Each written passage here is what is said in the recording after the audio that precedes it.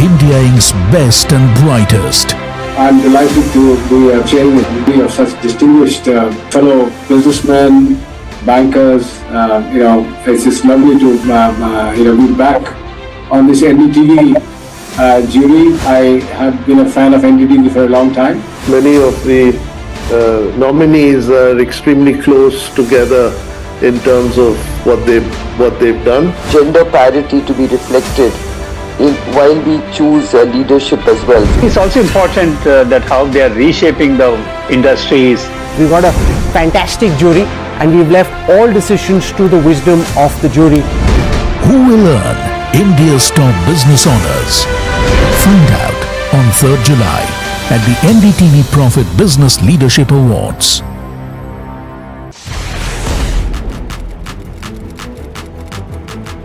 When the headlines move fast, perspective matters.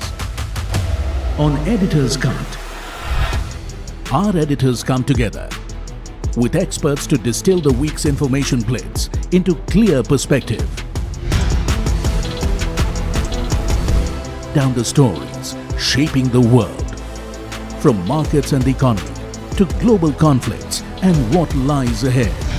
This is where experience meets insight.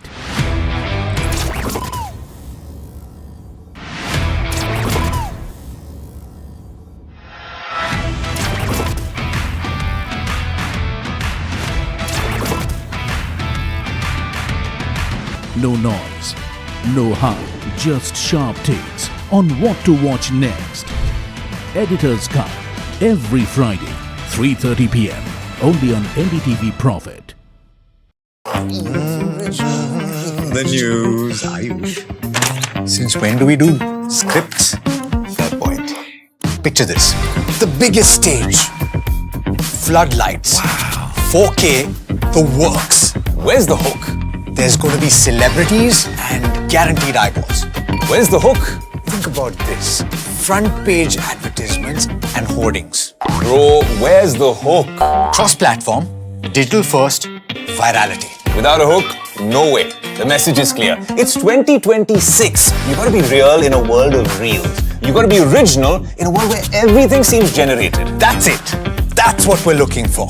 The best campaigns, the hottest trends, the smartest brand moves on our new show. But wait, what do we call it? The Hook.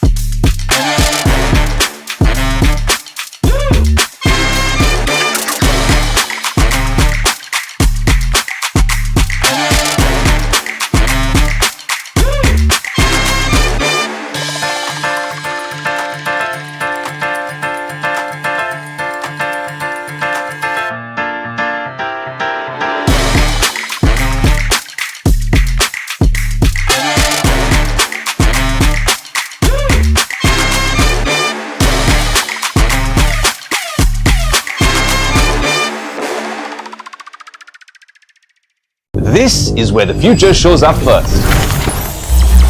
Conversations with the biggest names in tech and AI.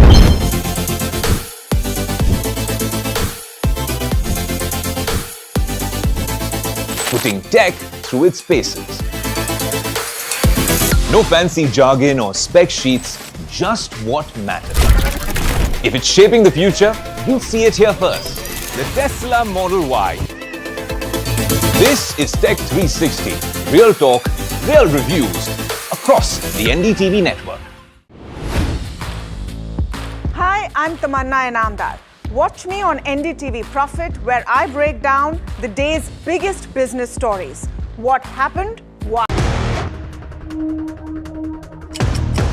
You're watching live from the NDTV Profit headquarters in Mumbai.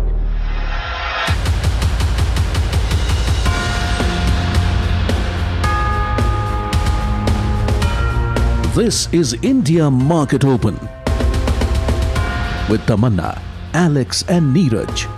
Very good morning. You're watching India Market Open. Another set of skirmishes, if you may, in between US and Iran. In the West Asia crisis is going to be a bit of a down day once again. It's one day up, one day down, isn't it? I think it's doubtful we'll hold on to yesterday's gains. Yeah. I don't know, because yesterday, remember, the implied open suggested one thing and we ended up with gains. And particularly in the broader markets, I wonder if that strength continues today. If the benchmark tells you something, whether the broader markets will tell you something else. Yeah, I mean, while it's difficult to predict these things, because the technicals are skewed in our favor and because the bank nifty is going to be the hero, arguably, you might well see India, if not today, then during this week, if the things are okay, chart a completely different tune. But guys, my trivia for the morning on football. I was excited about this. Yeah, so the total value. Now this is, chalo, it's difficult to guess, so I only ask you to guess it. So the today's trivia is two parts. The first one is that the total value of all the players in the 48 teams put together is a whopping $18 billion. Okay. Now the trivia is, which is the team which has got the most, or which is the most highly valued team based on the sum of the value of the players within that national team? Take a guess. I'm not even going to venture there. Ah, you got it. So this is the first. Did you share the answer with him in advance? No, I didn't. Because traditionally English players have been valued very high. Very expensive. $1.9 billion is the total value of the English team. Wow, wow. You know, Neeraj, you should have this quiz for viewers every day and offer them a huge prize at the end. Coffee with Tamanna. Yeah, there you go. How is that as a prize? I love it. Which Tamanna will sponsor. No, not coffee, I'll sponsor. No, Tamanna needs to give her time. Okay, so that's the football trivia, FIFA trivia for the morning. Here's what's happening in the rest of the world. It's a mixed day of trade in US markets as a sell-off in chip stocks has resumed. So that's what you saw if you pull up the US indices overnight. You saw the Nasdaq down about 1%, and that same story, right? Are valuations in some of these semiconductor plays in the US markets near their top? That's the question investors are asking more and more.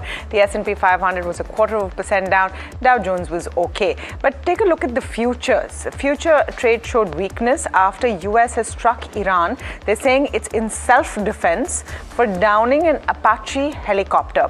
Iran, meanwhile, has not taken responsibility for the helicopter strike, and there's a bit of uncertainty where things go next because of that. Treasury yields have also dipped overnight, lower ahead of CPI data later today in the US. This is an important data set to watch out for. The 10-year was at 4.53% ahead of that data coming out. That's the 10-year bond yield. Oil prices stayed firm after a fresh round of US-Iran tensions. Brent, let's pull up Brent, had dipped as low as 91 overnight, but now is back close to 93 levels. Not an extreme reaction, though, you will note, to whatever has happened overnight. Let's pull up Asia. Asia started off a little weak, is continuing in that trend. The Nikkei about 1% down.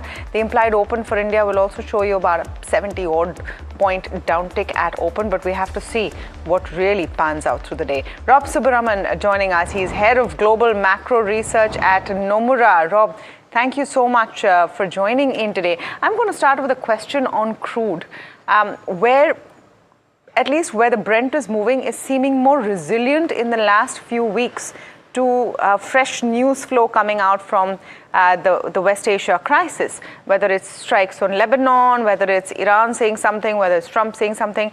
The Brent is beginning to show more resilience?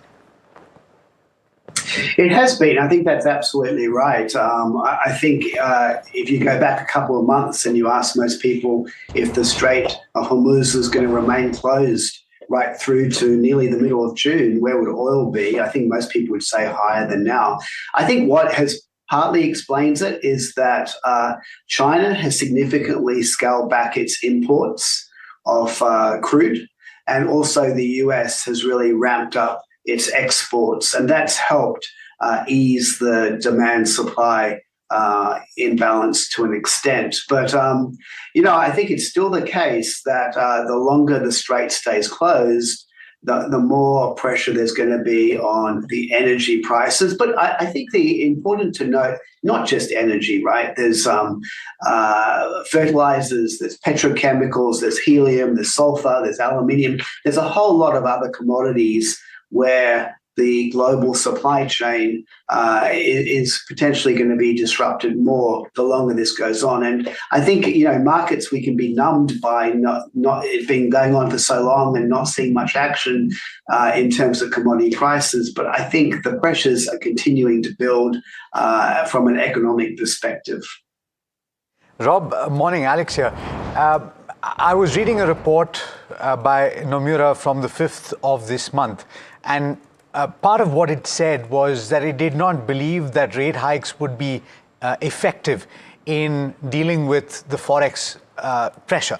And so I'm curious about what you think about the policy response on monetary front, when, if at all, you anticipate that rate hikes might have to come through because core inflation has been a little soft.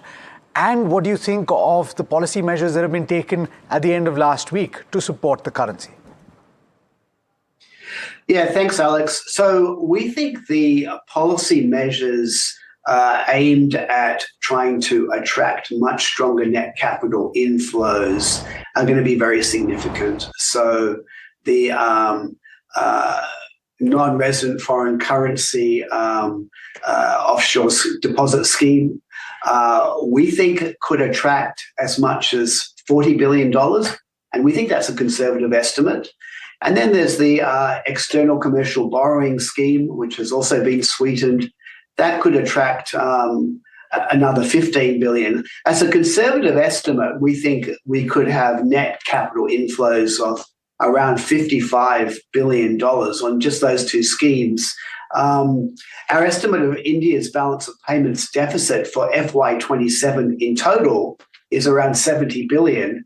And I think an important point to note, Alex, with these schemes is that they're front-loaded. They last until the end of September. So that's when all the money will be coming in. So, our view is India is going to be swinging from a BOP deficit to a balance of payments surplus in the coming months.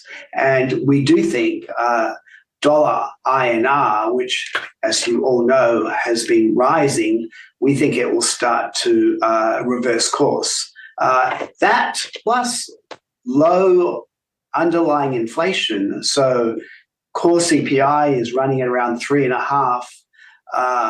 Core, if you take out precious metals, is around 2.5. Yes, those inflation rates are going to go up a bit, but the policy rate at 5.25% is at a relatively high level. So our view is RBI is on hold for the whole of this year, which is quite different to market pricing. And in fact, Rob, good morning to you, Neeraj here. It's a view that somebody else expressed as well, that because the surprise was, how is it that the RBI inflation doesn't bake in the negative effect of gold and silver contribution to inflation per se, right? But interesting. I'm glad to hear that. Now, if that is indeed the macro case, Rob, and the fact that Indian RBI has taken measures, as you obviously know far better than a lot of other people, and if the rupee is a lot more stable, what does it do to flows and consequently to markets? Because Indian markets, as much as they've been a victim of, actually technically until now the earnings have been okay, but they've been a victim of largely outflows. If those outflows stem a little bit, does that have, so one, do the outflows stem a little bit? And two, does that have an impact on equity markets? I think absolutely yes. So, we've been in an environment in India for, several months now where there has been net capital outflows and balance of payments deficit and pressure for the currency to weaken. And I think that's also fueled expectations that if that doesn't get resolved, the RBI will have to raise rates to defend the currency, which Indonesia has been doing, for instance, with an emergency hike yesterday. But we would say these measures, as I mentioned, these policy measures aimed at the balance of payments are very significant. We think they are going to be successful. We think the balance of payments is going to swing to a surplus. And if we get the stability in the exchange rate, I think that will reduce speculation of significant rate hikes ahead and move more towards the Nomura view. All that should be positive for risk assets in India. Rob, what is the kind of interest you're expecting after the recent moves of the Reserve Bank of India and the government on tax exemptions for foreign investors in G-SECs? Do you think that there's an appetite out there for this? I think there is. I think, right now, if you look at global investors, there's been so much focus on AI and particularly US tech stocks. I think that, with what we're seeing in the last week or so, more signs of rotation, a bit of a correction in tech stocks. I think investors are looking for other opportunities. And I do feel India is one of those potential opportunities ahead. So I think there will be a lot of interest by foreign investors in these government schemes that are being implemented. And the timing looks quite ripe in terms of signs that the AI, the tech, the massive tech rally we've seen is losing a bit of steam. It was a straight line up. I mean, it's not surprising that there is going to be some wobbles, even if, like I do, I believe in this AI transformation, but it's not going to be a straight line up. Okay, absolutely. All right, Rob, and we'll all be sitting alongside each other watching this play out. Thanks so much for taking the time. Thanks, Niraj.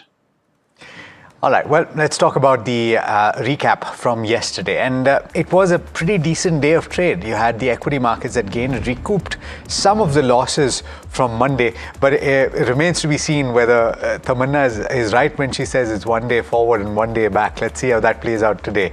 Benchmarks ending 0.5% higher, 37 points off the high point of the day. But banks and financials were the biggest contributors in that Nifty 50 gain. In fact, the top 4 out of the 5 contributors were financials. ICICI Bank, SBI, Axis Bank, Bajaj Finance, the largest point contributors. The Nifty Bank outperformed, and that was led by the public sector banks. And what a run they had. While the Bank Nifty gained 2%, you had the Nifty PSU Bank that gained 3.6%. And some of those constituents, and big ones at that, Bank of Baroda gaining over 5%, State Bank of India going home with pretty decent gains as well. The Nifty Bank remains below its 100 and 200-day moving average, but it did move above the 50-day average in trade yesterday. The broader markets outperforming with the breadth tilted in favor of the advances. The mid-cap index gaining 1.3%, 1.4% for the small-cap index. If anything, we were at the widest point for the breadth towards the end of the session. And beyond banks, you had defense, realty and auto that were the sectors that won in trade yesterday. And even IT, I noticed at the end, Neeraj, had ended off the low point of the day, which I thought was heartening. Yeah, an interesting day of trade. I just want to start off with a caveat. Somebody asked on social media yesterday about whether the outlook is for one day, 1 week, or 1 month, and I responded 24 hours was the term used. And I said, but 24 hours is something that only Donald Trump knows, nobody else does. So then somebody mentioned that is the trade setup therefore a hogwash. So I just wanted to put it out here that what we are as journalists trying to do is not predict what the markets are going to do. What we are trying to do is give you a setup and probabilities and possibilities and get you as many views as we can of experts who can tell you that. So and remember presenting the data as we see it. Ultimately, if the biggest talking head in the world makes a statement and puts everything upside down, there's nothing that we can do about it. Yeah, but prima facie, independent of right now or in the past or in the future, I think we in the business of not predicting, but merely presenting possibilities and probabilities and the setups as they exist right now. With that caveat, the trade setup for the day, not necessarily for today, but the question that I ask is, could it now finally be the turn of the large cap banking names to start moving? And guys, if 2013 is any indication, the banking rally, it just have started. Now, what happened then in 2013? The FCNRB scheme was announced on September 4th, 5th, or thereabout, September 4th, 2013. The banking index rose over 7% on the announcement day, which is September 5th. And then it gained subsequently an additional 12% by late November 2013. Now remember, at that point of time, the Indian markets were not facing a plethora of other hostilities, if you will, which is what's happening to crude prices per se, though it was a very tough period at that point of time. To 2013 was taper tantrum, and one of the worst periods that Indian financial markets have seen, if you will, from a macro perspective. This is slightly different than that. Be that as it may, if that is a template, and if indeed money starts coming in, dollars start coming in, which is what the Indian banks need at the current point of time, you might see the rupee stabilize, you might see deposits come in, and you might well see the banking index actually have a sustained move. We've not seen some of the large banks make any kind of a move for the last many quarters, if you will, say for sporadic names moving up and down. Could it finally be the turn of the large private banks to make a move over the course of the next 3 to 6 months? Other things remaining constant or improving. That's the caveat, of course. And the answer to that could well be yes. So is it a call for today? No. But I think if the war were to resolve itself or not worsen from here, by virtue of the RBI actions, the bank nifty finally has some bit of ammo beneath it. Does it really fire? Remains to be seen. Absolutely. Just not wanting to add too much to the point you made, Neeraj, there are a lot of people who are in this space, journalists, who make it a habit of predicting what's going to happen. We make a conscious effort and choice not to. So just wanted to point that out. It's quite the other way, where we're not saying that this is a stock that I like, this is my pick, this is my choice. We do not do that, and quite consciously. So just, to double down on the point that you made. Okay, CLSA has an India strategy. Vikash Kumar Jain's note. I thought I'll start with that very quickly. They're saying a good for Q4 growth, but growth slows. Growth forecast moderates for large caps, but still elevated for small caps. The pace of year-on-year growth is net profit of NSE 500 stocks fell to a 5-quarter low of 12.8% year-on-year in Q4, despite healthy revenue and EBITDA growth. Continued earning cuts have taken down the 2-year EPS CAGR expectations for the top 100 large cap universe from 12% at the start of FY26 to sub 10%, with their FY27 growth at just 3.6% year-on-year. Growth expectations have remained flat for mid-cap, where 2-year growth is forecast near a 19% CAGR. Small caps are the outlier, where profit growth expectations have gone up from a 22 to 26.1% 2-year CAGR, despite delivered profit growth lagging materially. With risk from the Middle East conflict and a possible El Nino-led weak monsoon still in play, they see more risk of earning cuts in small caps and continue to prefer the large caps. Well, that is one voice that prefers the large caps versus a lot of others who've right now been saying that the opportunity lies in the small caps. What are some of the factors today? Oil prices, watch out for it after fresh US attacks on Iran. Gold has extended decline on Middle East hostilities. Nifty and Bank Nifty have closed near the day's high yesterday, but expect volatility to continue for the benchmarks. Support for Nifty 22,800, 23,000, 23,100. Resistance at 23,300, 23,400, 23,500. Bank Nifty supports 53,000, 53,500, 54,000. Resistance at 55,300, 55,500, 56,000. The rupee is expected to remain volatile. FII shorts pretty much at the same level, 91% versus 92%. FII selling was seen for the 10th day in cash markets. But let's take a look at the F&O setup before we get to all of the stocks on our radar. Puneet. Well, thank you for that. Very interesting yesterday as well, because while the indication was a start in the red, we actually started off in the green, some sell-off in the middle, and then yet again, some buying at the lower end of the spectrum on the index. So we're just a tad below that 23,200 mark post the implied open implication. But yesterday we did close above the important level of 23,300. what you also seen in the bank nifty, and you know, Neeraj spoke about it, was that a 2% up move on the index, but all of those moves, the top 3 gainers were the PSU banks. So Bank of Baroda up almost 5.5%, PNB as well as Canara Bank were the other 2 names. So while you also saw SBI up 2%, a lot of those moves contribution yesterday was led by the PSU banking names as well. So watch out for this trend if it continues to form in the near to medium term. While in terms of the cash markets, you know, as you rightly highlighted, Tamanna, that you saw another sell number.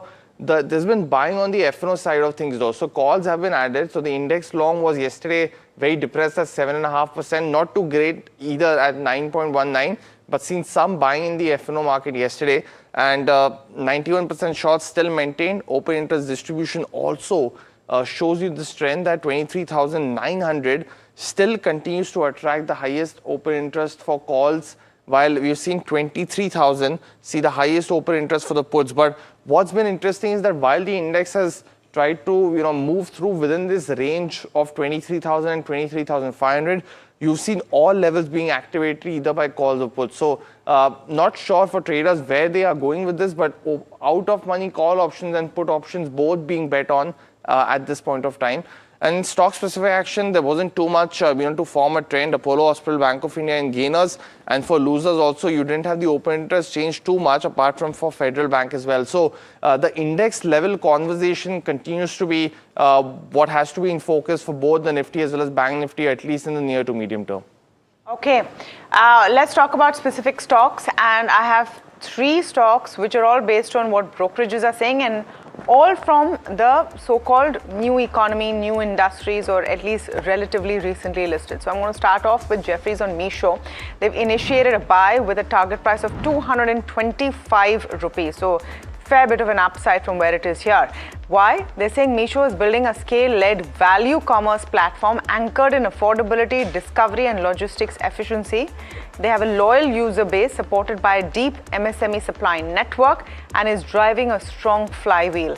Growth-led approach should keep monetization back-ended, with take rates expanding over time. They're forecasting a 25% growth in values and an adjusted EBITDA margin growing by 3% by FY30. MV is net merchandise volume, if you're wondering. Their balance sheet is net cash with negative working capital supporting capital efficient growth, which is why Jefferies likes Meesho. DAM Capital on Physicswala has initiated a buy with a target price of 140 rupees. That's over a 30% upside. They're saying this is one Indian edtech story where scale did not come at the P&L's expense. They expect a 24% growth in EBITDA and 24% growth in revenue and 71% growth in EBITDA over FY26 to 28. They're driven by near zero cost category expansion online. So civil services, CA, state boards, and maturing Vidyapeeth cohorts offline, and operating leverage from a 2,500 strong centralized content and faculty base serving both channels. This is what I found interesting. They're saying this is the only major Indian edtech player to approach profitability, which is a direct payoff of the industry's lowest customer acquisition cost, refusal to pay the star teacher salaries that broke every peer. So interesting look at Physicswala. Lenskart is the third one. Macquarie has maintained an outperform with a target price of 600 rupees. They believe growth tailwinds in India seen for the last 2 quarters are sustainable, and they see a path to a 35% plus EBITDA growth over FY26 to 29. International opportunity shows promise across sales and margin, and performance to date is tracking ahead of India at comparable scale. That's international performance. They're raising their earnings per share and target price 5% each to factor in these tailwinds, and they see earnings per share tripling over FY26 to 29. It's just heartening to see such a positive view on some of these companies from large brokerages, which is why I thought we'd have them up front. Yeah, absolutely. And I incidentally have 3 brokerages to talk about, or notes from brokerages to talk about as well. On Indigo, and this was one of the top gainers on the benchmark yesterday, Nuvama has a buy rating. It's hiked its target price as well, 5,335 rupees from 5,054 earlier. Indigo is well placed to convert its near-term headwinds into opportunities, according to Nomura. It sees that the passengers in the industry will be double what they are right now by FY35, and that's less than 10 years away. In the international segment is going to be a key driver of growth. The largest book globally is what they have, and their international share is rising. The I2I, that is the international hub potential, is there, and they currently have an outstanding order book of 900 plus airplanes, and that ensures delivery of 1 aircraft per week. They have the lowest cost per available seat kilometer in the industry, or among the low-cost carriers, and they have ancillary revenue that is expected to expand as well. So they're looking at the current year, and they're seeing EBITDA might be affected, or their estimates, they've revised it downwards by 2%, but they've raised it by 5% for FY28, which is quite considerable. The second is also on a stock that is buzzing, and from the pack that is buzzing, which is State Bank of India, CLSA has weighed in based on its reading of the annual report. They've maintained their outperform with a target price of 1,275. They say that they've seen stronger priority sector lending compliance and a focus on retail deposits, which are key highlights. FY26, according to them, was a good year. On the deposit side, the focus was on retailization of deposits, with retail savings and term deposits growing as much as 12 to 15%.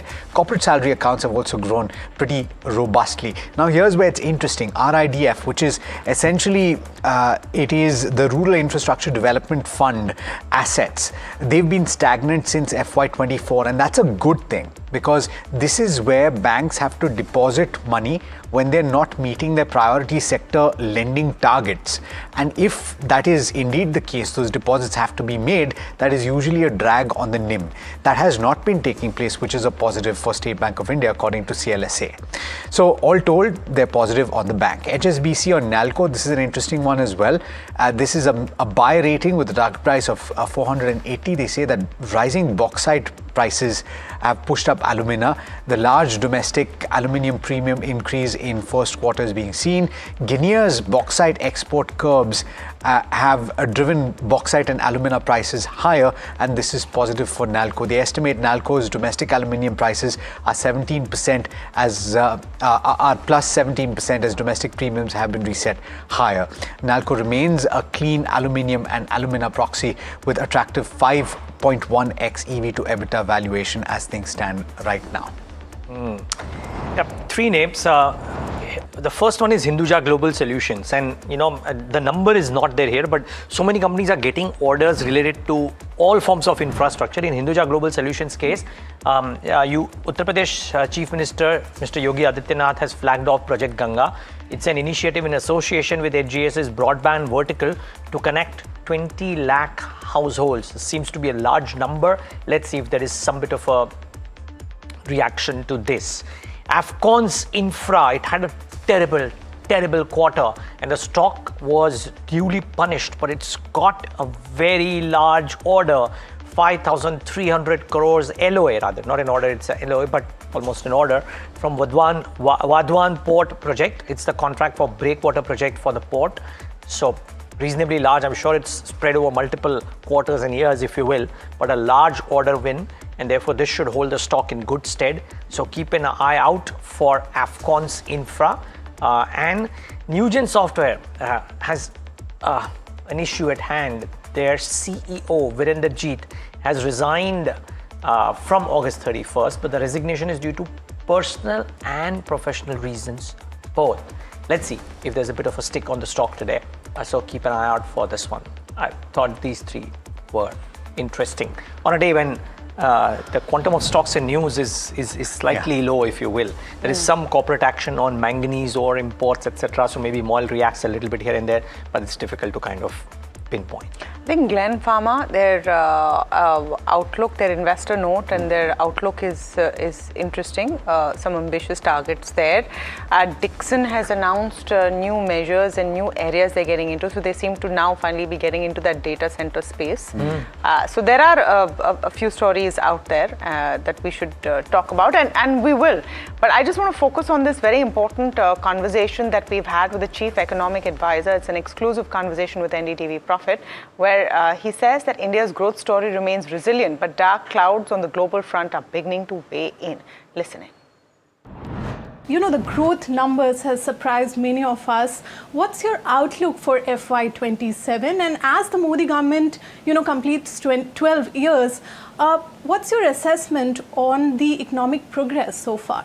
No, I think you have packed multiple questions into one sentence. No, the Indian economy's resilience should not have been a surprise, because post-COVID, we had consistently grown at over 7%.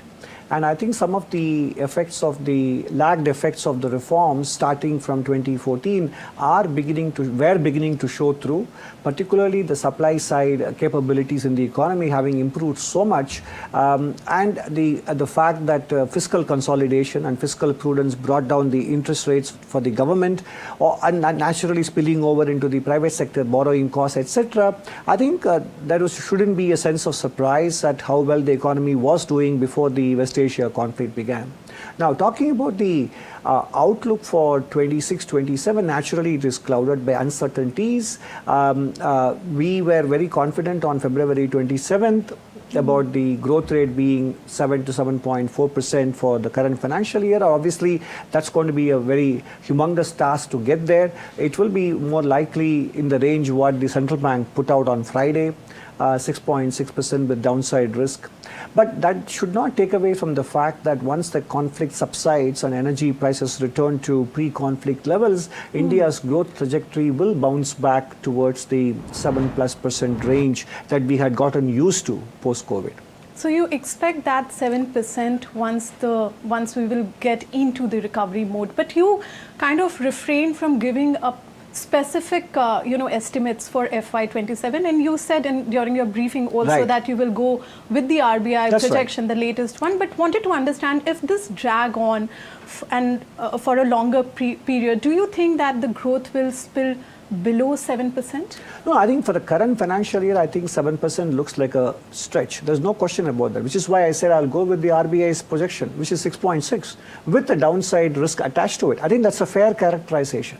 In the light of what has been achieved in 25-26, which is a 7.7% full year growth rate, RBI has projected 6.6, which is a 1 percentage point drop. And with the downside risk label attached to it, which I think is a fair characterization of the uncertainties that we face in the current financial.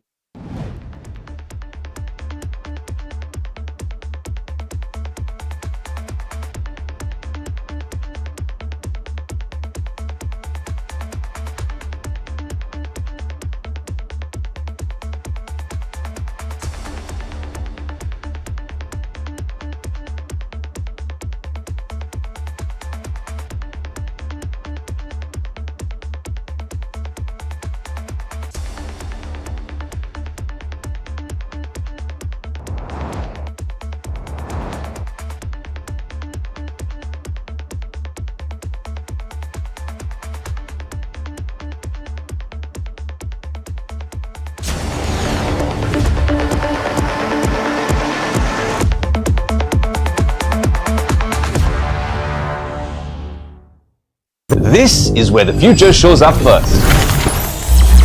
Conversations with the biggest names in tech and AI.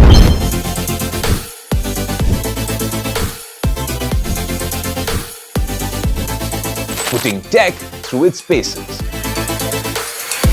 No fancy jargon or spec sheets, just what matters. If it's shaping the future, you'll see it here first.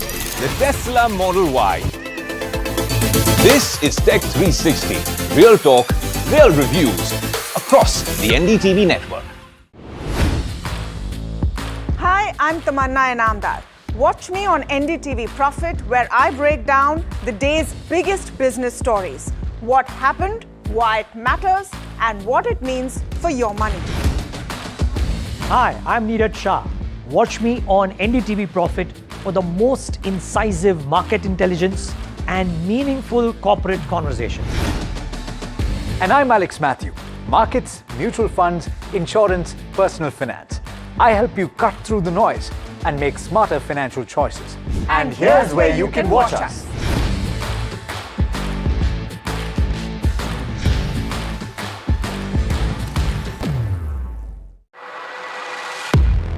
He has been tracking markets for over a decade, spots the trends before they hit the screen. And he is now bringing his analysis to the show.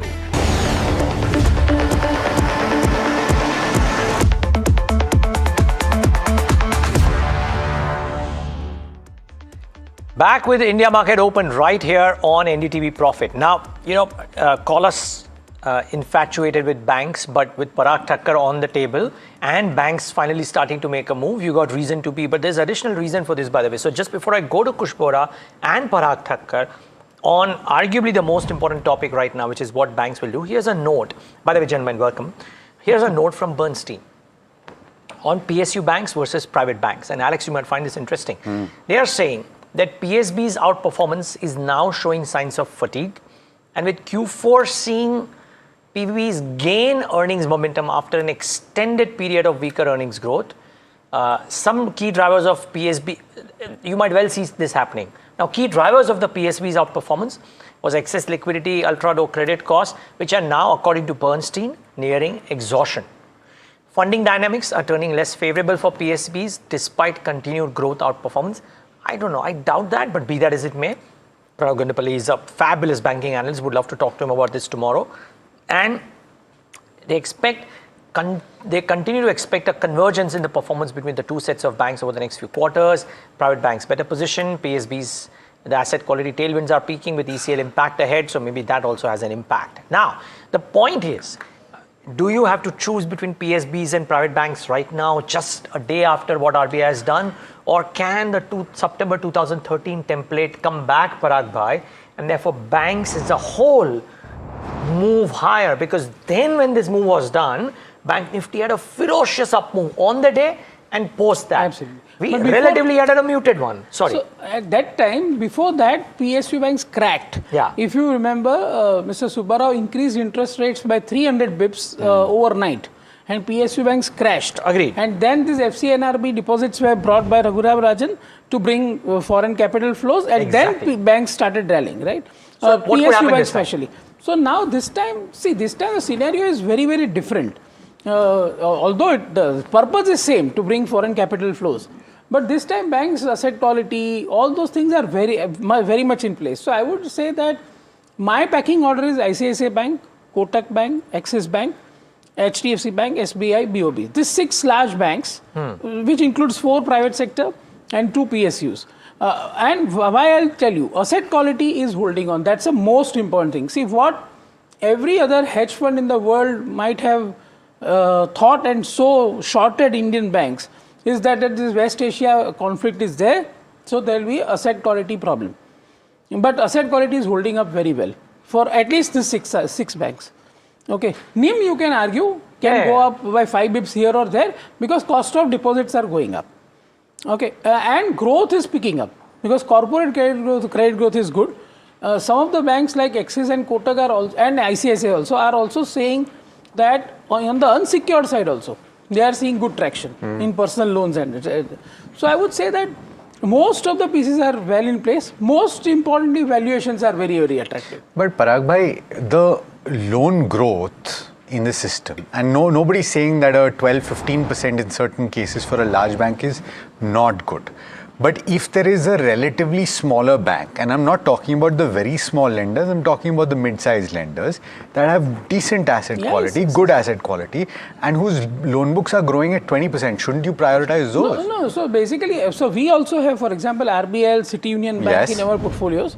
And City Union Bank, I have been vocal about it since it was 130, 140. Federal Bank, I was very vocal when it was 120, 150.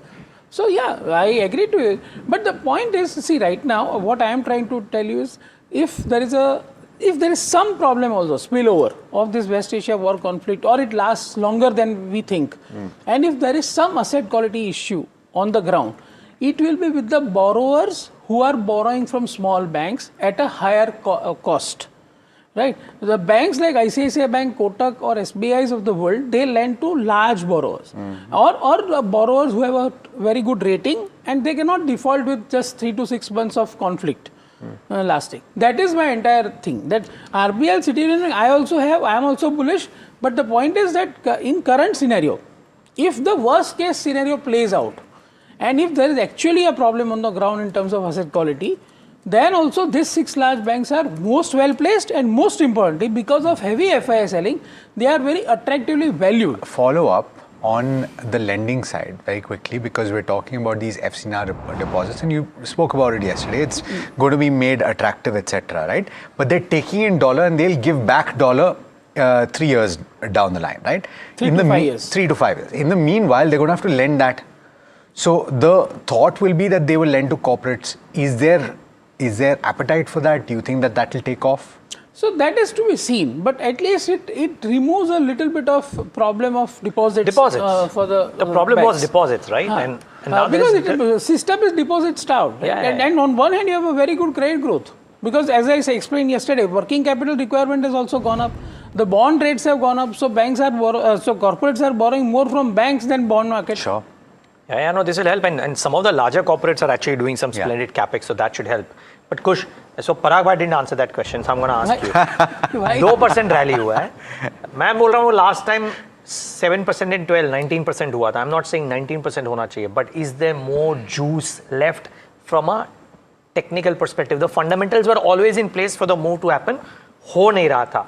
RBI moves, gives the technical trigger. Is this technical trigger strong enough to take the bank nifty higher in the immediate term? होना चाहिए. मैं तो चाहता हूँ 19 क्या 25% होना चाहिए.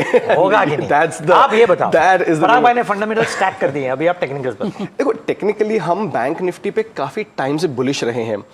We've said one thing. In fact, this applies for the Nifty as well. By the way, इतना heavy shorting है कि एक ट्रिगर मिलेगा तो एक अच्छा रैली आपको निफ्टी में भी मिल सकता है. But the setup was obviously much more positive on Bank Nifty, and we've been saying that if you want to go positionally long, Bank Nifty is the index to go with, right? Now, what's happened beautifully is that with that trigger, that RBI has provided and the way banks have moved up, it also aligns with a small technical trigger, which is if you draw the Feb, if you draw a falling trend line from the Feb highs. Yesterday, Nifty took that out. 54,800, 55,000, that zone I've mentioned a couple of times, where that falling trend line resistance came. Yesterday, Bank Nifty took that out. So this puts Bank Nifty in a different trajectory. I would still prefer Bank Nifty. It's just that because it's already had a 2% move, थोड़ा सा pullback आ सकता है. 55,000 पे आपको straddle दिख रहा है. Call और put का already writing है. Although the premium is 2,000 points, so there is a big range to play with, but still remain very constructive on Bank Nifty. थोड़ा सा pullback आए, again close to those 54,800 levels. You can consider longs. 54,500, that's the support level that the Bank Nifty should respect. So all in all, still very constructive. The indicators are much more positive for Bank Nifty, and we've seen bullish crossovers as well. So yeah, Bank Nifty still positive. Maybe on minor pullbacks you can consider fresh long positions. Nifty, yeah, you probably just want to avoid that for now in terms of trading. Yeah, yesterday you said that you would wait for individual stocks, right? Do you have some conviction and do you have any individual picks? As far as conviction goes, I have actually a list of updates that I can discuss today. I won't be discussing all of them, but I have a list of updates, in terms of the stocks that have already done well. So, but before that, let's just come to the picks for the day, right? So, Aegis Logistics, Acom Drugs, these are your two calls on the long side. Aegis Logistics, by the way, has had a good run, it's seeing good volume accumulation, from the recent levels. So at 805, 825 being your target, 765 being your stop loss. Aegis Logistics is a long call. Acom Drugs, we've discussed this in the past, continues to do well. 563, 577 are your targets, 535 is where you keep that stop loss. And even in a market like this, Shree Cement, the call that we gave yesterday as a short call, actually ended a little in the red, right? So without adding any other fresh short call, Shree Cement continues as that short trade. 23,200, 22,950 remain your targets. 23,800 is where you keep that stop loss. Like I said, host of updates, including Hindustan Oil Exploration, which actually went up almost 5.5% yesterday, closed at about 3.5. I want to mention Shilpa Medicare because that was our weekly pick on the first of this month. So that's actually gone and hit the second target of 550, ended significantly higher. So that has actually done well. And one stock which I've discussed as a call once or twice, but yesterday Tamanna mentioned it and did very well.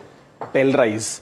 Now this is one stock that I've been saying that auto ang space mein bahut jaan hai. Bellrise, Samvardhana, some of the names that we were discussing yesterday, there was a trigger in Bellrise, and look at the kind of move that it's made yesterday. So if you have a position, you should continue to hold on, maybe partial profit booking, but yeah, there's still strength in the auto ang space. There was an initiate buy from HSBC yesterday on Bellrise, which is why we picked it up, and clearly it has worked for the company. But I wonder what's going to happen with the Dixon Tech today. It's entered into a joint venture with a Taiwanese company called Gemtech for manufacturing and supply of telecom and networking products. Puneet is here with more details. Puneet, why is this different? Why is this important? Well, thank you for that. It's entering into another key product vertical that the company had been bullish about, IT hardware as well as telecom products, and hence, crucial JV with the Taiwanese company, Gemtech, as you mentioned. Now, they will be looking to manufacture optical transceivers as one of the key products that Gemtech also specializes in. Dixon will hold roughly a 60% stake in the JV with 40% led by Gemtech. But what this actually means is gets Dixon entry into the growing data center, telecom, as well as the optical connectivity ecosystem as a whole, which is a new product vertical for the company. They are looking to address also, a lot of these AI demands, and data center will be a new business they will enter. Now, what could be, some of the key aspects or who could be the clients will be something to watch, and we need clarity on from the management probably in Q1 or before that. But we've also seen that, the company, Dixon Electromagnet, which is Dixon Electroconnect, pardon me, which is one of its subsidiaries and a beneficiary of the ECMS scheme, is also part of this joint venture. So overall, the company has guided for 8,000 crores in terms of revenue from the IT hardware and mobile segment by FY28. So onwards and upwards into that particular target with newer products as well as this joint venture. Okay. Yep. Well, I think the notes that have come out suggest that there might not be a fresh revision to estimates as a result of this. But one more, a feather in the cap, if you will, for Dixon. Remember the trade setup around some of those stocks is difficult simply because both Amber and Keynes, for example, are in the F&O ban. So in some sense, the trading activity around the EMS stocks might be a bit muted. So bear that in mind. But would you trade a Dixon or a Sirma? Because Sirma yesterday on our channel gave some fairly bullish commentary. I know Keynes and Amber are in the ban, so therefore difficult to trade. एक ही तो stock है जो पूरे pack में अच्छा कर रहा है. 3 months, 6 months, 9 months, 12 months. हमने कल वो चार्ट देखा. Take your pick. It's done very well. Yeah. It did well yesterday also. And continues to hover at the overheated zone of 80 at the RSI. So I wouldn't really recommend buying now, but I think which stock? Sirma SGS. So I've mentioned the pecking order in the past, which is Sirma, PGL, and Amber. Dixon and Keynes, you avoid for now. Okay. I want to ask Parag Bhai about Bharti Airtel because we were talking about telecom yesterday and the stock ended up down about 0.8% or so. Why do you think that is? It is simple. Market wants terrifying. Bas. Or in telecom stock, market wants terrifying. Nobody wants to focus on, nobody means I'm saying major portion of the people don't want to focus on intrinsic value of the company and what can this 37 crore subscribers for in India and 20 crore subscribers in Africa, how they can be monetized in other ways also. That is not being looked after. Everybody just wants terrific. That is getting delayed. So stock is sold by many people who. So basically, it's a momentum play that people want that news. And just to complete our discussion on banking, just for the thing, I would like to say that some of the banks, like for example, Kotak has a tier 1 of 22%. Okay, CD ratio is 85.5%. LCR is above 130%. So they are all geared up. If there is growth, they grab it with both hands. If they feel it is safe to lend. Okay. I think we should, like banks, have to do sometimes have a moratorium on how much we talk about banks. For me, there is no moratorium. No. Only simply because, you want to bring a variety of ideas to people. So, for example, PI Industries, because of updates of how one of their biggest clients is growing, has done very well yesterday, data patterns as well. Do you see excitement in some of these pockets of stocks? No, PI Industries is a great company. It just goes through some problems when their customers give, revise their guidance downwards. This quarter result was not that great. But I think some positive news came on the customers' guidance. Here's what's happening. So the target is 2600. Citi has maintained its sell though. So Kumai Chem, which is a key customer, has revised its Feb 26 to April 26 sales forecast, and revised forecast implies flat year-on-year revenues in percentage terms versus an 18% decline earlier. So basically its key customer is doing better than it was. Shipments of Exceed are also being brought forward. Strong sales in the fine chemicals business, and Kumai has, however, not changed its full-year sales guidance. So that really was the reason for this 7% pop, and it is its biggest client. But apart from this, in that entire space, are you liking PI Industries versus PI peers? is one of the best players in that space because they have got a very large export order pipeline also. So it is not only solely dependent on domestic, right, which might be under problem due to monsoon this time. Correct. And a 7% pop yesterday already. Kush, what else are you seeing happening for this stock? Is there a bit of bout of profit booking that is due? Very likely, because if you see the close was at the high point of the day, which is a very positive sign. Volumes also, were significantly higher than the last 20 days average. But ended precisely at the 20-day moving average. So I would be a little circumspect as to how high this rally can go. Momentum and if market supports, the stock could well go ahead and fill that gap around the 3,000 mark. But then there are resistance zones around that level. So if I had a position from lower levels, I would continue to hold. But around 3,000, I would start booking profits. Interesting. Okay. All right. So that's the word on PI Industries. After we take a look at Glenmark and what it's saying, I would like to hear about data patterns as well, Kush. So pull that chart up.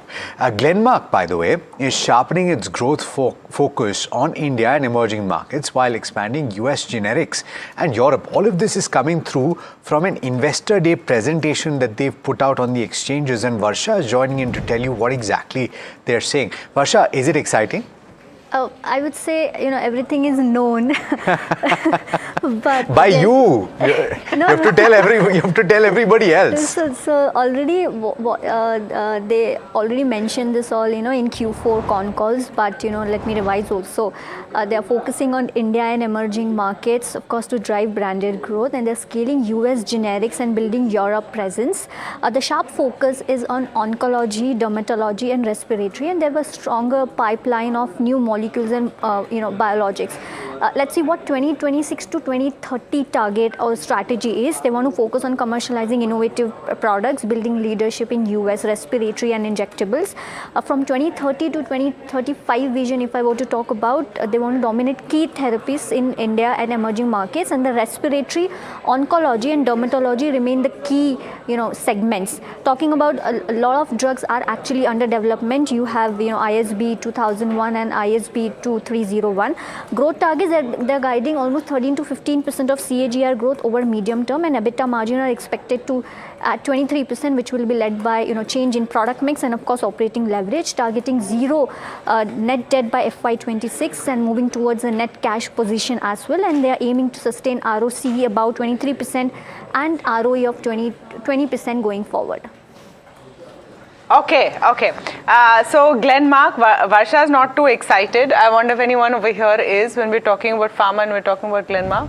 No, so I am invested in other pharma stocks, as I told you, Mankind, Ipca, those kind of stocks. And of course, yesterday there were block deals in this Emcure Pharma, Ajanta Pharma. All are looking good, actually, decent. Yeah, I was wondering what is looking good on the chart, simply because so many stocks in the pharma space are just popping around, right? It's almost as if the micro caps are hazar shor le liye, those stocks bhag gaye. Anything on the charts in any of the lesser spoken about names, Kush?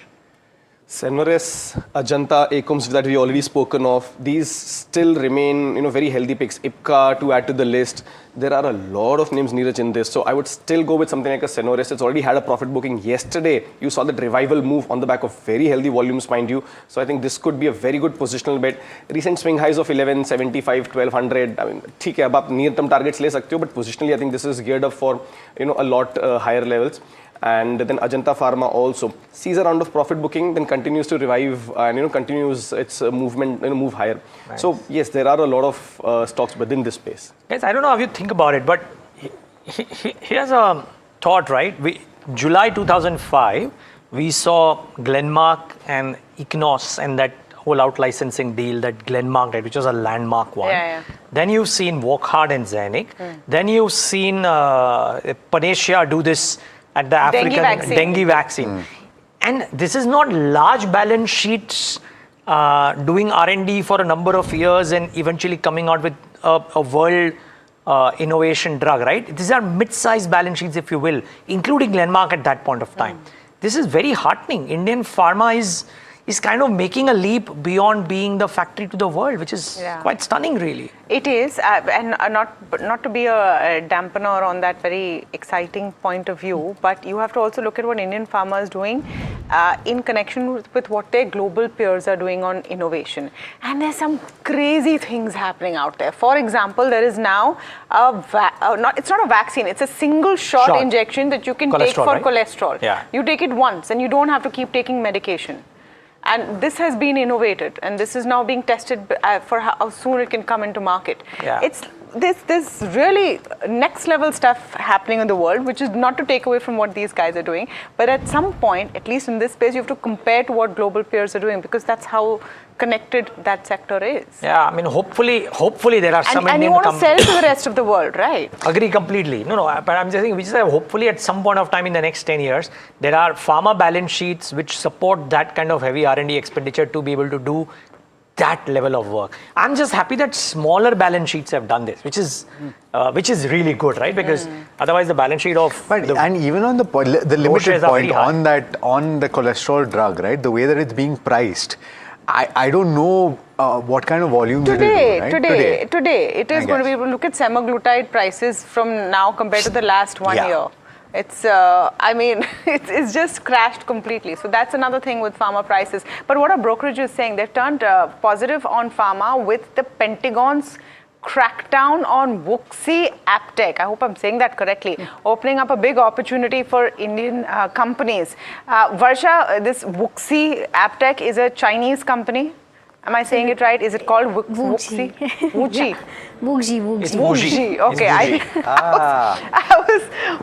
I tried my best. So tell us what the story is. Explain it. So yesterday there was a story, where Pentagon has put Wuxi AppTech on a list of Chinese military-linked companies. Now, this is not a ban directly, but a strong warning tag. What does this mean? That if US company continues to work with Wuxi, they risk losing US government business. So, company will try to reduce the Chinese exposure, and hence Indian CDMOs will have a edge. Now, this is the story. Now, let's see what brokerages are saying. So, Jefferies says that this creates a massive opportunity for Indian CRDMOs, which collectively recorded almost $3 to $3.5 billion sales.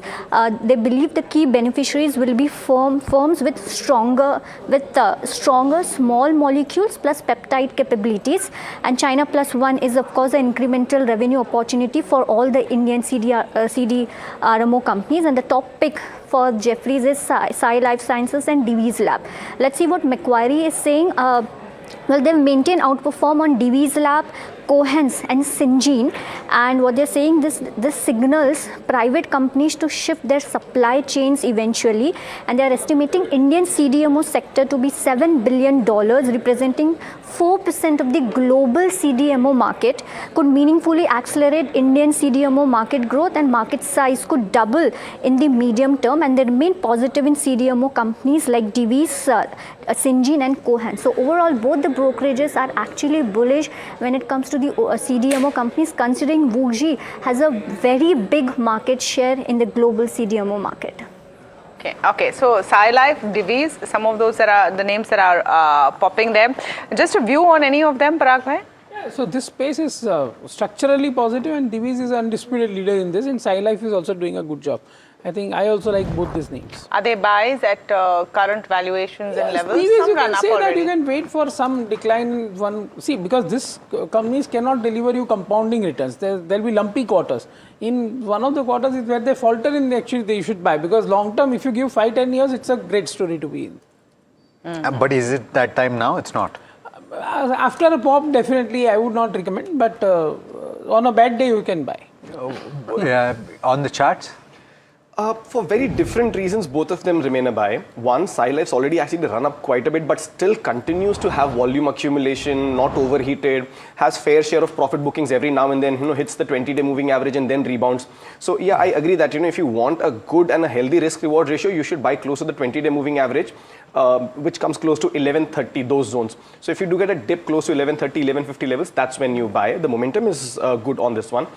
Divi's is on the verge of a breakout because it's not really crossed the 6900 mark in a meaningful way, and there have been 4 attempts in the last 12 months to break past that. But with the kind of setup there is, the positivity that there is in terms of the news flow and price action, I think Divi's is something that you can consider as a positional bet. Keep your stop losses near the 6450, 6500 zone. Major move will come beyond 6900. Okay. So a lot of stocks that we want to unpack before we get to the pre-open session, but I'm going to quickly go to Mahima, and this time she's talking about HUL and Colgate-Palmolive. I think both have come out with their updates, isn't it, Mahima? Yeah, so yes, management meet takeaways basically, Tamanna, and I'll start with Colgate first, where JP Morgan has maintained a neutral stance with a target price of 2250. They're saying that overall, with regards to the key takeaways, they've kept the premium playbook intact, and EBITDA margins, of course, in FY27 will be kept by reinvestment. Positive outlook is what the management is given towards balanced growth between both volume and pricing, and overall oral category should be relatively resilient amid the inflation headwinds. And core growth lever could be brands like Total, Whitening and PerioGard. In terms of price increases, that should be manageable according to the commentary coming in, and particularly when the category has seen price reductions post GST rate cuts is what we've seen. Urban is improving while rural remains stable according to them, and gross margins are expected to be range bound to slightly improving over a period of time is what the management has guided for. EBITDA margins, of course, will be influenced by step-up branding investments going forward. For HUL, JP Morgan has maintained overweight with a target price of 2550. What they're saying is that management has reiterated a stable demand outlook supported by calibrated price hikes and a resilient rural franchisee. Organization restructuring is aimed at sharper execution across business units together with a focused omni-channel strategy. Segment-wise, liquids within home care and personal care is something that will be in focus. Premium beauty and well-being brands will be in focus, and scaling food portfolio remains the principal growth vectors. Margins, same thing. They've guided for anywhere between 22.5 to 23.5. So this is the overall view of the key takeaways that has come in from the management commentary for both Colgate and HUL.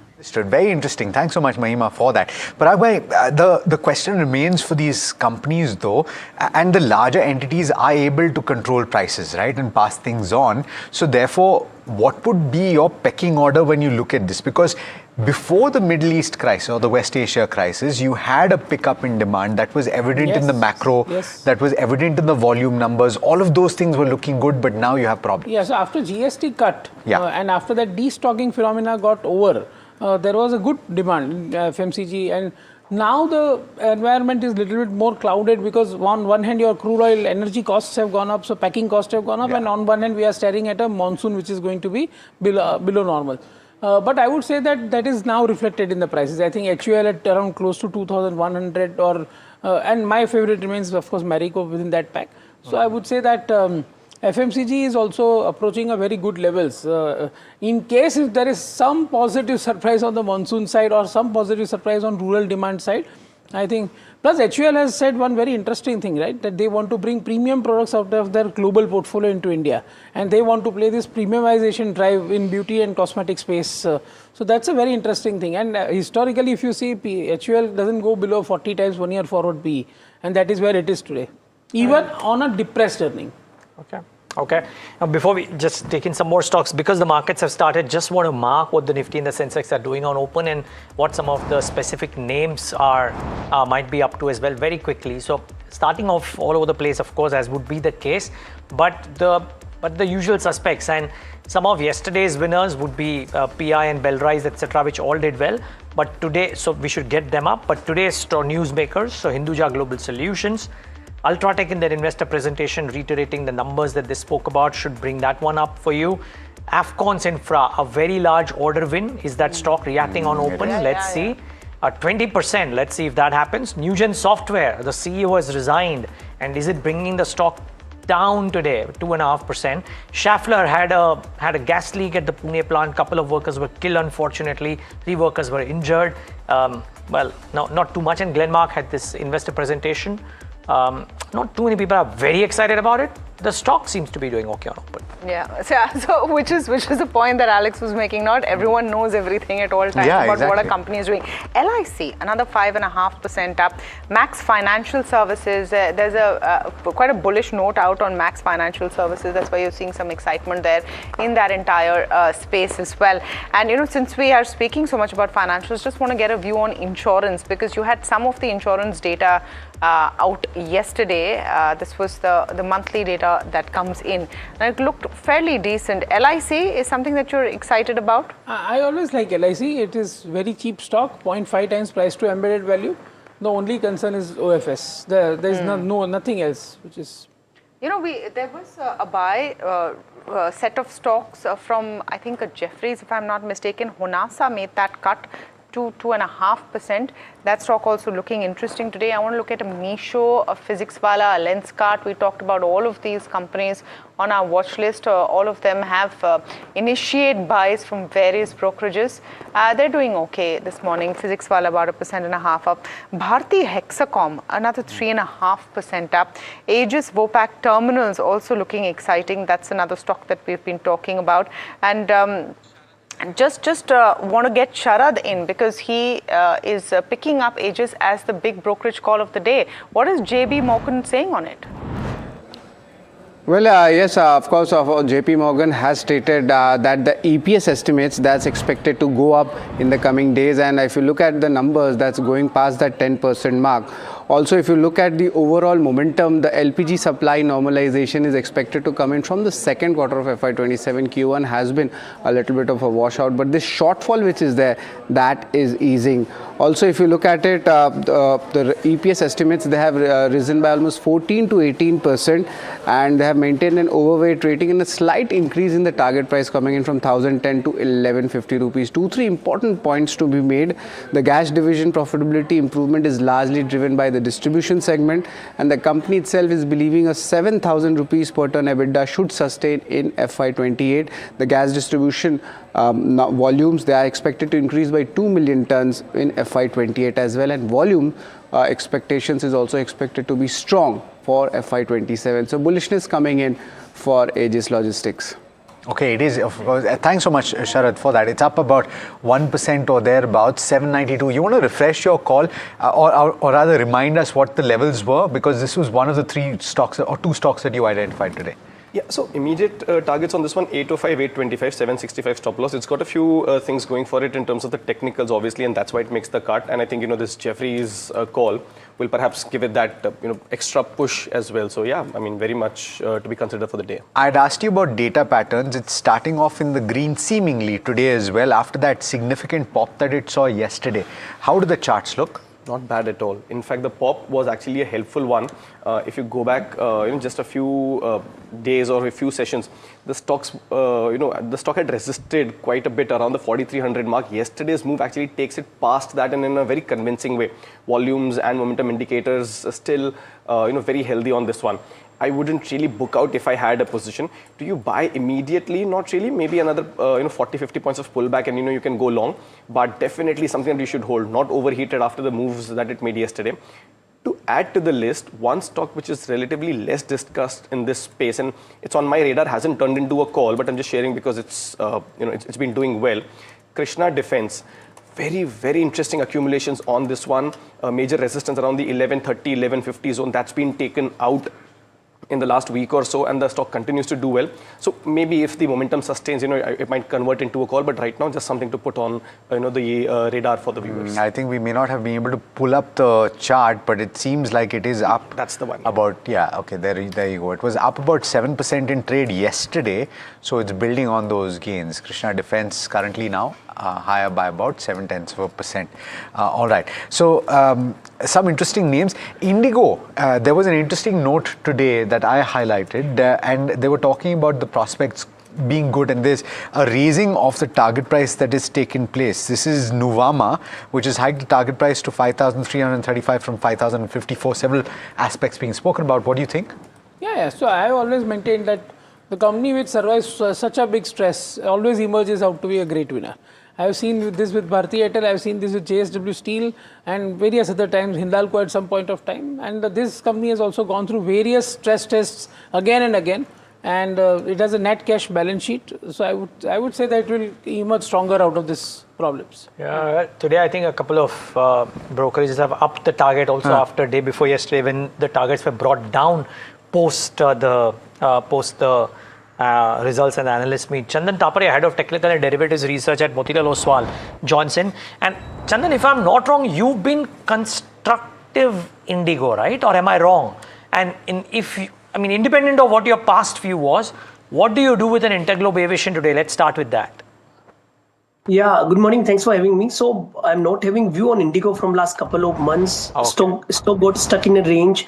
But now the good part is it is finding some support-based buying. If we look at the price behavior of last couple of weeks, we have noticed that multiple supports are visible near 4,200 levels.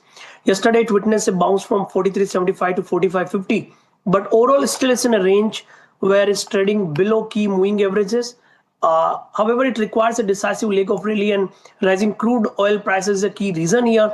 So if it sustains above 45.50, then only the recent bottom out approach will consider for a consolidation breakout for a bounce towards 47.50. So there will be conditional trade only on hold above 45.50. Otherwise, let the counter consolidate at current juncture. Got it. Okay. All right. So that's a view on Interglobe Aviation. Chandan, very good morning. What are your picks this morning? What are the individual stocks that you're liking? Yeah, so before I talk about the pick, let me comment on the defense name, because you are talking about the defense and data patterns, and Paras has seen a fantastic rally. And in fact, we are recommending from last couple of days, and defense counter or selective defense counter are really doing well. So data patterns still momentum looks good. We recommended last trading session. As of now, till it holds above 44.50, it can extend the rally towards 48.50. Even Paras looks good. We have recommended on your channel last week. Momentum looks good. Till it holds about 980, the rally can extend towards 1100. But talking about the new trading ideas, first trade is buy on Federal Bank. We have noticed that Bank Nifty is comparatively holding the strength. Nifty is finding support because of the strength of the Bank Nifty. Bank Nifty has been making a high top, high bottom on the lower time frame, surpass a falling supply trend line, and managed to close above 50-day exponential moving average. So a small follow-up is required to extend the rally towards 555. So that's why looking to buy on Federal Bank on a small dip with support of 306, looking for a next leg of rally towards 333. Second trading idea that will be buy on Ajad Engineering. This counter is on radar and witnessing good price pattern. In last two time, it took exact support at 50 DMA. Now all set for a consolidation breakout of last 32 trading session. So one can buy with support of 22.22 for upside target towards 23.50 to 23.70.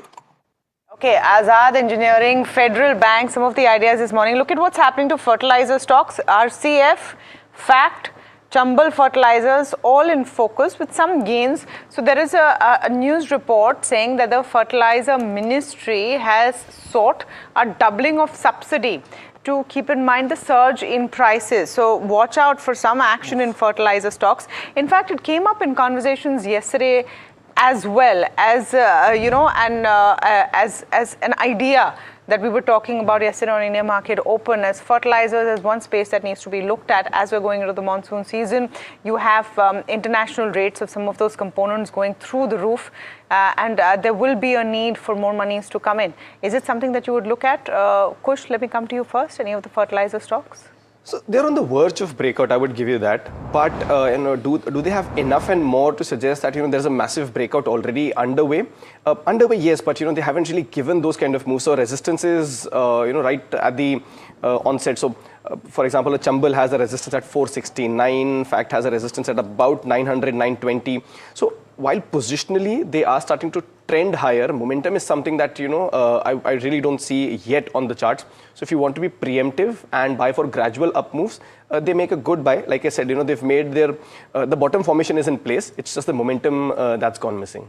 I want to ask Chandan about two packs that have gone either way as the market has swung, right? And one is realty and the other is defense. You've already spoken about defense, so let me focus on realty.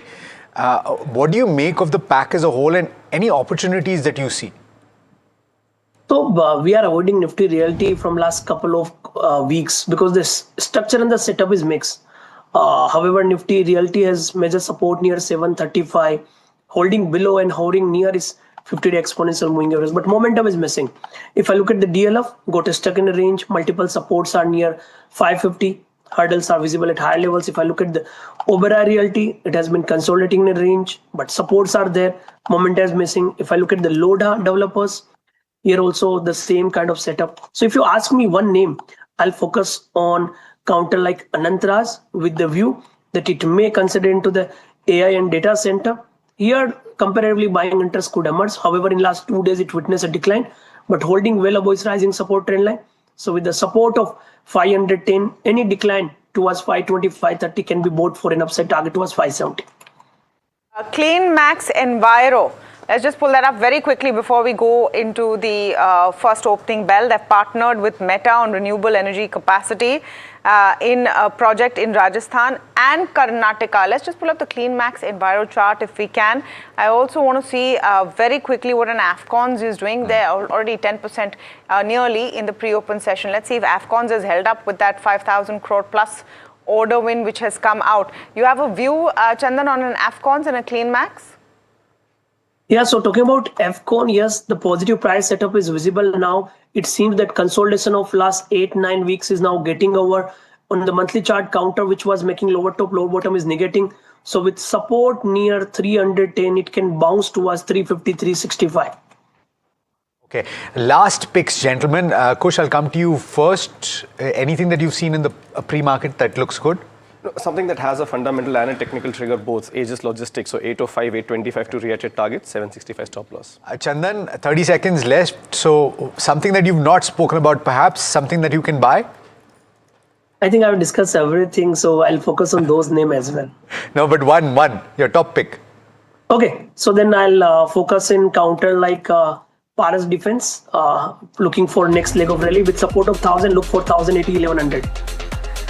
Yeah, well, 2 days of a manic move in Paras Defense. Let's see if there is more in store. Kush is recommending Aegis Logistics. Keep an eye out for that. And here's how the markets are starting off this morning. Flat, absolutely flat. Banks are lying flat too. Nifty mid-cap index is flat in trade. The small cap index is up 0.28%, which is why despite the benchmarks looking flattish, the market breadth is at 1136 versus 541. Let's get the stocks up on the screen and show you what is moving and what is not. Firstly, it's almost even, Stevens, actually more red than green, if you will, because some heavyweights might be doing okay. Reliance is one reason why the markets is also contributing the most to the market right now, up 1% only though. HUL, after a while, is in the list of the top 5. There is Trent, there is Bajaj Auto, ICICI Bank, there is Larsen and Toubro, there is State Bank of India yet again. So that pack is not doing too badly. What is not doing well? Hindalco is down 2%. Infi is down about 1.7% interestingly.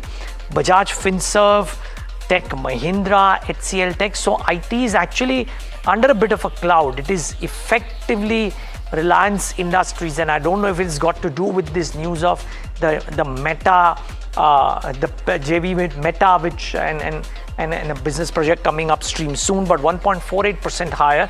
You would give credence to that. Reliance is probably one single reason why the Nifty is actually about 1/3% higher. Though you got to argue that the move by HUL and Nestle, and therefore I would reckon the FMCG space by itself is doing okay, and Select Pharma is participating. Not a bad start. Let's see if we build on from here. Yeah, let's pull up the Nifty contributors actually, and you'll probably see after, I think 8 or 9 days of underperformance, you're seeing Reliance come back and really pull its weight. 30 out of the 96 points which are up are coming just for Reliance. HDFC and ICICI are doing okay as well. Infosys on the losing side, pulling down the index the most, and followed by Hindalco. Let's pull up the broader markets where all the action seems to be nowadays and look at what's happening there. Completely flat. Nothing is happening there, which is too exciting, but at least it's in the positive. 0.3% up for the Nifty small cap 250. Advanced decline ratio is looking okay. So let's take some heart from that. That's fairly positive. Let's pull up the VIX. The India VIX also this morning. So clearly no one's taking this latest skirmish between US and Iran too seriously, because you're not seeing that pan out on the Brent either. 1.5% up on the India VIX, but below 16. Let's pull up the sectoral heat map before we get to the specific stocks and look at what's happening there. FMCG stocks in focus, and we talked about some of the conversations that brokerages have been having with managements of Colgate and HUL. We told you all the positive views there, and maybe that's what's showing today. Oil and gas in focus for a number of reasons. Morgan Stanley, I believe, has some take on how oil and gas companies will continue to see some upside, and that is working fairly okay. 0.5% up on the Nifty Private Bank. Nothing really dramatic one way or the other. Metals having another down day, about 1% down. And after you look at the Nifty metals out of the way, the rest is fairly middling. It's not a bad start to the day if we can even consolidate some of the gains, because you closed at the day's highs yesterday in closing trade. Let's look at some of the stocks which we have on focus. So Jefferies has a list of fresh inclusions from India. I'm pulling them up just for reference and to see what's happening with them. Axis Bank 0.5% up. Adani Ports slightly up in the green. Premier Energies slightly down. The next set, Honasa, Coforge, Fortis Healthcare. Let's look at what's happening to some of those. Honasa up about 0.5%. Coforge and Fortis is not doing much. Fortis also about 0.5%. Grasim and Polycab are the other ones that are on their list, and they're completely middling right now. Aegis Volpac, there is an upgrade from Jefferies which has come in. That's about 2.5% up. Max Financial Services, HSBC has initiated a buy. Watch out for this stock. It's about 1% up as well. Fertilizer Ministry is reportedly seeking double the subsidy. All of those stocks are showing some action up and about. RCF Fact Jumble Fertilizers today between 3 and 4% up. Afcons I want to pull up because of that large order win, and then we'll come back and ask our experts also what they think of Afcons India. That stock doesn't usually move too much. Is it doing something today is the question. That and CleanMax Enviro is the other one. Afcons about 8.5% up because of the size of that order win. CleanMax Enviro has a tie-up with Meta, 5% up as well on that stock. So you have some interesting stories out there, Alex, to talk about this morning, but overall I would say no major moves one way or the other. Yeah, you said it, Tamanna, and you've actually highlighted the pack that is doing the best, which is the fertilizer pack. And for the reasons that you've already described, the possibility of a higher subsidy coming through, Afcon's a top gainer. But a couple of other names that are moving today, and by the way, HUL up about 2.5% at this moment, looking good from the large cap pack. Inox India is doing well. It is up about 4.5% at this moment. Concord Biotech is up and about as well, up about 2.3%. You have Colgate Palmolive, which had a brokerage note that came through, is up close to 2% as well and doing okay. Aegis Logistics, and this was for various reasons, it seems to have cooled off just a tad bit from the, no, actually it's building on those gains. It had cooled off to below 2%, but now gaining about 2.7%. I'd be curious to find out what Kush makes of this, because I did not actually write down the number, but he had talked about initiating a buy.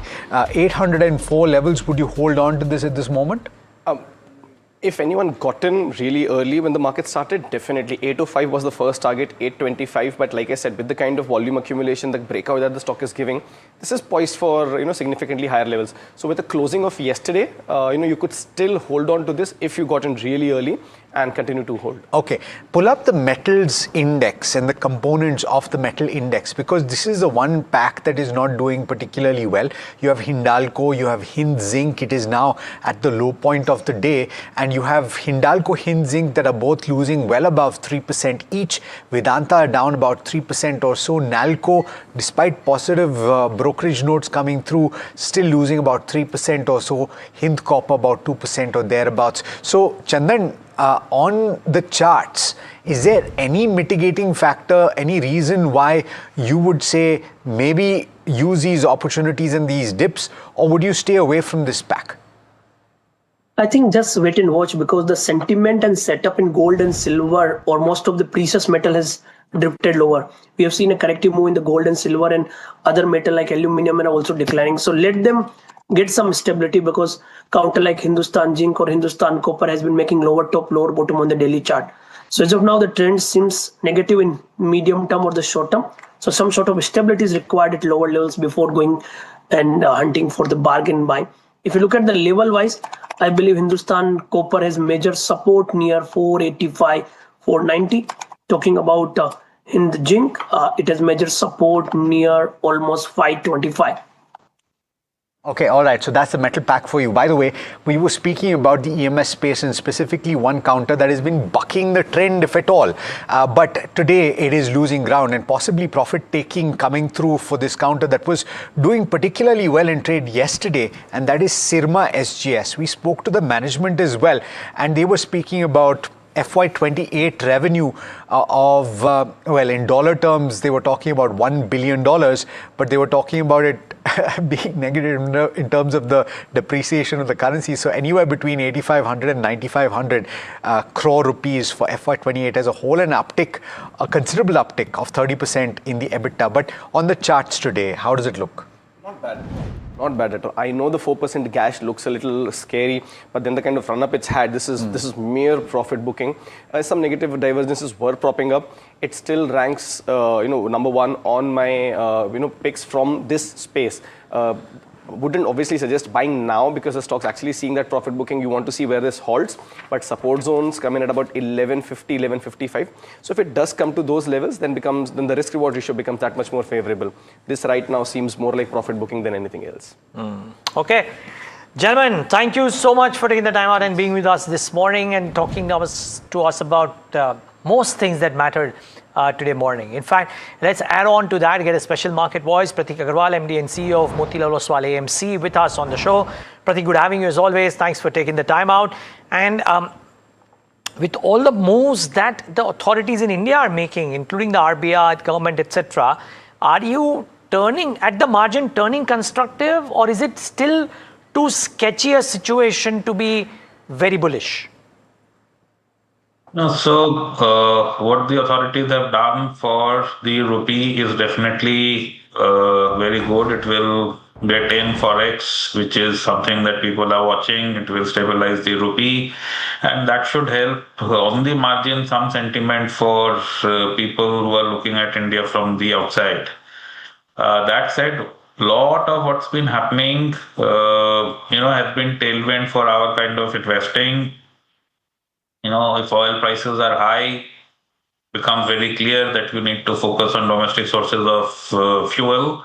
And that could be coal, yes, but solar, wind also, and more. And when you have renewables, it will also have to be BESS for storage. And from, fuel vehicles move towards electric. So if you see our portfolios, in all of these spaces, and our exposure to spaces which are getting disrupted is actually zero. So, from the time this has started, Feb onwards, 4 or 5 months have been touchwood, but very nice for our house in terms of relative performance. Pratik,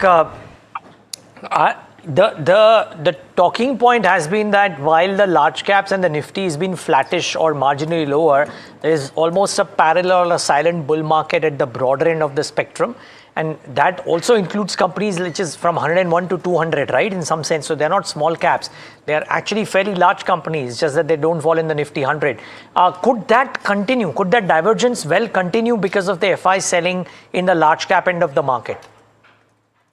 No, so let's not talk of it in terms of large, mid, small. If you speak to sales guys who speak to FPI, foreign brokers, etc., what they will tell you, first question they ask you is, what are your AI stories?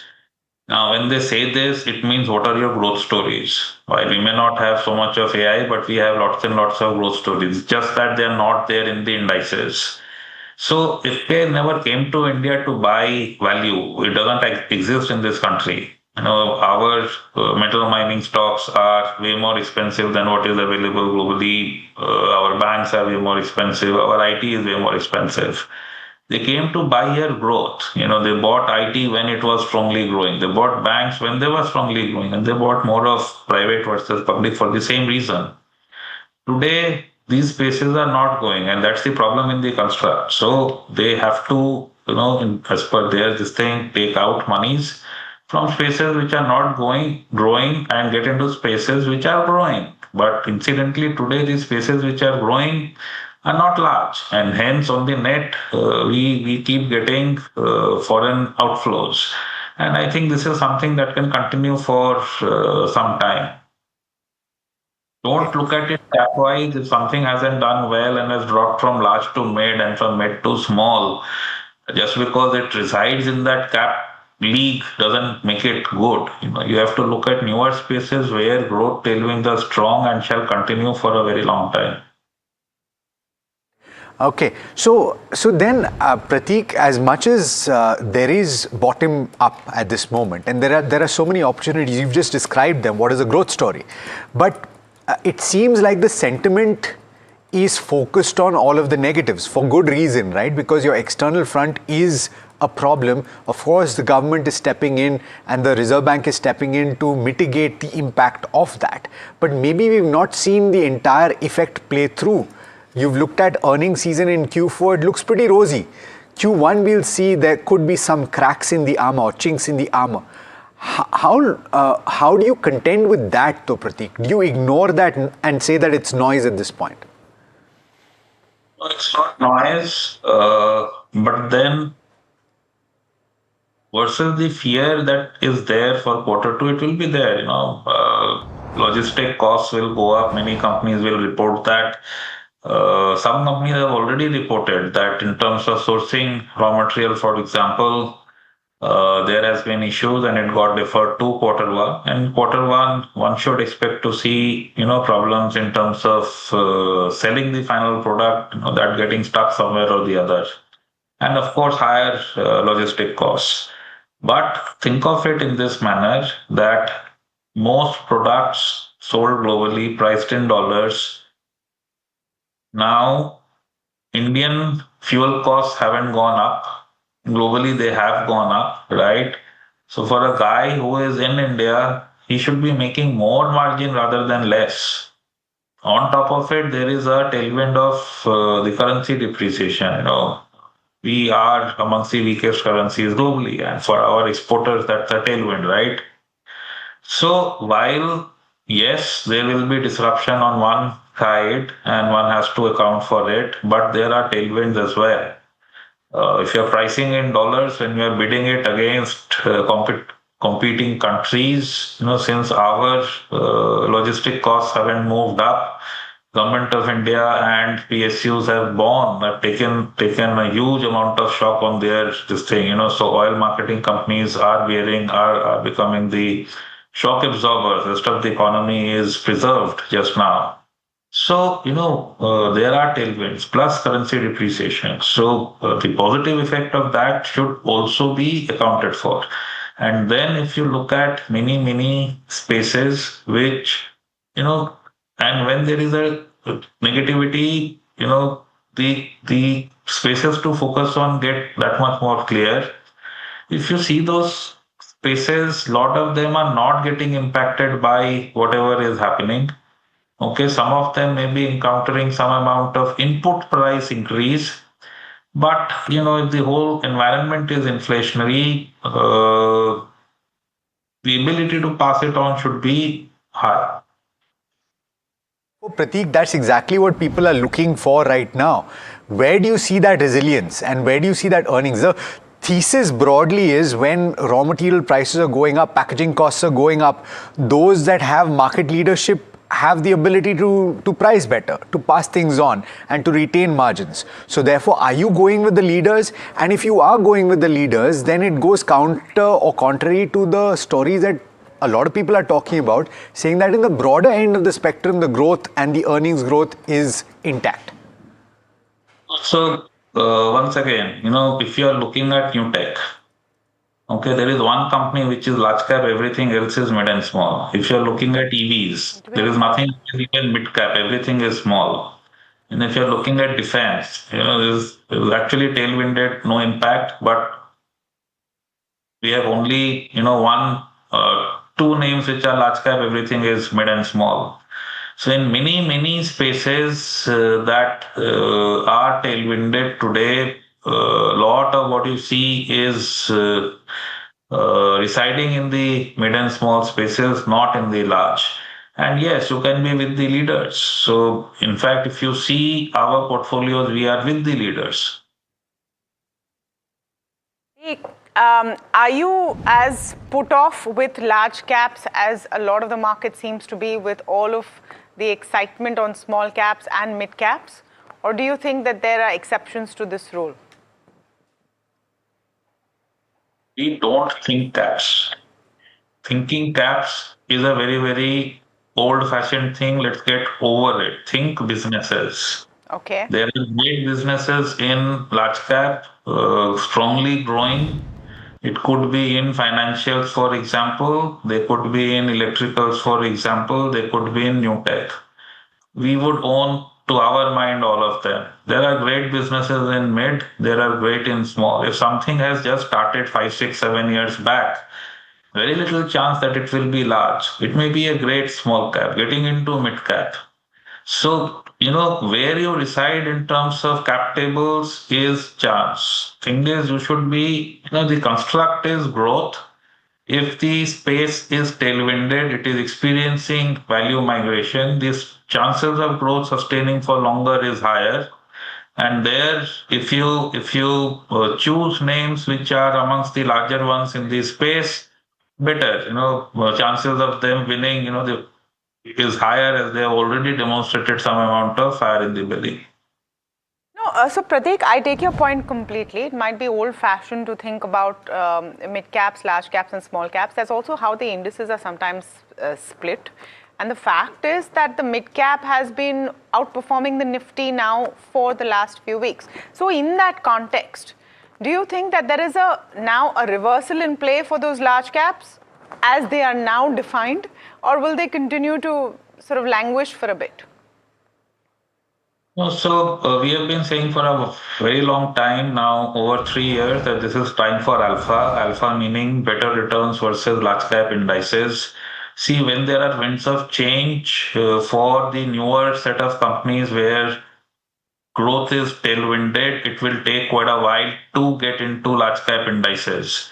Large cap indices, the construct have names, which had a very glorious past, but today, maybe delivering 5 to 10, 12% kind of earnings growth. With that kind of earnings growth, and with in a combination wherein there are now meaningfully large spaces where growth is of a higher amount, I think this is a very nice period for alpha generation. If you look at managers versus 8 to 20 period, when to my mind very small number of managers generated alpha, in this period, 2021 onwards, the percentage of managers generating alpha has become much higher. So don't look at the indices, stories lie outside. Yes, after some time, many of those stories will figure in the index, and again, the going will get tougher for managers. Okay, Prateek, thank you so much for joining in and taking out the time this morning. We always love our conversations with you. That's Prateek Agrawal of Motilal Oswal AMC.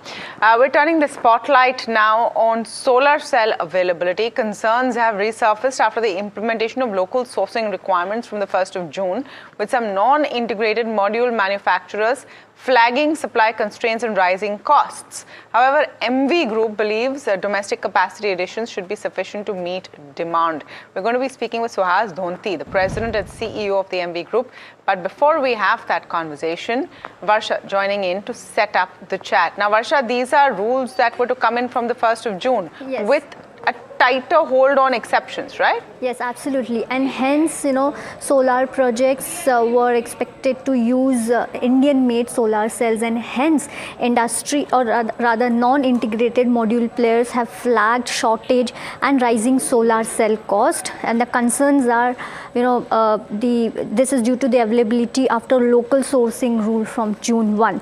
Now, India has 225 gigawatt of module capacity, but only 30 gigawatt of solar cell capacity. And the cell makers say that current supply is enough and no immediate shortage. 50 gigawatt under construction, and total capacity may reach to 103 gigawatt by December. ISMA sees domestic cell capacity at 22 to 25 gigawatt in 2026, and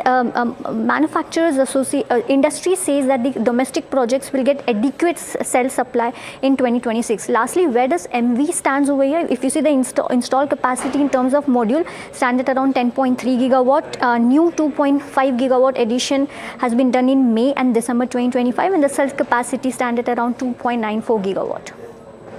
Okay, Suhas Dhonti is joining us, President and CEO at MV Group. Suhas, thank you so much for your time to us here at NDTV Profit. Just give us a sense of how this June 1st deadline has rolled out in the last 10 days or so.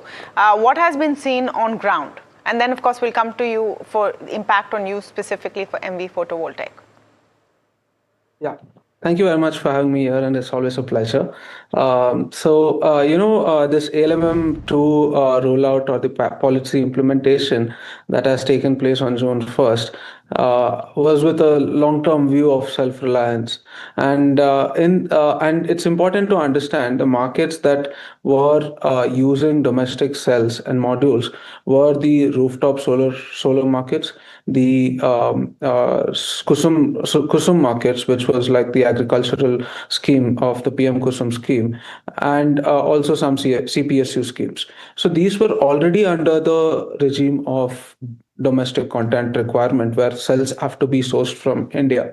And now from June 1st onwards, there has been a change where all modules that is installed must be with cells that's made from India. But then again, this is going to happen in a phased manner, where because all bids that were taken place in the utility scale prior to August 2025, they are exempted from this ALMM2, right? So the previous policy of ALMM1 still applies to them. So that means pretty much all your utility demand, usually for bids that take place, take about 12 to 24 months for setting up these projects. So they all will come in much later.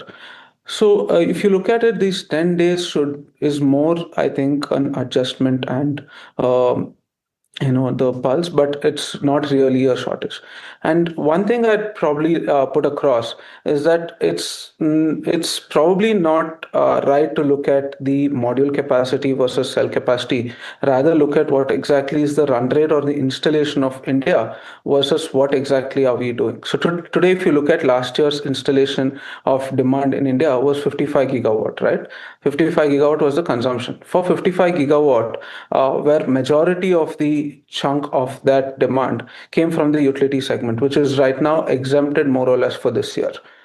So that way, if you look at it, the ramp up or the capacities that we have, I think we're scaled up in a very good way.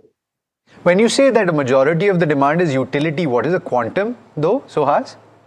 So I think last year was close to about 50%. 50%, okay. So therefore what you're suggesting is that there is no real shortage, and this is actually something that is going to come through in a lagged manner. So therefore, where are these updates coming from? Where is this feeling coming from that there is a shortage, that people are scrambling?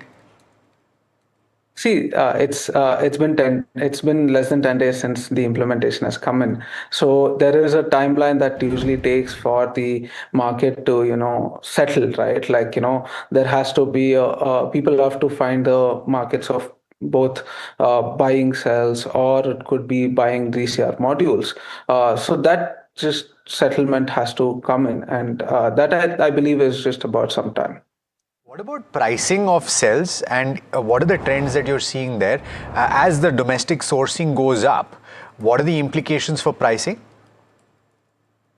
See, the implications for pricing has been that it's difficult to talk about that, because what happens is, today if you look at the domestic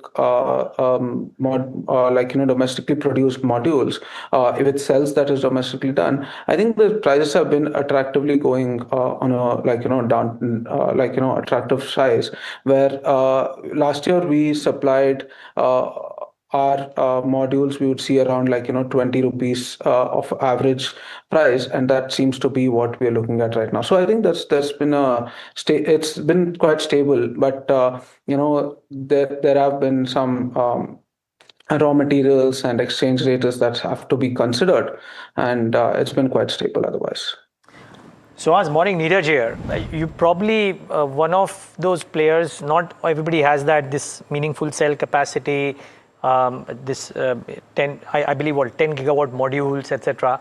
How has that helped you in shoring up your margin performance at a point of time when some of the other players have been under stress? Does that advantage continue?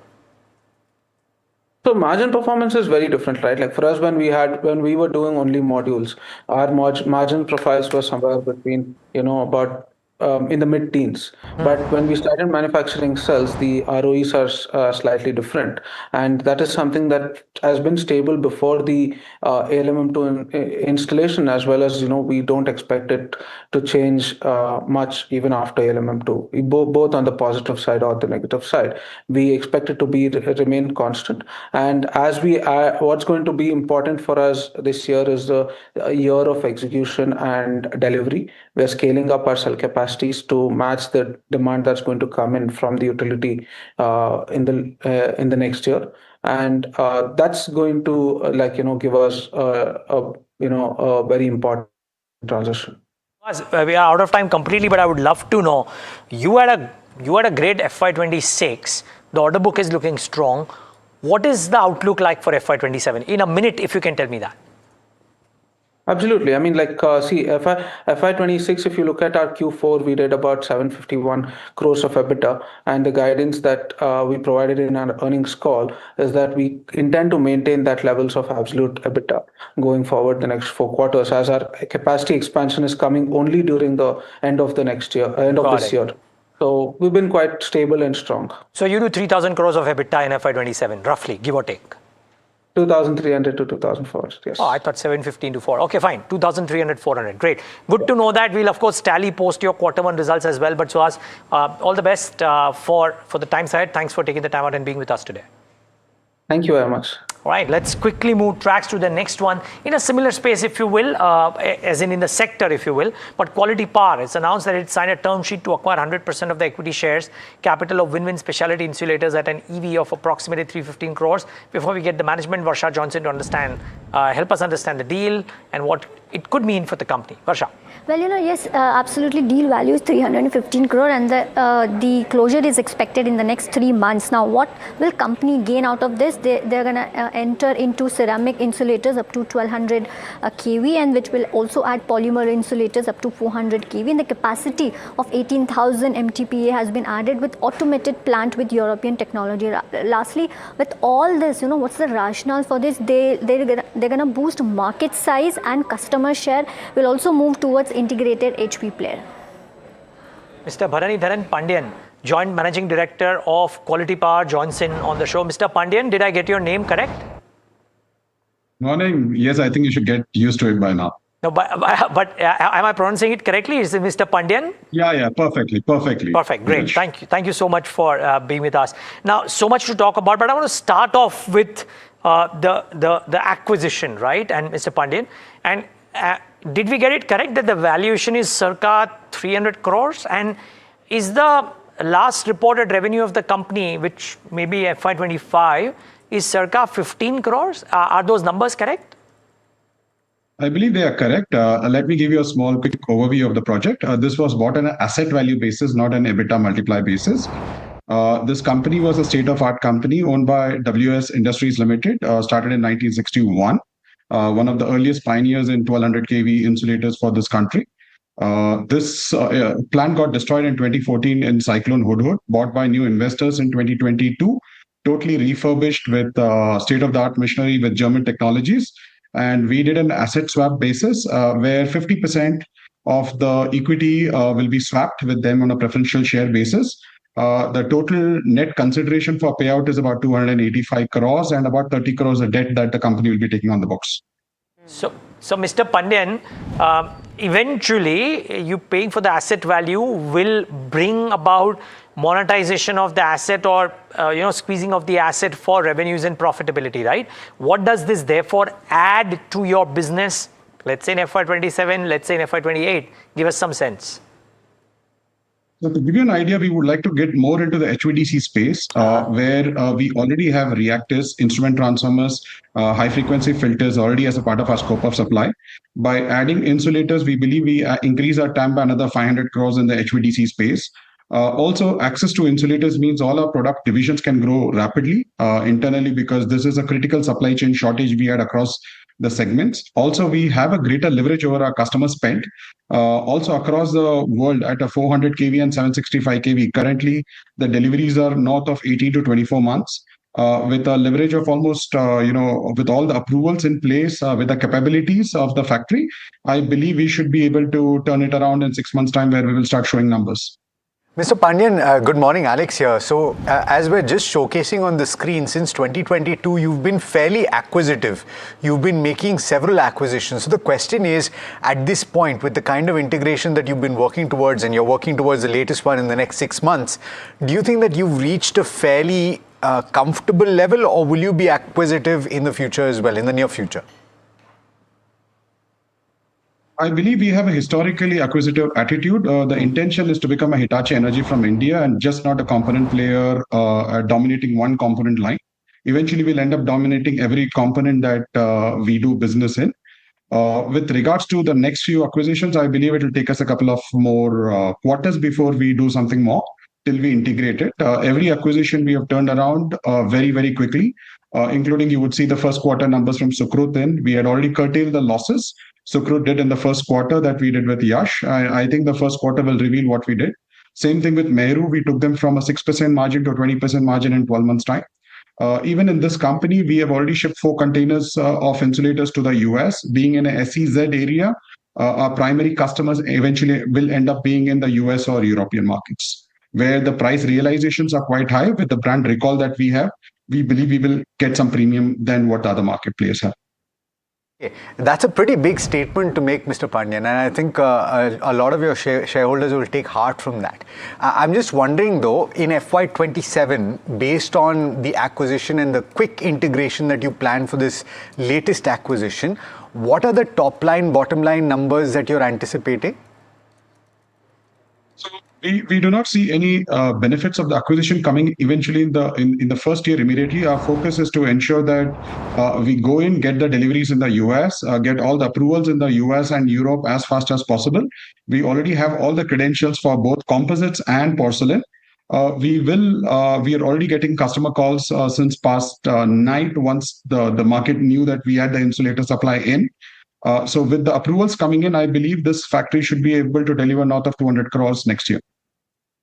Mr. Pandyan, exciting moves. Give us a sense of the kind of scope that you're seeing with this new acquisition as well, and where do you want to expand next? When you look at BESS, when you look at yourself as a fully integrated player, is that where you're heading? I think in the power electronic BESS space, we are very comfortable. Our new facility should be available in the next few quarters. We have a significant order pipeline on the battery energy storage projects with our power converters. Our new models on power converters are likely to be launched shortly. With all the other factories we are already in an expansion mode, and we have order book more than a year in every facility we have. I believe that's the first focus that is going to be on this business of ensuring this factory is full for the next 15 months before we go towards the next acquisition. We are quite keen on the high voltage electrical equipment space because the moats here are that you simply cannot be born with just a technology. You also need performance capabilities, test certificates, and such factories like the insulators take 3 or 4 years to build in. That is the 4-year timeline that we have to collect our money back that we paid. No, so I want to zoom out a little bit and look at the scope you are seeing right now. You talked about total addressable market just a few minutes ago. What is the scope you're seeing right now in the situation we are in a macro condition where energy security becomes extremely key? There is more and more energy requirement for data centers and AI support, so to speak. Where are you positioning Quality Power in that bigger context? We are already working with most of the hyperscale data centers across in the US and Europe. We are in the GIS space with our joint venture with Hyosung. We are in the HVDC space. We have announced orders in India, Australia, and other parts of the world. I believe we will be in the cutting edge of the technology whichever business we intend to be in. At this moment, our intention is to scale up our capabilities and product lines because this market allows us to do that. And I believe over a period of time, as some of these energy consuming projects like data centers come in, we will have a lot more market wallet share from the customer going forward. Thank you so much for speaking with us, Mr. Pandyan, and exciting to see all of the new spaces that you're getting into. Definitely the ambition stated here that we want to be the Hitachi Energy from India is one which is reassuring. Just want to bring focus on some of those fertilizer stocks, and before that the markets as well, because you're seeing some strength come in the last 20 odd minutes or so. I just want to pull up the Nifty in today before we get to some of those fertilizer stocks and tell you exactly what's happening there. The Nifty now at the high point of the day, almost touching 23,400. I wonder if we can get back and really sustain there, 133 points up. And it is also fertilizer stocks that are moving up and about. Why is that? Because sources are telling NDTV Profit that the fertilizer ministry has sought 100% subsidy hike. That means they want to double the amount of subsidy they get. And the government is also mulling the request. Shimi Chaudhary, our Delhi Bureau Chief, joining in with more details. Shimi, what are we hearing? Yeah, so the top source is saying that the fertilizer subsidy burden could rise to record 3.4 lakh crore in the current fiscal year, nearly 100% of the budgeted allocation of 1.71 lakh crore due to elevated global prices. Sources indicating that the request has come from Fertilizer Ministry on the 100% increase in the overall subsidy outlay, and they are citing the sustained rise in the international fertilizer and feedstock prices. This is important because the demand coming less than 3 months into fiscal year and reflecting growing concern over the impact of the crisis. Do remember the fact that we are in India heavily dependent on the import for key fertilizers such as urea, DAP, etc. So any prolonged disruption could definitely push the cost even higher.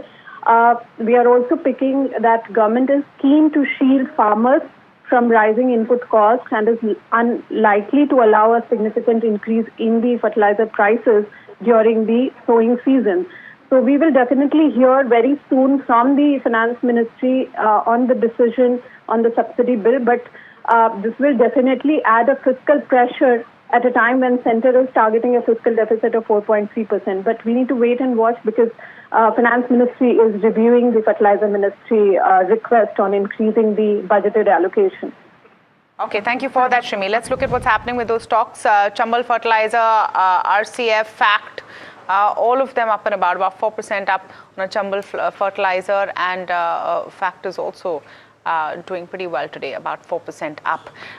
This is so important simply because yesterday Shimi broke that piece about OMCs having been supported as well.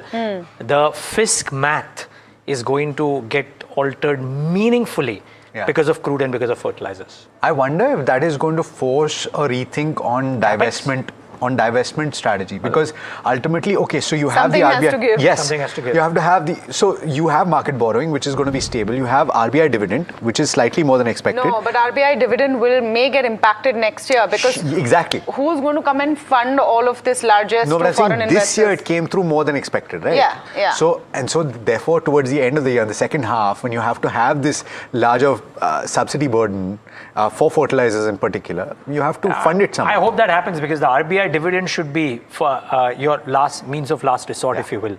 So hopefully divestment. But to hope to continue at this level, is remember also, some of that is getting shared in a bid to attract dollars in. So that's of course the macro situation. This story I thought was important. Yesterday was the TCS AGM, and this comment from N. Chandrasekhar highlights the potential changes in the way IT companies are going to be employers. This is, of course, the Tata Sons chairman we're speaking about, who said TCS is investing in building AI agents for internal operations. He's also predicted that within the next 3 years, the company could have as many AI agents as human employees, and that there will be a drop in the number of people they're hiring. I just want to play out that soundbite before we get to the discussion. If the company has 500,000 employees, the day is not far when the company will have 500,000 agents.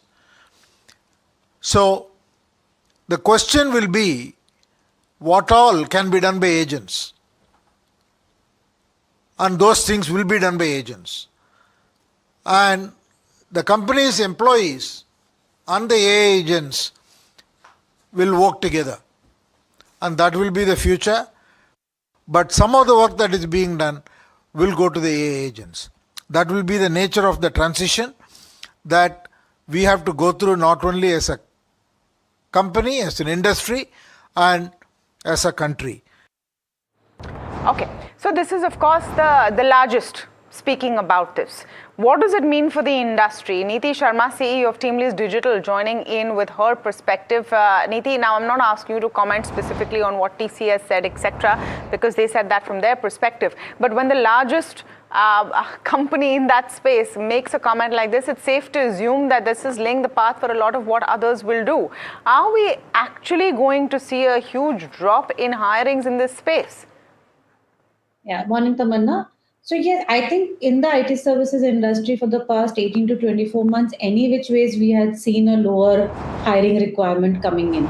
So will that change even further? I think it will. But what will shift is not the volume play. And I think clearly the revenue growth to hiring growth has been decoupled in the last 1 year's time, especially in the services industry. That is further going to shift, which means that while revenues and margins grow for these companies, the headcount growth will not be in line with what the revenue growths are. That is a reality all of us have to face and have to accept it. How is that going to shift the play for people who are coming into the labor markets, fresh engineers, people who are already working in such organizations? I think the shift is very, very clear that all these companies, while we may say that 50% of my headcount would be humans and 50% would be agents in whichever time frame we're talking about, to build these agents and to continue working alongside these agents, there would be human capability and capacity required. So yes, there would be some hiring. It will not obviously be in the scale and the volumes that IT services had hired in the past. That's a very, very clear shift, and that's something that I think all of us have to accept and move on. Can you put some numbers to it just to give us an idea? You said in the last 18 to 24 months, anyway, you've seen a lowering of requirements coming in from some of these companies. Can we quantify it? To what extent, if you want to compare? So if I would say lateral hires, which is anywhere between 5 to 15, 20 years of experience, the hiring has continued at least at about 60% of what it used to be. So let's say if they were hiring 100,000 folks, in 2023, right now it's at about 60%, right? At the same time, fresher hiring had dipped massively till 2025. We are seeing that actually opening up, and there is a lot of AI skilled fresher requirements coming in. So today, if I just bring the numbers of the top 4-5 services companies, all of them put together are clearly indicating 60 to 70,000 new freshers being hired, provided they have the AI and the adjacent AI skills, that are required for today's environment. When you say that it's going to drop further, by how much do you assess that drop will continue in light of the commentary that we have just played out? I think this drop will happen gradually. It's not going to happen tonight, right? It will happen over a period of time. It probably will take about a year or two, and it will. My sense is it will probably drop further by another 25-30%. But what's also changing very, very clearly is the kind of new roles that are coming in and where the hiring is happening. So while the services companies will not take junior engineers, they will not bring in people who are pure play doing coding. They need a lot of people who can review codes, who could actually write large prompt libraries, and who could in a way become orchestrators of applied AI. And I think those jobs will continue. So the dip will happen, but it's not going to be 50-60% volume. It will be at about a 20-25% that's the data points that when we are talking to industry we are hearing. Ms. Sharma, good morning, Neeraj here. The last time that we spoke to your company, and excuse me for not remembering the name of the lady who we spoke to, but she made this. You spoke to Ramani. Yeah, and she made this interesting point that the findings that she had at hand suggested that if there is any kind of slowdown in hiring happening, it's not happening at the bottom layer or the top layer. It's actually happening at the mid layer. Now, that is not what agentic AI would attack, right? Agentic AI would effectively attack the low-laying jobs, right? So, at some point of time, do you see that that hiring trends changing? So, two aspects here. The layoffs that have happened in the past 12 months have largely been the middle level layoffs. And we have to understand why those layoffs have happened. It's not only happened because of AI efficiency being kicked in as yet in all these organizations. It is primarily because of the pyramid structure the services companies had built traditionally. And then they had a large amount of people managers who really were managing large teams with certain outcome, but the direct outcome was not as heavily impacting the revenue or the margin. So that's where the largest layoffs came in.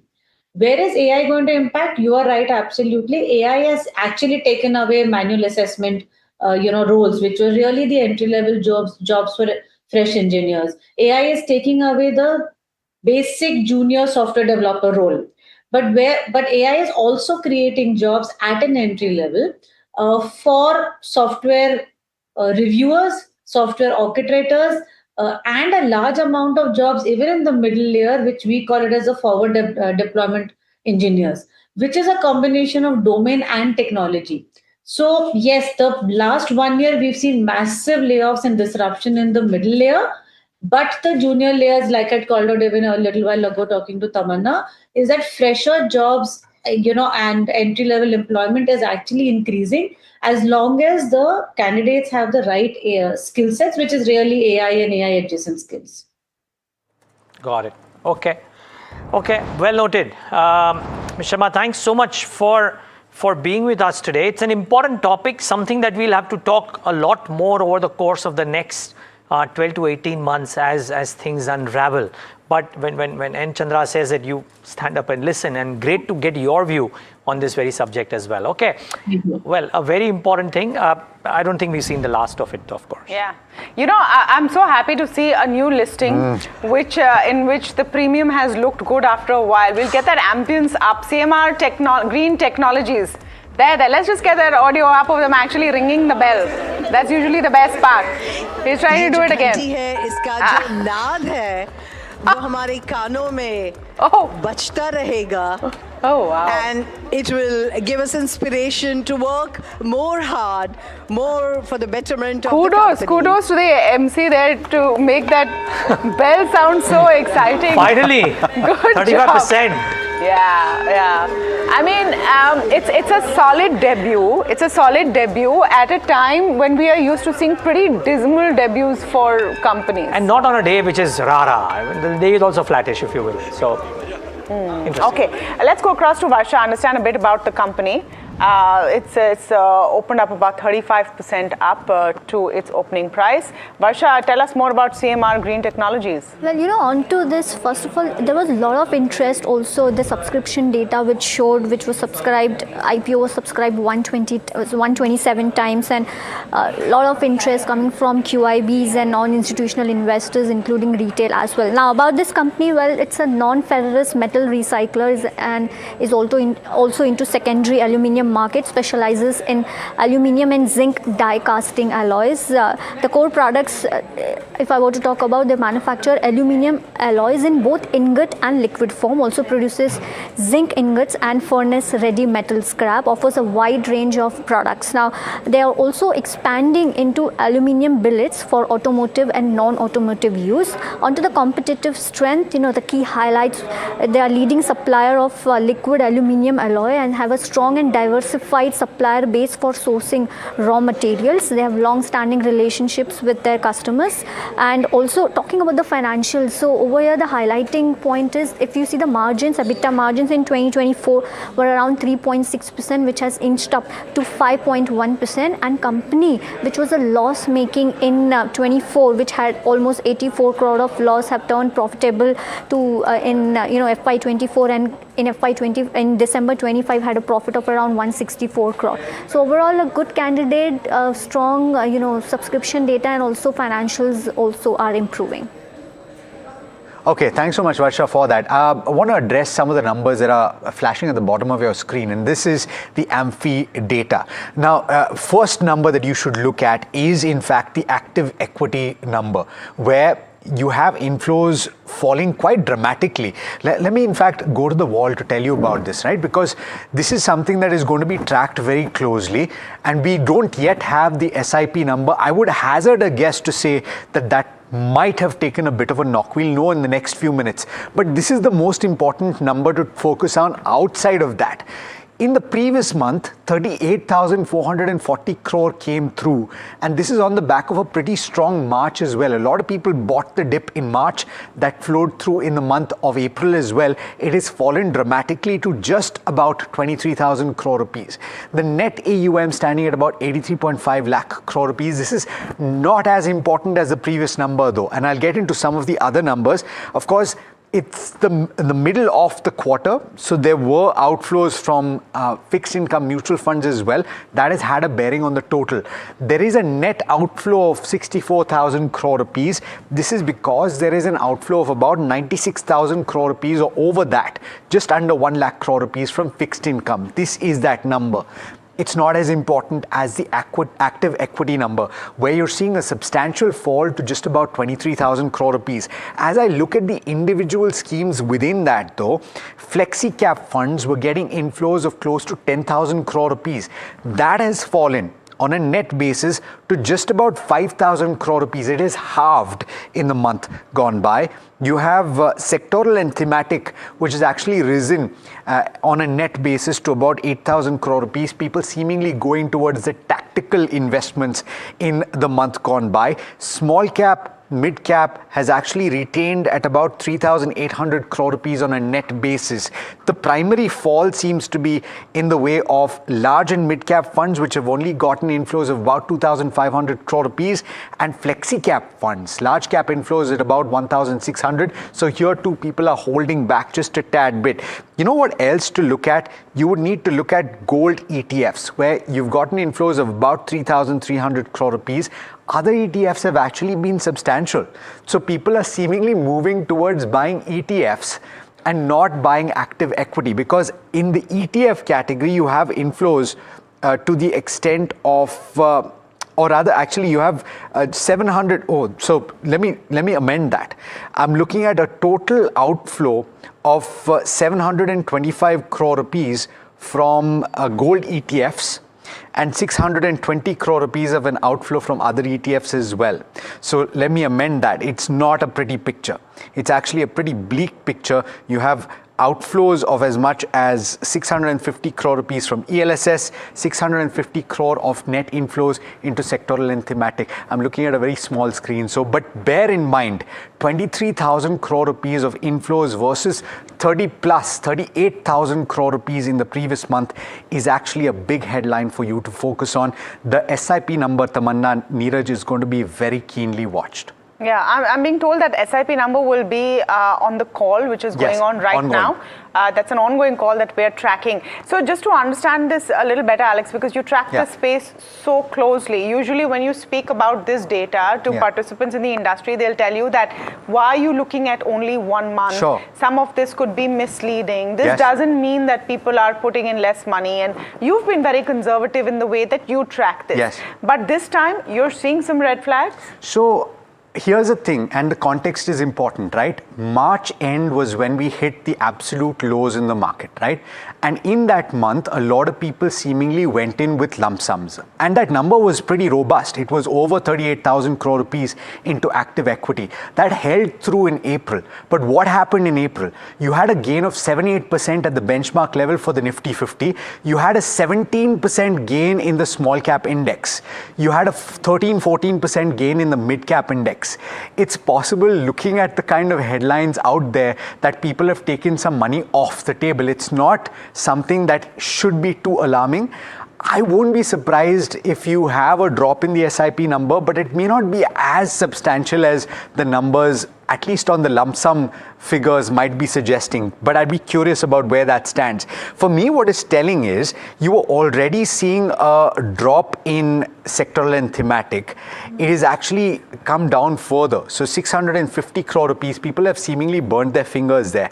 And that number on the flexi cap funds, which stands at about 5,175 crore rupees, is what is also telling, because on a net basis, this for a few months now has started getting inflows of between 9 and 10,000 crore rupees on a monthly basis. And it was a trend that was being spoken about, where people are preferring to go broader, going into the more diversified market segments, and specifically flexi cap funds, where that seems to have taken a bit of a hit. I'm looking at multi-cap funds as a category as well, and they've gotten inflows of just about 2,300 crore rupees. So there is a bit of an impact. People have put money into mid-cap and small cap. So I just, sorry to cut you, but I think I have got the number of, on social media, the SIP flows numbers. We'll publish the official data as it is. But I think social media is saying that the number could be around 30,000 crores versus about 31,000 crores last time. So that's exactly what I'm saying. It's taken a bit of a knock. What I'd be curious about, Neeraj, and this is the most important thing, so pull that number up. If we can pull that number, 30954. Okay, so it's 30,954 crore rupees. It's not such a substantial drop. If the all-time number was closer to 32,000 crore rupees, 30,950 crore rupees is not a big drop. So therefore, what I would look at very keenly beyond this is the number, right? 30,950 crore odd compared with 31,000 crore rupees, 115 crore rupees. Remember though, that these are the gross numbers. What does that mean? I'm starting a new SIP that gets added to the total, and several other people have continued their SIPs. That is a gross number. Now, 500 people have stopped their SIPs. And so there is a decline from that SIP book that gets treated as the net number. So the total number minus the exits come to the net number. So I'd be curious about finding out, and you don't get this number published, it tends to be around 35 to 40% or less of the gross number. So that's something to watch out for, because we saw in the month of April, Neeraj, that the cancellations of SIPs had actually spiked. So the net addition was not actually a net addition. There were less folios compared with the month of March in April because there were more cancellations. But this is actually heartening to see. It's 30,954 crore rupees. You know, the other aspect to talk about, Neeraj, is with regard to the new fund offers. And it's been that kind of a scenario in the mutual fund industry where, because the sentiment is not as robust as it has been in the past, you don't have a lot of new fund offers.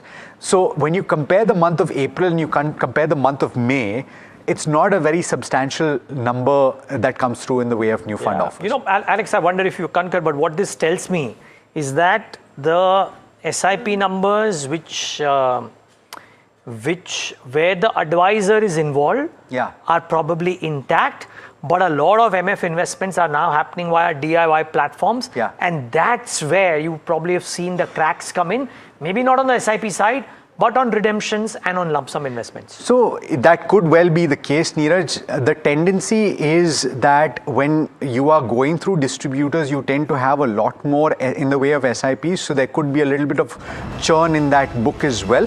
But having said that, you have to look at the SIP track record over the last 1 year to 1.5 years. It's been a painful period. There's no doubt about that. And so there will be a little bit of fatigue creeping in. This is a true test to say, do you continue your SIPs at a time when the markets are not doing well? For now, it looks like that number is okay. It's okay. So in fact, lump sums people have taken out, and people might have actually taken money off the table. Yes, both have happened. Yeah, lump sums may not have happened as much because you saw a robust gain in the month of April, and at the same time people have booked profits, but I think it's most visible in other ETFs. Why is it? Because other ETFs is a variety of ETFs. It includes silver ETFs and all equity ETFs, right? And here you're seeing a net outflow, just a small one, of about 620 crore rupees. So people have taken money off the table. Even in index funds as a category, you have inflows of just about 940 crore rupees. Is there any number around NFOs? Because I doubt there are any NFOs, just right? one NFO. I think that's the other factor, right? Exactly. But if I look at it month on month, Neeraj, there aren't too many in the month of April either. Got it. Okay, that's Alex Matthew and his data on MFs and what's the numbers telling you. Well, the numbers have an issue, even though the SIP numbers don't, and which is actually a bit of a respite, but the actual numbers have an issue. So could be very interesting to see how to analyze this, and we'll do this during the day, by the way. This will be one of the most important topics to be discussed during the course of the day on NDTV Profit. Do we take a break or do we go to Gautam Trivedi? Okay, we need to go into a break. Come back with Gautam Trivedi of Nepean Capital.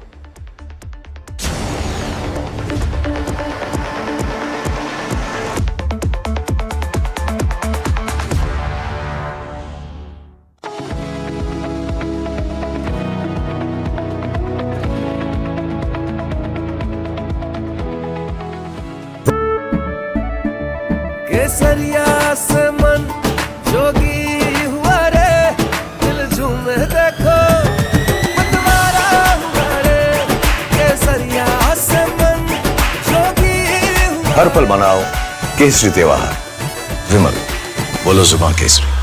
Amba शक्ति plant की world renowned technology देती है steel को ज्यादा ताकत हर बार। अंबा शक्ति SDTMT। This is where the future shows up first. Conversations with the biggest names in tech and AI.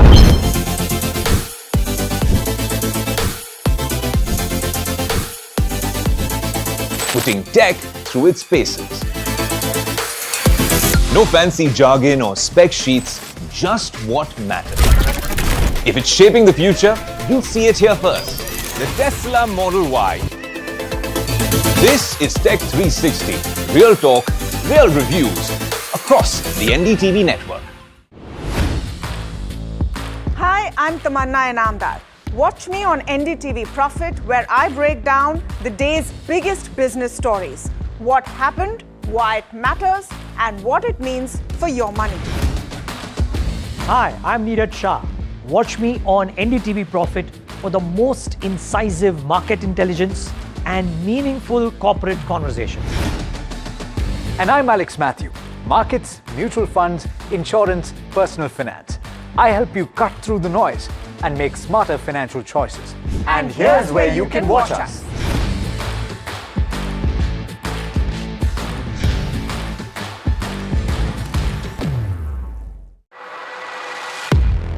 He has been tracking.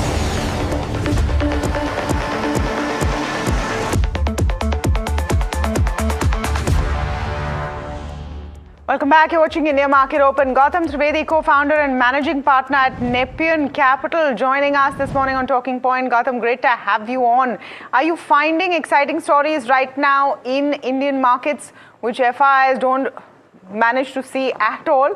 Or are you a little concerned that we are yet to see the worst impact of the West Asia crisis that has already flowed in? I think the impact of the West Asia crisis is upon us. It's already begun. The question is how much of the fuel price hike and raw material price hike, which the companies are facing, is going to be passed on? How much will they absorb? That remains unanswered. I've attended about three different conferences in the past 2 weeks. Companies are pretty much confused about how much they will be able to pass on. And I think it will have a major impact in certainly this quarter. And the results will be out, I guess, in the next six to 7 weeks. But the bigger question is, how long does this continue? Because it's not just the price of oil, it's also our currency, which has to stop. The good news, which I read this morning in the one of the financial dailies, is that 10,000 crores came in through FPI investment in the bond market. That's a big relief, but what we do need to do is arrest the fall of the rupee. That's really the need of the hour. And the FI selling continues, unfortunately, unabated in the equity markets. Good morning, Neeraj here. So how do you therefore pencil in what you do for the next 6 months, right? It's difficult to talk out 12 months. So if you think of the next 6 months, the RBI action, maybe getting in some money, maybe rupee stabilizing, is all of that a good cocktail for people to make money market-wide and bottom-ups both? You'll have to be very, very selective. Very selective. And it's really rolling up your sleeves, working hard and going and meeting companies, plant visits. Now's the time to actually go back to old school and traditional style of investing versus having a company visit your company coming to your office and then you taking a decision based merely on that and of course some homework behind it. But I think there's a lot happening within the power space, infrastructure space, i.e. the power infrastructure space, data centers, of course.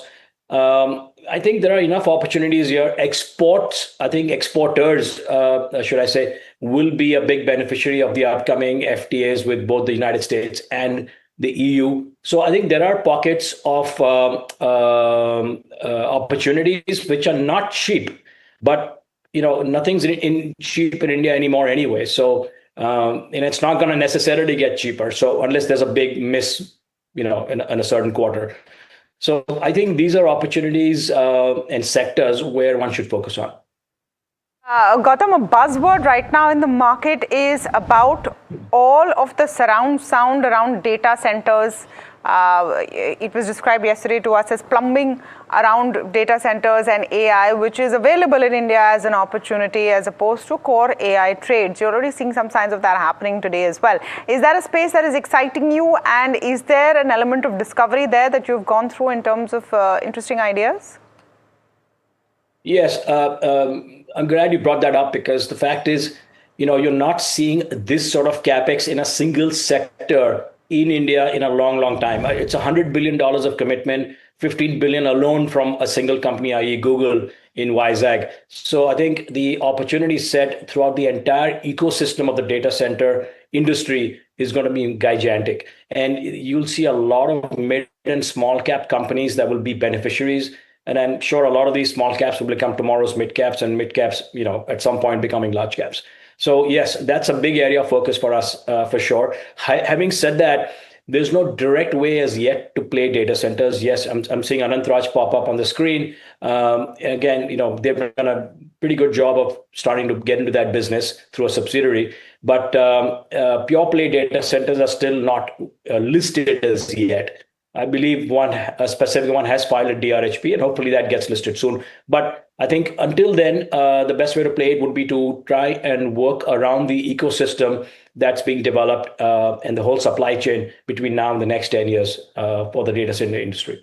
Gautam, hi. So we've spoken about things that you might just be positive on, but what are the clear avoids from your perspective at this juncture? And has anything been added to the list over the course of the last couple of months based on what you've seen? Yeah, good question. Here's the thing. We are staying away from real estate. We're staying away from consumer. I think the next at least 1 to 2 quarters will be reasonably challenged given what we just discussed earlier about the West Asia crisis. and of course the price of oil, and our Indian rupee, assuming it stops falling at some point.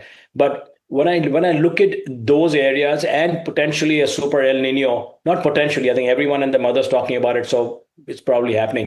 But the El Nino also will have an impact on farm income. So I think if you add all these things together, consumer stocks right now are best to avoid. Real estate also, we think, is best to avoid. There is a huge concern still out there, and I'm not the first to say it, but about AI impacting job losses in the IT sector. GCCs obviously are as a recent reports, paying up more than what the IT industry does. And if they absorb some of the layoffs from the IT sector, that'll be great news. But incremental job creation within the overall IT sector is clearly a challenge. So we're staying away from real estate. So I think these are sectors to avoid. Even IT, as much as you've seen the one odd investment by TCS, again, a big commitment of $7 billion, but to the data center industry. But we aren't still seeing enough confidence, within the IT space to warrant a comeback into those stocks. But even though they've corrected as much as 35 to 40% in the past 12 months and are trading at now 15 to 16 times 1 year forward earnings. I guess we're out of time. Gautam, just very quickly though, the sectors which are beaten down and have done capex has come to the fruition. Let's say, for example, chemicals. 30, 40 seconds, please, if you can. Is there interest there, or is it still avoidable? There isn't that much interest that I've seen from my peers. We don't do cyclical, so I'm not an expert necessarily on chemicals. There have been certain stocks that may have done well, but we're not really the best guy to talk to on that. Got it. Okay. Fair call. We are out of time, but Gautam, a small conversation, but lovely talking to you. Love the point about everybody and their aunt are talking about everybody and mom are talking about Super El Nino. Yeah. Love that point. Thank you.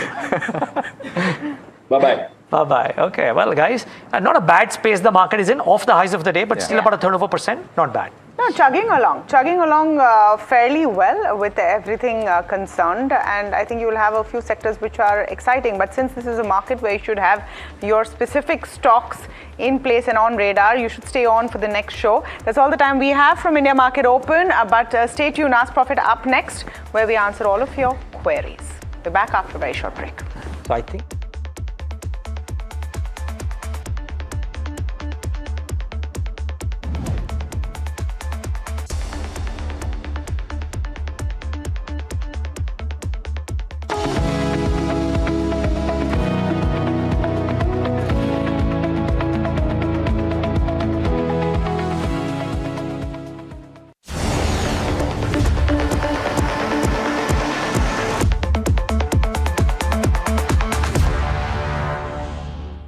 This is where the future shows up first.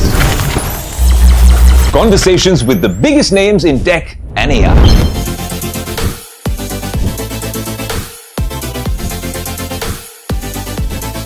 Putting tech through its paces.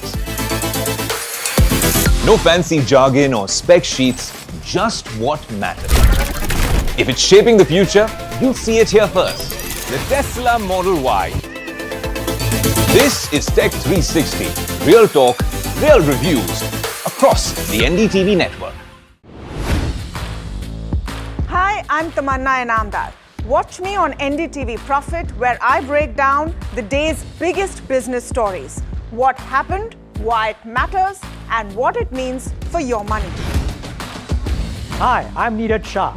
Watch me on NDTV Profit for the most incisive market intelligence and meaningful corporate conversations. And I'm Alex Matthew. Markets, mutual funds, insurance, personal finance. I help you cut through the noise and make smarter financial choices. And here's where you can watch us. केसरिया से मन जोगी हुआ रे दिल झूमे देखो मतवारा हुआ रे केसरिया से मन जोगी हुआ हर पल मनाओ केसरी त्योहार विमल बोलो जुबान केसरी अंबा शक्ति प्लांट की वर्ल्ड रेनाउंड टेक्नोलॉजी देती है स्टील को ज्यादा ताकत हर बार अंबा शक्ति SDTMT. This is where the future shows up first. Conversations with the biggest names in tech and AI.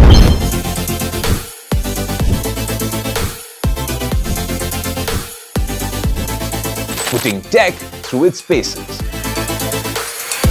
No fancy jargon or spec sheets, just what matters. If it's shaping the future, you'll see it here first. The Tesla Model Y. This is Tech 360. Real talk, real reviews across the NDTV network. Hi, I'm Tamanna Inamdar. Watch me on NDTV Profit, where I break down the day's biggest business stories. What happened, why it matters, and what it means for your money. Hi, I'm Neeraj Shah.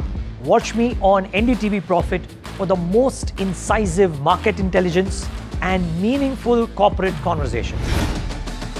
And I'm Alex Matthew. Markets, mutual funds, insurance, personal finance. I help you cut through the noise and make smarter financial choices. And here's where you can watch us.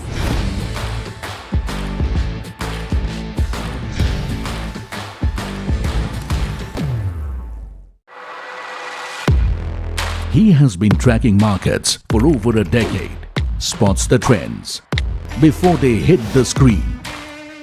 And he is now bringing his analysis to the show that the market watches. Watch Sharad Dubey on Know Your Company, a show that puts the most traded stocks under the scanner. We dissect the company so that you, the investor, don't have to get the management to answer questions relevant to you. Watch Know Your Company weekdays at 11:30 a.m. to understand your next big bet. India Inc.'s most respected names chose India Inc.'s best and brightest. I'm delighted to be chairing of such distinguished fellow businessmen, bankers. It's just lovely to be back on this NDTV jury. I have been a fan of NDTV for a long time. Many of the nominees are extremely close together in terms of what they've done. Gender parity to be reflected while we choose leadership as well. It's also important that how they are reshaping the industries. We got a fantastic jury and we've left all decisions to the wisdom of the jury. Who will earn India's top business honors? Find out on 3rd July at the NDTV Profit Business Leadership Awards.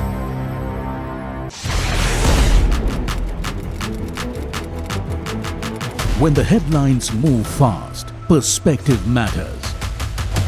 On Editor's Cut, our editors come together with experts to distill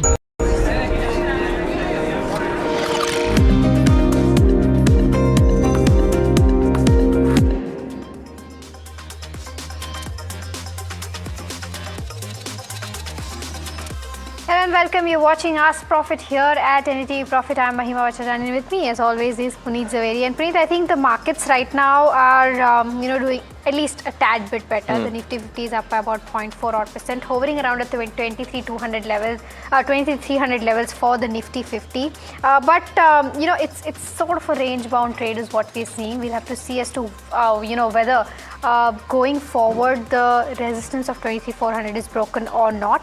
The Bank Nifty right now is trading around the 55,200 levels. Also, again, another range-bound trade is what we're seeing on the Bank Nifty as well. Let's try to pull up the Nifty 50 heat map and see as to what are the counters that are, significantly buzzing. There's Hindalco yet again in the red, down 3.5%, followed by Infosys, which is down by about 1.75%. Eternal seeing downtick of around 1%, and you have Tata Motors, Mahindra and Mahindra also under a tad bit of pressure. But on the flip side, you have your consumption names or FMCG names doing very well. Nestle up 2.7%. HUL up 2.5%. There's Max Health, which is up 2% as well. Tata Consumer also doing fairly well, up 2.8%.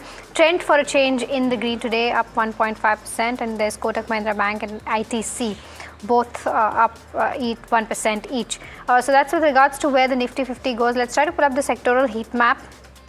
and see as to what action is looking like there. There you go, FMCG topping that chart after seeing a significant amount of pressure last week that we saw, up 1.6%. Consumption also doing fairly well. But on the flip side, you have metal seeing profit booking down 1.2% and defense down 0.5%, as well as media down 0.5%. Pharma doing fairly well in trade today, up by about 0.5%. Let's try to pull up the advanced decline ratio to see as to what that is looking like at the moment, and because that will indicate as to how the broader end of spectrum is doing. Absolutely flat, Puneet, with regards to where the broader end of spectrum goes, and slightly in the favor of advances is what we are seeing. But yet again, very volatile as well. We did slip actually in terms of the advances at one point of time below the declines, but now just trying to catch favor. So I think this day is going to be very important as well, because yesterday the Bank Nifty was up 2%. You're seeing that move continue today as well. And the PSU banking index also doing well in trade today. So when you look at the mid cap 150, the small cap 250 as well, you are trying to spot these individual movers in trade, but there's not much today. So it's a story of the benchmarks, and it's a story what you're seeing on the large cap names as well as on the banking names today. But there are some which are still making the news flow, and you see that the mid cap, small cap index is absolutely flat right now. But in terms of the BSE 500, you've seen some key movers today that are doing well in trade. Easy Trips, CCL Products continues for the second consecutive day. You're seeing Aegis Logistics also up almost 5%. I think there's a brokerage report also which might be hampering the stock positively today. While Raymond as well as Quest Corp are also some of the other top gainers today as well. On the other end though, the story continues for Sterlite as well as HFCL. But on the downside now, so both stocks locked in lower circuits after a spectacular run over the last few months, and hence continues to be one of the important ones. Rajesh Exports, we've covered the story well this last week. Third consecutive day of stock being in lower circuit. Both the gold financing companies are also not doing well. So down 4% each for Muthoot as well as on Manappuram, and Hindalco and Hindustan Zinc are some of the other losers as well. But let's go and start taking your stock related queries, and if you haven't already, do start sending them on the number that's flashing on the top of your screen. For that, we are being joined to answer your stock related queries. Kshitija Salve, she's the technical analyst, retail research at IDBI Capital Markets and Securities, and Gaurang Shah, as always, senior vice president at Georgette Investments. Both of you, thanks so much for joining in. The first query, being on IRCTC. Now, Soumya from Bangalore has bought these shares at 774, so currently sitting at a loss. Asking, what should she do for the next 6 to 8 months, given that she's currently sitting in a loss? Kshitija, very good morning to you.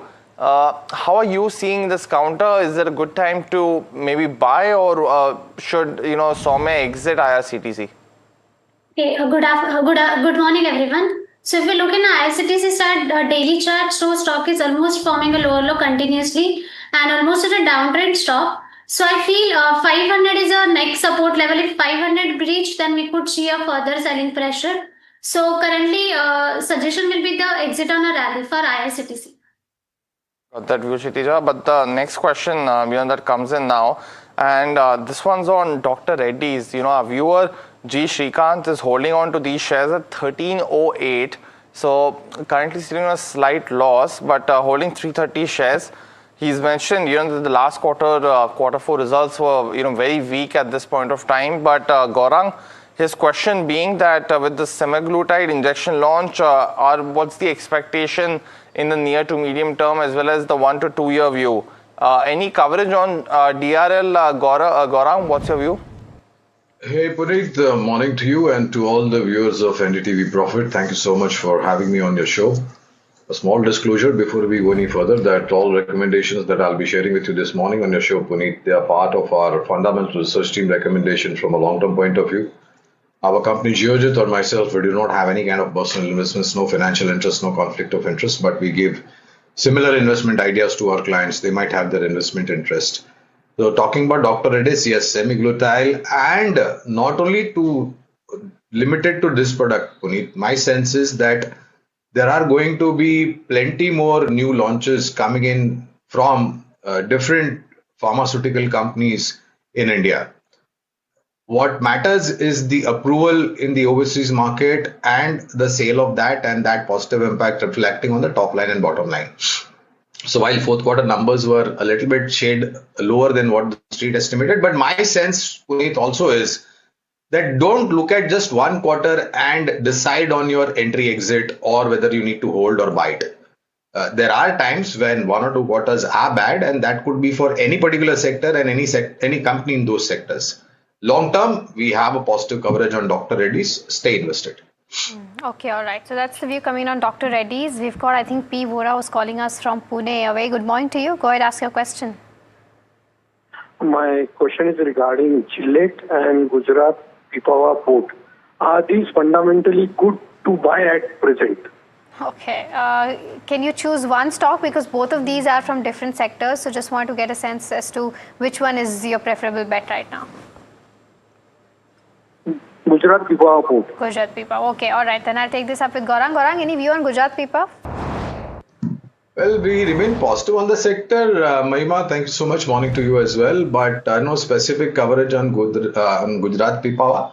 But just to reflect upon the government's policy of Sagarmala Pariyojana and increasing the presence of ports in India, whereby you will definitely have a lot of traffic coming in and handling. We have recently opened a couple of ports down south, and there are a lot more that's going to come up. No specific comments on Gujarat Pipavav since we don't have coverage, but we remain positive on the sector. Got the view, Gaurang. But the next question coming on Hind Copper, and our viewer Lalita from Bengaluru is holding shares at 605. So currently sitting on a loss on this one. But Kshitija, her question being, should she continue to hold on to these stocks or average down? What would be your recommendation? If you look in a Hind Copper chart, so like daily setup is little bit weak, so we could see a further selling pressure around Hind Copper for around 500 and 495 levels. If they want to add, so around they can add around 495 to 500 range will be the better. And higher side like 550, so 560 is a resistance zone for a Hind Copper. So these are the range for the Hind Copper. So they need to they can add around 495 to 500 levels. Okay, all right. The next one that we have is coming in, and this is on Scient DLM. Our viewer wants to know whether this is the right time and the right bet to kind of invest for the next 5 years. Gaurang, would you recommend that? Right time, right stock, and right price. Mahima, I don't think there is anybody in this world who can possibly say the right price and time. But yeah, in terms of investment idea, defense related play, we are positive. Defense stroke capital market, I beg your pardon, capital goods related company. So we have an accumulated stance on Scient DLM. And speaking about defense and defense related plays, Mahima, I would also request your viewers that if you eventually understand and decide and do a little bit of homework and invest in defense related companies, please have 3 to 5 years kind of time horizon, because these companies get orders from government, different sources locally and globally. To execute that order, they need time, because these are high complex, very precise engineering products. You make a prototype, get it through all your approvals and certification, and then the mass scale production starts. So you need that kind of time horizon. Got that view, Gaurang. But the next question that's coming in now, and this one's on a smaller counter, Everready Industries, and our viewers wants to know if it's a good buy for the near to medium term. Kshitija, on the charts, it's a smaller counter. Any coverage? Not coverage, but from a technical perspective, it is a currently good entry for the Everready. So support or stop loss, one can look 315 and higher side around 350 to 360 level maximum resistance is there. So one can look for that target 350 to 360, and lower side support is a 315 for Everready. Okay, all right. Okay. The next one that we have is coming in on Reliance. Our viewer has 125 shares at an average price of 1305. This is Mohit Mehta, who's writing in from Chandigarh. He wants to know whether he can buy more to average out and whether, from a long-term perspective, is that the right strategy to adopt or not? Gaurang, your view on Reliance? Well, data center is the theme, right, Mahima, for the upcoming challenges that the world faces in terms of capability and capacity to be in place. And this is going to translate into a lot of positivity because along with data centers, you have global capability centers coming in. This will translate into positivities not only for power generation companies, but also for power transmission, distribution, and power equipment companies. On Reliance Industries, to be specific to your questions, we do have a positive coverage. If you have it, hold it. If you don't have it, you can continue. You can start accumulating at current levels, and on dips you can add. All right. Well, let's go across, take another caller from Andhra Pradesh now. And Man Singh has a stock query for us. Man Singh, very good morning to you. What's your query? Good morning, sir. I am holding Inox India 50 shares at 1210. Should I book my partial profits and where to invest that partial profit, or should I stay invested in discount? And Man Singh, did you view the charts or the fundamentals before investing into Inox India? Yes, sir. I am following from last 2 years. It's fundamentally very strong, but I am now it is looking somewhat expensive. Right. So last 5-6 trading sessions, it went from 1400 to 1800. Correct. Well, and you've been spotting it. Got that, Man Singh. But Gaurang, on Inox India, I don't know if you have active coverage, but Man Singh has been holding on for the last 2 years at 1200, stocks trading at close to 1800 now. Is it a good time to book profits for him? And if any related areas or other investment ideas that you like to book that profit of? Puneet, look, I always say this, like investing in stock market is an art. Booking profit also is an art in the stock market because eventually you are investing so that your X becomes X plus something. I mentioned him saying that it went up to 1800, he didn't book profits, and now again it is closing close to 1800. So if you think, I'm not giving any advice over here, but if you think that you are getting the kind of return that you possibly had in mind, it is always prudent to do what wisdom tells you to do and what your fine sense of judgment tells you to do. Having endless expectation from your investment in equity market or having endless amount of greed, sometimes, Puneet, profitable investments also turn into losses because of this greed. So use your common sense and wisdom. Okay, all right. So that's the view coming in on Inox India. The next one that we have is on Bharti Airtel. Our viewer Prasad from Hyderabad is holding 15 shares at the levels of 1840. He wants to know whether they can continue to hold or exit. Kshitija, any view on the charts for this one? Okay, so if you look in the Bharti Airtel chart, so like currently stock is trading almost low formation, and now support is a 1775 and highest at their buying price in 1840. So like highest at 1895 level is a possible, but currently views is sideways. Once Bharti Airtel cross this 1830 levels, then stock could go around 1895 levels. Got that view, Kshitija. But the next question is coming in from the hospital space. Ashish from Delhi wants to know between Max as well as Fortis, which is a better pick now. Gaurang, actually over the last couple of days, we started to see these hospital stocks, have another round of move, right, on the stock prices at least. Max definitely not cheap in terms of valuations, but between them, if you have a preference as well as your coverage in the hospital space. So Puneet, I have one more thing to add. The ongoing conflict in Middle East is, according to me, if my understanding is right, healthcare and pharma and diagnostic centers, they are relatively insulated from the external shocks of volatile prices, energy prices. And they are equally insulated with raw material, cost going up because of the conflict and the supply chain side issue. We have coverage on 4 names from long-term point of view: Apollo Hospital, Fortis Healthcare, Max Healthcare, and Narayan Rudalaya. Okay, all right. It's time to take a look at the F&O space now, and we have Sharad joining by to give us a perspective on what's working and what's not working. I think, Sharad, it's the FMCG pack that's doing well today. Well, exactly, you're right. And Mahima, of course, some companies came out with the management meet and the tone was quite bullish, and that's why we are seeing a good basket buying happening. And look at the consumption names. HUL and even Trent are leading the pack. Good momentum coming in other FMCG players as well. ICICI Bank, Kotak Mahindra Bank, and even Axis Bank. Largely the private banks and Reliance are doing well in trade. Now, no major sell-off concerns, to be honest here, and overall the technical setup does look good even in an uncertain market. Also, let's see the key long build-up, what's happening in stock-specific moves. And yes, it's the FMCG pack which is doing well. And we had discussed earlier about the defensives also. They do not have much global exposure. So that's also something which the street is taking some kind of, relaxation on that. Of course, Dabur, Colgate also make it to the list. Colgate, of course, keep in focus on the management meet also, which was there earlier as well.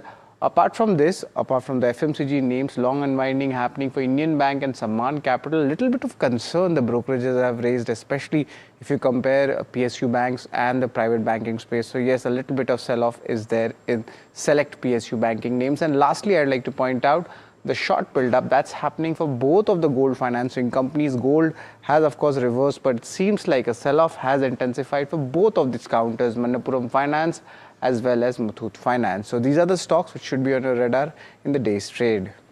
Got the view. Thanks so much for that, Sharad. But let's go across to another query now, and this is from the tyre space. Mohammed Yusuf is holding on to JK Tyres, bought at 406 rupees per share, and he's holding close to 1170 shares. So his question being, Gaurang, what should he do with this counter now? We've seen, of course, the crude price volatility and whatever happens in the Middle East as well being an impact. But any specific view on JK Tyres?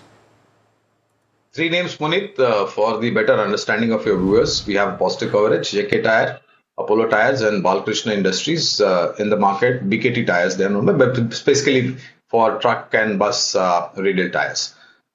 One positive thing that happens with this particular situation, Puneet, is that very conveniently and easily the tire manufacturing companies pass on the price increase in case if they take they're going to take a hard hit on their profit margins. So consumers like you and me have to eventually pay that particular high price. Point number one. Point number two, tire happens to be a very crucial component in any vehicle, whether it is a bicycle, whether it is a two-wheeler, three-wheeler, four-wheeler, passenger vehicle, tractor, agri-equipments, or commercial vehicles.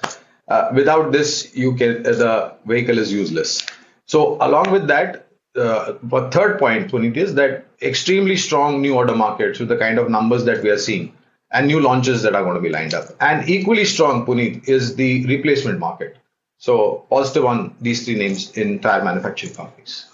Got that view, Gaurang. But viewers, let's go across and start the rapid fire round in this edition of Ask Profit. Kshitija as well as Gaurang, keep your answers as short as possible so that we can take as many queries in the next 3 to 4 minutes. The first one coming in from Shobha from Bangalore. She is holding on to Yes Bank at 21.8.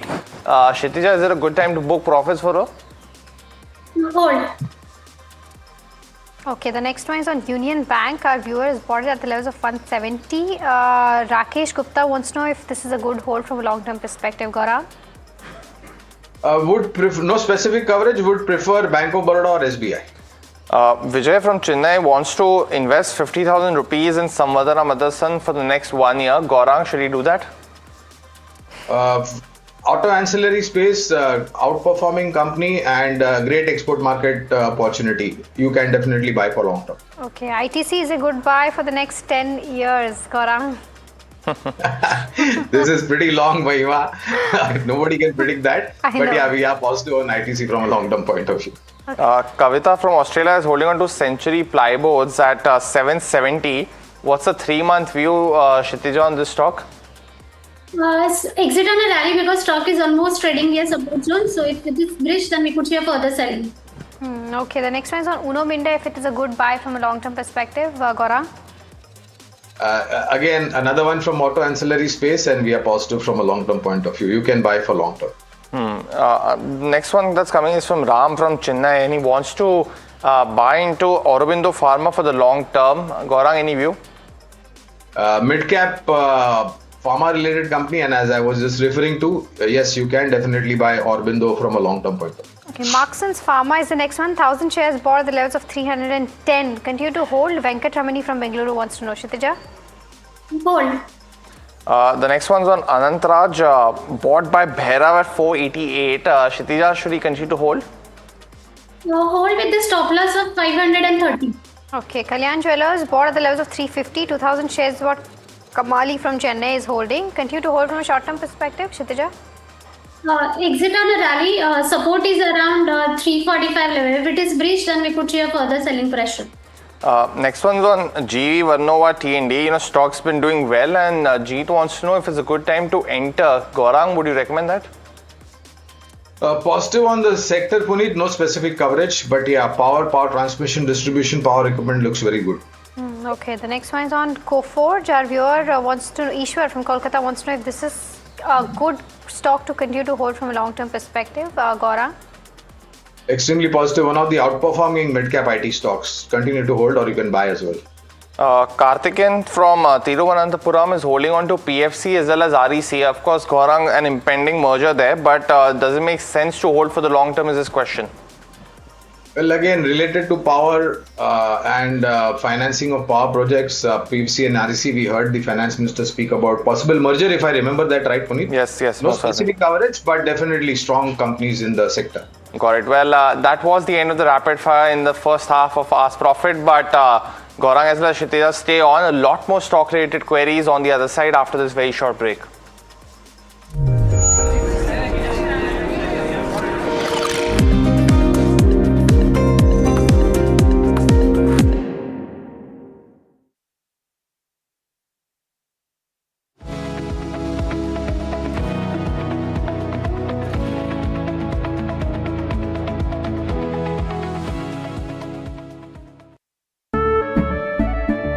केसरिया से मन जोगी हुआ रे दिल झूमे देखो मतवारा हुआ रे केसरिया से मन जोगी हुआ हर पल मनाओ केसरी त्योहार विमल बोलो जुबान केसरी। अंबा शक्ति प्लांट की वर्ल्ड रेनाउंड टेक्नोलॉजी देती है स्टील को ज्यादा ताकत हर बार।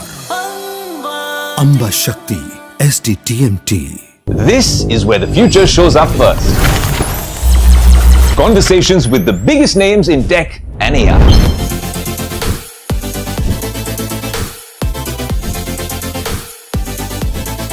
Putting tech through its paces. No fancy jargon or spec sheets, just what matters. If it's shaping the future, you'll see it here first. The Tesla Model Y. This is Tech 360. Real talk, real reviews across the NDTV network.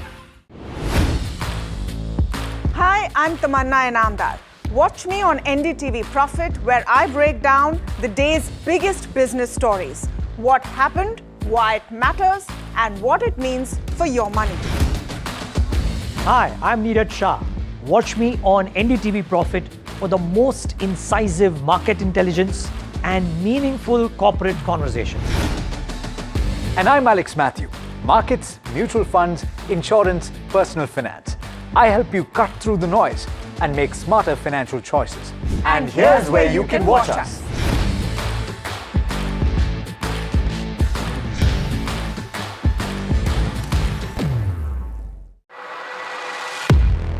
He has been tracking markets for over a decade, spots the trends before they hit the screen. And he is now bringing his analysis to the show that the market watches. Watch Sharad Dubey on Know Your Company, a show that puts the most traded stocks under the scanner. We dissect the company so that you, the investor, don't have to get the management to answer questions relevant to you. Watch Know Your Company weekdays at 11:30 a.m. to understand your next big bet. India Inc.'s most respected names chose India Inc.'s best and brightest. I'm delighted to be chairman of such distinguished fellow businessmen, bankers. It's just lovely to be back on this NDTV jury. I have been a fan of NDTV for a long time. Many of the nominees are extremely close together in terms of what they've done. Gender parity to be reflected while we choose leadership as well. It's also important that how they are reshaping the industries. We got a fantastic jury and we've left all decisions to the wisdom of the jury. Who will earn India's top business honors? Find out on 3rd July. at the NDTV Profit Business Leadership Awards.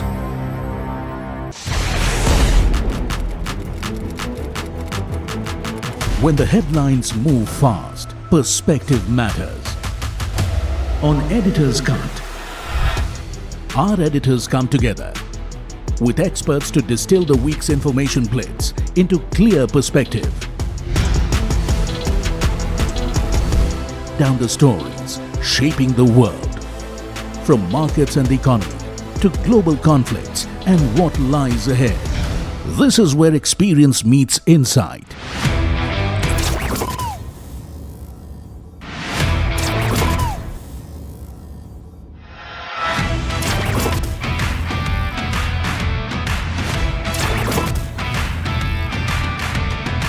No noise, no hype, just sharp takes on what to watch next. Editor's Cut, every Friday, 3:30 p.m. only on NDTV Profit. The news, Ayush. Since when do we do scripts? Fair point. Picture this. The biggest stage. Floodlights. Wow. 4K, the works. Where's the hook? There's going to be celebrities and guaranteed eyeballs. Where's the hook? Think about this. Front page advertising.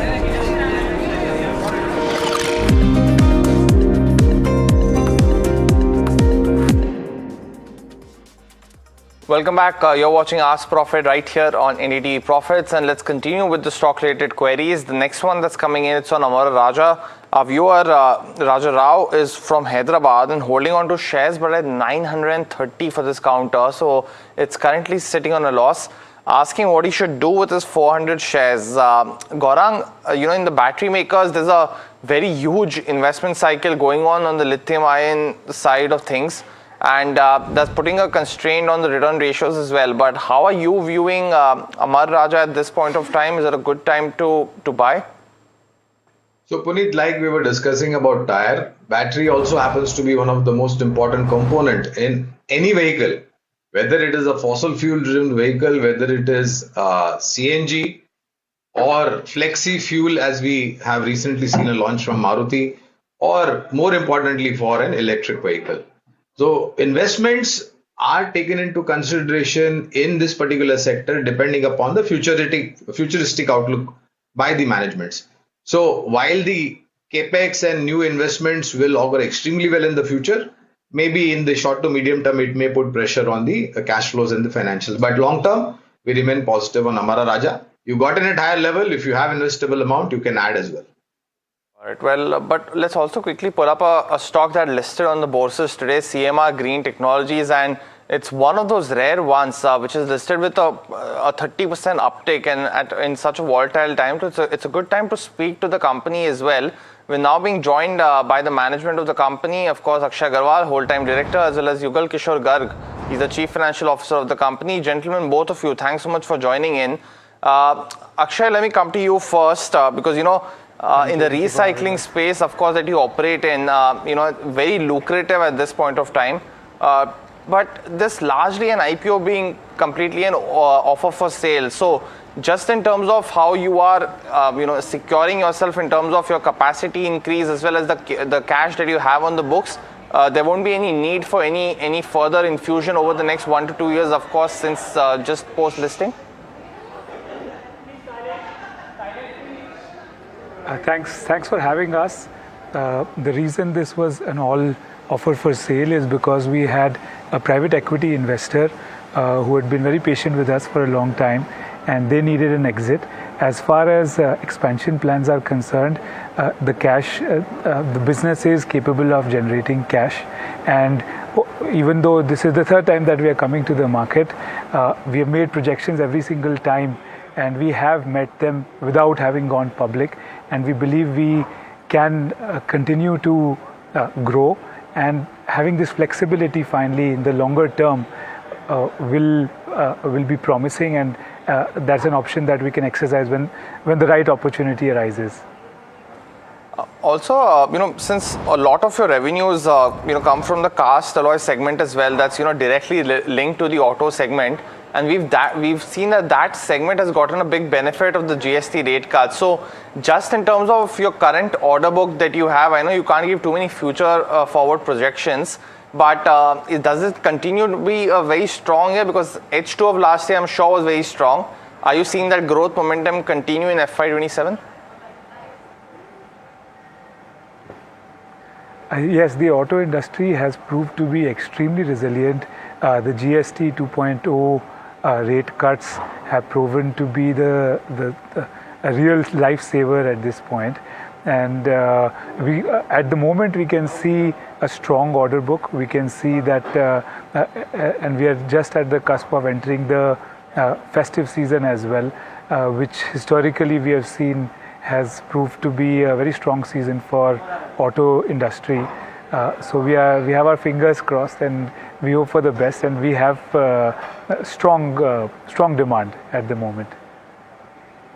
Also, if you can just give us some perspective on, because you're also in the secondary aluminum market as well, and that has been volatile, especially since almost 9 to 10% of global aluminum is coming from the Middle East. So how have you seen prices inch up for that product? Also, I think at this point of time, the demand for aluminum from your company also might be, at its peak essentially. So if you can give us some perspective, what's your current capacity in this segment, and how has pricing as well as your availability for scrap been at this point of time?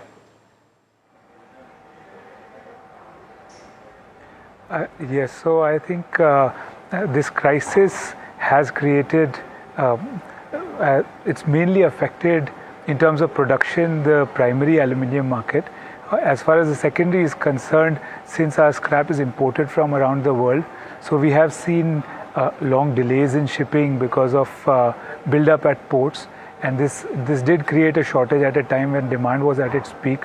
But given the strong operating systems that we have in place, we have been able to meet that extra demand for our customers despite that shortage.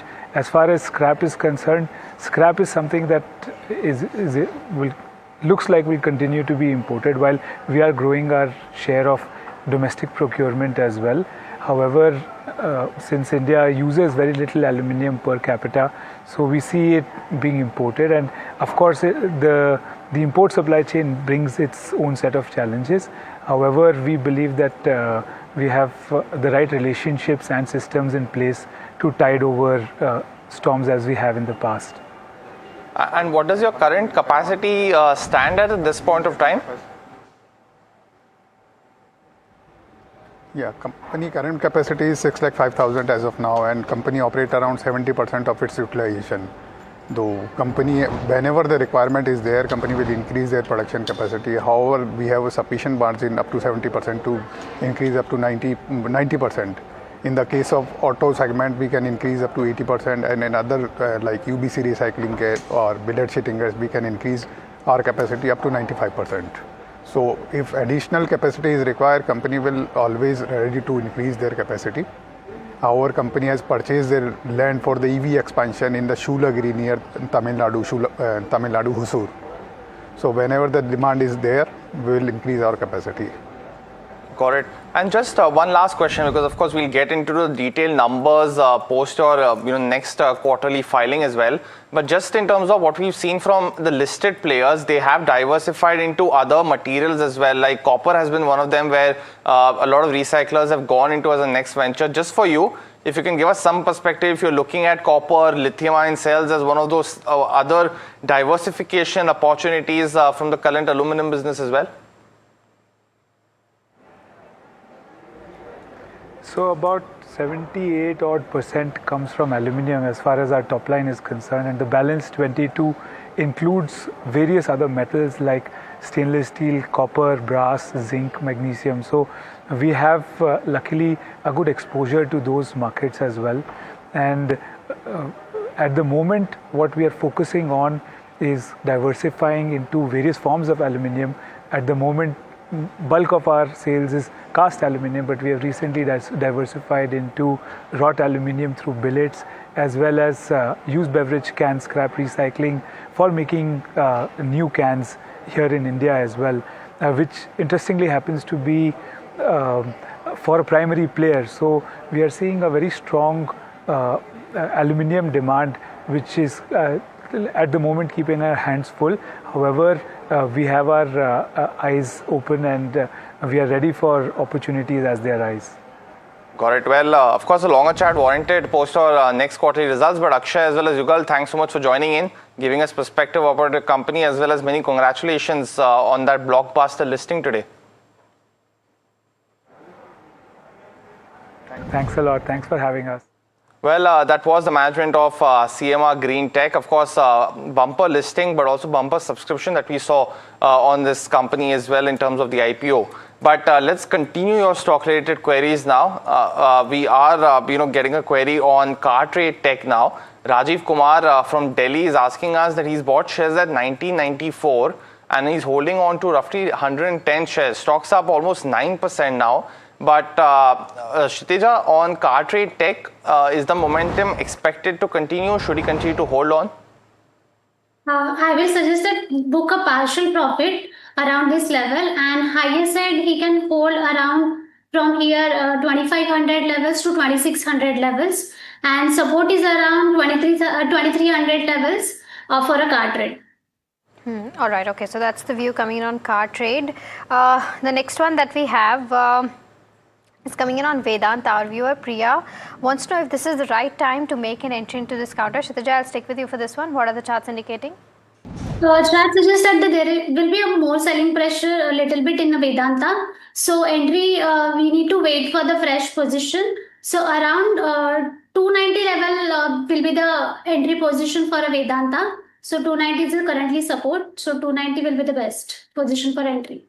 Got it. Also on Sri Renuka Sugar as well, Kshitija, Ashish from Bangalore is holding on to shares, but he's bought it 55. So he's down more than 50 to 60% on this counter.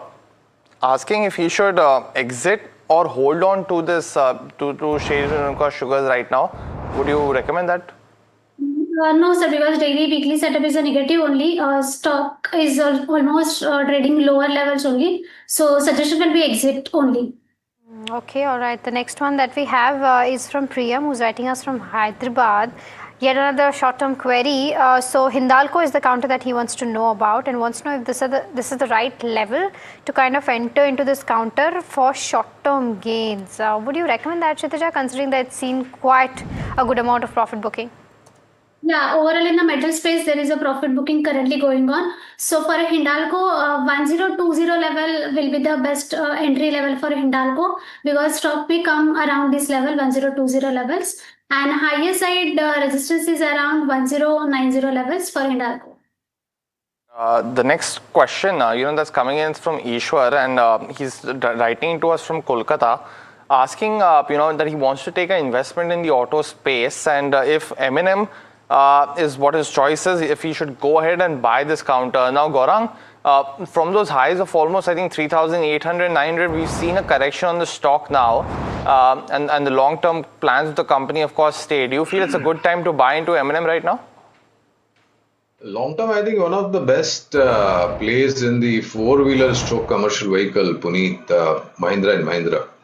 And the downside looks extremely protected from here. We have a positive coverage on M&M from a long-term point of view. Okay, all right. So that's the view coming in on M&M. The next one that we have is on Paras Defense. Prajwal Govda has bought it at the price of 657. 20 shares is what he's holding, and he wants to know the technical view on this one. So Kshitija, your view on Paras Defense?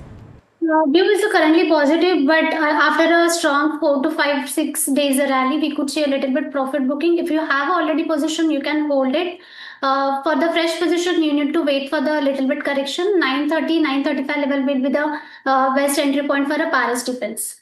The next one that's coming in, and pull up Dixon Technologies now as well. Companies signed a new joint venture today to enter the telecom product space as well as the networking ones. They will be also used for data centers. So that was a crucial news for the company. But Suman from Kolkata actually wants to know if he can start accumulating this counter now. So he's not bought into it, wants to know a long-term perspective there. Gaurang, on Dixon Tech, of course, fallen from the highs of almost 18,000 rupees, and I think that Vivo JV is what we are watching out for. But is it a good time to buy into it, or should he wait for some clarity on the Vivo JV part and then probably take a call? Well, I think waiting for clarity and whether this deal happens or not. Let us look at the sector first, Puneet, and tremendous amount of positivity in terms of the policy that the government has put in place, PLI scheme, and most of these companies, Puneet, who are into AMS, now whether it is to do with PCBs, semiconductor chips, or any other product, they have gone ahead and invested in capex also. And the government's minister's statement and the view is that not only India will be self-sufficient with these products, but there will be a huge export market opportunity, like in defense we were discussing earlier. So this company happens to be the frontline company in this particular sector. No specific coverage since we don't have coverage on Dixon, but we like Amber Enterprises, CG Power, and PG Electroplast. Okay, all right. The next one is on KFin Tech. 152 shares bought at the levels of 927. Our viewer is holding from a perspective of 2 years. But based on the charts is what, do we have the name of this person? Okay, I don't think we do. Okay, this is from Shankar. And he's saying that he's looked at the long-term charts for this one and considered buying KFin Tech. Should I hold average exit, Kshitija? Your view? From the chart, KFin Technology on a daily chart, it's almost trading the lower low formation. So currently trading near a support zone. If this support hold around 830 level, we could see from here a bounce back around 980 levels from a long term, like 1 year perspective. So 980 will be the higher side resistance as per the weekly and monthly time frame. At this from a long-term perspective of at least 2 years. So on a weekly time frame, could you give a perspective? Yeah, so currently stock is trading there in the weekly time frame is a support zone only. So if we have that position, so they can hold for a higher side. If it is 980 levels cross, then we could see a 1150 levels for a KFin Tech. Let's go across, take another caller now from Andhra Pradesh, and Gauri Shankar dialing in for a stock query. Good morning, welcome to the show. What's your query? This is regarding State Bank, sir. State Bank of India. Okay. Hello. Yes, It's sir. a short-term view because I bought it around 980 rupees recently. Okay. Short-term, within this week, can it go up or is a dicey situation? Can you, technical or fundamental, whatever it is, kindly Got it. clarify. Got it. Kshitija, on SBI, Gauri Shankar has bought it at 980. Is it a good time to book out, or should he ride the wave? Yes, they can wait for a few more coming trading sessions. So highest at 1070 will be the target, and support is around 970 levels. Okay, all right. So that's the view coming on SBI. The next one that we have is on MRPL. Deepak from Coimbatore has purchased it at the levels of 158. Wants to know if he can book his profits at the current levels or not. 148 is the buying price, and currently it's trading at around 169. Kshitija, what would you recommend? Book profit will be the suggested, and a higher side 177 to 180 level they can hold remaining position, and support is around 158 level. Got that view, Kshitija. But the next one, and this query is specifically picked up for Gaurang only because one of our viewers has bought Indigo Paints at 1490, which was the IPO price. Now currently, if you pull up the chart, of course the stock's trading below that level, but it had gone up to almost 3,000 rupees when it listed. So he could have doubled his money. And I think, Gaurang, you've highlighted us that, while not in so many words, there is a good time that you should take some money off the table when you get the chance, and it's a very intuitive call. But on Indigo Paints, how are you viewing this counter now? And should he continue to hold these shares? Because paint space also going through its own set of challenges. How are you viewing this counter, and any view that you can offer our viewers, since he's currently sitting on a loss as well? What should Mr. Damodaran do?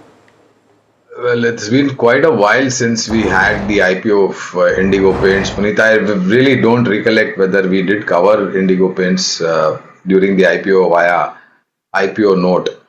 But on the sector, first of all, Puneet, we remain positive. We have coverage on Kansai, Narolak, Berger Paints and Asian Paints. Now, the reason why there is a concern in the immediate short to medium term is because of the dependency of paint sector on crude and crude derivatives. As happens to be one of the core inputs, raw material for paint industry. But the opportunity is quite big, whether it is to do with the infrastructure, real estate sector, and renovation of your home. We remain positive. Unfortunately, he saw 3,000 plus levels, and that's what exactly I was trying to say. When you double your money, you need to be a little bit proactive, because that's a fantastic return you get. By no ways I'm trying to give any buy, sell, or hold advice, but like I mentioned earlier, use your wisdom and common sense sometimes. Okay, all right. So that's the view coming on the paint space. We've got Sai, who's calling us from Hyderabad. Sai, a very good morning to you. Go ahead, ask your question. Yeah, good morning. I'm having shares of Punjab National Bank since 3-4 months, I guess, and I'm willing to hold it for 2 years. But what sort of target can I expect? I'm having 7 shares of it, and actually I'm willing to switch some amount to ITC. Actually, is it a good choice, or any other Nifty 50 company can you suggest, please? Okay. Nice way of swooping in two questions, Sai, but I'll take your question. Gaurang, do you think PNB is a good hold for the next 2 years? And if he wants to, diversify some money in a Nifty 50 stock, which would that be? So, Mahima, not only investors have become smart about market understanding, but also about asking questions, right? So, having said that, look, on PNB, he asked for a target long term on the fundamental. Our targets are somewhere close to about 135 to 145. These targets would get revised in case if the earnings improve, and which we strongly believe for the BFSI segment. We believe that is banking, public sector, private sector, as well as strong NBFCs would deliver good set of numbers. He also asked about a large cap name. So one name again in banking, if I have to choose, would be private sector bank, ICICI Bank. Got that view, Gaurang. But the next question, this is from Akhil from Pune, a very interesting one again, because he wants to invest in some of those battery numbers, and Gaurang did answer a query on Amara Raja, but he started investing in HEG at a price of 543. So he's asking if he should hold on to this counter a little longer. Now, Gaurang, I think this whole space of battery recycling, amongst others, are continuing to gain a lot of traction now at this point of time, because the growth is quite bigger than the large cap companies right now. If not within the active coverage, though, if you can give us some perspective of how you're seeing these recycling companies, and we only have a couple of them in HEG as well as graphite, but do you think that's a prospective area to look at? These two companies also have a history, Puneet. China Electrodes, Curb, Band, Advantage India, both these stocks, HEG and graphite, they defied the law of gravity, Puneet, once upon a time. But then after that, they've been downward move. No specific coverage on either. But if you want to play batteries and battery related, then instead of going for ancillary names, why don't you go directly for either Amara Raja Battery or Exide Industries? As a disclosure again, we have positive coverage on both. All right, it's time for our second rapid fire round. Gaurang and Kshitija, you both know the drill. The next one is on Mosh Chip. Gary from Agra wants to know if this is the right time to enter Mosh Chip or not. Your view, Kshitija? Right time for the Mosh Chip is we can enter at this level. So view is a buy, and support is around 199 level. Got it. Dilip Nandi from Kolkata is holding on to Vari Energies at 2832. Gaurang, should he continue to do that? Vari Energies, we don't have coverage. Vari Technologies, which we are positive on, unfortunately. Okay, PNB Housing, 40 shares bought at the levels of 802. Sell or hold? Murthy from Hyderabad wants to know. Kshitija? The selling pressure will be there, so you will sell. Got it. The next question, that's coming in now, and this one's, I think we took a query on Reliance, right? Yeah. Okay, IRB Infra is the next one. Then our viewer has bought shares at 31. Kshitija, should Bhaskar continue to hold these counter now? Exit, sell will be the view. Okay, the next one is on Ashok Leyland, 400 shares bought at the levels of 174. Average out, hold, sell. Gaurang? One small correction, Mahima, Vari Energies earlier question, we do have positive coverage. On Vari Technologies, we don't have coverage. I got mixed. Okay. Ashok Leyland, hold for long term. Got it. And Gaurang, what's your view on Vari Energy? Should he continue to hold? Yes, we have a buy stroke hold. I mean, you can Buy stroke definitely hold, hold and okay. you can even add Got it. from a long-term point of view, Vari Energies. Got it. Also on ITC Hotels and Lemon Tree Hotels, Gaurang, do either of them, pick in favor for you? This is Surya from Pune who's asking this question. Positive on the sector again. ITC Hotel has huge, not only ITC, Lemon Tree and others, GVK Hotel, Indian Hotels. We like Indian hotels in this particular sector, but ITC Hotels happens to be a strong play. Okay. No specific comments. Okay, is my trip? Dr. Lavinia from Eluru is holding 50,000 shares, bought at the levels of 9 rupees. Hold, sell. Kshitija? Now hold. Got it. The next one coming is from Sagar. He purchased Wipro at 181. So I think post the correction, Gaurang he's got into it. Should he continue to hold his 250 shares? The sad part about this frontline IT company, Puneet, is the numbers. Very deserved. I don't even remember which was the quarter in the last many financial years they delivered good set of numbers. We have a positive coverage as a disclosure, but an underperforming stock. Target is somewhere close to 220. 220. Okay, all right. So that brings us to the end of course, this rapid fire round. Kshitija and Gaurang, thank you so much for taking out the time and helping us answer all those stock related queries. But I think a breaking story from Piyush is what we've gotten, and it's important to address that because overall banks have started to hike their FCNRB deposit rates. They're expecting deposit rates to be hiked by anywhere between 300 to 350 basis points. HDFC Bank, Yes Bank, AU Small Finance Bank hike FCNRB deposit rates. HDFC Bank has set the rate at 6%. For Yes Bank, it is at 7.1%. For AU Small Finance Bank, the rate is set at around 7.1%.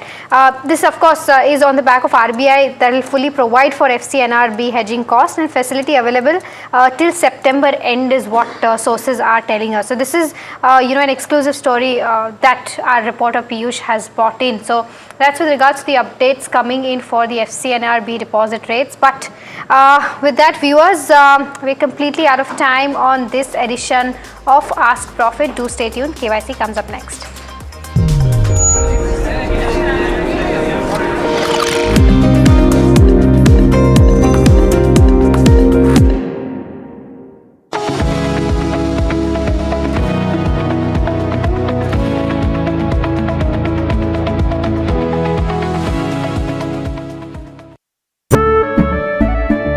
केसरिया से मन जोगी हुआ रे, दिल झूमे देखो मतवारा हुआ रे, केसरिया से मन जोगी हुआ। हर पल मनाओ केसरी त्योहार।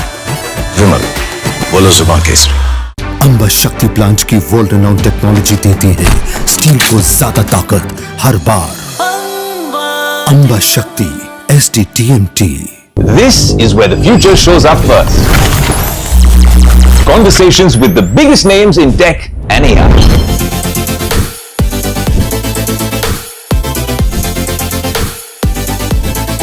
Putting tech through its paces.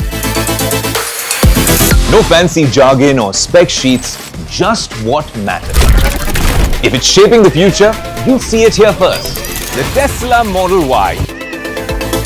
This is Tech 360, real talk, real reviews across the NDTV network.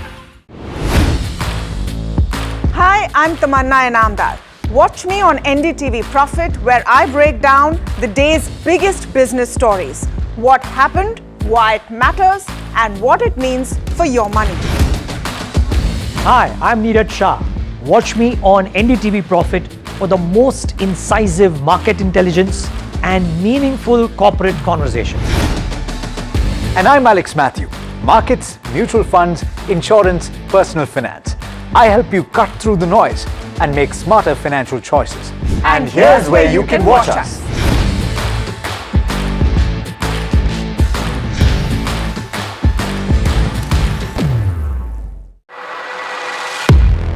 He has been tracking markets for over a decade, spots the trends before they hit the screen. And he is now bringing his analysis to the show that the market watches. Watch Sharad Dubey on Know Your Company, a show that puts the most traded stocks under the scanner. We dissect the company so that you, the investor, don't have to. Get the management to answer questions relevant to you. Watch Know Your Company weekdays at 11:30 a.m. to understand your next big bet. India Inc.'s most respected names chose India Inc.'s best and brightest. I'm delighted to be chairing of such distinguished fellow businessmen, bankers. It's just lovely to be back on this NDTV jury. I have been a fan of NDTV for a long time. Many of the nominees are extremely close together in terms of what they've done. Gender parity to be reflected while we choose leadership as well. It's also important that how they are reshaping the industries. We got a fantastic jury and we've left all decisions to the wisdom of the jury. Who will learn?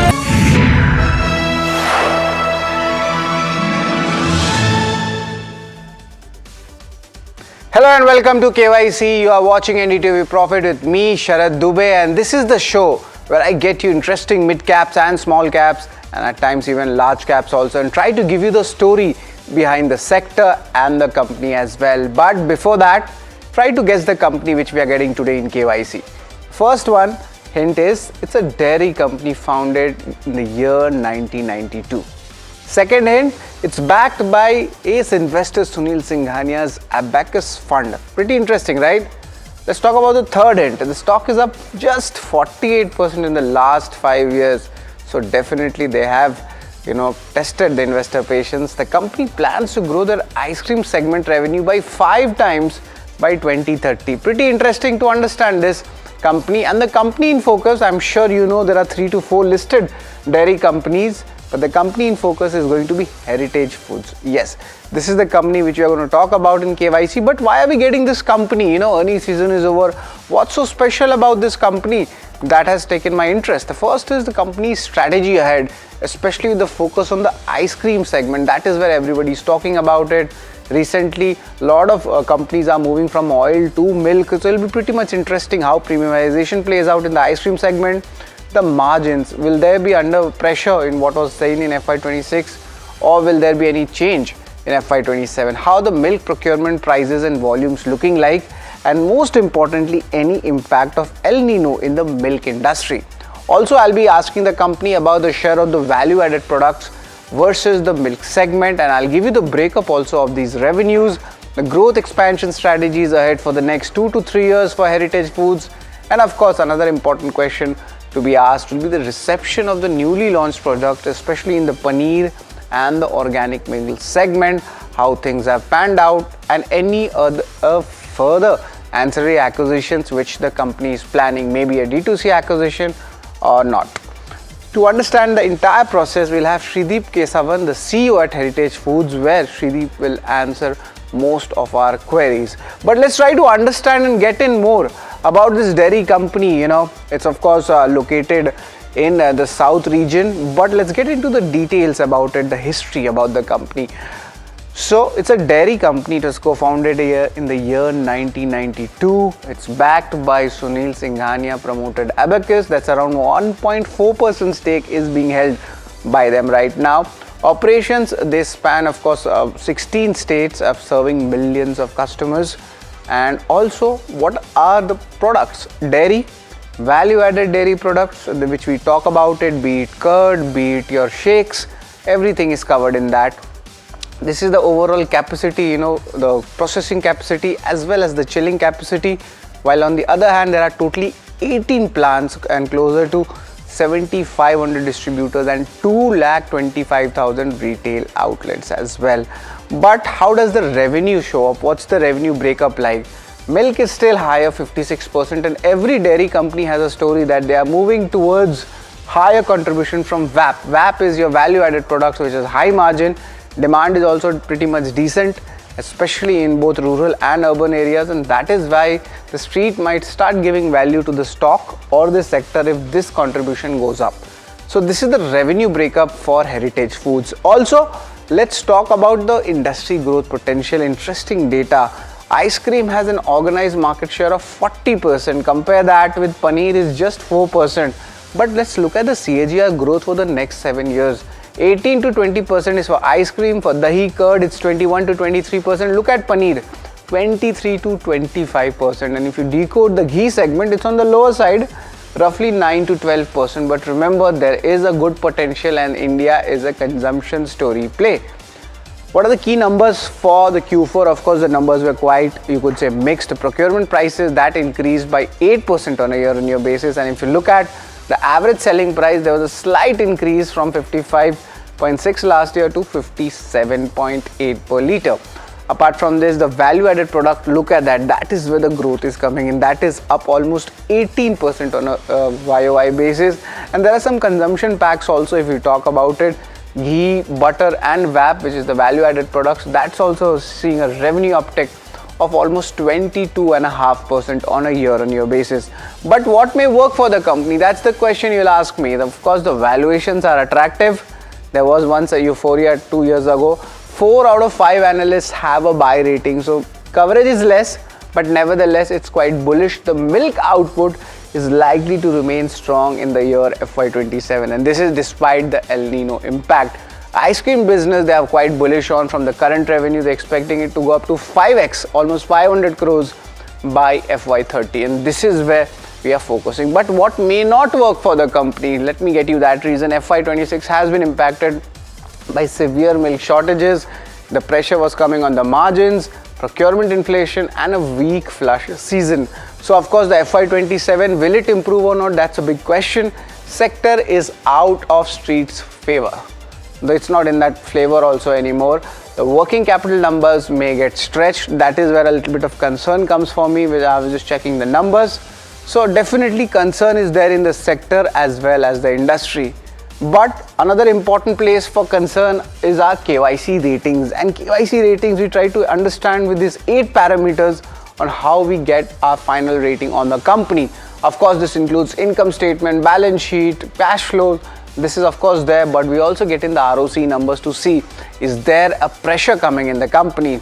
Apart from this, we also have the street cred, which is nothing but how much the money has actually been made by the stock for a long-term investor, short-term investor, and also we get in shareholding, valuations, we compare them with the other dairy players, and of course the outlook, both company specific and the industry. We get you all of these details compressed in the 8 ratings. So let's start with the first rating, and that is the income statement. An income statement, largely the 3-year CAGR numbers. Top line is not that impressive, it's just 12%, but if you look at how the EBITDA is panning out, or even how the PAT is panning out, that's where we see almost 20% plus CAGR gains coming in. But my concern is in the 4th quarter numbers and also the FY26 numbers. There was an impact, and that is where we are seeing it, and it's an aberration. So both EBITDA and PAT, that is where the hit has come in on a year-on-year basis. And largely we see the margins have been in between that 4 to 8% range, but there is a correction from 8% coming down to 6% odd. So there is compression of margins. The management also stated, I gave you the reasons for it also. So it is giving a very mixed signals right now. So I'm going to give this a neutral rating. Let's talk about balance sheet. Balance sheet is largely for a company's this size. They have maintained it decently. But the borrowing, of course, this of ex-lease liabilities, the number comes in at 324 crore rupees. When it comes to the bank numbers also, it's kind of decent. But yes, in case there are some payment issues, then receivables might be in question. But it's nothing there right now on the balance sheet as of now. It's quite decent. A little bit of increase is there in the debt equity ratio. It's almost 0.3 times, but no major concern. So it's a neutral rating as well when it comes to the balance sheet. So we spoke about income statement, balance sheet. Largely neutral ratings I have given. Let's see what's happening in cash flow. And of course, look at the cash flow numbers. They were pretty strong in FY24, but that cash flow from operations seems to have come off in FY25 and 26. Largely the conversion has been pretty strong, and the net cash flows also, a little bit of adjustments are definitely there. But net, nothing much major to learn from this cash flow, to be honest. So I'm going to give this a neutral rating as well. Now a little bit of concern comes in for the return ratios. Largely it has been very volatile. You saw in FY22 the company enjoyed almost a 20% ROC numbers, and after that it has been kind of downhill, and it's tried to come up, and it's back at that 24 in FY25. But then again, the margin pressures which came in the business, that also impacted the ROC numbers, and it's at 14% right now. So a very volatile kind of a setup for a dairy company when it comes to the ROC. And remember, expansion is at play. Ice cream का business भी धंधा बढ़ा रहे हैं और 2-3 नए launches भी कर रहे हैं company. So it's a neutral rating right now when it comes to the ROCE. Let's talk about shareholding. What has happened, what hasn't. Promoter stake hasn't been, touched over the last 2 years. But look at the variations for FIs. March 24 it was 2%. It went up to 6%. Again, it's back to 2%. So FIs haven't moved out, but a lot of volatility has come in. DI is also a little bit of concern is there. It was as high as 11% in March 24, but after that it fell to 4%, and now a little bit of DI buying is happening. Can you call it smart money entering again to the stock? We need to see and wait it out. So net, it's giving us mixed signals for the shareholding pattern. So I'm going to give this a neutral rating. Let's also talk about street cred, what has happened, and I think that's where the concern lies. I had given you the hint. The company has just made 48% in the last 5 years, and that is not good. If you're a long-term investor, the stock has tested your patience, and from 2025 highs, the stock is down 40%, and if you look at the last 1 year, stock is down 32%. A minor increase coming in from March lows this year, but a lot of stocks went up. So net, yes, the stock hasn't made money for much of the investors, and I'm going to give this a thumbs down as well in my analysis. But the question is, if there is so much stock fall, does this make the valuations quite attractive? Well, the entire sector has seen a churn, and that is why most of the stocks which were trading at 40-50 times almost 2 years ago all have corrected, and they are stabilizing right now. Does it mean it's quite cheap? Well, it's evenly priced, I would say. I wouldn't make it very cheap also, because the sector has seen a derating, and remember, there is a cyclicality in a dairy sector. 20 times, 23 times, 26 times, most of the stocks are in that range except Hatsun Agro. That is where it's trading at 57 times the forward P numbers. So I'm going to give this a neutral rating when it comes to the valuations on the peer analysis. But let's try to understand the outlook segment. What's more important? Let's get in. The first important point is the expansion happening across fresh, ice cream and modern trade channels. Of course, quick commerce is also coming in, and they can have high margin value added products which are coming on the shelves. So that is an expansion strategy. The value added portfolio, that's one of the most important things to track when it comes to a dairy company. Now recently they launched Heritage Creamy Shakes. It's something like an Amul Cool, just to simplify it for you. These are your milkshakes, and also the frozen Malai Paneer cubes. Remember, these products have a higher shelf life also. India's milk output is expected to rise 7% in FY27 despite weak monsoon risk. So this is a positive point as well. So for this outlook, I'm going to give this a thumbs up. But let's try to revise the numbers for Heritage Foods right now in those 8 parameters which we have tracked at KYC. Largely it has been quite neutral: income statement, balance sheet, cash flow and return ratios, because there is some positive, there is some negative. Same thing happens here, but street cred, the stock hasn't made money for the investors. That's my concern. But on the other hand, the outlook, both industry and company specific, does show that the company is at a point of inflection. So let's see what's the total story all about. And the KYC rating is 4 out of 8 for Heritage Foods. It's largely quite neutral from our analysis, but which side will the story go, positive side or the negative side? So to get that, we'll have Shrideep N. Kesavan. He's the CEO of Heritage Foods. He joined this company as a CEO over the last, you could say, 5 years, and more than 2 decades of experience he has in business leadership. One interesting snippet about him is the ex-VP of Coca-Cola India and South and education from Excelrai Jamshedpur. So pretty interesting take from Shrideep. But before all this conversation, we'll come back in a very short break. Stay tuned.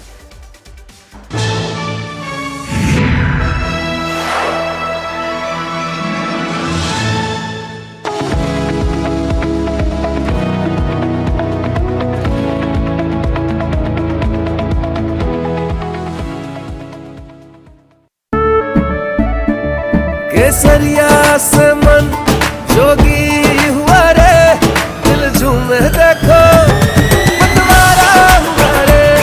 केसरिया से मन हर पल मनाओ केसरी त्योहार। विमल, बोलो जुबान केसरी। अंबा शक्ति plant की world renowned technology देती है स्टील को ज्यादा ताकत हर बार। अंबा शक्ति SDTMT। This is where the future shows up first. Conversations with the biggest names in tech and AI.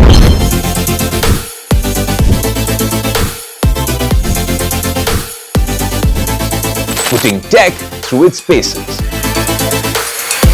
No fancy jargon or spec sheets, just what matters. If it's shaping the future, you'll see it here first. The Tesla Model Y. This is Tech 360. Real talk, real reviews across the NDTV network. Hi, I'm Tamanna Inamdar. Watch me on NDTV Profit, where I break down the day's biggest business stories. What happened, why it matters, and what it means for your money. Hi, I'm Neeraj Shah. Watch me on NDTV Profit for the most incisive market intelligence and meaningful corporate conversations. And I'm Alex Matthew. Markets, mutual funds, insurance, personal finance. I help you cut through the noise and make smarter financial choices. And here's where you can watch us.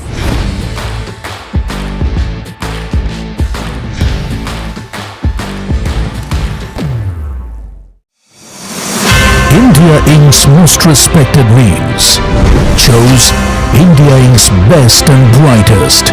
I'm delighted to be chairman of such distinguished fellow businessmen, bankers.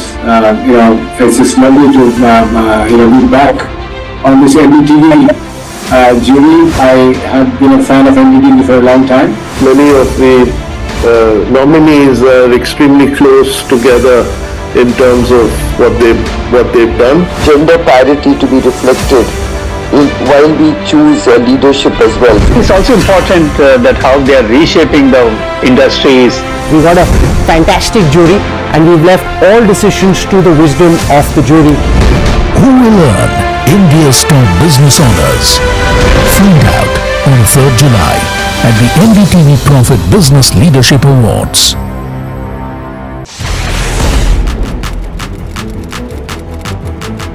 When the headlines move fast, perspective matters. On Editor's Cut, our editors come together with experts to distill the week's information plates into clear perspective. Down the stories shaping the world, from markets and the economy.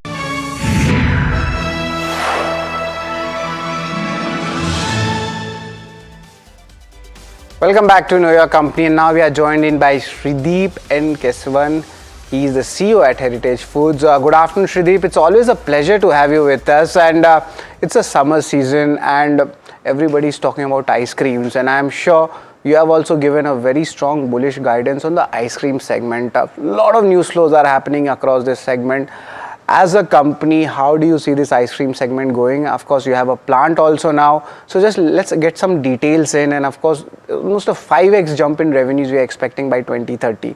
So your view on that, Shrideep. Thanks, Sharad, for having me on the show. It's always a pleasure.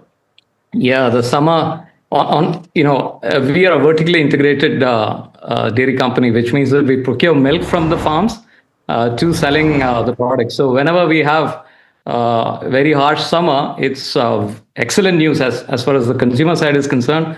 But at the same time, I'm a little bit concerned about the milk procurement as well. Now, coming specifically to the question that you asked, ice creams, at this point in time, it's doing fantastic.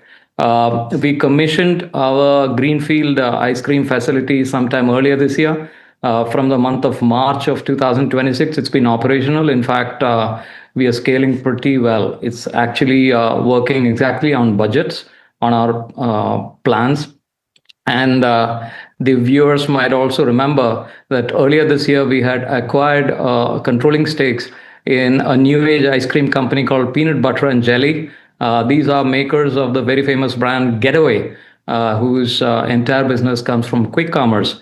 And that's also doing exceedingly well for us in the last couple of months of this particular quarter. Ice creams has been the focus area for us. because it's also an area where we have made a capex investment in recent times, also the acquisition, and the weather has been exceedingly good. Yes, weather and for customers, the ice cream has been very good. It's a summer, it's on, everybody is enjoying that. But you're in the business also of ice cream, and there is something called the milk procurement prices and the volumes. On the raw material side or the supply side, how are the pricing actually looking?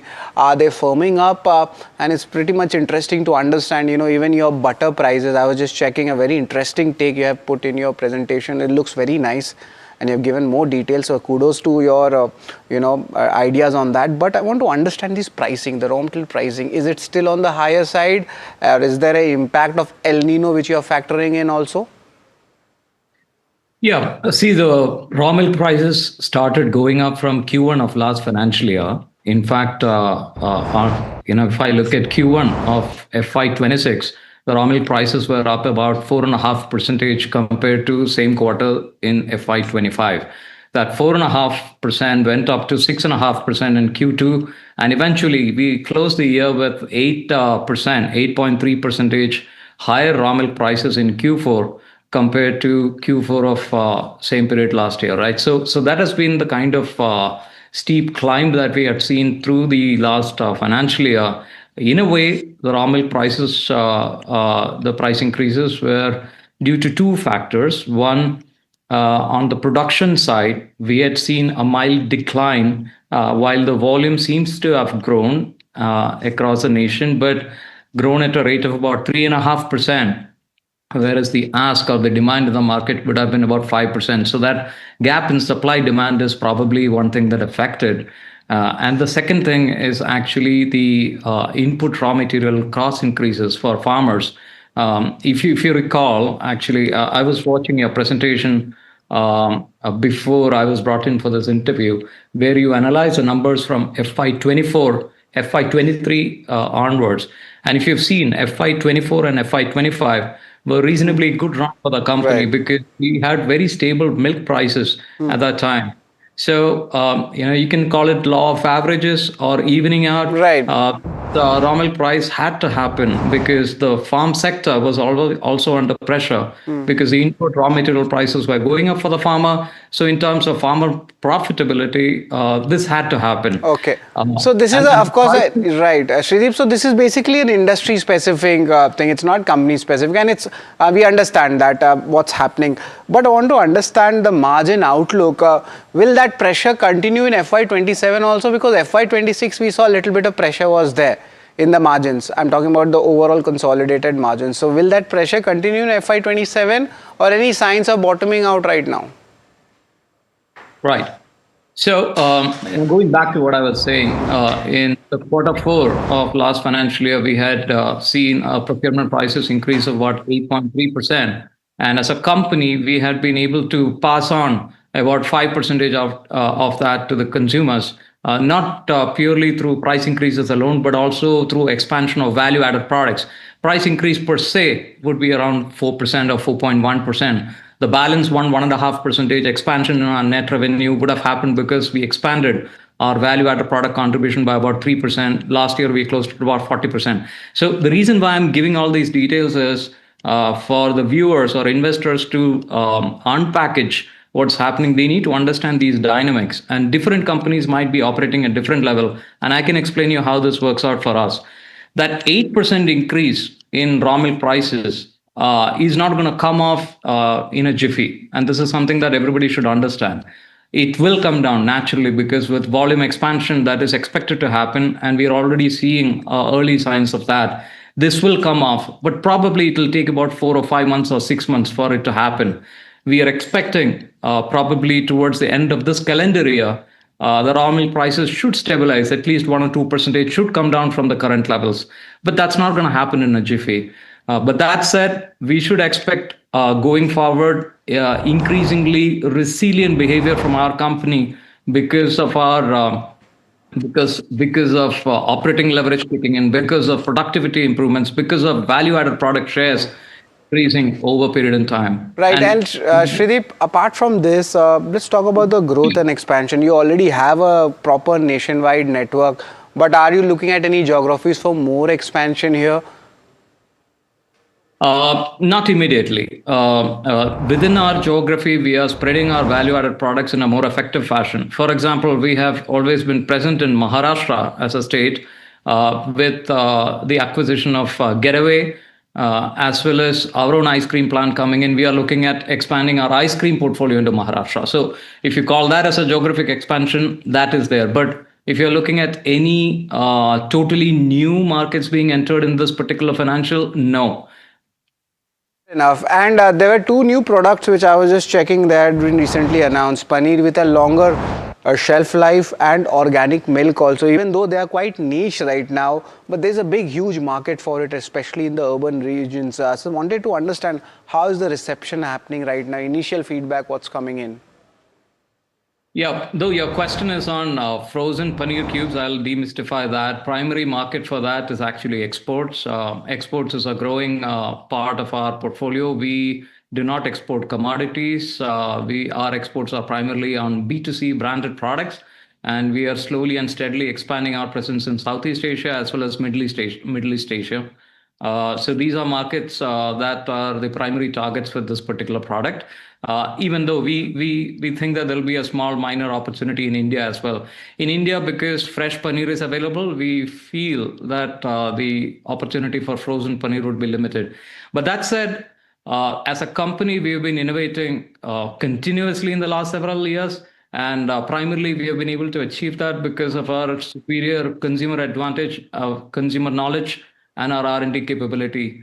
And in paneer itself, last year we launched Nourish Plus High Protein Paneer, which has already become 15% of our overall paneer portfolio. Exactly. Paneer means for a vegetarian, it's a protein source, and we all know protein, how important it has become. Shrideep, it's wonderful to talk with you. You have given us some important dynamics about your company and also the industry which you are operating in. It's a bit tough, but nevertheless, a brave face, and of course, some operational efficiencies also at play. Thank you very much, Shrideep, for your time, and best of luck for the future. So interesting take coming in for a dairy company and how it's actually moving to an export play with value-added products and ice cream segment, which they are going very bullish on. So for interesting stories like this, stay tuned to NDTV Profit, and yes, keep watching KYC.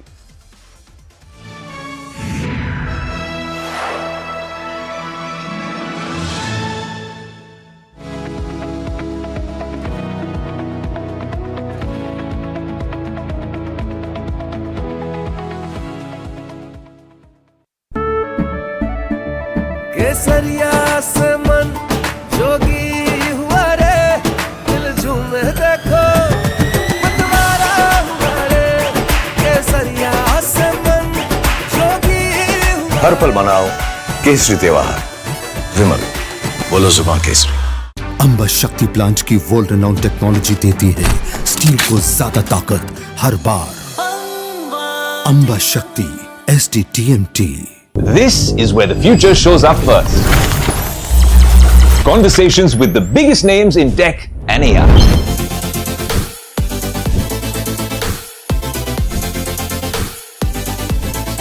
Putting tech through its paces. No fancy jargon or spec sheets, just what matters. If it's shaping the future, you'll see it here first. The Tesla Model Y. This is Tech 360. Real talk, real reviews across the NDTV network. Hi, I'm Tamanna Inamdar. Watch me on NDTV Profit, where I break down the day's biggest business stories. What happened, why it matters, and what it means for your money. Hi, I'm Neeraj Shah. Watch me on NDTV Profit for the most incisive market intelligence and meaningful corporate conversation. And I'm Alex Matthew. Markets, mutual funds, insurance, personal finance. I help you cut through the noise and make smarter financial choices. And here's where you can watch us.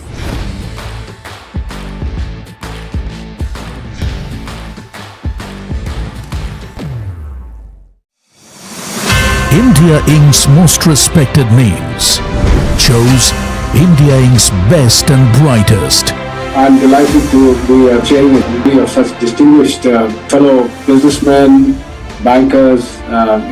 It's just lovely to be back on this NDTV jury. I have been a fan of NDTV for a long time. Many of the nominees are extremely close together in terms of what they've done. Gender parity to be reflected while we choose leadership as well. It's also important that how they are reshaping the industries. We got a fantastic jury and we've left all decisions to the wisdom of the jury. Who will earn India's top business honors?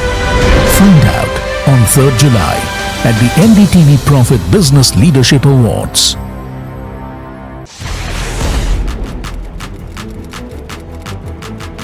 When the headlines move fast, perspective matters.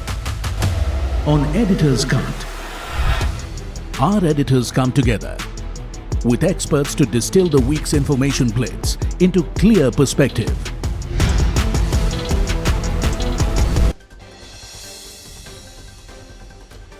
Benchmarks on Dalal Street hover close to today's high, with Nifty defending 23,400 levels and Sensex gaining more than 500 points. FMCG financial services lead the gains today, while defense and metals remain on the back foot. Fertilizer stocks surged after reports that the government may double this year's fertilizer subsidy outlay. The move comes as the West Asia conflict drives up global nutrient costs, raising expectations of stronger policy support for the sector. Equity mutual fund inflows saw a sharp slowdown in May, falling from the previous month's levels. SIP contributions also eased marginally, while gold ETFs witnessed outflows as investor preferences shifting during the month. Gold prices sharply fall after the US launched strikes on Iran, triggering a broader market sell-off. Despite rising geopolitical tensions, investors booked profits in bullion as concerns over a wider conflict and disruptions around the Strait of Hormuz intensified. CMR Green Technologies delivered a strong stock market debut today, listing at over a 43% premium to its IPO price. The strong showing comes after the issue attracted robust investor demand with a massive 127 times subscription.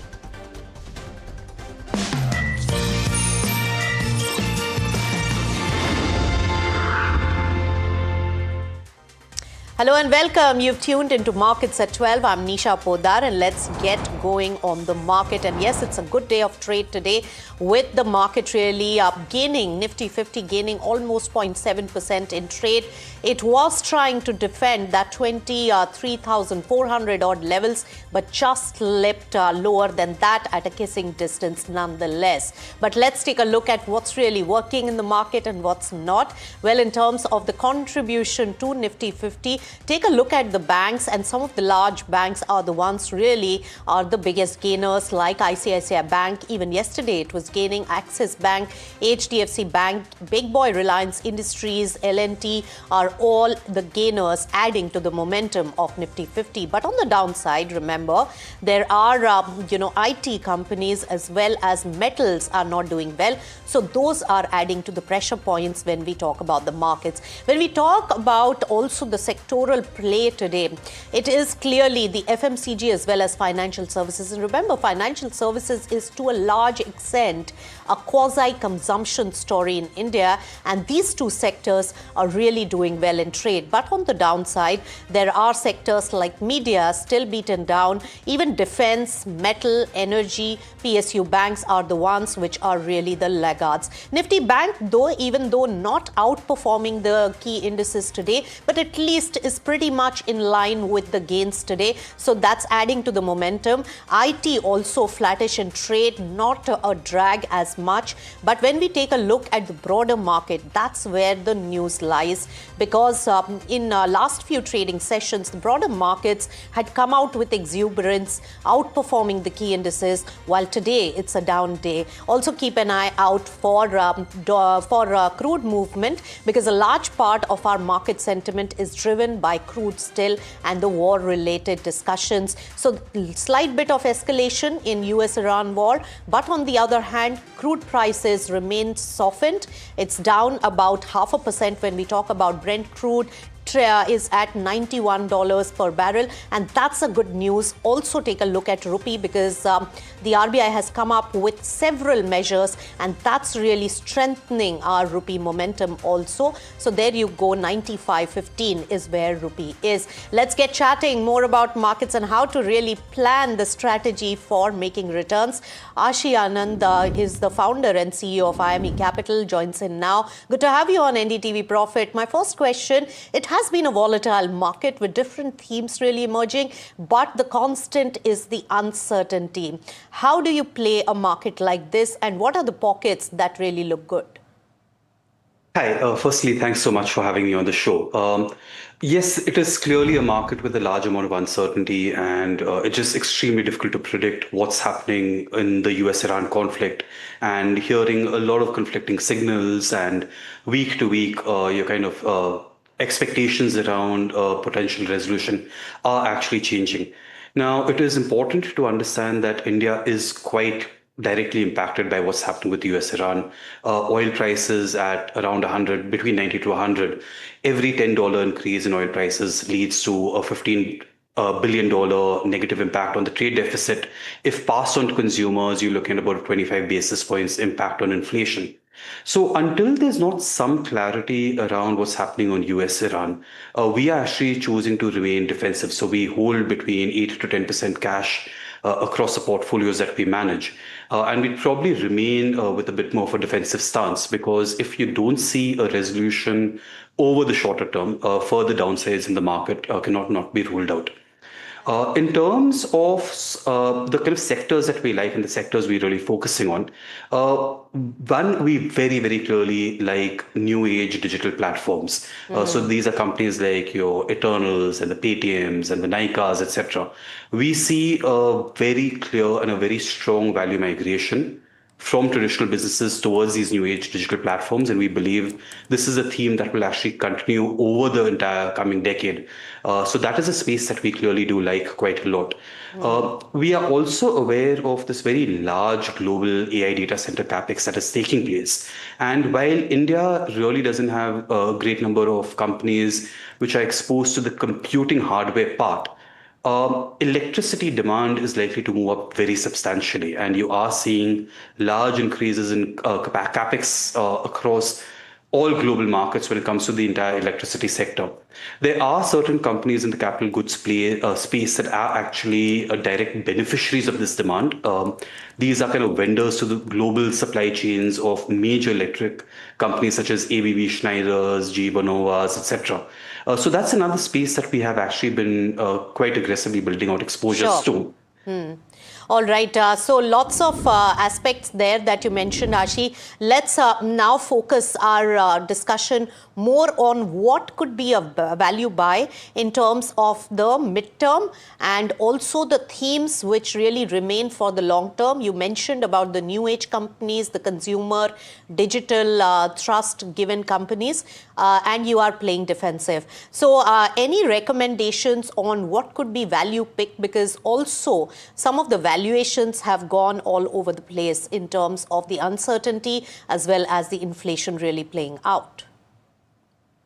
Yeah, sure. So if you're looking at things from a value perspective, I think the one segment which clearly we're the most comfortable with is the entire banking space, right? And there are multiple different ways to play banking.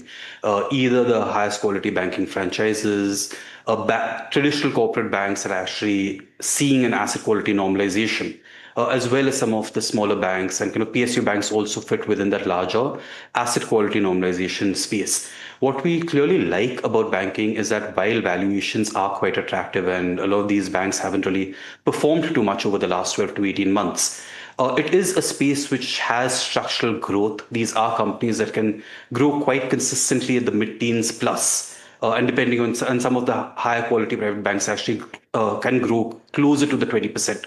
So you actually have the ability to buy high quality banks with fairly decent growth prospects, yet available at fairly decent valuations. Right. The other space which is clearly in a value zone is IT services. But I think considering the kind of concerns of AI's deflationary impact on their revenue, that is a space which we are at least staying away from right now, because there is a lot of uncertainty on what the impact AI is going to have and will there be a deflationary impact.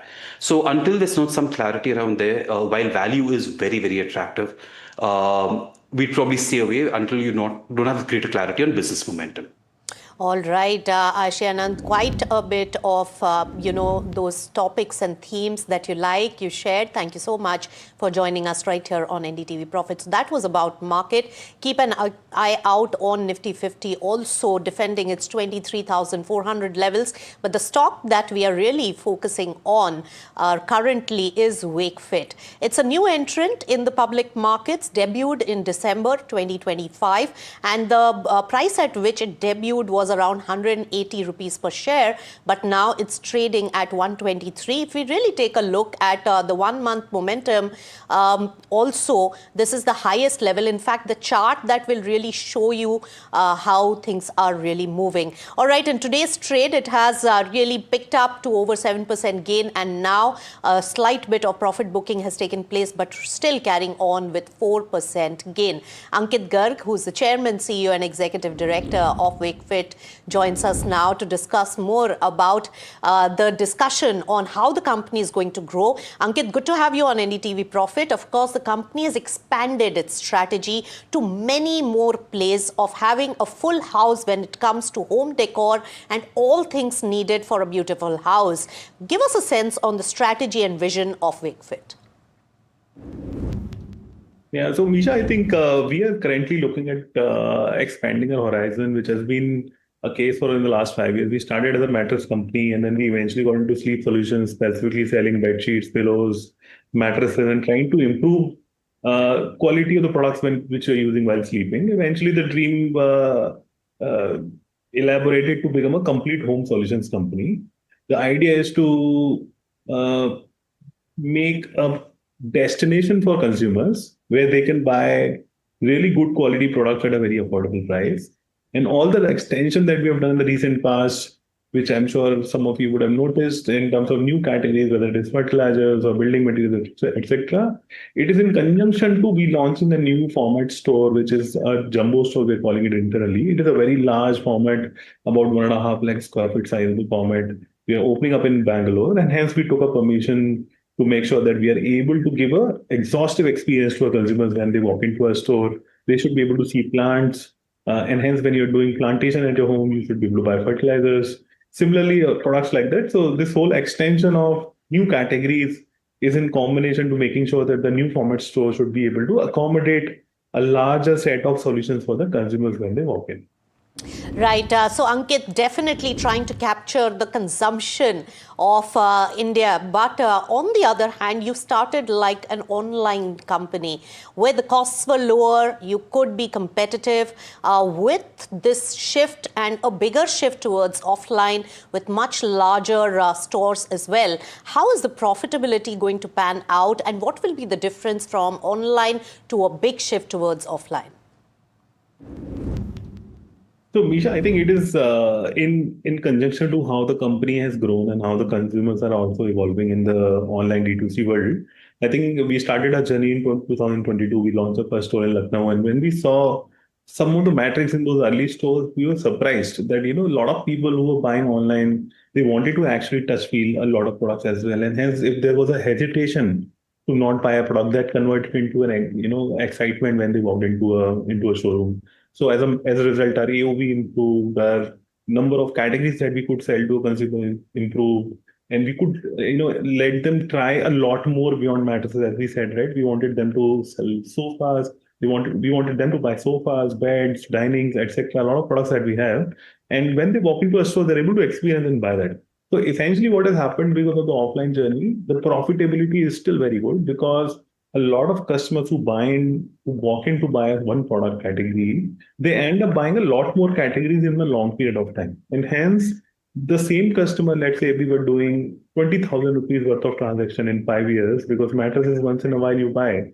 The same customer, we are able to sell a lot more product, probably go to 5x or 10x of from the transaction value perspective in next 5 years. And hence the profitability is very intact, and consumer at the same time is very happy experiencing the product, because our product stores are very nearby to a consumer's home. Anywhere in the 3 to 5 kilometer radius, you will find generally a metro city, you will have a store from Wakefit. And it became very convenient and at the same time exciting for consumers to try more categories, because they love the brand for the products that they have consumed, let's say in the past. They would want to experience a lot more. And the other part, Misha, there is a lot of offline segment in the market where people are still hesitant of buying products online. I think this going offline has also opened up, a good pace for a company like Wakefit, where we can let them try a lot more product, has less anxiety, and ask a salesman if they have queries, etc. And hence, unorganized to organized market movement, I feel it will be propelled because of this offline expansion. So we are very, very hopeful that we will run this profitably and execute this well. Right. And when, Ankit, we talk about your present category mix, we have the largest share of over 60% coming in from mattresses, then comes furnitures around 30%, and then comes the furnishings at around 9%. With this shift and with this new strategy, how is the category mix going to change? So, Misha, I think as we go live with these large format stores, we are hopeful that these categories which are furnishing and decor, categories like furniture, which we have been selling for last 7-8 years, we believe that the share of volume will substantially rise from these categories, and hence we expect that mattress, furniture, and home furnishing and decor products should probably become almost equal in revenue. But in terms of volume, we hope that some of these small categories, let's say bed sheets, pillows, protectors, comforters, all of them will become much larger in volume.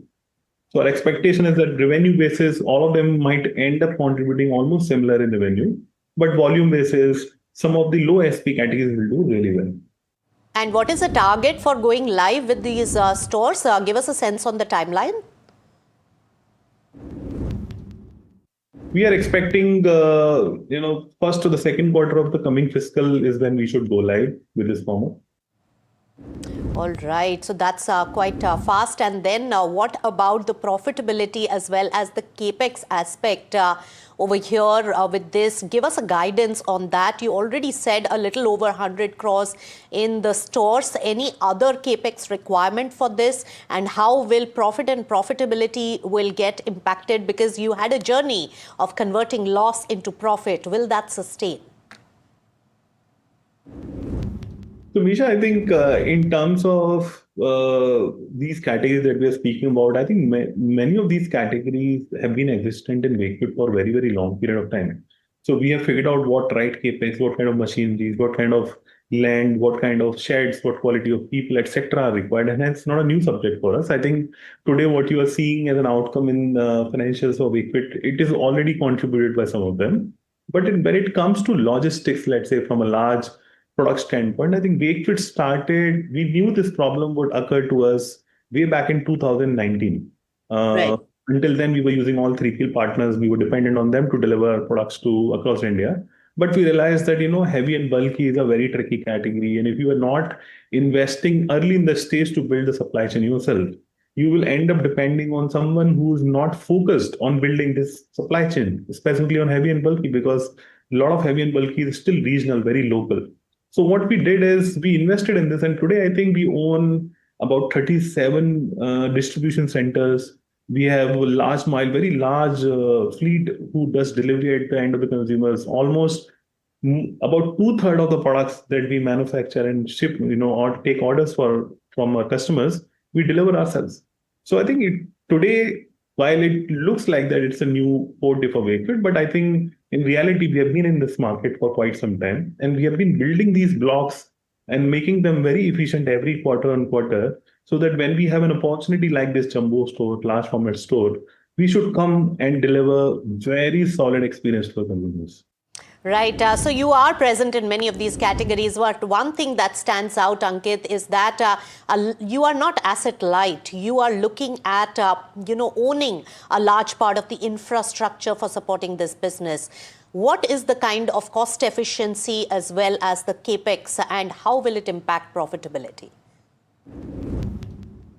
I think we have given this in our quarterly guidance, and we have been profitable as a company for quite some time now. We continue to expect that we will continue to grow our profitability as time passes, because there are a lot of efficiencies that we are unlocking, whether it is manufacturing cost, whether it is logistics cost, whether it is return cost, whether it is cost of marketing. I think every area we are targeting to improve marginally on every stand, and hence we foresee that in the next 3 years, the profitability should continue to compound for us. All right, next 3 years it will compound, and I think, Ankit, during COVID times, we all have learnt about cost efficiency. That's going to be utilized now. But what about the supply chain disruption, the transportation cost inflation, as well as the demand on the ground? Give us a sense on that. So I think when it comes to the supply chain volatility because of the global turmoil that's going on today, I think everybody in the industry has faced this problem, whether it is about you have to stack up inventory a little bit more than what you were doing earlier because there are uncertainties in terms of shipping timelines. And similarly, on the pricing side, we always have to make sure that availability of the material plus availability of the right price is there. There has been a very significant inflation in the raw material prices in this industry. But we have been fortunate enough that we've been working in the industry for the last 10 years, and we have very solid reputations with some of our suppliers. Like couple of my old suppliers that go as long ago as when we started the business. And just because of that, I think we have been able to safeguard ourselves compared to a lot of competitors. And there's still an impact, but it's still on a lower side. And we are hopeful that as the crude, we are not sure though, but if the crude softens further, we would be the first one to actually take the opportunity just because of the relationship. So we have become a lot more opportunistic in terms of buying wherever we get the right price, the right supply. Because of the relationship, we end up buying it and safeguard the interest for our consumers. Right. But when it comes to demand, I think, Misha, we are still seeing very solid demand. Fortunately, the traction is still good. I think just because the summers are on and maybe in the northern part of India, there's a little bit restriction in terms of people coming out of their home and trying to buy something from retail stores, which is a very regular phenomenon. Every year it happens. But we're not seeing as such a demand softening happening to us at least. All right, Ankit, you sound very confident. That's very infectious. I must say all the best for your new strategy and bigger expansion into experiential big jumbo stores as well. Thank you so much for joining us on NDTV Profit. Take a look at that particular counter, a further downside and a more enhanced profit booking on that particular counter, which had risen by over 7% in trade. But let's shift our focus on rupee as well. And that's really something to watch out for, because RBI's measures are likely to really show results. And 95 rupees 17 paise against the dollar is where rupee is trading today. After RBI's measures, remember, and the leeway on FCNRB deposits for NRIs, bank have really started hiking the interest rates for the same, with HDFC Bank, Yes Bank already increasing the rate. And Piyush, my colleague, is right here with all the details on this development. Tell us, Piyush. That is right. As expected, banks have started hiking the interest rate on FCNRB deposits, which is essentially meant for NRI customers. Banks have actually gone ahead and passed on 300 to 325 basis point in private banks' case, the full hedging cost benefit, almost full hedging cost benefit that they got from the RBI's new move, where they said that they will provide for hedging cost. HDFC Bank has raised their FCNRB deposit rate to 6%. Central Bank has also raised their FCNRB deposit rate to 6%. AU Small Finance Bank has raised its deposit rate, FCNR deposit rate to 7.10%. And one more private bank has also done the same.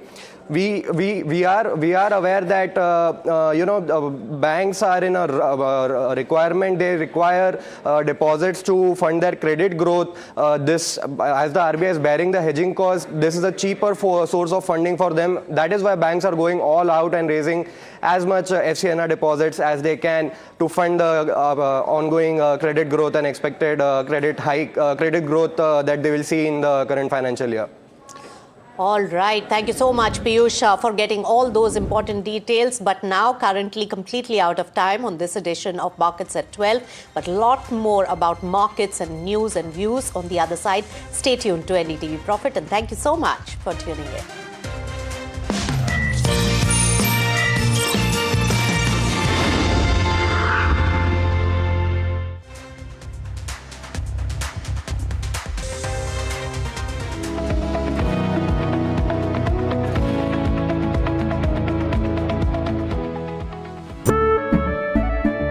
केसरिया से मन जोगी हुआ रे दिल झूमे देखो मतवारा हुआ रे केसरिया से मन जोगी हुआ हर पल मनाओ केसरी त्योहार विमल बोलो जुबान केसरी। अंबा शक्ति प्लांट की वर्ल्ड रेनाउंड टेक्नोलॉजी देती है स्टील को ज्यादा ताकत हर बार। अंबा शक्ति SDTMT। This is where the future shows up first. Conversations with the biggest names in tech and AI.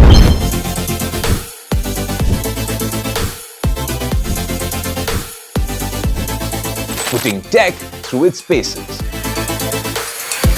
No fancy jargon or spec sheets, just what matters. If it's shaping the future, you'll see it here first. The Tesla Model Y. This is Tech 360. Real talk, real reviews across the NDTV network. Hi, I'm Tamanna Inamdar. Watch me on NDTV Profit, where I break down the day's biggest business stories. What happened, why it matters, and what it means for your money. Hi, I'm Neeraj Shah.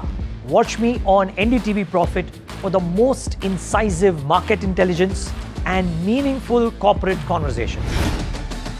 And I'm Alex Matthew. Markets, mutual funds, insurance, personal finance. I help you cut through the noise and make smarter financial choices. And here's where you can watch us.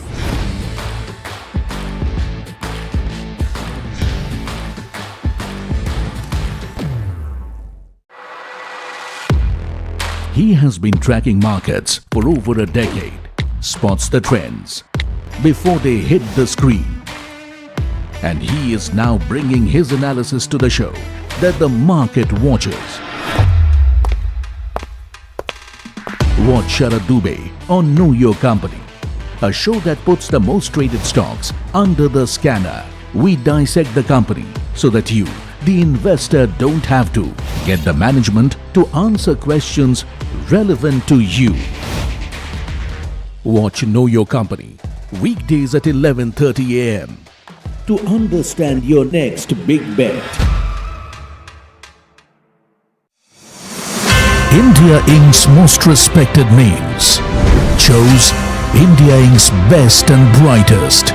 I'm delighted to be sharing with you of such distinguished fellow businessmen, bankers. It's just lovely to be back on this NDTV jury. I have been a fan of NDTV for a long time. Many of the nominees are extremely close together in terms of what they've done. Gender parity to be reflected while we choose leadership as well. It's also important that how they are reshaping the industries. We got a fantastic jury and we've left all decisions to the wisdom of the jury. Who will earn India's top business honors? Find out on 3rd July at the NDTV Profit Business Leadership Awards.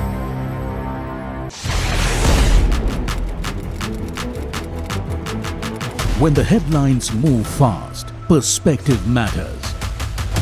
On Editor's Cut, our editors come together with experts to distill the week's information plates into clear perspective. down the stories shaping the world.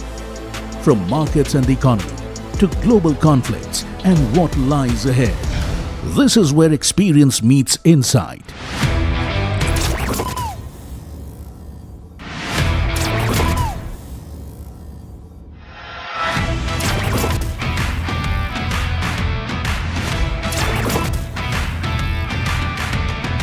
No noise, no hype, just sharp takes on what to watch next. Editor's Cut, every Friday, 3:30 p.m. only on NDTV Profit. The news, Ayush. Since when do we do scripts? Fair point. Picture this. The biggest stage. Floodlights. Wow. 4K, the works. Where's the hook? There's going to be celebrities and guaranteed eyeballs. Where's the hook? Think about this. Front page advertisements and hoardings. Bro, where's the hook? Cross-platform, digital first, virality. Without a hook, no way. The message is clear. It's 2026. You gotta be real in a world of reels. You gotta be original in a world where...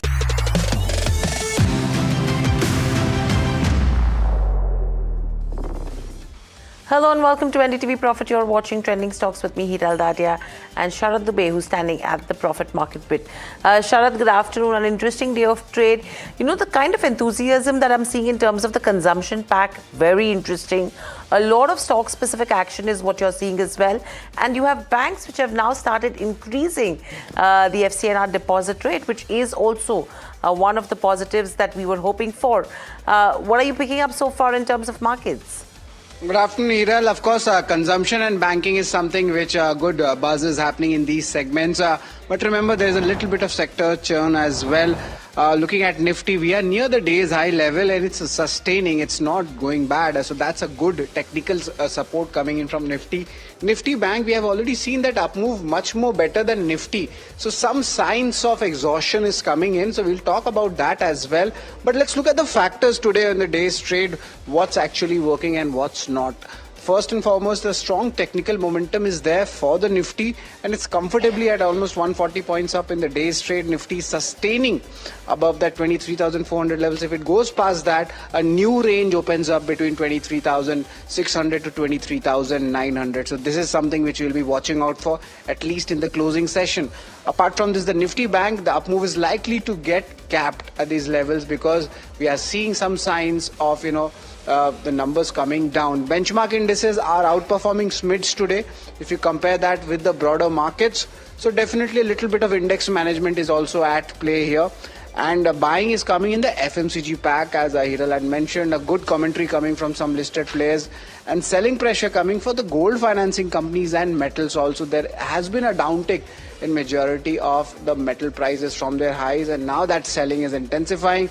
Rupee has shown a strong technical strength today in the day's trade. A little bit of yields also have cooled off, so that is giving a good strength to the markets. Crude levels again below that 92 mark, and that is where a little bit of more conviction is coming to the markets. The marginal decline in the May SIP data, nothing much to be scared about. But nevertheless, this is the data we should look at. Asset classes are still in a tight range looking at the geopolitical developments. And if you're tracking macro, US May CPI data is there tonight. So, of course, the inflation risk, the rate cut trajectory or the rate trajectory in US will be something which we'll be watching out for.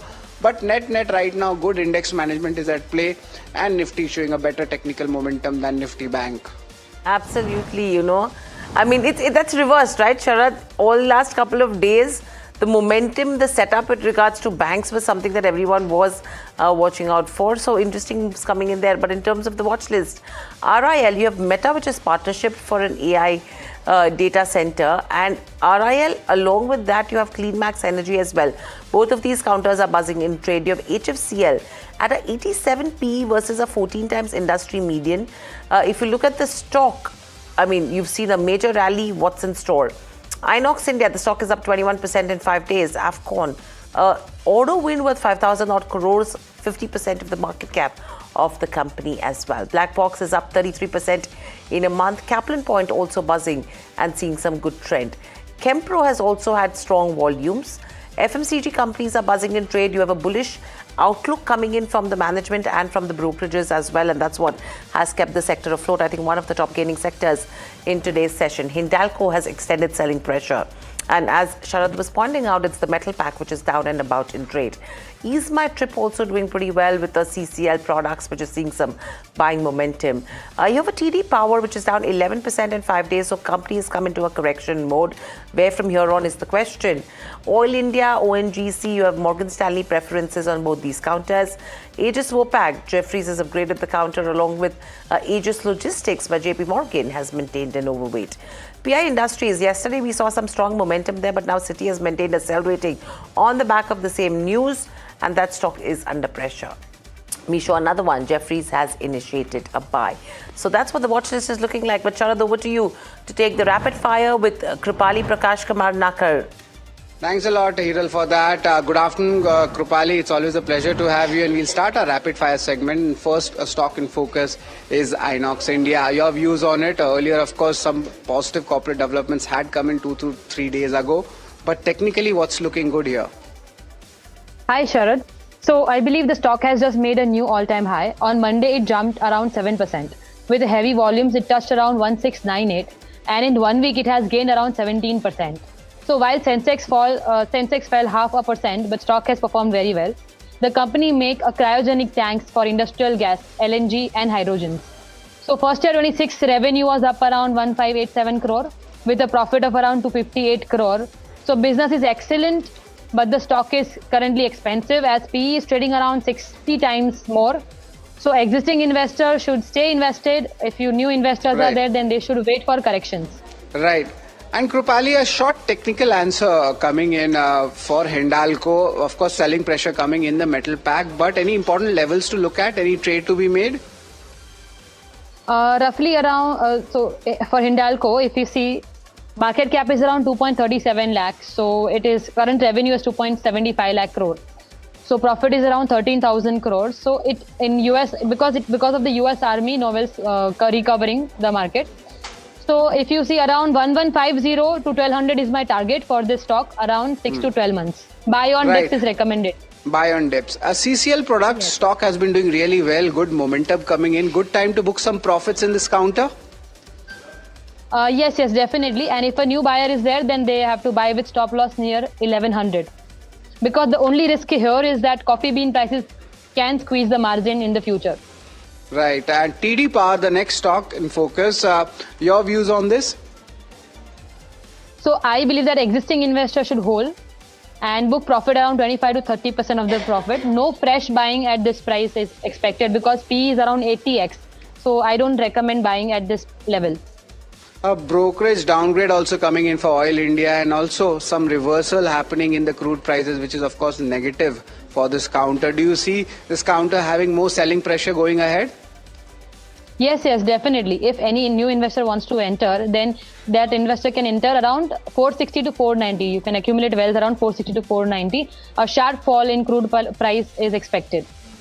Interesting initiating report for Misho also. At least on a monthly chart, if you could just give us any positional targets, if any, right now at these levels. So I believe that existing investors should hold it with the stop loss of 150. Conservative investors should wait for the company to turn profitable. As now it's been 6 months, Misho is about to complete the IPO. And now there will be more selling pressure from the institutional investors and the promoters as well. All right, so a little bit of absorption at play is there for Misho as well. But that's the end of the rapid fire round. And over to you, Hiral. What are the stocks you are seeing in the Google trending segment? Thank you so much, Sharad, for that. We had interesting names yesterday as well. Let's pull up what's trending in today's session, because whether there is a repetition coming in, because that gives you the actual trend. Only CMR Green Tech, and the obvious reasons as to why this one is trending on Google. CMR Green Tech is the one which is just listed today. In fact, the subscription details were also pretty strong, and an absolute premium listing is what they've seen. Sustainability is going to be the key, but because it's a recent listing, I think no reason to ask Kripali a question on this one. But thank you, Kripali, so much for joining in. It's always a pleasure to speak to you as well. But moving on, we have Sachin D'Souza also probably who's joining us from Centricity Wealth. Sachin, good afternoon, and I think you would be the right one to talk to about as well when it comes to CMR Green, listed today on the bourses. Subscription was very strong, listing also absolutely strong. If you have to talk about the business post-listing now, would you advise, any buy calls on this one? Hi, good morning. Good morning to viewers. So see, CMR got listed today. It had got tremendous response from the markets also at the IPO level, in the subscription level, and even see going forward, we have seen that the company in last 1 or 2 years, the company have turned around from losses to profitability, and they're going strong on the alloys business. And if that, so we have a very limited data. And very limited track record in terms of financial stability. So if 1 or 2 quarters again we see some kind of strength in the margins and the profit uptake, with the management has already expected that the revenues should be strong even in the coming financial year. I think the valuations are reasonable even at the current levels, and there is more to come. But yes, very limited data. So provided we see 1 or 2 more quarters and see how things pan out in terms of business and the margins. So I think then we can give the clear picture on that. Okay, so that's with regards to where CMR goes. But moving on, Meta is actually expanding its footprint in the Indian markets. They partnered with Reliance, and this is a strategic partnership for AI-enabled data center. The stock, after seeing a strong surge, has actually cooled off and is at the day's lowest levels. The data center will be located in Gujarat's Jamnagar, and Reliance Industries will be developing a 168 megawatt data center as well. The project is expected to be delivered within 2 years, and they have an option to scale capacity as well going ahead. Reliance actually will be providing end-to-end services, which include design, construction, management of utilities, renewable power, network connectivity, and managed services. In fact, this will be the first built-to-suit data center capacity in India for Meta, and Meta will actually lease the capacity from this facility. Earlier as well, they formed a $100 million JV for enterprise AI solutions in India. So this is a good extension, a strategic extension coming in there. Apart from this, Meta has also partnered with CleanMax Energy and Fourth Partner Energy. If you pull up a CleanMax Energy on the screen as well, that stock is up 9.5%. And this will be where both of these companies will back the 1 gigawatt of renewable energy. CleanMax will build a 837 megawatt of new solar and wind project in Rajasthan as well as Karnataka. Whereas if you talk about Fourth Partner, they will construct a 88 megawatt of new solar and wind projects across 4 states. CleanMax seeing some smart gains there. Sachin, any view on this? I mean, this is one of the largest that is coming in there. A call, if you have to look at the data center side of the business for a Reliance Industries, and more than that, a clean energy solution, that is the one which is firing. Yeah, so see, data center boom is there, and we know that at Indian side, we know that we can play a very major role on the infra side, right? So like, Reliance, Adani, or many large conglomerates, even like TCS have announced on the data center expansion plan. But yes, there, the revenue recognition, or you can say the profitability, will come later. First, you have to spend a lot. Like Reliance is spending a lot on the Geo AI, hiring a lot of engineers, doing a lot of great work on the green energy side also. But the profitability will be delayed. The Geo Telecom IPO, if it gets delayed, so I think that is an overhang on the stock. But yes, for the companies like CleanMax Energy, where the low base effect is already there, and with these kind of orders and with these kind of partnership with the larger giant IT companies, giant global companies, so I think that gives you the clear picture that they are in the right direction. From that side, we see major uptick over there if things goes in the right direction. Okay, so that's with regards to RIL and CleanMax Energy. But moving on, Afcon Infra, 5,300 crore LOA from Vadhavan Port, and the project is a contract for breakwater project as well. 5.5% up move coming in there. Sachin, the market cap of the company is close to around 10,000 odd crores, an order worth 5,300 odd crores. How are you looking at the company when it comes to execution capabilities as well? Size of the company, size of the project, and then it comes to deliveries. So I think size of the order book will not matter much. See, execution is very key play thing, when we consider EPC business. And even last year, their order book was quite healthy, but we have seen they have missed in terms of execution last in FY26. And Shapur Palanji Group has already got a pledge. Overhang is also there in the company. I think it is more than 50%. So even if there is a big order win, execution will remain the key thing, how it pans out. And there is a finite tenure of these order books. And after that, you have to look forward to, order books. So looking at only market cap and looking at the order book, I think that will not only solve this problem. I think execution is something, and maintaining solid margins will be the key thing for evaluating such businesses. Well, that's an interesting take coming in from Sachin. But the sector of the day, you can say, is the FMCG pack. The consumption names also doing well. Management commentary also coming in, some and broking houses actually coming out with that analyst meet. Stocks such as Colgate and HUL, all of them are there. But why are they buzzing in trade? What are the details? You're joined in by Mahima for that. Mahima, your sector of the day today? Yeah, absolutely. I think it's the key commentary that's coming in, right? On the weekend, we had Nestle annual report coming in, and I think the key takeaways are that, all of these companies are still kind of focusing on premiumization and with a calibrated growth between both volume as well as pricing. Now, in terms of Colgate Palmolive, they've said that premiumization playbook remains intact. EBITDA margins, of course, will be capped because of higher, ad spends on brands. And overall, FY27 outlook will be balanced between volume and pricing. Oral care category should relatively be resilient and should widely be driven by premiumization in brands like Total, Whitening, Perioguard, etc. In terms of urban, that's the overall urban demand is improving while rural remains stable. But there is, of course, risk to inflation. For HUL, I think the management reiterated the stable demand outlook and supported by calibrated price actions. They've also said that overall segment-wise liquid within home care will be doing well for them. Premiumization in the beauty and wear care will be their focus, and foods portfolio scaling will also be a part of the focus. Margins, they've largely maintained their guided range of 22.5 to 23.5%, and overall, premiumization-led gross margin gains is expected to be reinvested in brand building. So I think these are the key takeaways from the management commentary that's coming in from FMCG companies. Thanks a lot, Varsha, for that. And of course, the markets are rewarding the consumption also. It's a defensive also at play. And remember, this is domestic focus as well. Sachin, wanted to get your views on these consumption names. Mahima pointed out HUL also, Colgate also. Anything which is looking good here, or do you think the valuations are still on the higher side? The valuations have moderated some bit, but yes, still, whether you talk about Nestle, Colgate, HUL, so slightly on the stress side, looking at the growth which these companies have seen in last 3-4 years. But when you look at only the growth number for these, for such companies, I think there is one outlier, which is Tata Consumer, whether it is tea business, coffee business, or even the breakfast and the kind of pulses through that quick commerce business, they have taken it off. So from that angle, Tata Consumer, Onasa, in some way, it was a kind of a good pullback from the lows in terms of volumes and on the margins. So there are few players which have, done well looking at last financial year.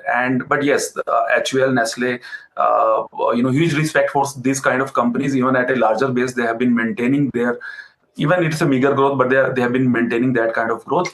But Tata Consumer, Onasa have been growing at a faster rate as compared to the old, traditional, bigger FMCG giants. Right. Apart from the FMCG, two companies, of course, from the same group. One is your Aegis Logistics, other is Aegis Vopak. Jefferies has turned bullish on both of these counters. For Jefferies, in Aegis Logistics, they are increasing the EPS estimates, and that is going by almost 14 to 18% in next 3 years. And Aegis Vopak, it's been upgraded to buy from hold as well. A bullishness coming in from both these counters, and both of them doing well. You could just get these on the charts as well. Sachin, either of these two, which one looks much better fundamentally?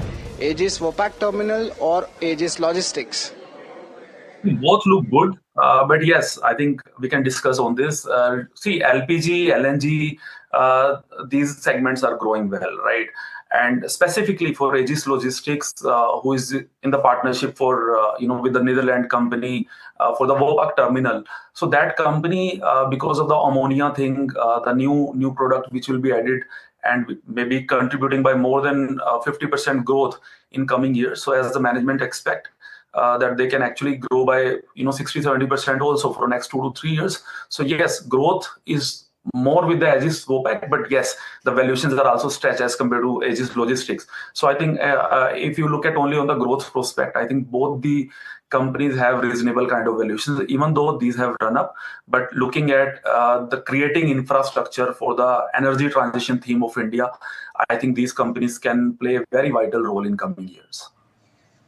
Okay, so that's with regards to two interesting names. Now, PI Industries, that's very interesting because yesterday that stock saw some smart moves, and this is because Kumiya Chemicals, a key customer, revised their Feb to April sales forecast. And overall, the only question over here is the revision is absolutely nothing in terms of the full year. Now, the stock did see some smart moves. Now, we have a Citi which has come and said that they will maintain a sell call, and they have a target price of 2,600. So they are expecting to see pressure, and that's the reason why probably the 2% profit booking that's coming in here. Let me take this question with you, Sachin. Sachin, the outlook that was upgraded for that particular period, though nothing has been done in terms of full year sales guidance. Everyone took it positively yesterday. The stock saw some 6-7% gains. Today, Citi has come out and said that this is not a major positive yet because your full year guidance still remains the same. How are you looking at this? So we don't actively track these companies for real, so can't comment on Citi. Sure. Okay, and what about a Max Financial Services? You have a HSBC which has initiated a buy, and they have a target price of 2,120. Now, hospital companies have been in the flavor of the season right now. They are transforming for tomorrow. There is growth on all fronts, is what they've said. Axis Max Life Insurance is the key operating subsidiary of Max Financial and one of the fastest growing life insurance companies in India. They think its focus on diversifying distribution and products will drive sustainable, predictable growth with stable margins. Sustained operating performance and progress on potential mergers are the key catalyst. Your view on a Max Financial? So overall, the franchise is super good. In terms of growth, we have seen in last 4-5 years, whether it is Max Health, again, the highest number of bed growth in next 4-5 years. It is an outlier, even on the finance business with the insurance. So I think the whole pack is growing very well, and the overall the industry tailwinds are also very, very strong. And when you look at the longevity of the business, the revenue stickiness for multiple years going forward. So whether you value HDFC Life or Max Financials or even on the hospital business, so you see that kind of stickiness, and the valuations are reasonable now. So from that angle, we like the whole pack. Okay, so that's with regards to where your Max Financial goes, but auto companies have been in focus as well. Now, a structural shift is what we're seeing in the month of May. Rural demand improving while CNG and EV share and two-wheeler electrification has accelerated. Puneet is here with the key analysis. Puneet, over to you. Well, thank you for that. Well, there are some structural changes visible in the retail sales data for the month of May, and we picked 3 of them that seem to be one which are being pointing out to what could be another interesting year for the companies as well. Now, rural car sales outpacing the urban ones in the month of May. CNG and EV car sales are actually showing a much higher growth and has seen a change essentially in terms of the shift of all the total 100 cars sold in the country, much higher share for both these segments. And the two-wheeler EV sales have actually grown by almost 300 basis points to 9.2% versus 6.1% earlier. So when you look at this first data point, now when you see this is the growth actually on a YY basis. For rural, it's a 30% growth versus an urban growth of 18%. And this points to a structural change that we've seen in the last 2 months, and it's continuing as well post the GST rate cuts achieved in September 2025. What could be leading to those are that the small car revival seems to be playing out, and that's reflective in the rural numbers. But also dealers are also pointing out to a similar revival coexisting with a sustained SUV mix as well. When you also look at Maruti Suzuki, their share has improved meaningfully to almost 41% compared to just 37.8% on a YY basis. And this comparison for the month of May so shows you that trend playing out for the players as well. When you look at the CNG in the two-wheeler space, though, it's another very interesting trend that's pointing out, and we'll get to that. But before that, the car maker specifically, 23% is what the total share is for the CNG as well as the LPG mix, This was roughly around 19% in May 2025. And you also see a big shift in EVs, which has now jumped to 6.6% versus 4.5% in the same time last year. So you're now almost seeing 30% or 3 out of 10 cars within the CNG and the EV space as well. When you look at what this means, fuel price revision has actually helped the companies at this point of time with the growth as well. And that apart from that, the Tata Motors has gained market share also. Finally, in the two-wheeler space, we spoke about the electrification journey as well. And you see a meaningful shift from roughly around 93% for petrol.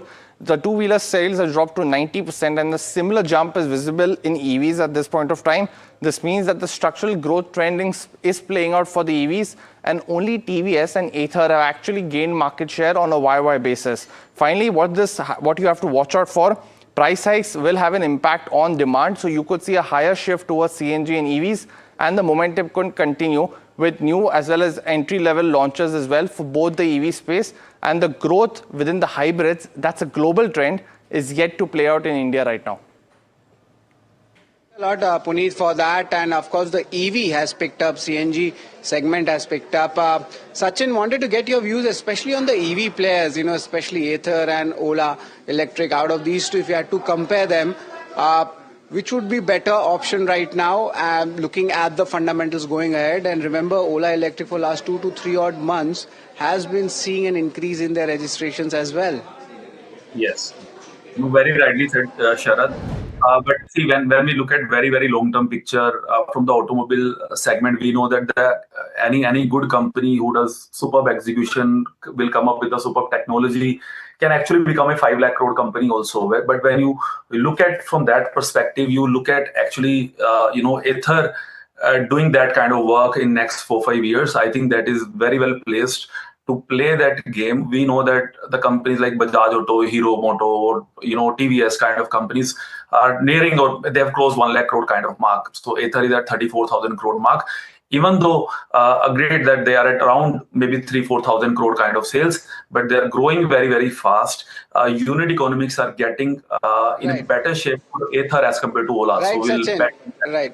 Right, Sachin, we are running out of time. Thanks a lot, for coming at NDTV Profit and giving valuable information on the stocks. It's always a pleasure to have you. But folks, that's all for the show of trending stocks from me, Hiral, and the entire team which have put together this wonderful show. Stay tuned to NDTV Profit.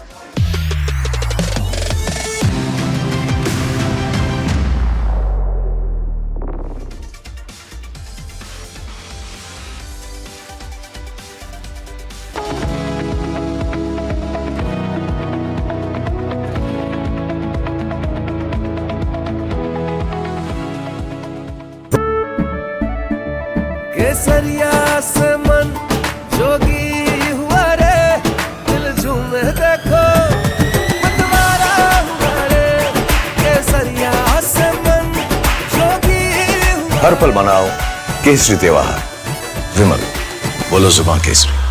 Amba शक्ति plant की world renowned technology देती है steel को ज्यादा ताकत हर बार।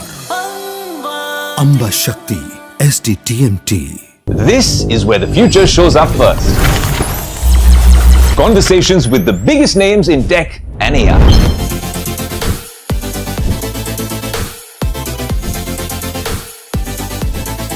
Putting tech through its paces. No fancy jargon or spec sheets, just what matters. If it's shaping the future, you'll see it here first. The Tesla Model Y. This is Tech 360. Real talk, real reviews across the NDTV network. Hi, I'm Tamanna Inamdar. Watch me on NDTV Profit, where I break down the day's biggest business stories. What happened, why it matters, and what it means for your money. Hi, I'm Neeraj Shah. Watch me on NDTV Profit for the most incisive market intelligence and meaningful corporate conversations. And I'm Alex Matthew. Markets, mutual funds, insurance, personal finance. I help you cut through the noise and make smarter financial choices. And here's where you can watch us.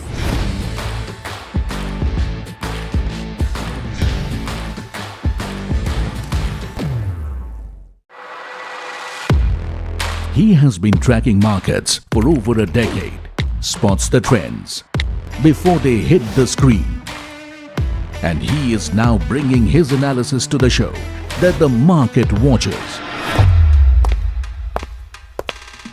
Watch Sharad Dubey on Know Your Company, a show that puts the most traded stocks under the scanner. We dissect the company so that you, the investor, don't have to. Get the management to answer questions relevant to you. Watch Know Your Company weekdays at 11:30 a.m.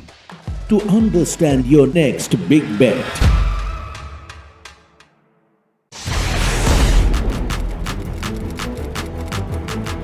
When the headlines move fast, perspective matters.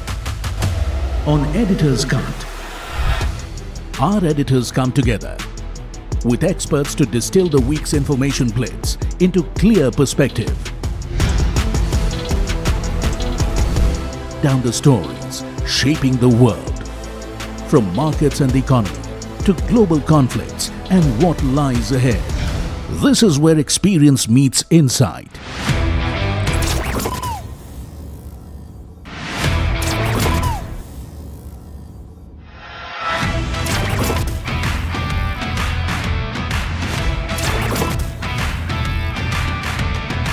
No noise, no hype, just sharp takes on what to watch next. Editor's Cut, every Friday, 3:30 p.m. only on NDTV Profit. The news, Ayush. Since when do we do scripts? Fair point. Picture this. The biggest stage. Floodlights. Wow. 4K, the works. Where's the hook? There's going to be celebrities and guaranteed eyeballs. Where's the hook? Think about this. Front page advertisements and hoardings. Bro, where's the...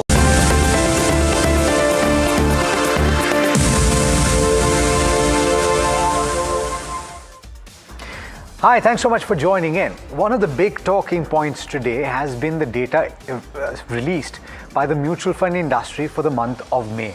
And as is usually the case, there's a lot of data to look through, but a few takeaways have stood out to me. And the first of these is actually the alarming bit. So let me get the bad news out of the way first. The inflows into active equity mutual fund schemes have actually fallen very dramatically, as much as 40% on a month-on-month basis. They came in at 22,908 crore rupees compared with 38,440 crore rupees in the previous month. Now, it's important to note, and I'll get into the nitty-gritties of that, but before we do, a few other takeaways for you. Other ETFs have actually seen an outflow of 620 crore rupees compared with an inflow of over 10,700 crore rupees in the previous month. Index funds have seen an inflow of just about 940 crore rupees. That's pretty low. Now, beyond this, the flexi cap category, which is the diversified equity category, has been getting inflows of over 10,000 crore or very close to that mark on an ongoing basis in the recent past, and that has fallen to about 5,000 crore or thereabouts. It's halved. You've still seen inflows of over 4,000 crore each into mid cap as well as small cap, which is actually a little heartening. You see those numbers on your screen. Now, what is actually also important to note is that gold and silver inflows have dried up almost completely. In fact, gold ETFs have seen an outflow of 725 crore rupees, and that compares with an inflow of 3,000 crore rupees. And remember, in January of 2026, you had inflows into gold ETFs of over 24,000 crore rupees. And finally, and this is the heartening bit, I saved the best news for last, and that is the SIP book continues to remain robust despite the kind of drop that you've seen in active equity inflows.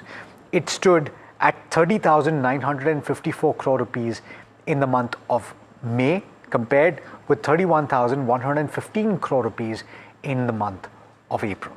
To talk about this and to talk about investor behavior as they see it, I'm joined today by Ashish Somaya, the Chief Executive Officer of White Oak Capital EMC, as well as Kalpen Parekh, who will join us in just a bit, Managing Director and Chief Executive Officer of DSP Mutual Fund. Ashish, I'll come to you on your initial reading on this active equity component? Because as much as you take heart from several of the data points that I've talked about, particularly that SIP number looking robust, you must address the issue that there has been a substantial drop in active equity. Yes, definitely, Alex. So, one can clearly see, like you said, 38,000 crore kind of net flow in equity funds has declined to about 22 or 23,000 crore kind of net flow. And clearly that is, maybe in response to the fact that now we are over 2 years where people are seeing, more like a flatlining of the market. In fact, from an all-time high, market is 10% lower. And, while it is par for course when one is investing in equity, but all said and done, there is a reason why, behavior is as important as understanding of maths and finance. So people are obviously more excited to invest when the past return looks good. And when there is a prolonged period like a couple of years, when the past return starts to get dragged down, is when people feel a little bit disheartened or demotivated. Apart from, when we are talking May over April, yes, we can see that there is a decline. But if I take slightly longer time frames, the decline is still there.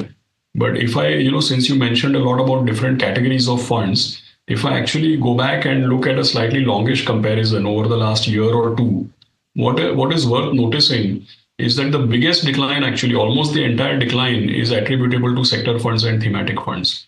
See, at different points in time, sector funds, small cap funds, mid cap funds, flexi cap, the allocation or inflow outflow in each of these categories, it varies. That's fine. Even hybrid is, by the way, steady and stable. The biggest change, 2024 versus 2026, the biggest change I can see is actually is in sector funds and thematic funds. A couple of years back, almost 18,000 crore of net flow used to come in sector and thematic funds. And in May, you must have noticed it's less than 700 crores. Yeah, that's an important point that you raise.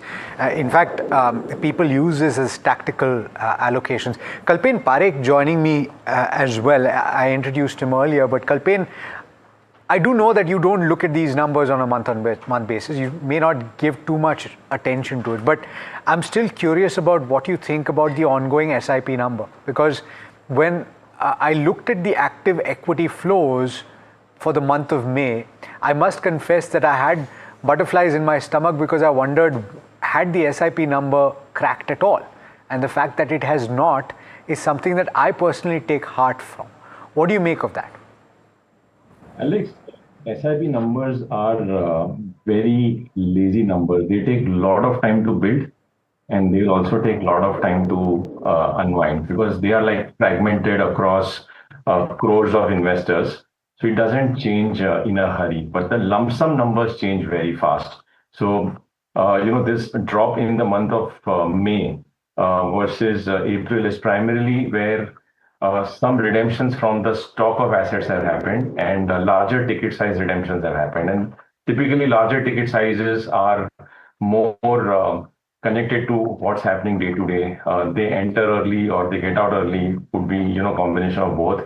But trust me, 28 years of being an investor and also being in the same industry. I track these data points just to know the pattern of how my business is doing versus competition. But as an investor, personally, and you might not call me again, I think this is noise. Monthly data for most investors who are your viewers, my father is a viewer, he would be probably watching me on TV, he has to take care of his money 10 years out. Or my son is an investor. He is right now working or studying, so he won't watch me. He has to invest for 30 years. What happened in, May 1998 when I started my career is irrelevant to the size of my portfolio today. And that is why I feel this is noisy data. Of course, this is important for experts or, fund managers or analysts to just try and get a sense of how is the trend moving. And what Ashish said is spot on. We started our career in the same company together. What he said today is what we have been saying since 1998-99, that returns create the behavior of whether investors want to invest or not invest. We are generally always pro-cyclical. We invest when returns are high and we start getting out when returns are low. Whereas the reality is one should invest the opposite. So, two things. Most investors first make a mistake of investing at highs. So we all, in 2024, so much of money came and chased equity markets, and nobody spoke of conservative investing, multi-asset investing, hybrid investing. Few of us did. The industry made a lot of effort to, focus on SIPs and asset allocation strategies, and one should also look at those categories. So while you are showing all categories here, you should also look at multi-asset category, and that category has been growing over time, which is a good data point. And the second point is, generally when returns fall, flows will fall. There is no rocket science in this. Yeah. Universe, it is nothing about India. It is a human race problem. Yeah. And it is a problem that even experts come and opine positively on what is gone up. So you should look back at all interviews and everyone who gave views on silver and gold in January when we saw the market. Is something that investors should start realizing, that anybody who talks of an asset class when it gives abnormal returns, you should switch off from that and focus only on your goals and your cash flows. My cash flow is monthly. I have no choice. Sure. I want to actually talk about that in some detail. So Kalpen, allow me to come back. And you're completely wrong when you say that I may not call you again. This is the reason why I did call you. So I'm glad that you've made the point that you did. But Ashish, I do want to, before we get into some of the longer term conversations, I do want to drill a little bit down into some of the numbers that you spoke about, right? What stands out to me, and this is something that I was wondering as well when I looked at the first flush of the numbers, and you pay more attention to the gross inflows and the redemption value, right? Rather than the net number. So what has that told you? Because I look at 57,000 crore rupees of gross inflows into active equity in the month gone by. And that's a little worrisome because it's far off the peak, but it's far off the average over the last 1 year as well. What does that tell you? Yeah. Yes, Alex. So, when we spoke about the net flow number falling from 38,000 to 22,000, needless to say, like you rightly pointed out, the gross flow number has fallen from some 70 all the way down to 57,000. 70,000 gross flow has become 57,000, and the redemption is a tad higher. Correct. So, I think the key message out here is the point that, last whole year, maybe people were investing average 65,000-70,000 per month. But in the month of May, they have decided to invest 57,000, which talks to the point which I mentioned, that when the past return looks less attractive, then, people are less motivated to put in money. So if you look at the net flow, 38 becoming 22,900, what you see on the screen, you might not get the real picture. The real picture is that it's not like people are redeeming a whole lot. The point is that people are making less allocation towards equity.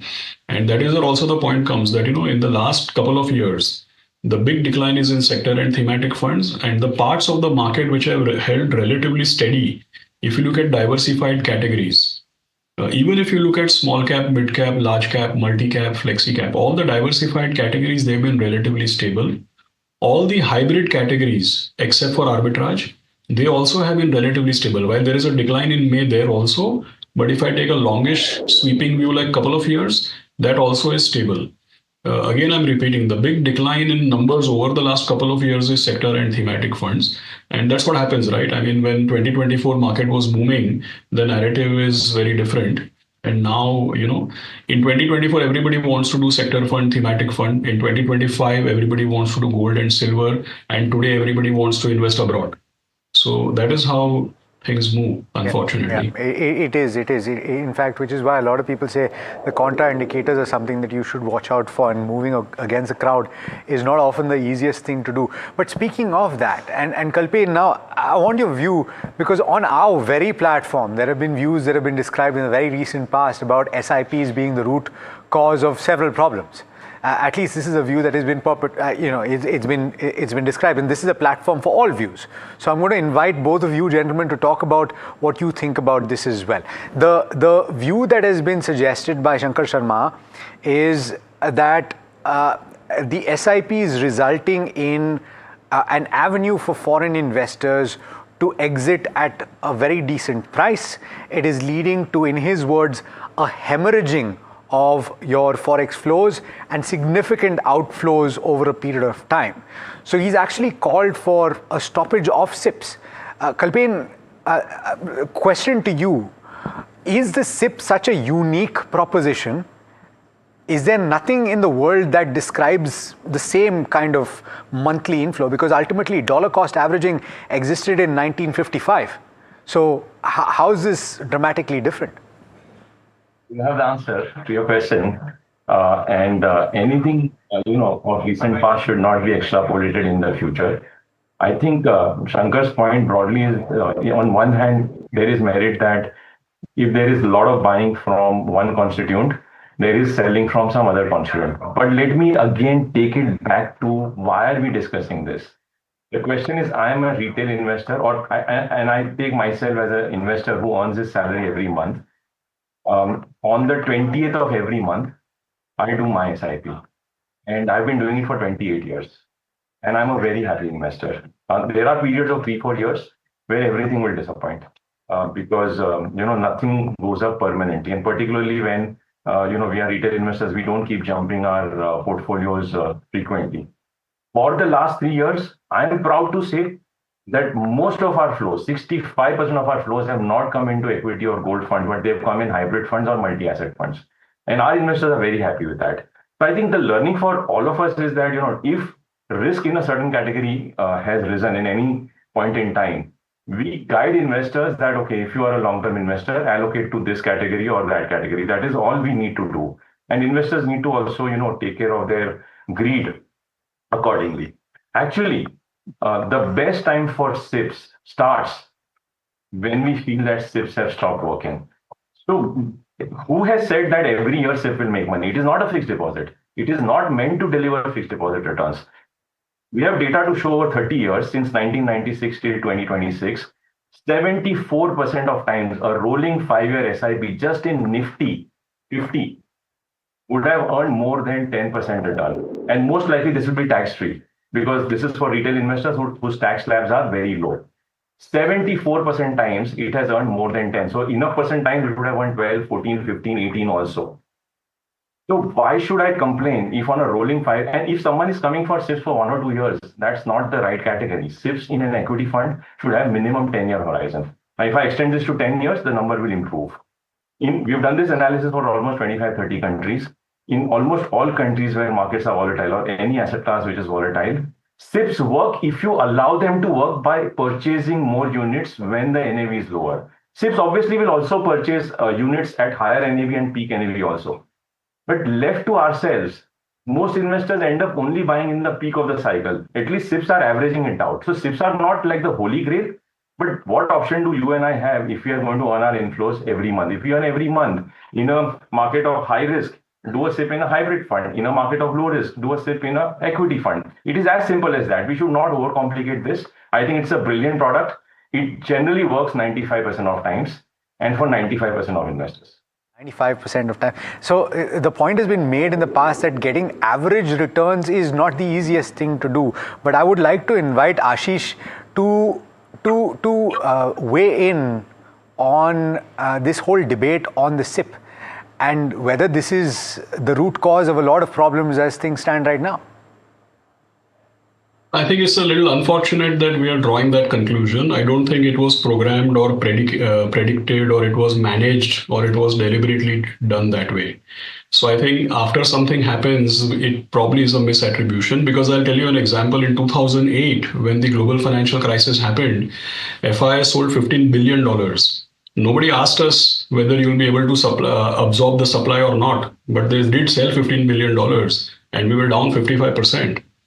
So are we saying that if we didn't, I mean, at that time we were not able to absorb the supply, but they still sold $15 billion. And that time, by the way, $15 billion was 1.5% of our market cap.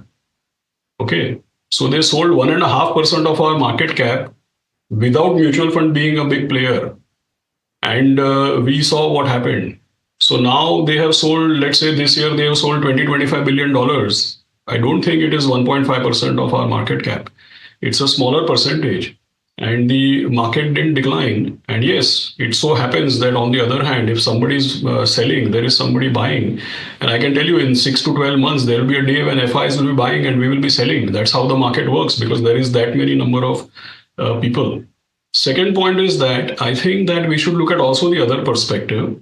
10 years back, I know for a fact, I have been also around, like Kalpen said. 10 years back, do you know, Alex, what was the biggest criticism? There were two big criticisms 10 years back. FIs own 22 or 23% of our market. And what we used to hear is that Indians will always remain poor. They don't own enough of India's growth. Indians are just customers and employees of these big banks and these big companies. And when these big companies have great results, the bubbly is flowing in Singapore and New York, right? And 10 years later, the criticism is that why are Indians owning so much of equity? So, I mean, unfair criticism. And the second point, 10 years back, there was also a criticism that why will foreigners invest here? 10 billion selling and you're down 50%. There is no liquidity. There is no depth in this market. It is not fit for institutions to be investing here. There's no free float. There's no local market. So now the criticism has unfortunately become the reverse. I don't know whether it is criticism or compliment. Okay, so I think, it's a passing, macro headwinds. By the way, what we are witnessing now, rupee depreciation, FII selling, geopolitical crisis, high energy prices. In 25 years, we've seen it 5 times. Sure. From 98 to 2001, in 2008, in 2013, 2018 to 2020, yet again in 2022, and here we are in 2026. Each of these crises today feels like a missed opportunity. Only today's crisis feels like a threat. So I think we've been through all of this. I just feel that it's a passing headwind as far as macros are concerned. Let's meet 6 months down the line, things will be very different. No, I'll be speaking to you much more often, but Kalpen, I do want to get your opinion because a few months back, correct me if I'm wrong, as a fund house, you changed the view to say this is now the time to buy domestic equity. And there's also a statement that you've made or rather has been made in Netra about the real effective exchange rate and the fact that this is at a value that would suggest don't bet against domestic assets right now. This is at a time when a lot of people are looking at equity markets around the world and saying, hey, what has India done over the last couple of years? To your point where you're saying that now is the best time to accumulate. Can you give us a sense of what your fund house is believing right now with regard to Indian equity and what kind of timelines are appropriate for an Indian investor that is looking to make long-term results? Yes, we opine very frequently through Netra every 5th of the month. And one disclaimer, the team, Sahil and team work with the best of intent to objectively, let data speak to form a view versus forming a view and then creating the data.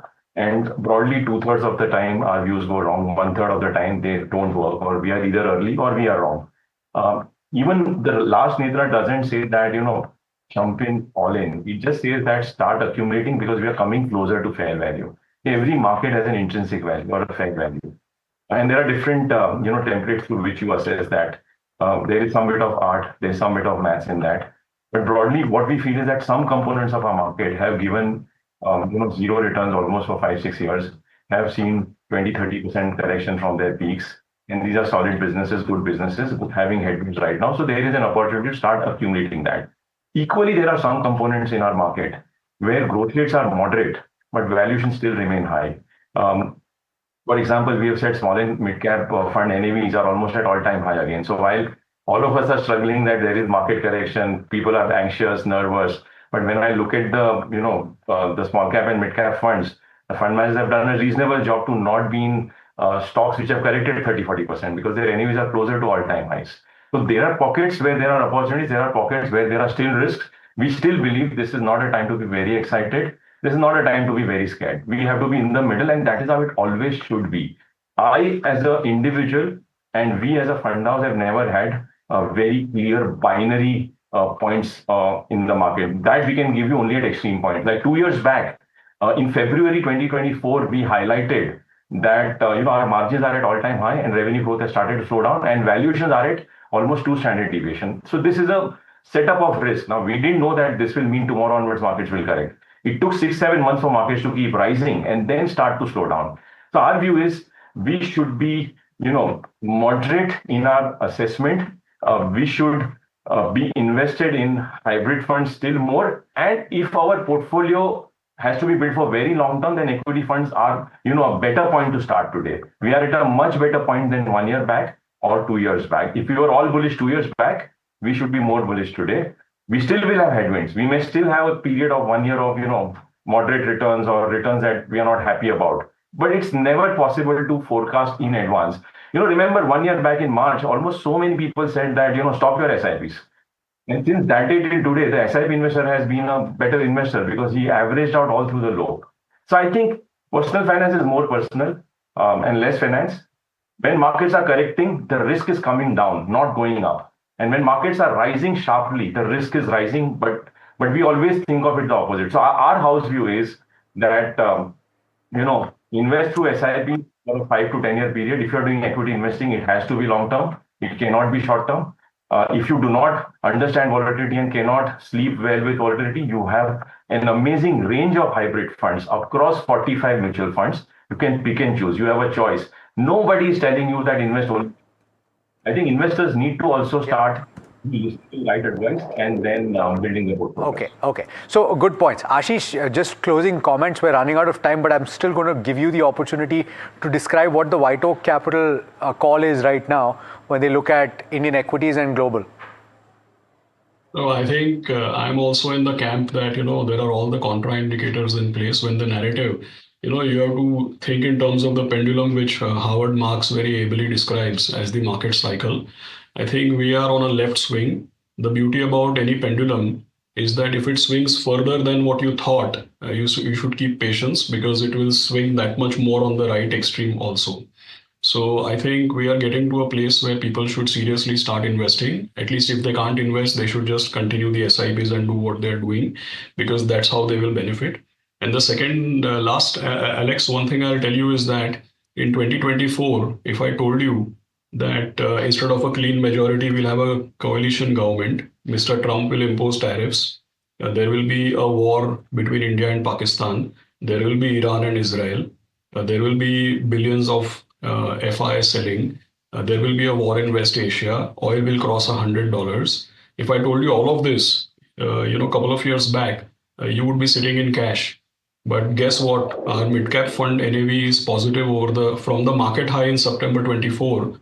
The mid-cap NAV is positive. The multi-cap NAV is positive. Yeah. Last I checked, the flexi-cap fund was barely 2-3% down. Yeah. And all the hybrid funds and multi-assets have given positive returns. So I think that the kind of mood and environment that we are discussing versus what is really happening in the numbers with mutual fund investors, yes, direct equity investors may have had a hard time because 2 years back, what we were told is that a 25-year-old kid can buy a stock and double money in 6 months. What are you guys sitting with your diversified portfolios and, pathetic returns? Now, 2 years down the line, the criticism is very different. But I think we've done well protecting investors' wealth. Yep. It's really tough macro environment. It is indeed. Okay, gentlemen, on that note, I'd like to thank both of you for taking the time. Pleasure speaking with you as always, and look forward to speaking to you soon. Thank you. All right, well, let us know what you think. This platform is meant to have views that are as varied as you can imagine.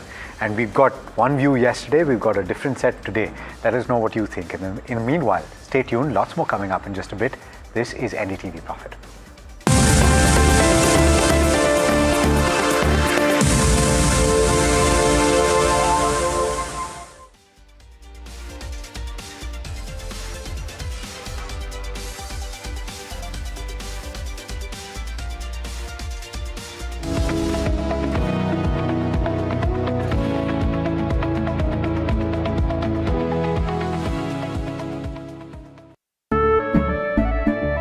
केसरिया से मन जोगी हुआ रे दिल झूमे देखो मतवारा हुआ रे केसरिया से मन जोगी हुआ हर पल मनाओ केसरी त्योहार विमल बोलो जुबान Kesari India Inc.'s most respected names chose India Inc.'s best and brightest. These kind of awards and jury lineup, you are truly giving it the right weightage. I think it's heartening to see talent that there is in across India Inc. We should be awarding companies and individuals who have focused not only on growth but also on bringing good governance. Be part of jury and vote on the people, the men, the women, the companies in India who have the right stuff is a great opportunity for us. For us, the biggest thing is trust. That's what we provide. We need leaders in India that can help take India being a global superpower. We got a fantastic jury and we've left all decisions to the wisdom of the jury. Who will earn India's top business honors? Find out at the NDTV Profit Business Leadership Awards. Coming soon. This is where the future shows up first. Conversations with the biggest names in tech and AI.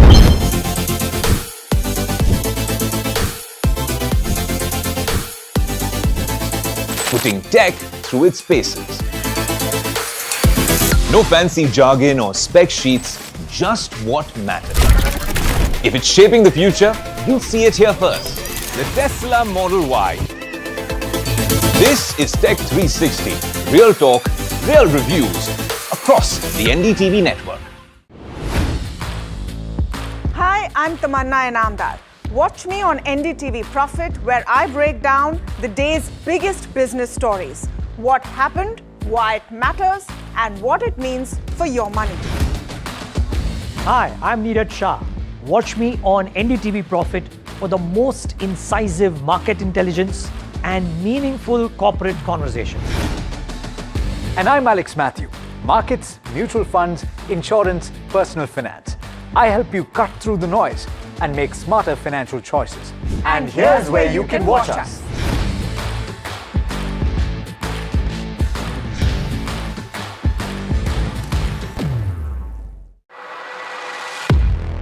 He has been tracking markets for over a decade, spots the trends before they hit the screen.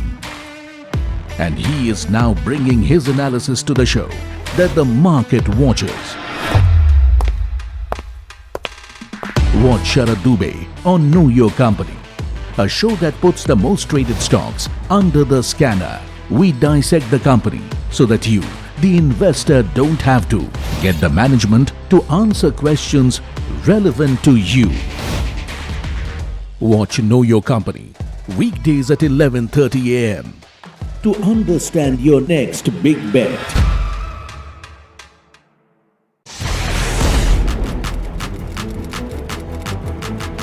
When the headlines move fast, perspective matters. On Editor's Cut, our editors come together with experts to distill the week's information plates into clear perspective. Down the stories shaping the world, from markets and the economy to global conflicts and what lies ahead. This is where experience meets insight.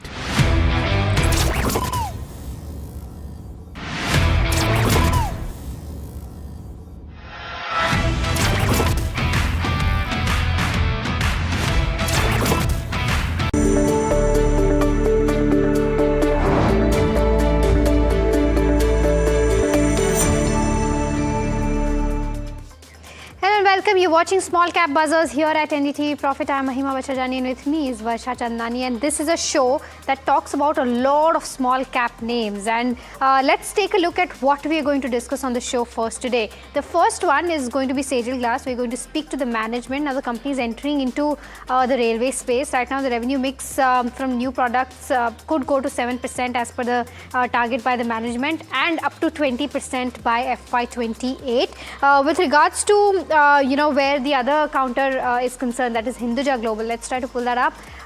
Overall, I think this counter has been in focus because Yogi Adityanath has flagged off Project Ganga, and on the back of that, this follows a signing MOU with the company in March 2026, and this project is for over 20 lakhs home. It will connect over 20 lakh home, and that is why we're seeing a strong uptick in volumes for this particular counter, almost 23 times its 30-day average. The next one that we're going to talk about is Genesis International. Now here, Overall, the stock is up almost 41% in the last 1 month. It's up, almost 3 out of 5 trading sessions, and that's the up move that we've seen. Strong volumes also coming in.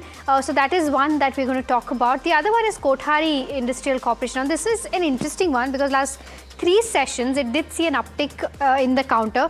Today, it corrected significantly, but again has recovered quite significantly for this one. So it will be an interesting thing to watch out for as to what the company does and what are the stock moves and volume moves actually telling us about Kothari. So now this is all that we have on the show for today and what we're going to talk about. But let's also take a quick look as to how the markets are doing at this hour.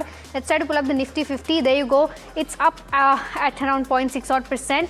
Almost at its day's high point, a 140 points of an uptick is what we are seeing, but it's just a 200 odd points, range of trade is what we are seeing. Let's try to pull up the Bank Nifty as well. The Bank Nifty is trading around 0.4% higher, almost in line with the Nifty 50 today. Let's try to pull up the heat map as well for the Nifty 50. You have a lot of your FMCG names doing very well. HUL, Nestle, Tata Consumer, ITC, etc. Topping those charts. Now, of course, we are seeing gains coming in for HDFC, Kotak Mahindra, Axis Bank as well after seeing that FCNR deposit rate hike news coming in.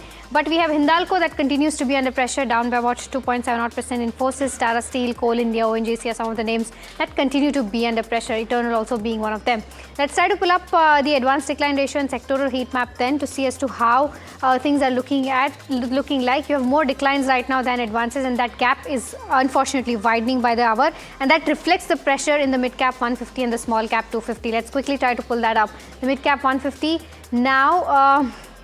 The mid cap 150 and the small cap 250 if we can, that's the sectoral heat map of course, down 0.4% at almost its day's low point, and the small cap 250 also down by about 0.4% almost at its day's low point. But Varsha, what are some specific names that are seeing action in trade today?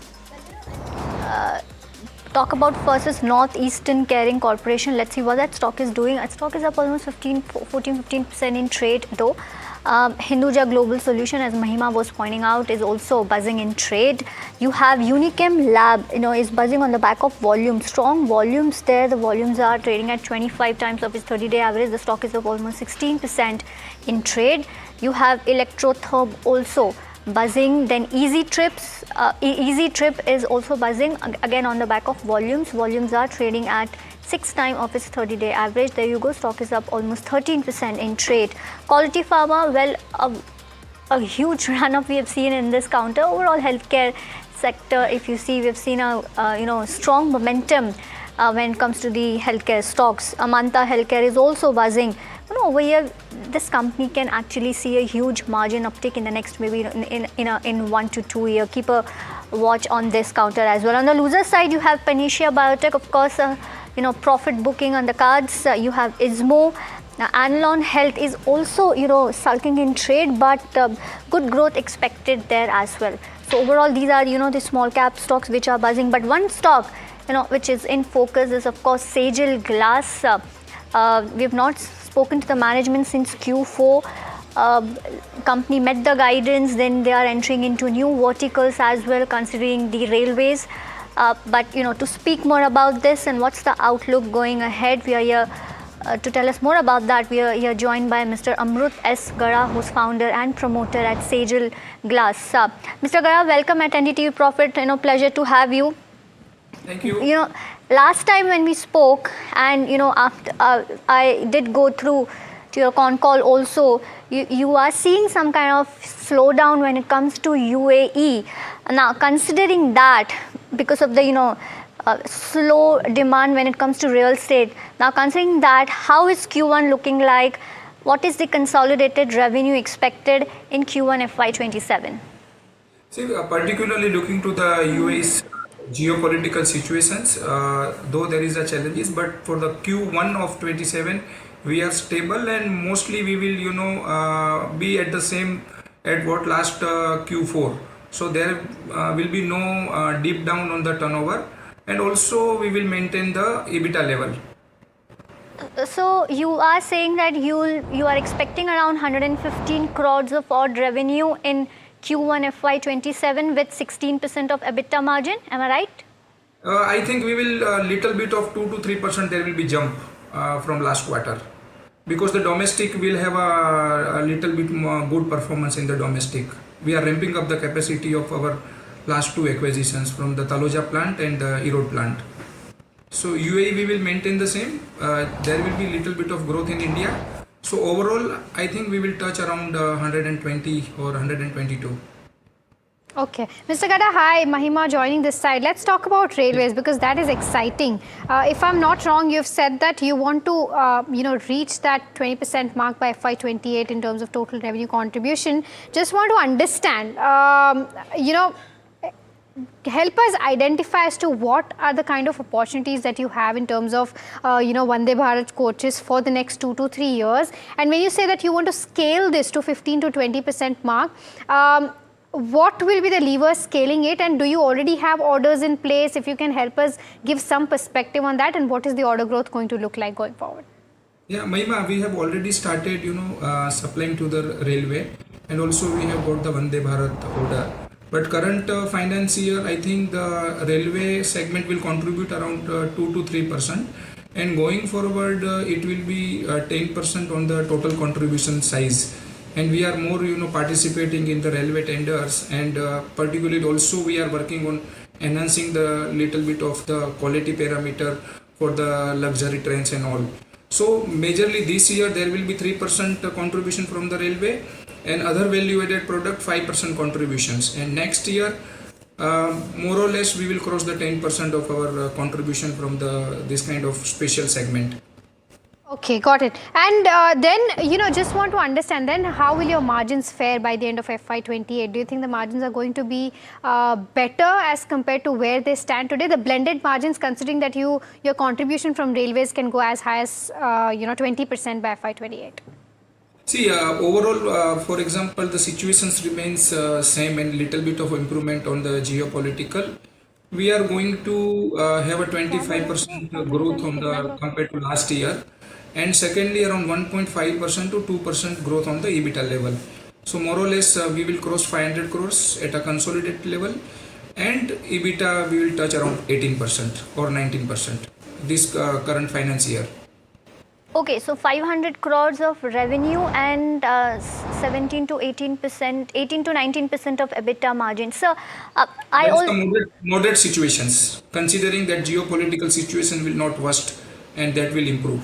And the situations are coming in control within 1 or 2 months, then maybe we will overcome that 25% also.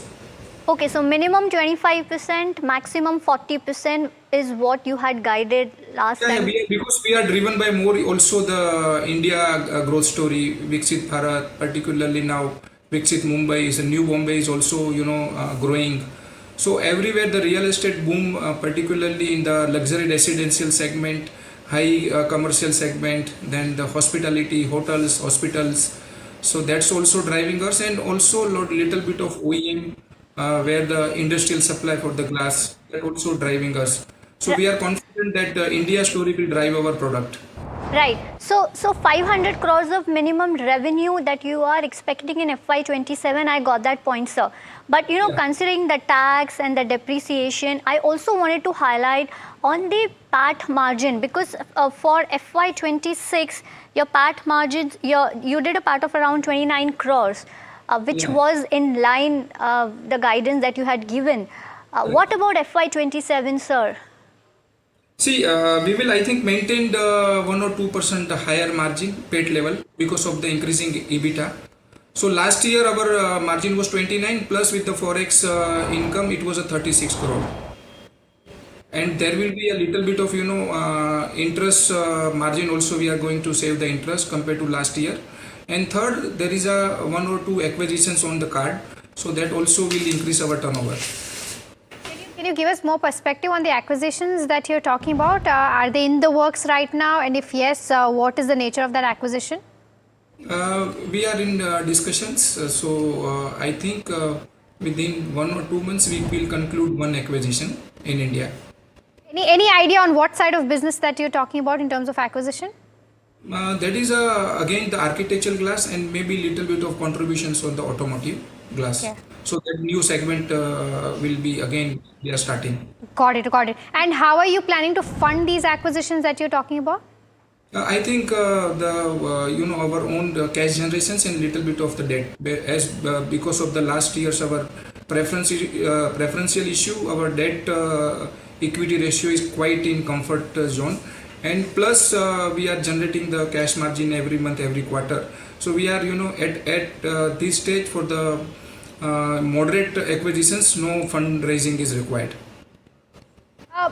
One more question on the side of capex, because you said that there will be order inflows coming in for the railway side, etc. What is the kind of capex that you've planned for FY27 and 28, and that is also going to be funded by internal accruals, or are you planning to raise funds, raise debt, etc.? For the current year, there is no planning of fundraising, and more or less there will be a capex of around 50 to 70 crores, which will be the self for this. Current year's and from the bank little bit of. Sir, you are also expanding to Africa, and the other, and also in Europe. I think you have started exporting to Europe as well. What contribution can these new geographies bring in FY27, and how quickly can exports become a meaningful revenue for you apart from UAE, of course? 26-27 Africa will contribute around 5% from the UAE sale, and Europe will contribute around 5 to 7% for the India sale. So Europe we are exporting from India, and Africa we are exporting from UAE. And so just wanted to understand, you are expecting a good growth from India as well. 60-40 ratio, you have to maintain that for FY27. Now, as far as I believe, India, so wanted to understand how this is going to impact margin, because currently India doesn't have that value-added products. You have plain glass that you sell over here. So will that pressurize your margins maybe in short term until and unless you come up with the value-added products? No. See, India, we are ramping up the capacity. Because of the capacity utilization, so fixed cost will be divided. Because right now in India, we are in new plants, our capacity utilization is very less. So that's where the EBITDA doesn't have a more pressure, and also little bit of the value-added product. And we are also in commercial. We are very niche product for the particularly our So I think Mr. Gada, what Varsha is trying to ask is that in India you don't have the presence of value-added products which are high margin products, which is what she is trying to understand, that if you plan to bring them, then what will be the EBITDA margin impact? No. There is we are by Q3 our fire product will start in India, and also so there will be the value-added also available. Okay, and then you'll still maintain the margins that you've talked about? Yeah, we'll maintain that margin, and maybe we can increase 1% more EBITDA. 1% as a whole is what you're saying, EBITDA margins. This is by the end of FY27? Yeah, FY27. All right. With that, I know I'm asking you again and again this question, but for FY26 you did around 7.3% PAT margin. For FY27, will it be more than 7.3%, or you're going to maintain that? See, we are targeting 10%. I think we will maintain that around 9 to 10% this current year. All right, 10% PAT margin for FY27 is what Mr. Gada is aiming at. Mr. Gada, thank you so much for taking out the time and helping us answer all the questions that we asked you. But let me also welcome in Neera Vasher, Head of Equity Research Analyst at Latin Manharlal, joining us now. Neera, a very good afternoon to you. Any view on Sejal Glass? You heard the management. Well, good afternoon and thank you for the invite. There are clearly too many variables for a 500 crore revenue company. And yes, and I think one factor which comes to mind is the fact that there have been certain disruptions with respect to the UAE market. That is quite understandable at this point of time, but the domestic market is doing quite well, so they would be having good B2B relationships with various construction sector companies, and that would be driving the architectural glass demand. So I think that is one positive. At the same time, I think when we spoke about the margins, especially about the margins, I would be inclined to believe that once you cross the 15% threshold margins, I think as you go further, the PAT margins also automatically tend to improve. So what the management has guided that if it is a 16% margin, you end up with a PAT of around 7.5 to 8%. But when you go towards 18-19%, automatically you come towards 9 to 10% PAT margin. So I think that is workable. But I think a key monitorable going forward would be the railway business. Not very sure whether they'll be able to get attractive margins over here. Right. So I think that would be the crux of the whole. Got that view. Well, viewers, time to dive into the FNO market setup and the Q shaping in trade today. Let's bring in Sharad for more details. Well, a good technical setup is there and it's sustaining, especially for the benchmark indices. And now we are having HDFC Bank, one of the top gainers. We already mentioned the consumption names doing well, especially the FMCG ones. But a good strength coming from both private banking names as well as FMCG, and that's actually holding up the markets also. No major concern for sell-off, but yes, Infosys sell-off, that has intensified. That's down 2.5% as well. Long build-up, let's see what's happening there. And largely, Phoenix Mills becomes one of the top gainers in the FNO space. And of course, we had mentioned earlier about Colgate also, the FMCG pack.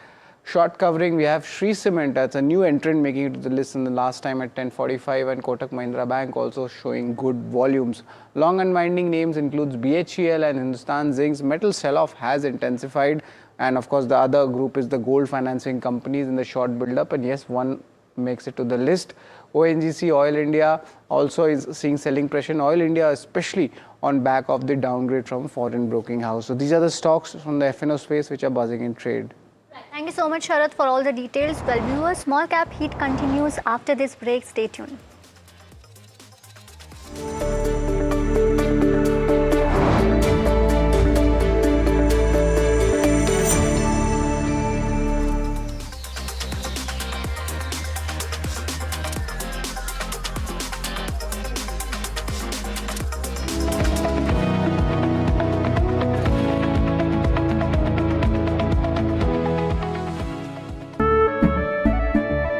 केसरिया से मन जोगी हुआ रे दिल झूमे देखो मतवारा हुआ रे केसरिया से मन जोगी हुआ हर पल मनाओ केसरी त्योहार विमल बोलो जुबान Kesari. This is where the future shows up first. Conversations with the biggest names in tech and AI.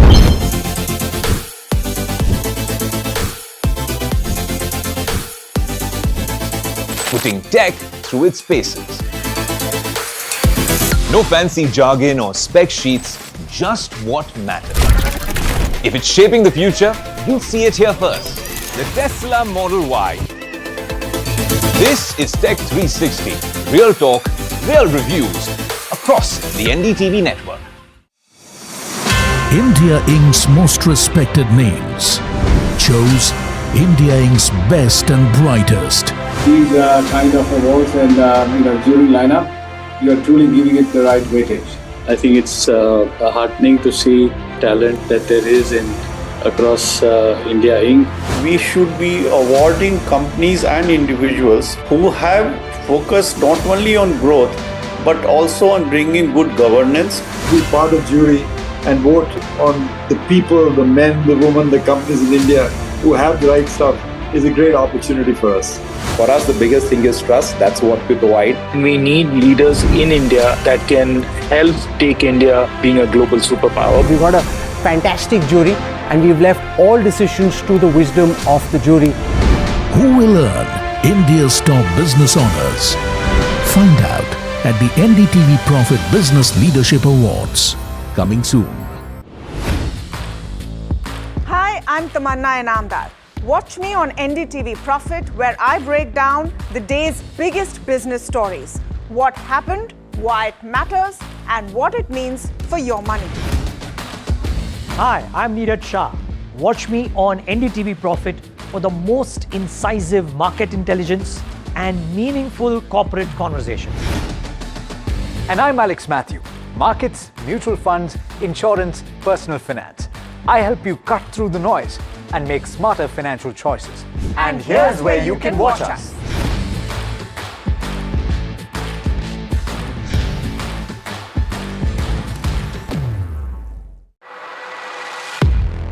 He has been tracking markets for over a decade, spots the trends before they hit the screen. And he is now bringing his analysis to the show that the market watches. Watch Sharad Dubey on Know Your Company, a show that puts the most traded stocks under the scanner. We dissect the company so that you, the investor, don't have to get the management to answer questions relevant to you. Watch Know Your Company weekdays at 11:30 a.m. to understand your next big bet.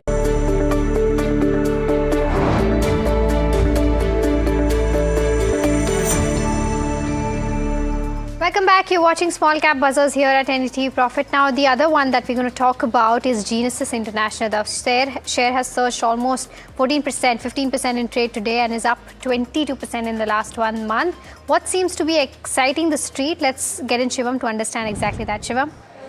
Well, yes, Genesis International is the company that provides advanced mapping system and the surveys and geospatial services. The product portfolio includes the 2D and 3D maps, aerial LiDAR and HD maps, and also the street imagery as a product segment. Now, there is no specific trigger for the movement in today's session, but the company has recently won an order for National Mission for Clean Ganga, and the order is currently valued at 2.8 crores, and the project includes the data collection using field surveys, remote sensing and data compilation. Now, talking about the financials of the company, the Q4 numbers were higher on the lower quarter-on-quarter basis, and the labor code has impacted the profit after tax by 51 crores in previous quarter, and that's why we have seen a higher profit after tax in this quarter on a comparison basis. Now, the operational performance of the company in this quarter has remained weak. That was due to the project expenses and finance costs were higher in this quarter. Now, if we talk about the stock's performance in 1 week, the stock has given a 21% of up move, and in 1 month the company has given around 41% of move. Okay, all right. So that's the view coming on Genesis International. But, I think we don't have the time to take more links. But with that, we're completely out of time in this edition of Small Cap Buzzers. Do stay tuned as Profit comes up next.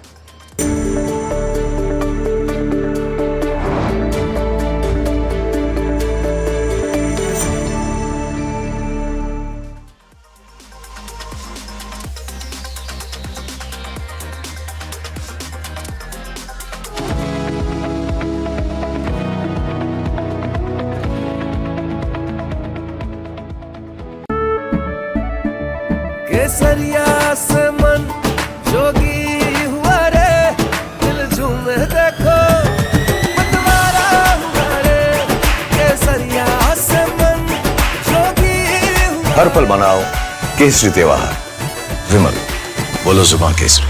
This is where the future shows up first. Conversations with the biggest names in tech and AI.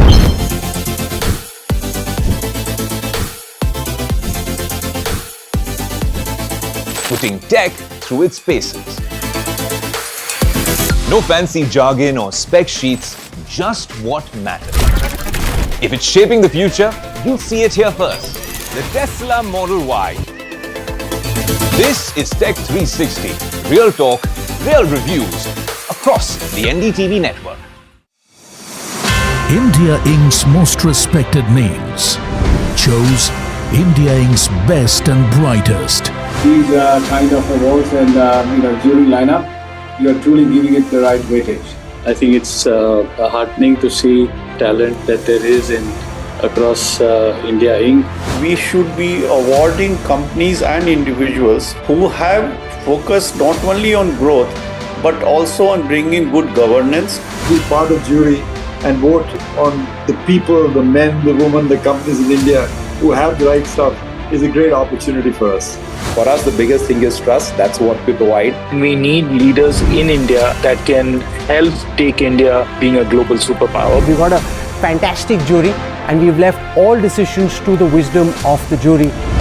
Who will earn India's top business honors? Find out at the NDTV Profit Business Leadership Awards. Coming soon. Hi, I'm Tamanna Inamdar. Watch me on NDTV Profit, where I break down the day's biggest business stories. What happened, why it matters, and what it means for your money. Hi, I'm Neeraj Shah. Watch me on NDTV Profit for the most incisive market intelligence and meaningful corporate conversations. And I'm Alex Matthew. Markets, mutual funds, insurance, personal finance. I help you cut through the noise and make smarter financial choices. And here's where you can watch us.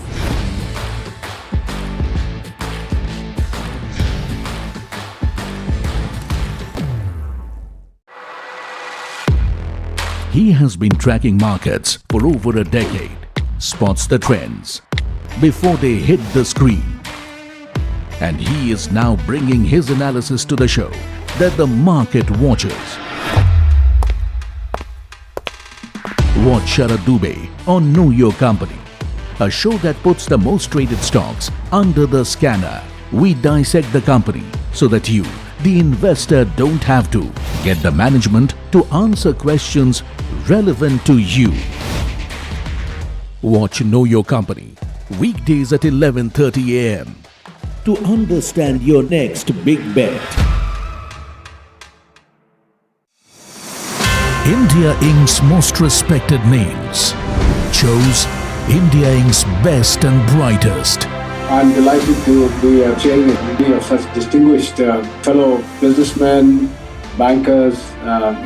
It's just lovely to be back on this NDTV jury. I have been a fan of NDTV for a long time. Many of the nominees are extremely close together in terms of what they've done. Gender parity to be reflected while we choose leadership as well. It's also important that how they are reshaping the industries. We got a fantastic jury and we've left all decisions to the wisdom of the jury. Who will earn India's top business honors? Find out at the NDTV Profit Business Leadership Awards. Coming soon.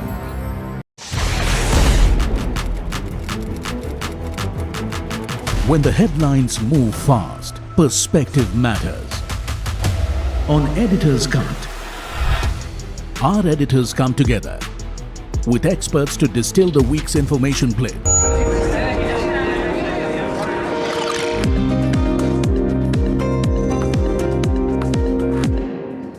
Hello and welcome back to NDTV Profit. You're watching Ask Profit, the afternoon edition. My name is Puneet Zaveri, and over the next half an hour or so, we'll try and solve all those stock-related queries. So if you haven't already, do start sending in your queries on the numbers that are flashing on the top of your screen. You can also call us on the landline number as well as speak to us as well as our guest on those stock-related queries as well. But before we do that, as we do, let's take a quick check of how the markets are doing, because today we've seen that in the morning we were up and now again have actually just receded a bit from the highs, but continuing to be above that positive zone of 23,300 on the Nifty 50. So 100 points up. We'll hopefully continue this momentum yet again in the closing 90 minutes of today's trading session as well, because you've seen pressure on the index over the last couple of days. So hopefully a better end today. When you look at the heat map also, there were some individual movers like Indigo that were doing well in trade today in terms of the morning session. But HUL has continued to be in one of the top gainers. Kotak Mahindra Bank also doing well. So there are a lot of stocks. So is Nestle actually at the 2% mark. So they are changing hands between the top gainer for the Nifty 50. But all these four counters continue to do well. You're also seeing some pressure on Hindalco as well as Infosys today. Also on Oil India are some of the other names that are doing a slightly weaker show today as well. But very, very balanced screen at this point of time for the Nifty 50, because you're seeing a 23 to 28 stocks that continue to do well in the green, 22 stocks for the Nifty 50 right now in the red, and we continue to monitor what is happening with these moves as well. But also in terms of what we have seen, the sectoral heat map. Now that is also showing you some interesting signs, because yesterday was a day of the PSU banking index as well as the private banks. So while the private banks have continued to do well, PSU is largely a little off from yesterday. But the Nifty FMCG is a clear winner today, while media is consolidating after there has been some stoppage essentially of moves on Z Entertainment. But when you look at the advanced decline ratio, that is the other interesting one, because we have seen that in the morning it was a crisscross patterns, unfortunately for the modern markets, and today that position has been reversed. They have become a market of benchmarks. So you are seeing that the Nifty as well as the Bank Nifty continue to dominate the news flow, while the broader markets are under pressure. That's visible in the mid cap 150 and the small cap 250 as well. Mid cap 150 was flat at one point of time, now down 0.5%. Similar for the small cap 250 as well. But for the individual movers though, in terms of the BSE 500, you have HFCL as well as what we've seen, for the other counters as well, like Sterlite. Both are down by 5% and continue to, have the wrath essentially of that strong up move, money being taken off the table. Oil India has slipped to 8.5% now. Welspun Corp also under pressure. And so his Manappuram Finance as well as Muthoot Finance, was also down in trade, has recovered a little bit as well. Ease My Trip, Chambal Fertilizers, Crystal, Apar Industries are some of the other gainers in today's trading session. But let's go and start taking your stock related queries now, and to answer them, let's welcome our guest, Narendra Solanki, Head Fundamental Research Analyst at Anand Rathi Shares and Stock Brokers. Sachin Janardhan, who's the independent market expert on the technical side of things. Gentlemen, both of you, thanks so much for joining in. The first question, Sachin, coming your way on Dynamatic Technologies. Our viewer has bought shares at 10,855. Stock's done well in the last 1 year, but is that move expected to continue, Sachin? The trend of the stock is up only. Only the structure has right now not good, and even the momentum is weak. There is a support levels around 9,300 levels. If that support level is holded, there is no problem. But if it is closing below 9,300, then we can see a deeper correction like 8,000 and 7,000 as well.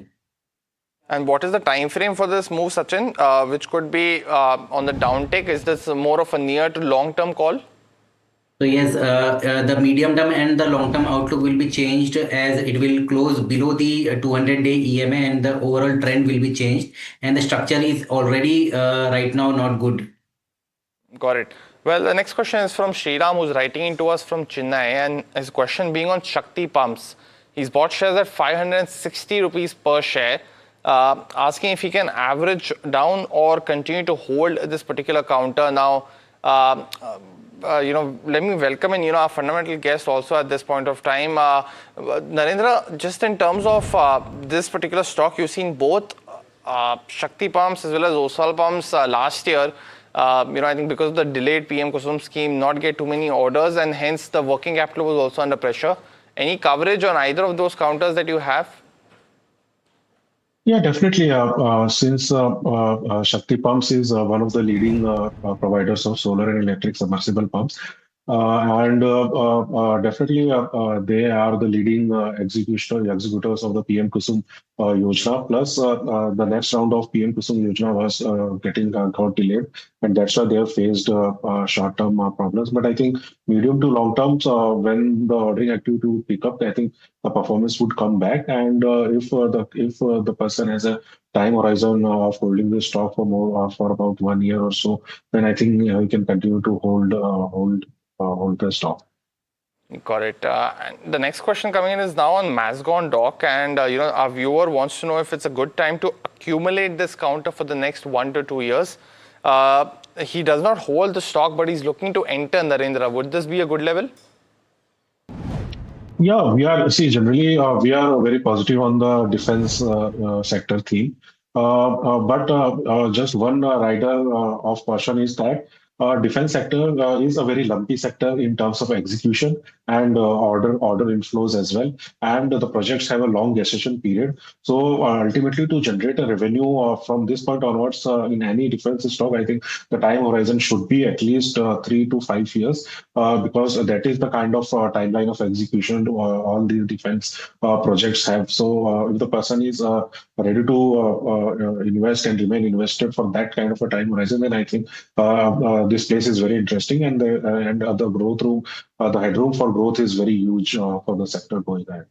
And any direct view that you have on Mazgon as well, Narendra?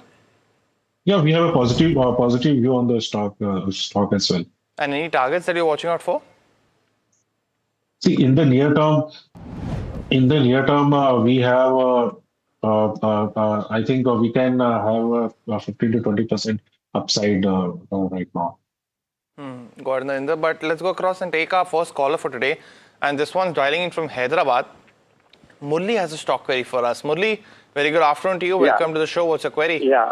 Yeah, very good afternoon. This is Murli from Hyderabad. I have remaining 10 shares of SEM India project at an average of 562.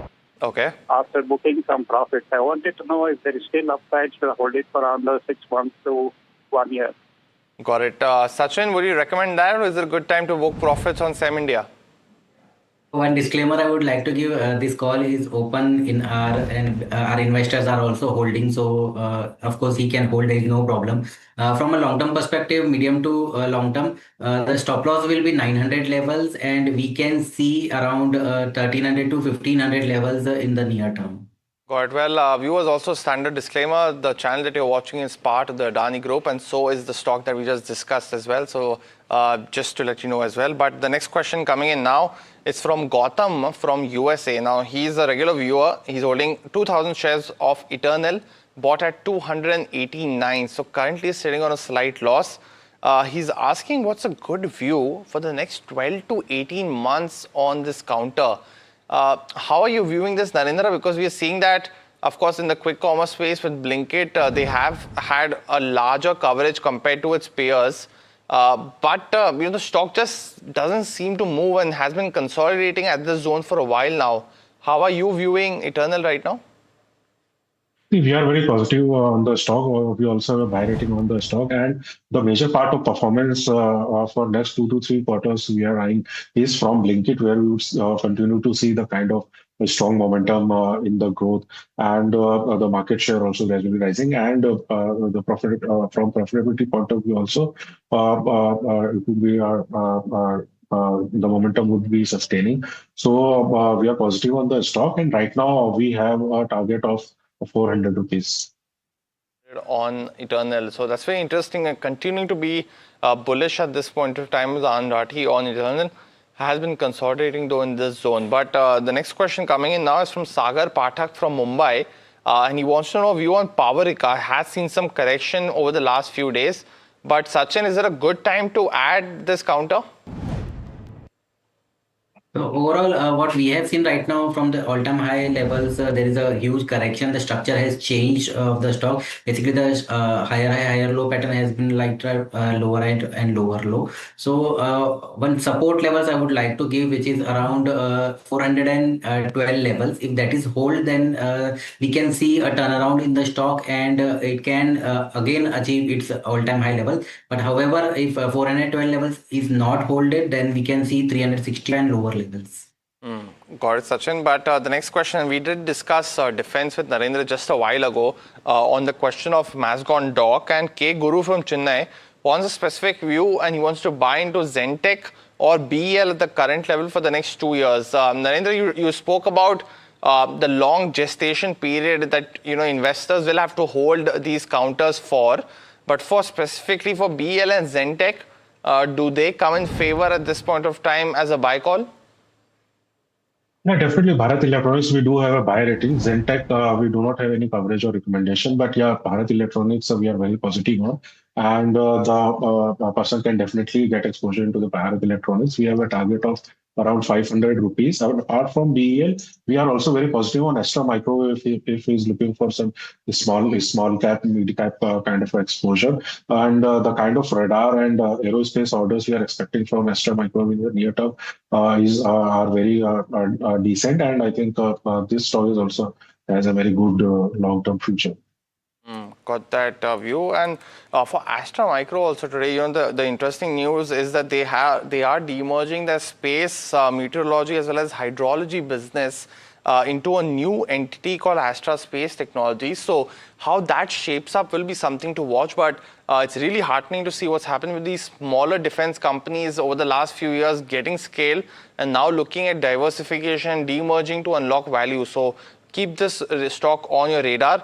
Next one coming in now, and this one's on Chambal Fertilizers. Nagashri has bought shares at 573, asking if she should continue to hold or what should she do with this counter. Sachin, we are seeing a 5% uptick today on this counter. Any view for her? Overall, the trend for the stock is down, but right now it has actually moved out from that zone, and today it has recaptured its 200-day moving average. With this kind of a candle and with good volumes, she can definitely hold, but definitely with a strict stop loss. The stop loss will be around 445 levels. If it is closing again below 445 level, again the structure and the trend will change from up to down. Got it. Well, the other counter, and which has just fallen off a cliff today, it's Oil India. Now, a viewer, is holding shares, 55 of them at 481. Stocks down 9.5% today, and you can see that consistent move. This is Jatin from Chandigarh asking what he should do with his 55 shares. Narendra, any coverage that you have on Oil India? And because you've seen that over the last day, just in the last 12 to 18 hours, you've seen the geopolitical crisis again taking shape, multiple attacks on US air base as well, and probably the volatility in oil is impacting the stock. Any view on Oil India? Yeah, right now we do not have any coverage or recommendation on this stock. However, considering the geopolitical crisis, I think the space would continue to show this kind of volatility based on different outcomes in terms of resolution and escalation of the war, which is at this moment is very unpredictable and very difficult to predict. So I think there are many other opportunities available in the market which are expected to give better returns in near term. Got it. Well, the other question now coming in is from Avdesh Ojha from Delhi, and he wants to know in the power equipment space, which are some of the key aspects to watch out for. So Hitachi Energy, Siemens Energy, GE Vernova, as well as some of the other stocks like CG Power, he feels are expensive, at least in the near term. But Narendra, any coverage on either of those or the space that you like within the power space? What's your preference? Yeah, definitely. Transmission and distribution segment in power space is one of our favorite spaces where we are actively recommending to our clients.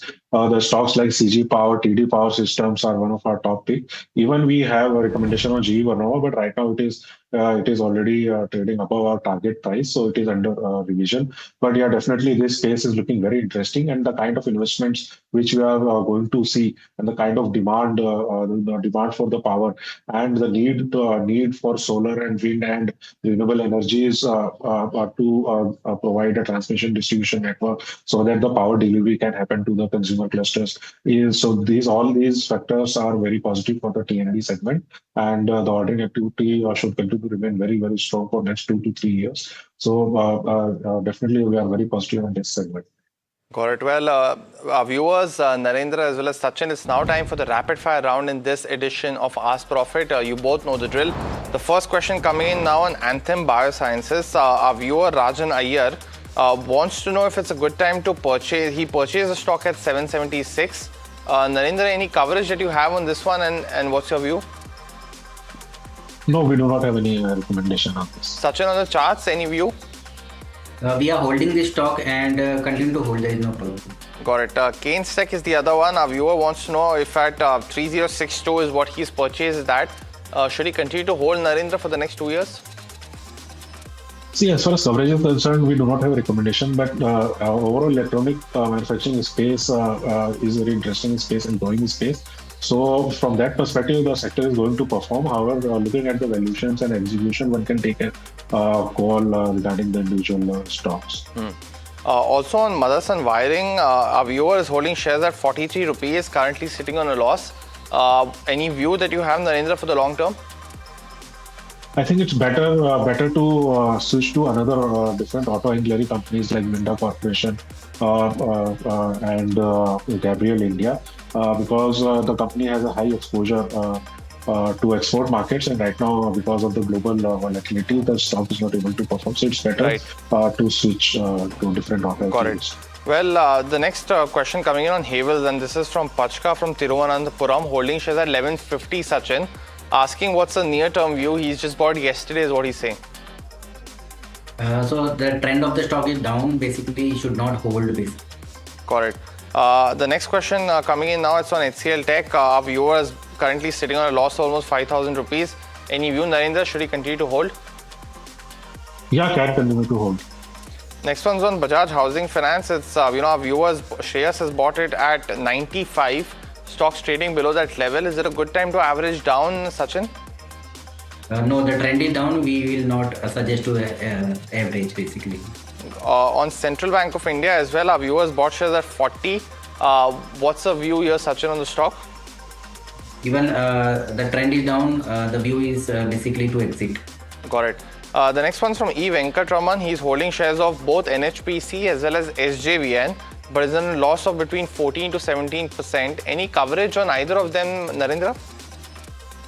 No, we do not have any coverage on that. On the charts, does anything look interesting right now, Sachin?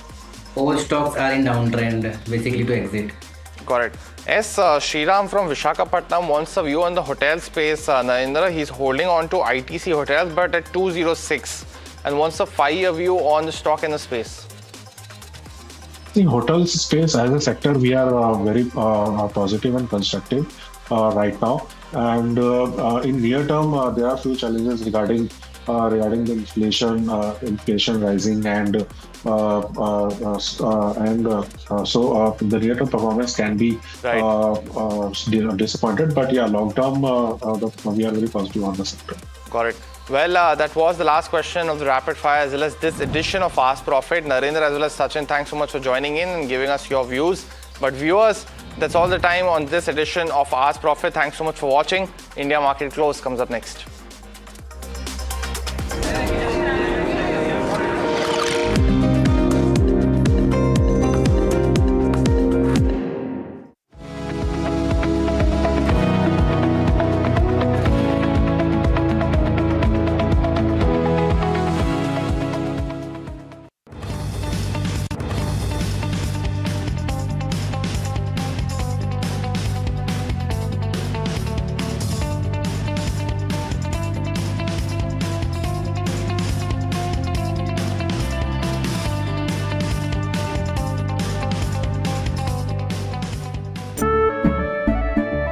केसरिया से मन जोगी हुआ रे दिल झूमे देखो मतवारा हुआ रे केसरिया से मन जोगी हुआ हर पल मनाओ केसरी त्योहार विमल बोलो जुबान Kesari India Inc.'s most respected names chose India Inc.'s best and brightest.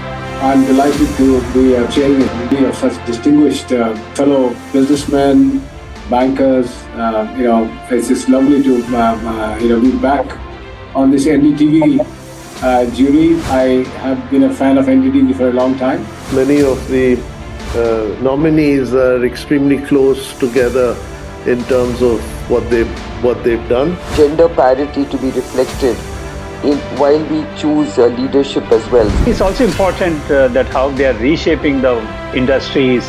We've got a fantastic jury and we've left all decisions to the wisdom of the jury. Who will earn India's top business honors? Find out at the NDTV Profit Business Leadership Awards. Coming soon. Hi, I'm Tamanna Inamdar. Watch me on NDTV Profit, where I break down the day's biggest business stories. What happened, why it matters, and what it means for your money. Hi, I'm Neeraj Shah. Watch me on NDTV Profit for the most incisive market intelligence and meaningful corporate conversations. And I'm Alex Matthew. Markets, mutual funds, insurance, personal finance. I help you cut through the noise and make smarter financial choices. And here's where you can watch us.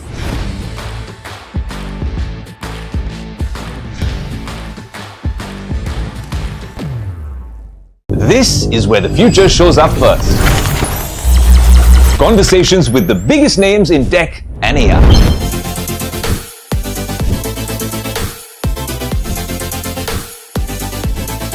Putting tech through its paces. No fancy jargon or spec sheets, just what matters. If it's shaping the future, you'll see it here first. The Tesla Model Y. This is Tech 360. Real talk, real reviews across the NDTV network. He has been tracking markets for over a decade, spots the trends before they hit the screen. And he is now bringing his analysis to the show that the market watches. Watch Sharad Dubey on Know Your Company, a show that puts the most traded stocks under the scanner. We dissect the company so that you, the investor, don't have to get the management to answer questions relevant to you. Watch Know Your Company weekdays at 11:30 a.m. to understand your next big bet. India Inc.'s most respected names chose India Inc.'s best and brightest. These kind of awards and jury lineup, you are truly giving it the right weightage. I think it's heartening to see talent that there is across India Inc. We should be awarding companies and individuals who have focused not only on growth but also on bringing good governance. Be part of jury and vote on the people, the men, the women, the companies in India who have the right stuff is a great opportunity for us. For us, the biggest thing is trust. That's what we provide. We need leaders in India that can help take India being a global superpower. We've got a fantastic jury and we've left all decisions to the wisdom of the jury. Who will earn India's top business honors? Find out at the NDTV Profit Business Leadership Awards. Coming soon.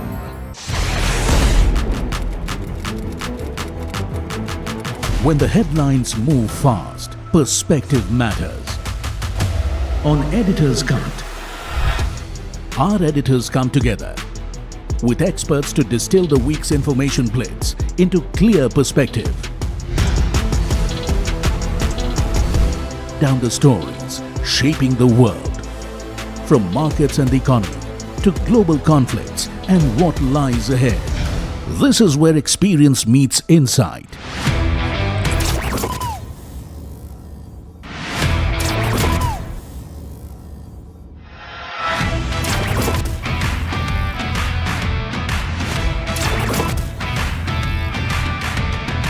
No noise, no hype, just sharp takes.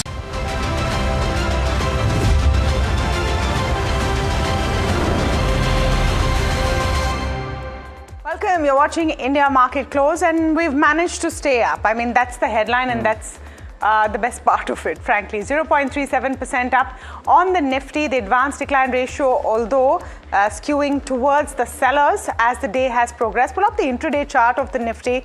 And Alex, you'll see that we've stayed pretty much range bound. Maybe come off a bit in the last 20 minutes or so. Yeah, and it is some of those heavyweights that have come off that is probably resulting in this, because pull up the heat map for the Nifty 50 and you will see that Reliance Industries does not rank on the top. At one point in trade today, it was trading with gains of about 2%, but it is now given up all of that. It's trading just about flat with cuts of about 0.2 or 0.1%. Axis and the private sector banks once again ruling the roost and contributing most in the way of points. Along with FMCG. Yeah. FMCG has been an interesting play today. Nestle, HUL, ITC, all of them coming to the fore.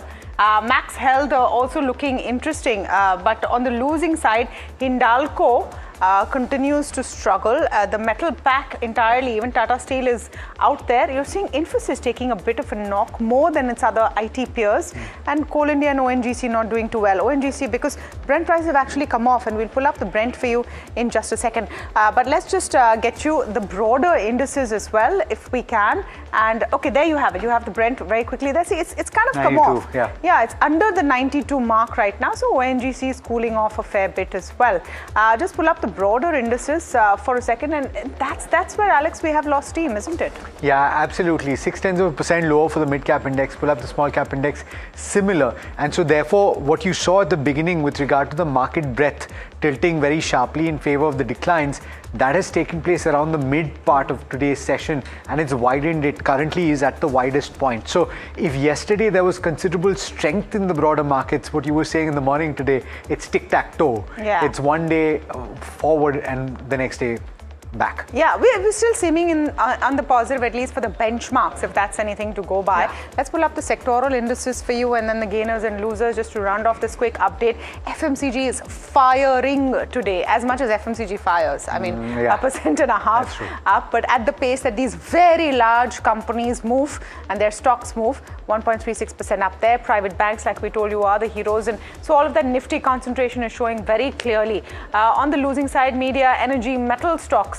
are the ones which are not doing too well. But Bank Nifty, private banks are okay in that space. What is interesting is to watch the PSU banking pack, right? After it's moved 3.7% yesterday, it's taking a bit of a breather today. It's the private banks that are coming to the fore. And it's that FCNR conversation. Completely. I was just going to say that. So FCNR deposit rates have been increased. So here's what's happened. If you recall, the Reserve Bank of India wants to make, is helping out, and it's the government's policy to make deposits in government bonds more attractive for people sitting outside the country. So this new scheme was announced. A lot of private banks today have announced the uptick in their deposit rates, maybe ahead of the public sector banks, and that could be one of the reasons that you're seeing these banks come up. In fact, this is what's happening in the market today. It's a strong technical momentum for the Nifty. Nifty is sustained above the 23,400 mark, and this actually opens up a new range of 23,600 to 23,900. The Bank Nifty up move is likely to get capped.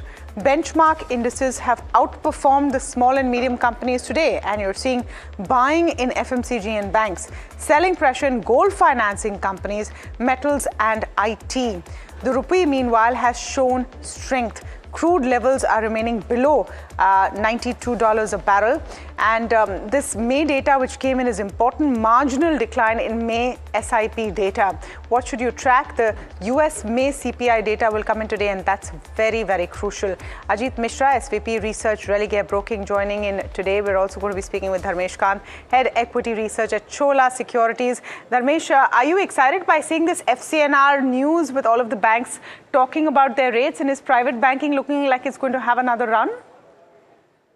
Yeah, good afternoon, Tamanna. I mean, it's a welcome news, and at the same time, it allows banks to raise more deposits, which is a lower cost of fund. So, particularly, public sector banks, where this gap was very high, credit growth was 15-16%, whereas the deposit growth was 9 to 10%. They were struggling to mobilize deposit growth. So, through this route, I think that should take care of it. Though it's a long tenor fund, 3 to 5 years, but still, the cost of funds are likely to be marginally down after that. So all the banks have not announced the rates, and how it's likely to sit into the overall scheme of things has to be seen. But our sense is at least it would be NIM accretive. I mean, 10-15 basis point of an appreciation in NIM one can see, and higher deposit population. So definitely, yes, a good move on the profitability front. And having said that, let me just highlight FY26, the internals of the entire credit growth was very good. But if you look at the reported PAT numbers of banks in the Nifty 50 basket, it was hardly 3 to 5% kind of growth on a year basis. So that will be taken care of. One is through a stable and a better NIMs, and the second is better net interest income growth. So I think both the triggers should play out in FY27 for banks. Okay, very interesting. All right. Let me take that forward and ask Ajit Mishra what he thinks about the banking pack, because private banks is where the strength is at today. And good afternoon to both of you, gentlemen. And the Bank Nifty has shown relative resilience, right, Ajit? So when you look at the indices, is that where your attention is? Yeah, good afternoon, Alex. Good afternoon, Tamanna. So what we are definitely seeing, Alex, is breather. When it comes to the Nifty index after this phase of underperformance or correction.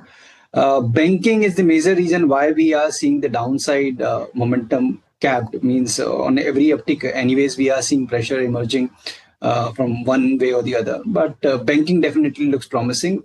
Despite this recent surge, we still feel that maybe around 56,000 mark, where all the major averages are aligned, could be the area where it might find the next resistance. But having said that, for Nifty, the first area of hurdle is still intact at 23,500, 550 mark, which is the 20 EMA zone. Until we break that, I doubt that we can inch toward the upper band of this declining channel that currently we are trading in, which is around 23,800. So banking looks comparatively better. It's a buy on dip for banking. For Nifty is still a sell on rise. So it's a kind of a diverge move that we are seeing in the index, but that is how traders should plan or align their positions. And what individual stocks are looking attractive to you, Ajit? So Alex, considering the market tone, I feel that healthcare, pharma, and banking is something that you should be focusing on the long side, and then we have other opportunities on the short side as well. So from the healthcare part, Biocon, which has witnessed a decent rebound after this marginal pullback from the support area, we anticipate a gradual recovery towards 439 levels in the near future. So with stop at 408, one can look to accumulate Biocon. Eternal is in fact a shorting candidate after this failure of recovery or a rebound retest of this major averages. So here we are anticipating a dip towards 230, 228 area in the near future. So here one can look for shorting opportunity with 247 as a stop loss. Got it. Okay. Let's focus in on the stock of the day. And there are quite a few stocks that are buzzing in trade, but this one in particular stands out. It is Car Trade. And this is a stock that has gained as much as 12% today, or 11.5% right now, just a tad bit off the high point of the day. The question is, why is it buzzing? Let's go across to Puneet to find out. Puneet, is it the outlook? Well, it's one of the key aspects is the outlook, but also it's been a very volatile journey for the company in the last 1 year. So you of course see that 11 to 12% move today. It's up 47% in just the last 1 year. But trading at that 2400 odd level, stock actually was at 1650 on March 30th. So you've seen almost an 800 point jump from the lows, but still down 25% from the highs of almost 3290. So it's at a one-way swing up. It has collapsed again, and then again the second set of recovery just in the year itself. And the reason for that has been growth, which has been quite strong for the company as well. We should have the historical growth trend before the guidance, but we'll come to that in just a bit, because the guidance is about 1,000 crores in profits that the company wants to earn in the next 4 to 5 years versus 244 crores which they did in FY26. So that's point number one. And the other aspect is that the cash levels have already crossed 1,200 crores for FY26 by ending FY26, but they have said that they want to do no inorganic acquisition at this point of time. So they just acquired OLX about a year ago, looking to revamp it, but very interestingly that they don't want to burn cash reserves in acquisitions and no inorganic plans currently. The other aspect is the new elite buyer program, which has been spread across its key consumer verticals. They feel that right now just about 0 to 5% of revenue will jump to 30 to 40%. This is the premium base, the higher base, and hence it's something to watch out for as well. Let's go across and see what the next plate is as well, because we have analyst coverage now, because that's on Kotak Institutional Equities. They've raised the target price to 2,300 on June 3rd. Mentioned that the stock corrected on AI disruption concerns, but they feel the dealer database is quite strong, and hence a lot more to offer for the company at this point of time. And finally, Citi, they had of course upgraded it on the back of higher OLX valuations. Citi has also done the same as well. But very interestingly, 9 analysts cover the stock. All 9 have a buy call, but seeing limited return potential of just about 11% at this point of time. And stock's trading at 34 times FY28, so it's pricey in terms of valuation also. Got it. All right. Thanks so much, Puneet, for that. Very interesting tabulation there of the experience that you might have had if you held on to the stock. By the way, the stock cooling off even as we're speaking right now in single digits. The question to you, Dharmesh, is if you've looked at this analysis and if you studied the company in the past, what's the view on it? Yeah, Alex, good afternoon to you. The recent trend which I have seen with most of the management is they are playing out 4 to 5 years kind of a projection.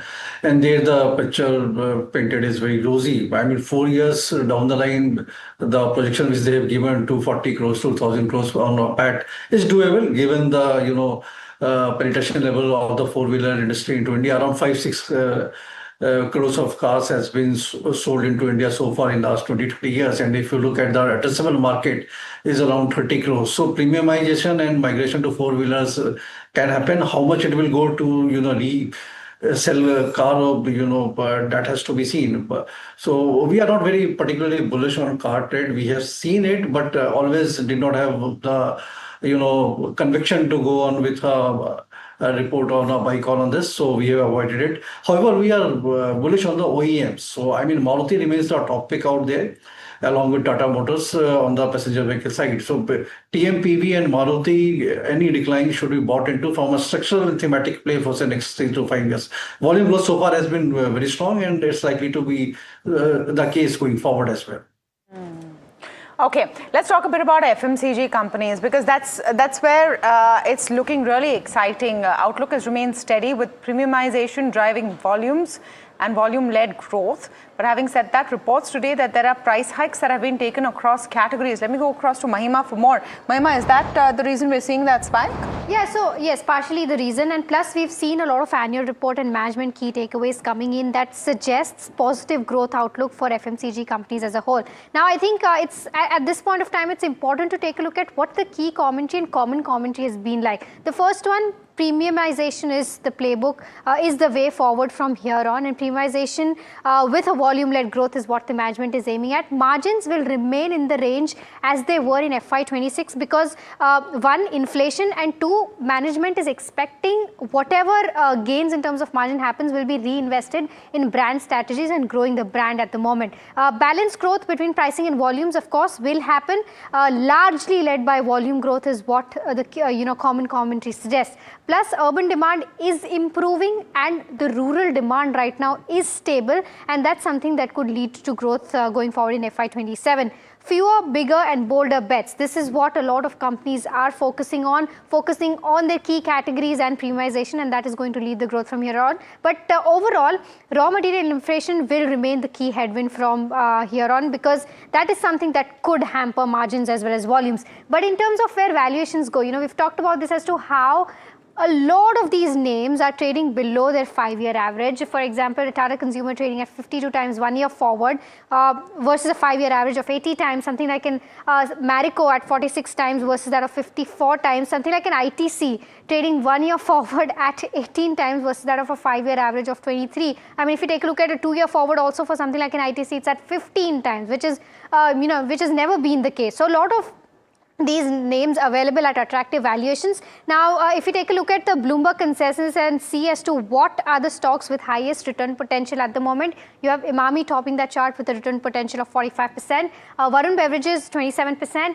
and of course Radico Khaitan also at the 27% mark, and then followed by GCP and Dabur both at 24% mark. So this is the overall view of what's causing the rally, and as to what outlook looks like for FY27 for FMCG names. Okay, Dharmesh, I wonder if you're buying into the FMCG enthusiasm today.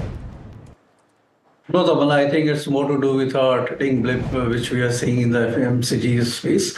And I buy all the thesis of the commentaries which the managements are making about premiumization. Are you calling it a trading blip? Yeah, definitely, yes, Tamanna. It's a trading blip. See, one thing which can add to, the consumption in light of inflation and the weak monsoon, still, the consumption may still be there, is the wage code revision. So through that, the take-home salaries of most of the people have gone up because the PF contribution has come down to 1,800. Many companies in the country have adopted that kind of a CC. So your cash in hand goes up, which in light of previous dolouts like direct tax cut, indirect tax cut, and interest rate down, balances things out. But going forward, one has to be very clear. The thesis which is playing out in the market is valuation resetting based on the projected growth. So if you are doing it for historical thesis, like it used to trade at 80 times PE multiple, so it should go back to 50, 60 times. I don't think in next 2 years we are likely to see that kind of a reversion to mean based on 10-year, 15-year-old valuation multiples. Okay. So then, and you've already pointed out the OEM, so I won't ask you to detail that further, but is that the only way that you're playing, Dharmesh, the consumption theme?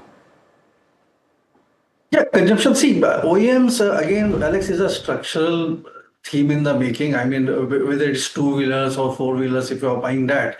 But this year itself will be a difficult for automobile industry. What we are advising is buy on declines. The reason being, first half will be marked with higher input cost, which will be eating into operating margins, but the volume so far has been good. So on absolute reported operating profit, there may not be a big decline. But second half, the base would be very high. All the OEMs has reported 20% plus kind of a volume growth from September till March. So you will be fighting against that.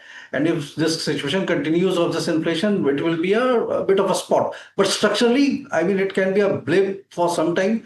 Eventually, things are going to go out. As far as consumptions are, concerned, OEM is one play, and other is consumer durables. I mean, the stocks have been beaten like LG Electronics and all. Getting into the festive season, we can see some traction building out there as well. And there we find the replacement as well as the new, buyouts will come into play, because last 2 years particularly have been very dull for this entire space. Okay. Just Ajit, want to get a quick view from you on the FMCG consumption story that we were just discussing on charts. Are you also finding this as a trading blip and uninteresting today?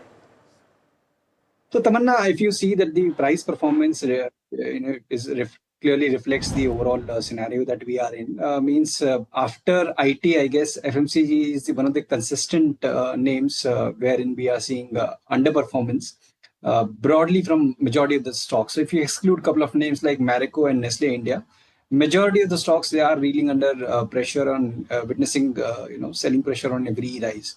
So yes, selective buying in stocks like Nestle, Marico, Varun Beverages is something that one can look at. But largely, if we talk about the sector, the indications are in the favor that underperformance is likely to continue.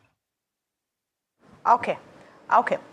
Stay on with us. Let me go across now to Hiral for a special report. We're putting the deep dive and spotlight on HFCL. The stock has seen a sharp run up, but are the fundamentals matching up? You're of course seeing some of a drawdown in the last week or so, about 11 or 12%. If you look at it from a monthly and then an annual basis, you'll see the extent of run up in that stock, still about 20% up for the month.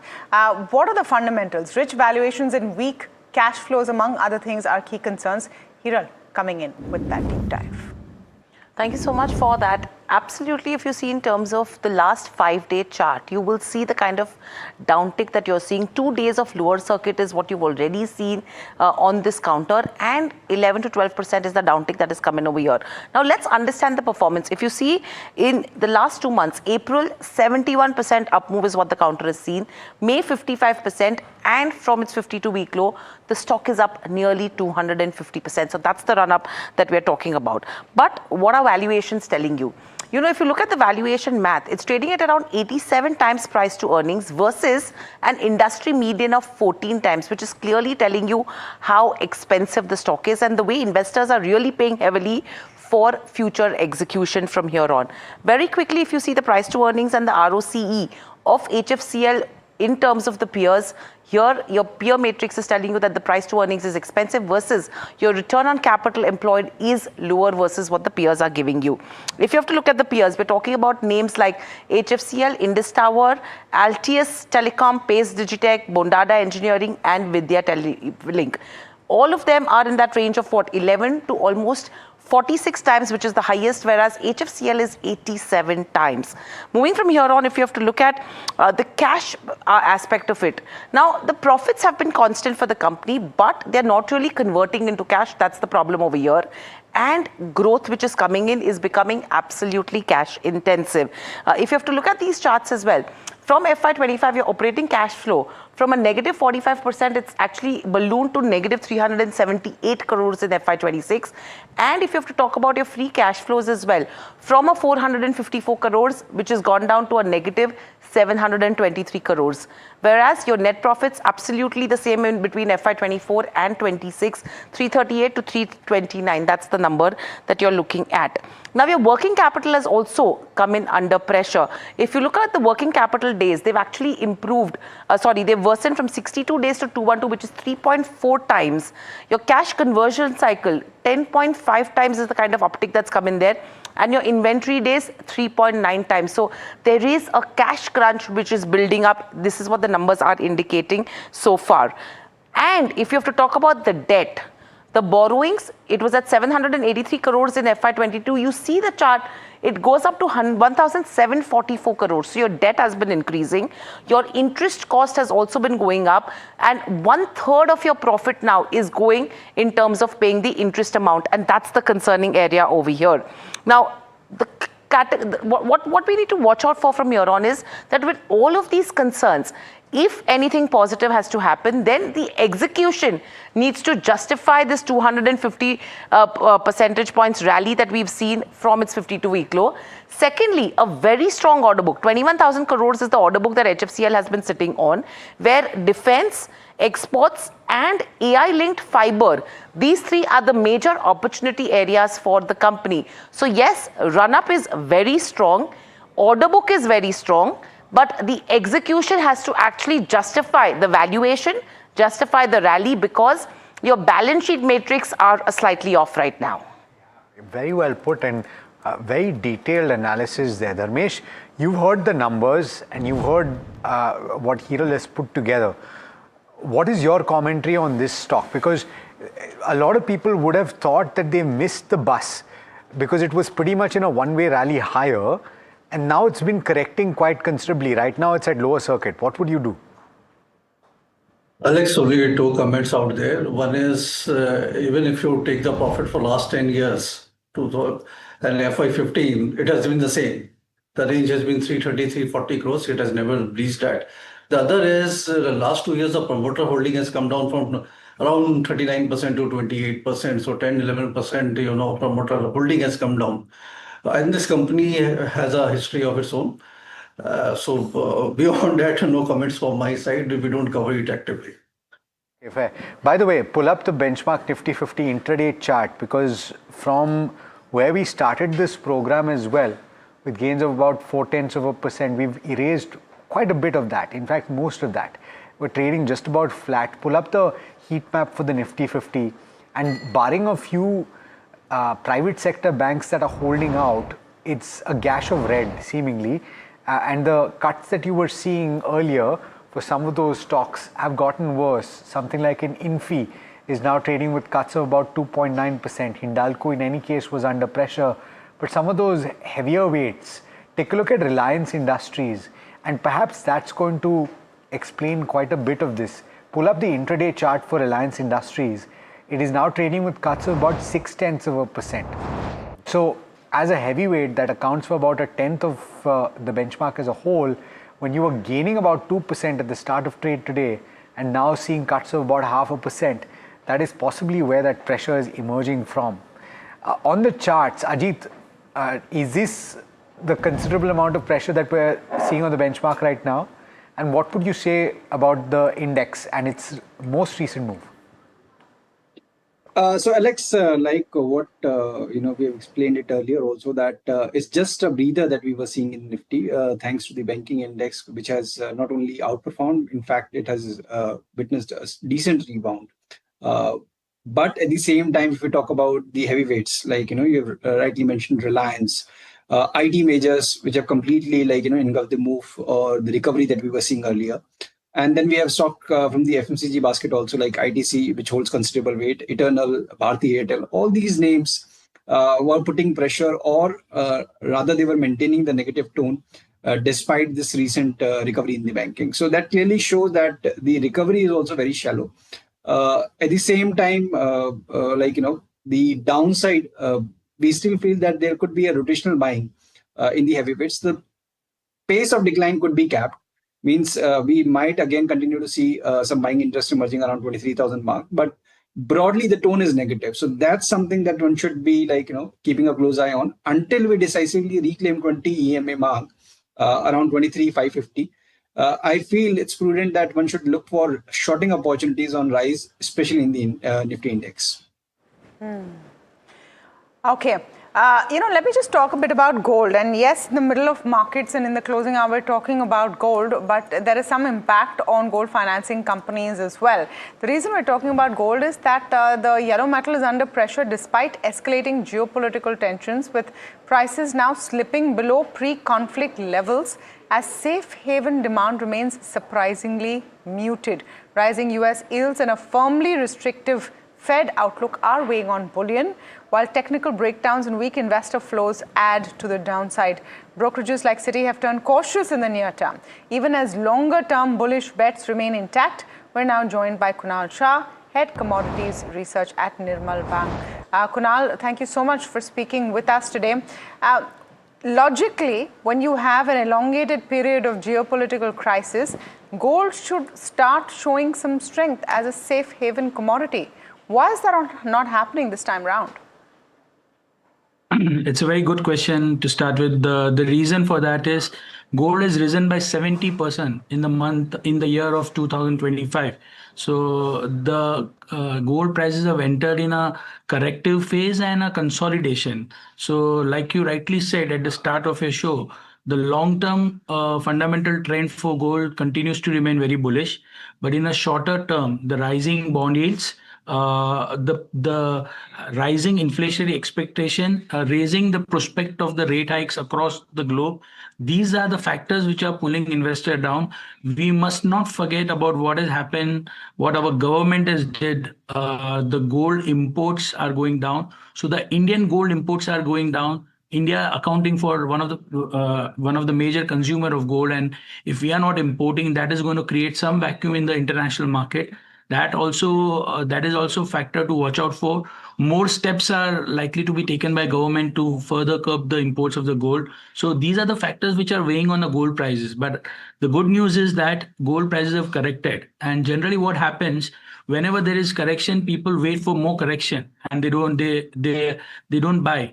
But I believe that from here, the maximum downside, what we see is another 3 to 4% downside. So $4,000 remains very good levels to re-enter the long position for the structural bull run which can take place.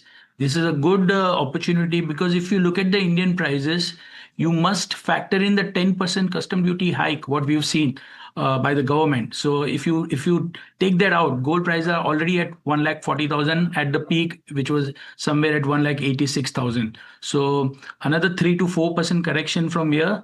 All eyes will be on today's CPI data from the US. And I believe that gold is definitely going to witness some correction in near term, but this is a good time to enter in long position for the longer term perspective. Interesting. I like the way that you've described this, Kunal. But over the last 2 years, and good afternoon, this is Alex here. Over the last 2 years, some of the traditional dynamics for precious metals and gold in particular have had to be thrown out of the window, right? Gold prices not moving up when they are supposed to, moving lower when they're not supposed to. But having said that, one traditional view is when bond yields go up and the dollar strengthens, which is what we're likely to see going forward as well as monetary policy in the US tightens, gold will have a negative view, right? Or you'll have a negative view on the pricing of gold. Is that not likely to take place this time around? Yeah, it's a great question. But I look at this question from a different point of view. So let us say the bond yields shoot up by another 30 to 40 pips from here. I think at that point, US will have no choice but to infuse liquidity in the market to bring down those short-term rise in the bond yield. Because the only thing what US cannot afford right now is a sharp surge in US 10-year or 20-year or even 5-year for that matter. Because that is going to create big problem for them. They are sitting on a 40 trillion debt. And if, let us say, the bond yield shoot up by another 30, 40 pips from here, their debt servicing will shoot up, and they will be left with no option but to print or to infuse liquidity and bring those yields down. So I believe that whenever bond yields rise and gold prices goes down, that is an opportunity for investors. All the traditional, like you said at the start, all the traditional theories have gone for a toss. Okay, ever since from last 3 to 4 years, we are in a multipolar world. We are not in a globalized world anymore. And all these traditional theories, higher geopolitical uncertainty, higher gold prices, all those theories have gone for a toss. So I believe you should look gold as with a fresh view. The hard asset trade will continue to dominate in years to come, because the world is searching for an alternative currency. The US dollar as a reserve currency is gradually losing its sheen. It is going to remain a reserve currency, but it is losing their sheen. And if you look what has happened, there is a complete divergence. The US bond yields have been, the bond holdings of the global central banks have been going down, and gold has surpassed that. So the structural story will continue to remain there. Hard asset trade is there is a pause right now because of what is happening with the inflation globally, and that is on account of what is happening at Strait of Hormuz and between US and Iran and Israel. So even if this factor continues, I believe at some point gold will stop reacting and it will find a good floor. And the people who have missed the bus, for them, this is an opportunity rather than to be fearful. Try to find an opportunity in this fall. $4,000, $4,500, $4,050. I think these are the great levels to build again long position. And I think not extraordinary, but gold will be poised to give you 15% CAGR return for next 2 years. 15% CAGR return. I mean, it's better than what most fund managers can talk about. Kunal, very simple question. ETF, the best way to go about this in your view, and what are the targets that you see for gold? Yeah, so gold ETFs, obviously the best way to invest right now. There are a lot of schemes which are putting restrictions because of the what government has come up with. But I think still gold ETF will continue to remain one of the best option to invest in gold. And my targets conservatively, if you buy at 4,000, by the end of the year, you can see gold somewhere at $4,800 to $4,900. And by next year, $5,400 to $5,500. So conservatively 10-15% return is something, it will keep giving you. And these are the times, generally these are the times when the opportunity comes. Everyone is, now everyone will start to talk about $3,500. But we have already seen a 50% correction from the peak if it comes to $4,000. So these are great time, rather than being fearful. One should buckle up and really start building position. Don't worry about the short-term pain, but these are the good times to enter. Good times to enter. You can't be clearer than that. Kunal Shah, thank you so much for joining in and giving us perspective of that. If you missed the first part of the gold rush, this is the second one. Please be clear, we're not telling you to go out and buy gold. Remember, the government is telling you not to buy physical gold. You don't want that import bill for India to blow up. So digital gold is the best way to actually make those investments. Having said that, gold financiers are under pressure, tracking a sharp fall in gold prices, and also after news reports suggest that the finance ministry has sought information on gold loan lending from banks. Shivam joining in to tell us what's going on with some of these stocks. Yeah, few of the key reasons that the gold financing stocks are down is the rise in the gold prices in international market, which has further exerted the downward pressure on gold on MCX and gold financing companies. Now, profit booking is also one of the key factors that have added to the decline. Technical indicators also remain weak, and additionally, according to the media sources, the finance ministry is seeking data on gold lending, which has created a caution too. On the macroeconomic indicators side, the ongoing geopolitical tensions like the US-Iran has created the pressure in the price, and the higher crude oil prices are also adding on to the that. Interest rates and bond yields have been remaining higher on the globally, and the strong US dollar is also reducing the appeal of the gold. Now, what will be the impact of the gold loan on the gold loan companies? The falling gold prices will result in the decline in the value of the collateral that that the company holds against the lending, and this will also result in the loss given default at a higher rate. Now, looking at the gold price movements in recent times, so the gold has declined around 8% on month till date basis, and nearly it has corrected around 25% from January 2026 highs. Yeah, absolutely. Okay. All right. Thanks so much for that, Shivam. Dharmesh, I want to come to you on a gold financiers, and ultimately there is always a sensitivity to gold prices, right? And there is a sharp move either one way or the other based on what gold prices do. They've maintained, and Muthoot on an ongoing basis has maintained that they keep their loan to value, which is ultimately the value of what they lend as per the collateral that they receive, at very close to that 60 mark or even below that. So it's not really a problem. What do you think about them right now?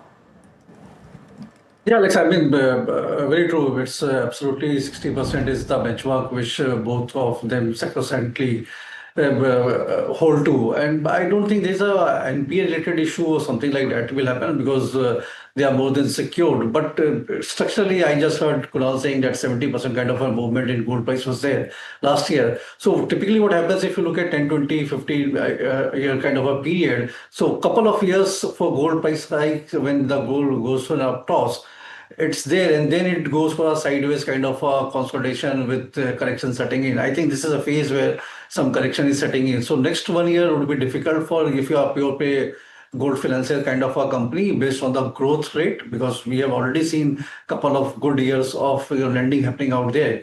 Secondly, if you want to play it out, then there are multiple options in the banks itself. I mean, most of the banks have started providing gold loans, and Federal Bank, I think, is a much better, place to where you can play both as a direct lending as well as gold lending. So we are not advocating, just pure play gold financiers at this juncture.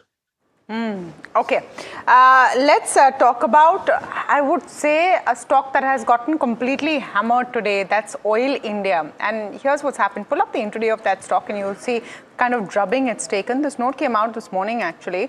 Morgan Stanley has downgraded the stock to an underweight from an overweight. Look at the drop in target price by Morgan Stanley. Their target price earlier was 566 rupees. They've downgraded to 404 rupees. The stock is currently at 427 rupees. Now, what is the reason? They're saying delayed natural gas, average selling price increase, lower refinery margins until fuel retailers recover their current losses, potential discounts on diesel sales after the 3x rise in refinery capacity as India reaches a diesel surplus as early as second half of 2027 is what they see. Slow increase in domestic production growth should surprise the street negatively in coming years after 50% 2027 EPS estimate cuts year to date. They see a 6 to 7% downside risk to street estimates as oil prices normalize once the Middle East conflict ends. Harsh outlook there for Oil India coming in. Dharmesh, I wonder how you're seeing Oil India and a cohort of those stocks which could be impacted for the same reasons that they're talking about Oil India, and especially the part about crude prices normalizing very quickly once this ends.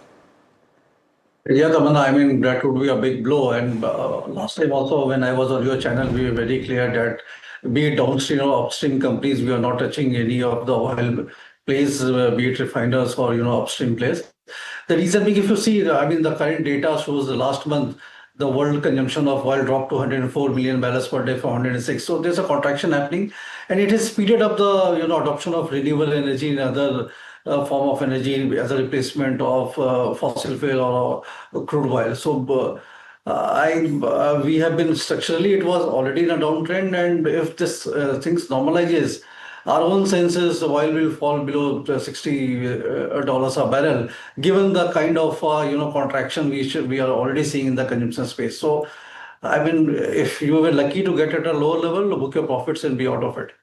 Got it. All right. On that note, gentlemen, thanks so much for joining in. Ajit, Dharmesh, pleasure having you. We have to slip into a very quick break. As we do, just mark the benchmark Nifty 50. It has slipped into the red. It was threatening to do so. It finally has. But it's hovering very close to yesterday's close. We'll come back on the other side to talk about a cohort of stocks that's holding it where it is, and maybe a few others that are putting pressure on the benchmark. Stay tuned.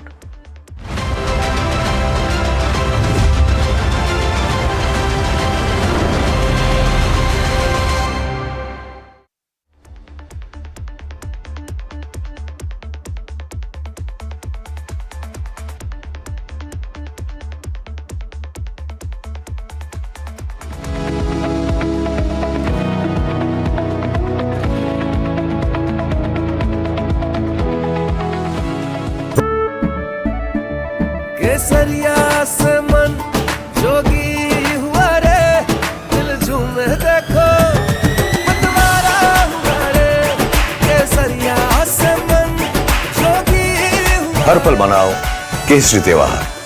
विमल, बोलो जुबान Kesari. India is rewiring. The way it builds, the way it connects. विकसित भारत के निर्माण के लिए जरूरी हर क्षेत्र में भारत तेजी से काम कर रहा है।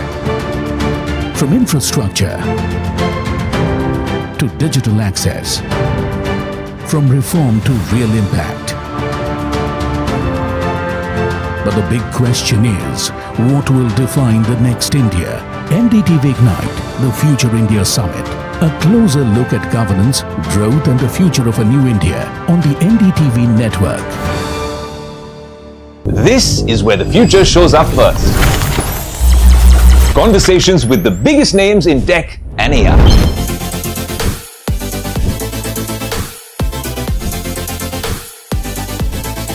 Putting tech through its paces. No fancy jargon or spec sheets, just what matters. If it's shaping the future, you'll see it here first. The Tesla Model Y. This is Tech 360. Real talk, real reviews across the NDTV network. Hi, I'm Tamanna Inamdar. Watch me on NDTV Profit, where I break down the day's biggest business stories. What happened, why it matters, and what it means for your money. Hi, I'm Neeraj Shah. Watch me on NDTV Profit for the most incisive market intelligence and meaningful corporate conversations. And I'm Alex Matthew. Markets, mutual funds, insurance, personal finance. I help you cut through the noise and make smarter financial choices. And here's where you can watch us.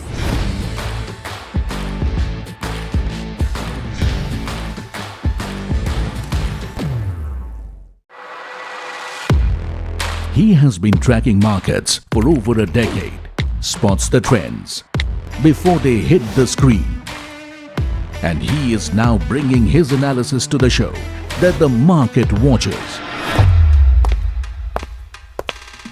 Watch Sharad Dubey on Know Your Company, a show that puts the most traded stocks under the scanner. We dissect the company so that you, the investor, don't have to. Get the management to answer questions relevant to you. Watch Know Your Company weekdays at 11:30 a.m. to understand your next big bet. India Inc.'s most respected names chose India Inc.'s best and brightest. I'm delighted to be chairman of such distinguished fellow businessmen, bankers. It's just lovely to be back on this NDTV jury. I have been a fan of NDTV for a long time. Many of the nominees are extremely close together in terms of what they've done. Gender parity to be reflected while we choose leadership as well. It's also important that how they are reshaping the industries. We got a fantastic jury.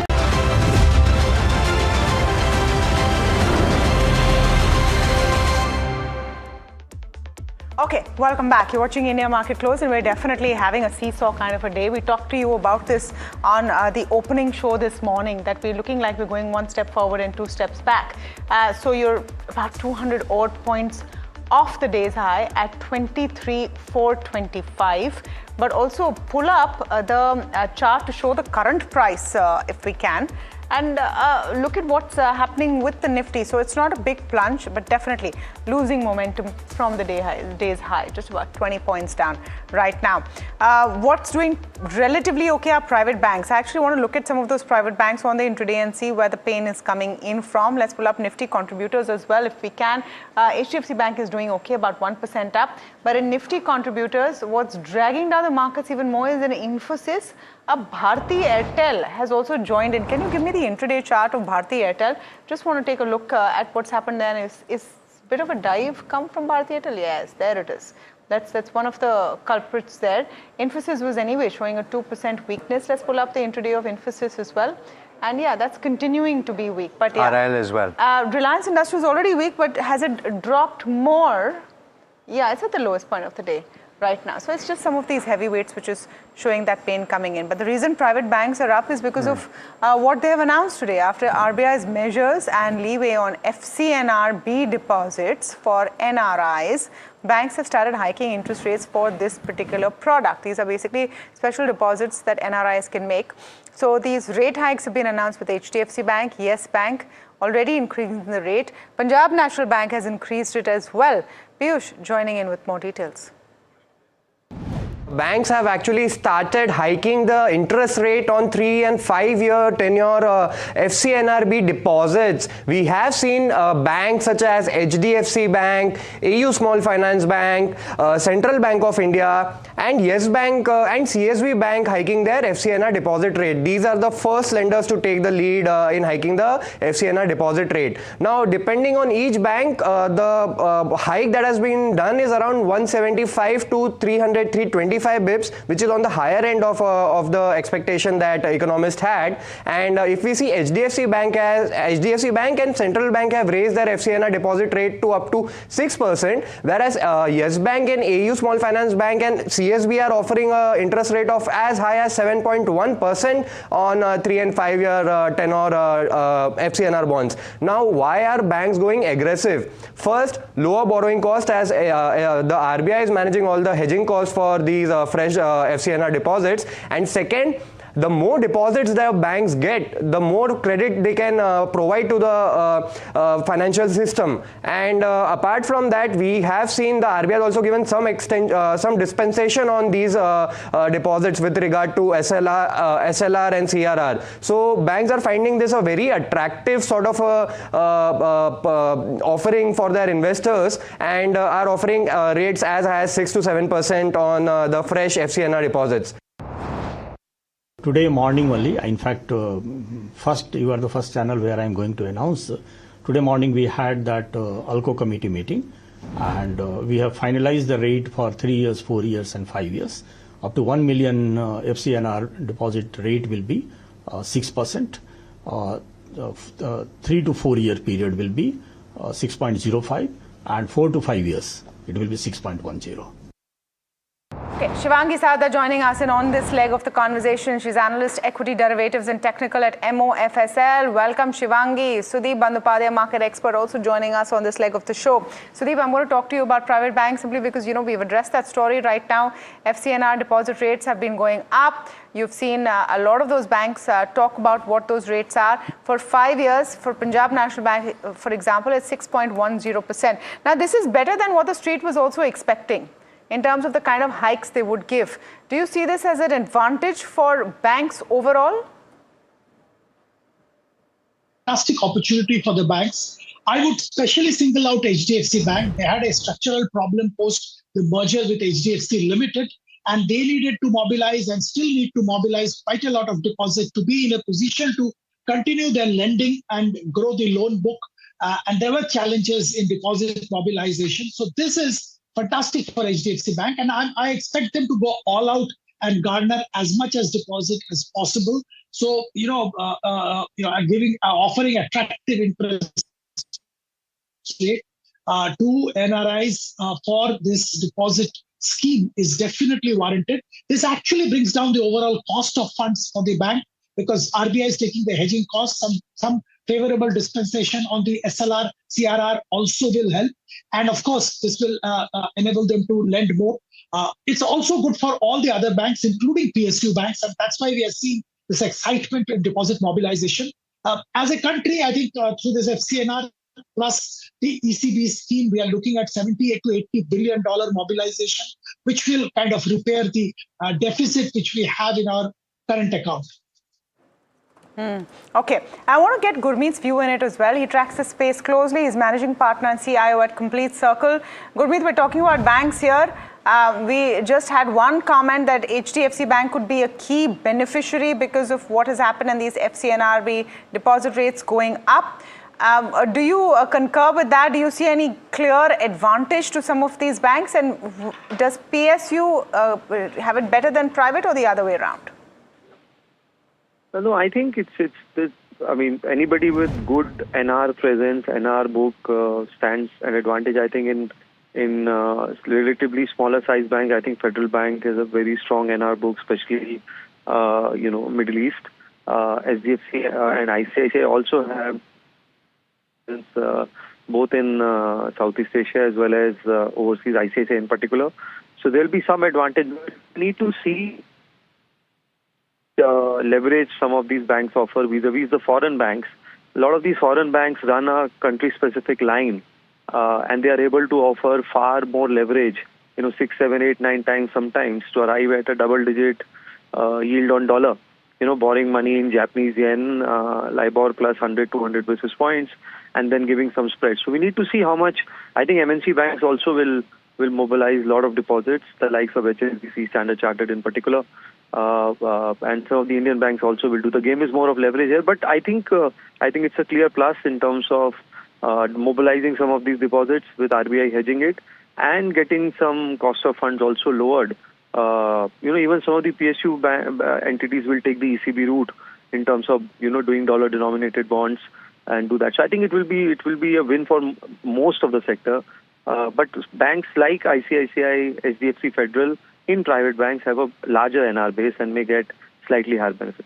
Gurmeet, hi, Alex here. So couple of questions, right? From the bank's perspective, you just described why this is beneficial. All of these guys are doing 300 basis points of an increase in the rate. So they're effectively passing on the benefit of that currency hedge being provided by the Reserve Bank, right? So that's one. Two, from the perspective of the NRI, how much can you explain why this is something that is very positive and should be considered?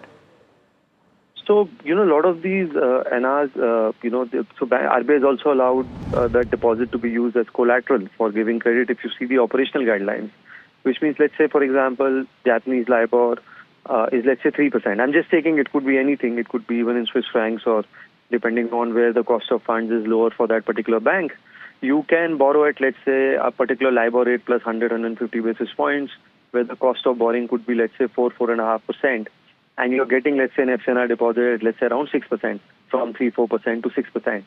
And so you have a spread of 1.5%. And if you leverage it number of times, if, let's say, you do 6-7 times leverage, you can go to double digit, with obviously you run a bit of a currency risk in terms of sharp movement here. But over a 3-year period, let's say you're doing the deposit, a lot of that gets negated. So, and here MNC banks tend to offer more leverage than Indian private banks, and that's why I think some of the MNC banks will also mobilize, and depending on and every bank has a country-specific line, like X $billion for HSBC or Standard Chartered. So I think the game is more leverage rather than, say, for 6% dollar deposit, non-leverage, it's not as appealing. You are still getting 5% on some of the money market funds in dollar terms, right? So I think once the leverage comes, this 6 becomes 8, 9, 10, 12, depending on the number of times of leverage, and that's how it becomes more attractive. Okay, so on the leverage rate, and then as you've described it for the banks that will benefit, those that have a pretty substantial NR presence, is this 1 year down the line going to be a significant benefit in your opinion on the cost of funds standpoint and margins as well?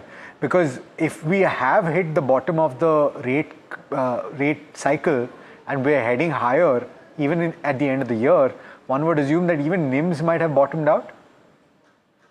It looks like, but as I said, the benefits will take time to accrue. There has been a little bit of an upward pressure on yields, which if you see the short-term borrowings from banks have gone up quite substantially in Q1. Look at the 3-month CDs at which banks are raising money, and 1 year short-term borrowings banks are doing at a CD level. Those prices have gone up. So may not reflect in this quarter, but definitely once you, assuming we do mobilize 30, 40, 50 billion of dollars in the banking system, eventually it will have an impact of, at least 5-10 basis points on NIMs for banks which are able to do that. As I said, with higher NR base and who are able to mobilize a higher share. Gurmeet, what is your pecking order for banks in this context and who will do the best?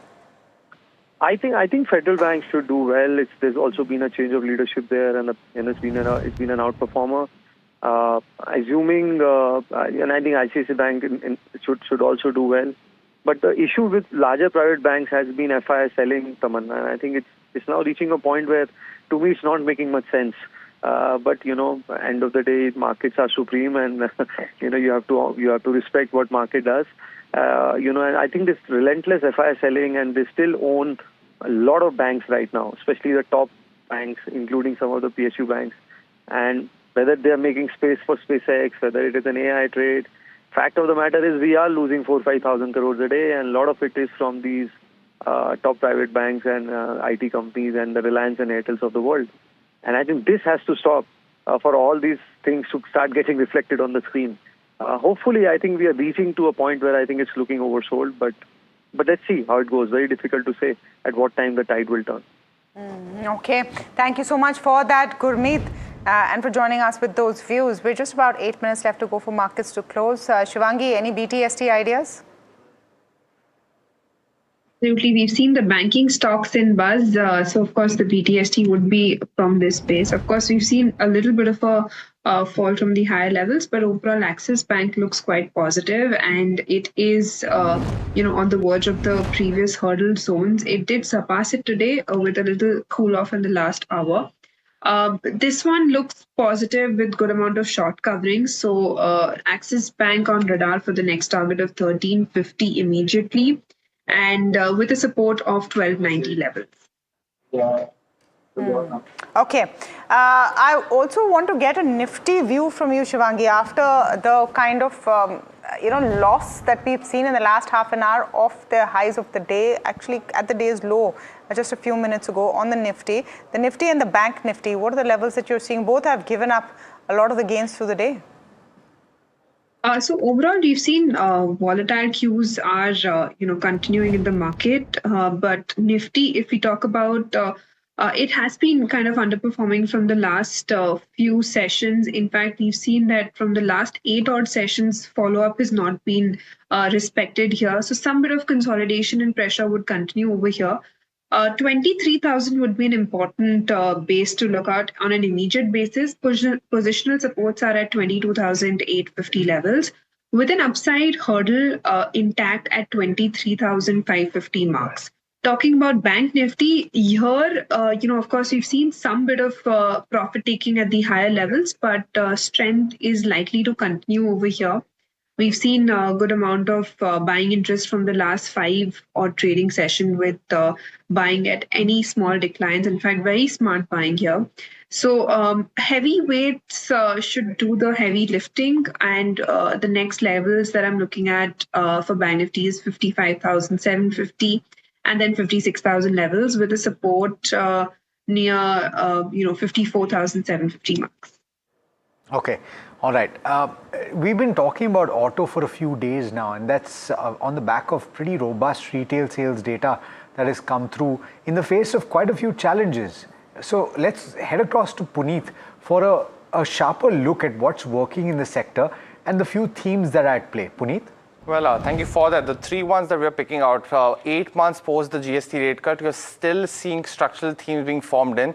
And these are the ones, 2 of them in the car market that we are seeing a structural change happening. Rural sales outpacing the urban markets now. CNG and EV car sales are booming because of fuel price hikes amongst others. And the two-wheeler EV market has also jumped by 300 basis points for the EV space specifically. So when you look at the first key point and what it actually means, this is the growth that you're seeing, 30% in the rural market on a YY basis for the month of May, compared to May 2025 versus 18% for the urban markets. Overall growth very strong at 23%. What it actually means is that the small car market has now come back very strongly after a hiatus of almost 6 years. You've also seen dealers point out that there will be a coexistence now along with the SUV mix, and Maruti's market share has inched up meaningfully in the month of May to 40.9 versus 37.8 on a YY basis.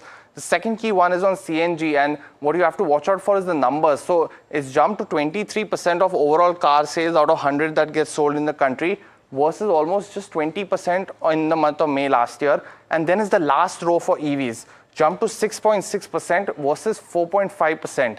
What this data means is that out of 10 cars, 3 of them are now in the cleaner and alternate fuels. CNG is contributing 30% of that, and the fuel price revision has actually accelerated this shift. And a big beneficiary, surprisingly, along with Maruti, is Tata Motors. Massive market share shift of 160 basis points on a YY basis. And finally, the third key trend on the two-wheeler EV space.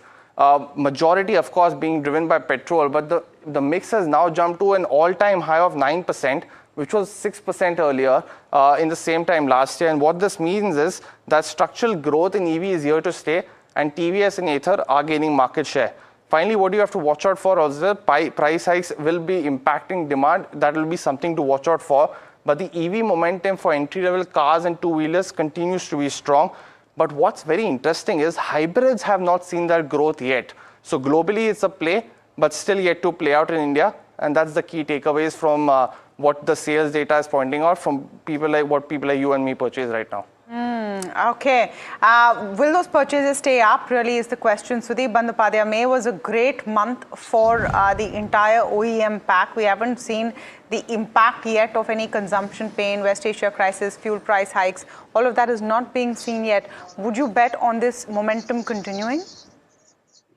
Well, to some extent, yes, but I'll be a little cautious as well because, we are heading into an El Nino induced monsoon deficit, which will have definitely some negative impact on rural consumption. And as we have just seen, the rural demand has been growing much faster. So I estimate that there will be a bit of a slowdown as far as rural demand is concerned. But these trends will continue. I completely agree with the trend that small cars, SUVs, as well as EVs will continue to race ahead of the other modes. As far as two-wheelers are concerned, we do like Bajaj Auto. They are in EV. They also have a significant export business. And with the dollar doing what it is doing, we believe that Bajaj is in a very, very strong position. We also like TVS and Ather. I think all these three from a two-wheeler perspective can be looked at. As far as passenger vehicles are concerned, we do like Tata Motors EV because at the transition where they have been a beneficiary. We also like Maruti as well.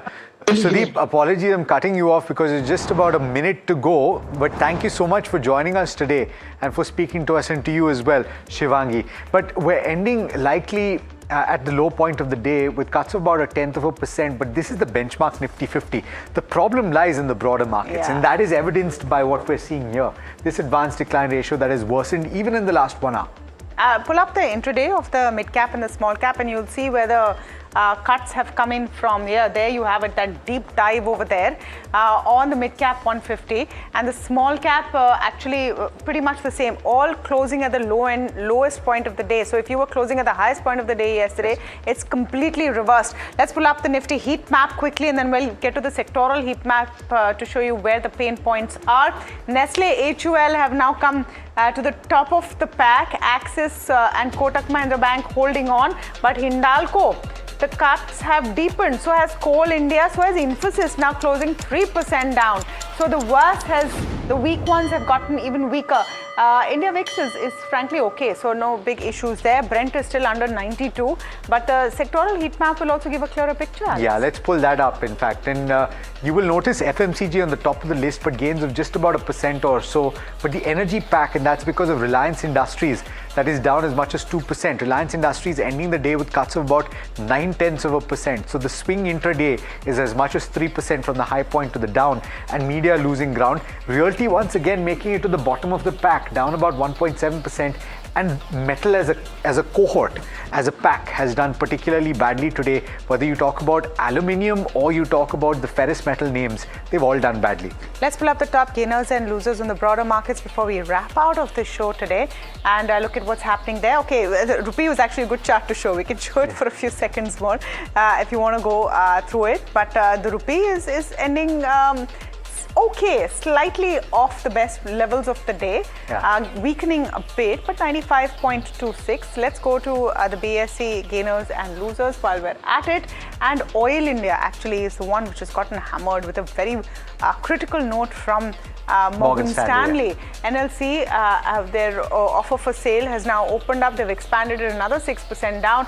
Manappuram Finance is mirroring what's happening with gold prices globally, as well as some other concerns about whether there's going to be scrutiny from the finance ministry. Sterlite and HFCL are both the kind of stocks that have boomed so much and now seeing a selling spree. Rajesh Exports, those concerns about what's been happening with Rajesh Exports continue after that SEBI order, and KNR Construction coming off as well. Yeah, and among the gainers, you have Easy Trip Planners that stands out as one of the top gainers. You know, I've seen CCL products make it to this list quite a few times. We'll have to speak to the management to see what is really happening. Up about 4%. Raymond is doing okay. AB Sun Life.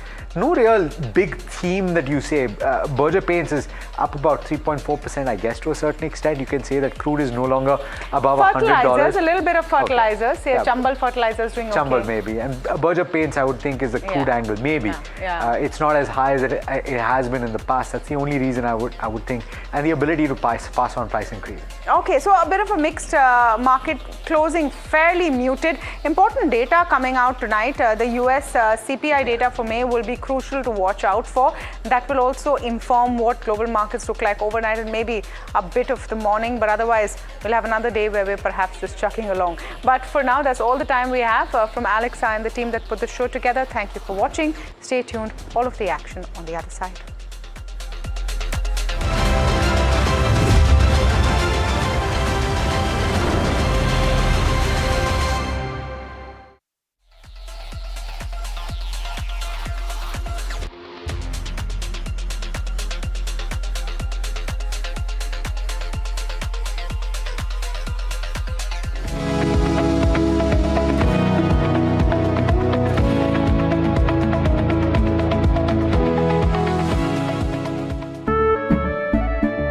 केसरिया से मन जोगी हुआ रे दिल झूमे देखो मतवारा हुआ रे केसरिया से मन जोगी हुआ हर पल मनाओ केसरी त्योहार विमल बोलो जुबान Kesari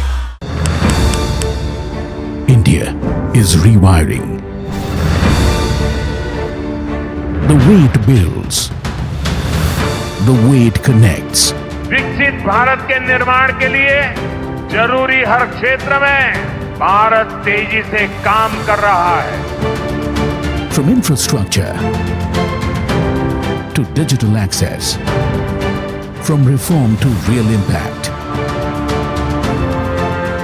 But the big question is, what will define the next India? NDTV Ignite, the Future India Summit. A closer look at governance, growth and the future of a new India on the NDTV network. This is where the future shows up first. Conversations with the biggest names in tech and AI.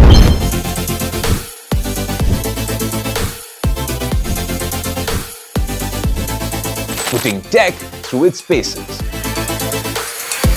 No fancy jargon or spec sheets, just what matters. If it's shaping the future, you'll see it here first. The Tesla Model Y. This is Tech 360. Real talk, real reviews across the NDTV network. Hi, I'm Tamanna Inamdar. Watch me on NDTV Profit, where I break down the day's biggest business stories. What happened, why it matters, and what it means for your money. Hi, I'm Neeraj Shah. Watch me on NDTV Profit for the most incisive market intelligence and meaningful corporate conversations. And I'm Alex Matthew. Markets, mutual funds, insurance, personal finance. I help you cut through the noise and make smarter financial choices. And here's where you can watch us.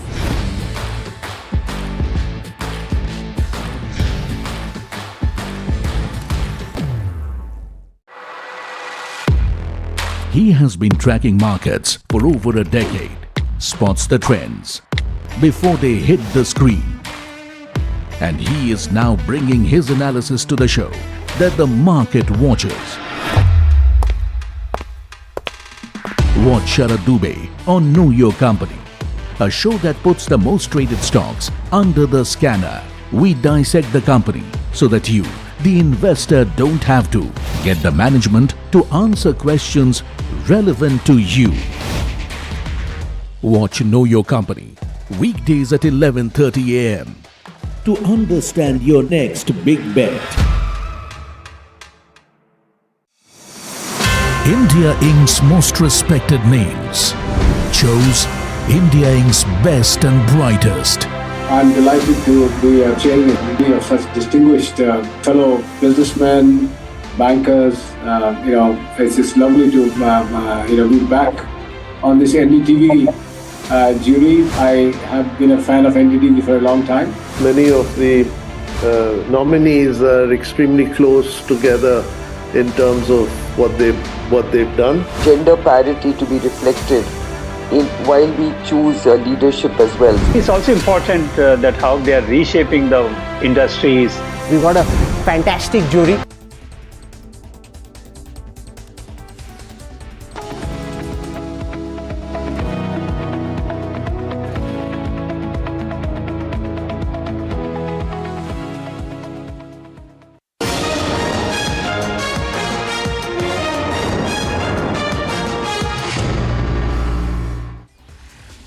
Good evening, you're watching Market Express with me, Shreyansi Singh, and this is the show that gets you a roundup of everything that has happened thus far in today's trading session. But first things first, let's take a look at the markets then.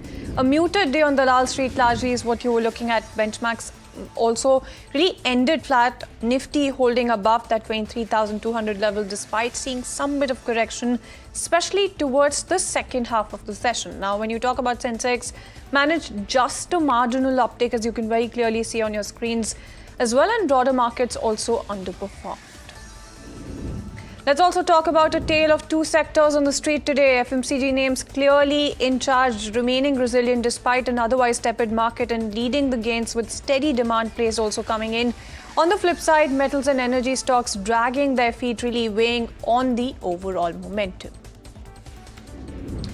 Like I said, let's talk about FMCG stocks in greater detail now because they led, in fact, the market higher, especially in the first half of the session as easing crude oil prices improved sentiment across the sector. The rally was driven by renewed investor interest in domestic consumption plays and defensive businesses amid broader market uncertainty. Heavyweights including HUL, Nestle, ITC were among the key gainers here as well, and you do have buying interest that also extended to names like Britannia, Dabur, Marico, Godrej Consumer Products and Colgate Palmolive. Lower input cost concerns and improving demand expectations really helped the sentiment across the FMCG space. Let's also talk about the entire fertilizer pack that was in focus. In fact, India's fertilizer subsidy bill could be headed for a record high, and the fertilizer ministry is seeking a 100% hike, taking the allocation from somewhere close to 1.7 lakh crore rupees to nearly 3.4 lakh crore rupees for FY27. The proposal is currently under review with the finance ministry, but a higher subsidy outlay would really help shield farmers from some of the volatile global fertilizer prices that we've seen and also rising input costs amid the Middle East conflict. Let's also talk about Afcon's Infra that has bagged a major order for the upcoming Vadhavan port in Maharashtra. The company has received over 5,000 crore rupees in terms of this contract that I'm talking about to build a 10.14 kilometer long breakwater. And once completed, this will be the second longest breakwater in the world. Let's also move on and talk about something like a Quality Power that is making it to our list. About 1% uptick coming in on this particular counter, set to acquire 100% stake in Win-Win Specialty Insulators. And the acquisition really strengthens its capabilities with insulator manufacturing of up to 1200 kV as well. And it also adds a fully automated production facility along with somewhere close to a 47-acre industrial land parcel. Let's also talk about Concord Biotech that was buzzing away in trade with about a 4% uptick coming in on the back of US FDA's approval for a drug that is used to treat autoimmune conditions, including rheumatoid arthritis as well. And the approval really provides the company access to a significant opportunity in the United States where the market for the therapy remains sizable. Now, the development strengthens the company's presence when it comes to immunology segment and also expands its portfolio when it comes to regulated markets. The company, in fact, is expecting this particular approval to really support future revenue growth while enhancing its position in the global specialty pharmaceutical space. And that's exactly why you saw the stock also buzzing away in trade. Let's also move on and talk about CleanMax in terms of the shares really continuing their strong upward momentum, as you can see on your screens, with that almost 11% gain really coming in, extending gains for a 7th straight trading session as well. And the stock has rallied more than 20% over the past week, supported by positive investor sentiment, some of which you can very clearly see being reflected on your screens as well, with that shade of green following a major partnership announcement.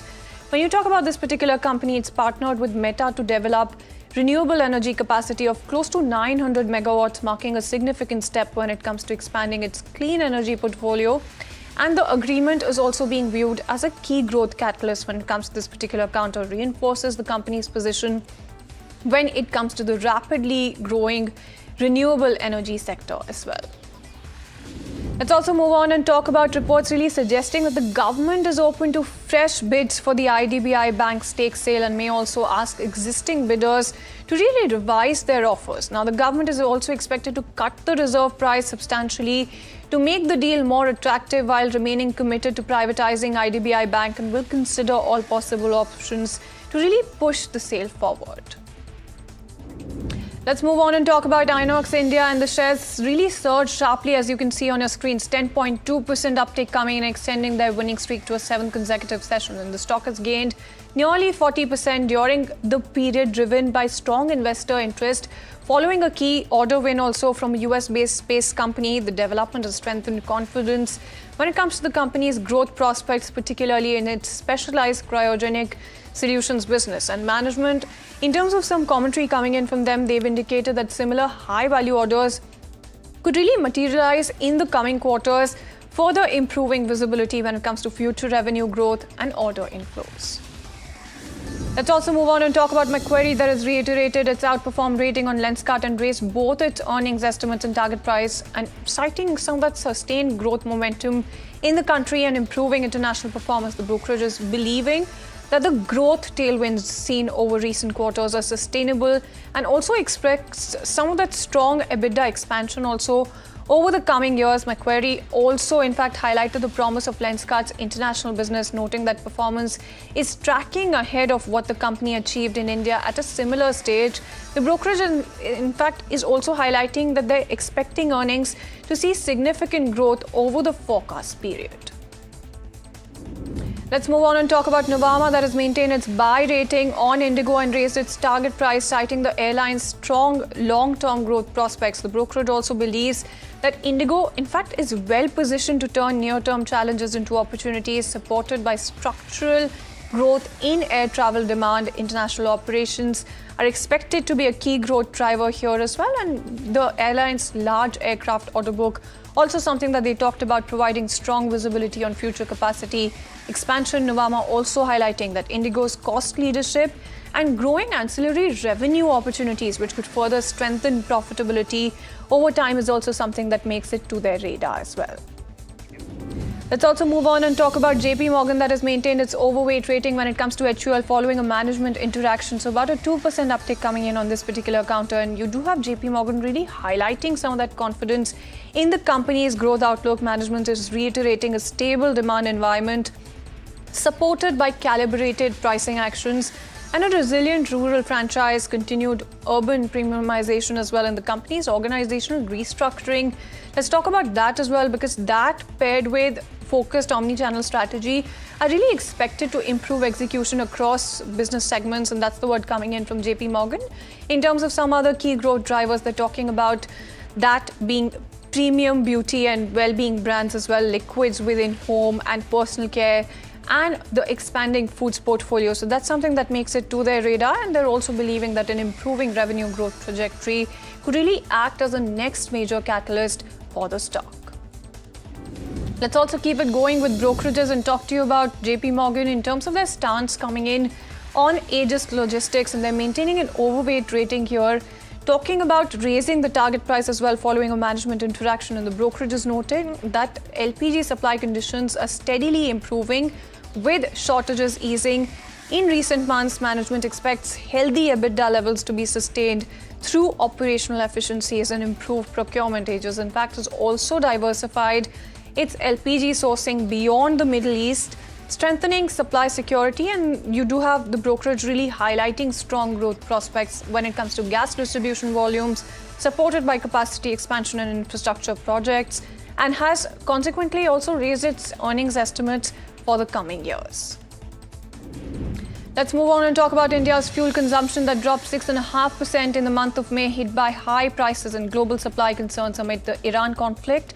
You do have petrol and diesel that saw muted growth coming in. Aviation fuel demand stayed flat, in fact, and airlines cut flights, and that's the entire context that you're looking at for this particular fuel as well. But on the other hand, cooking gas consumption fell sharply and naphtha demand really plunged with more supply redirected towards LPG production.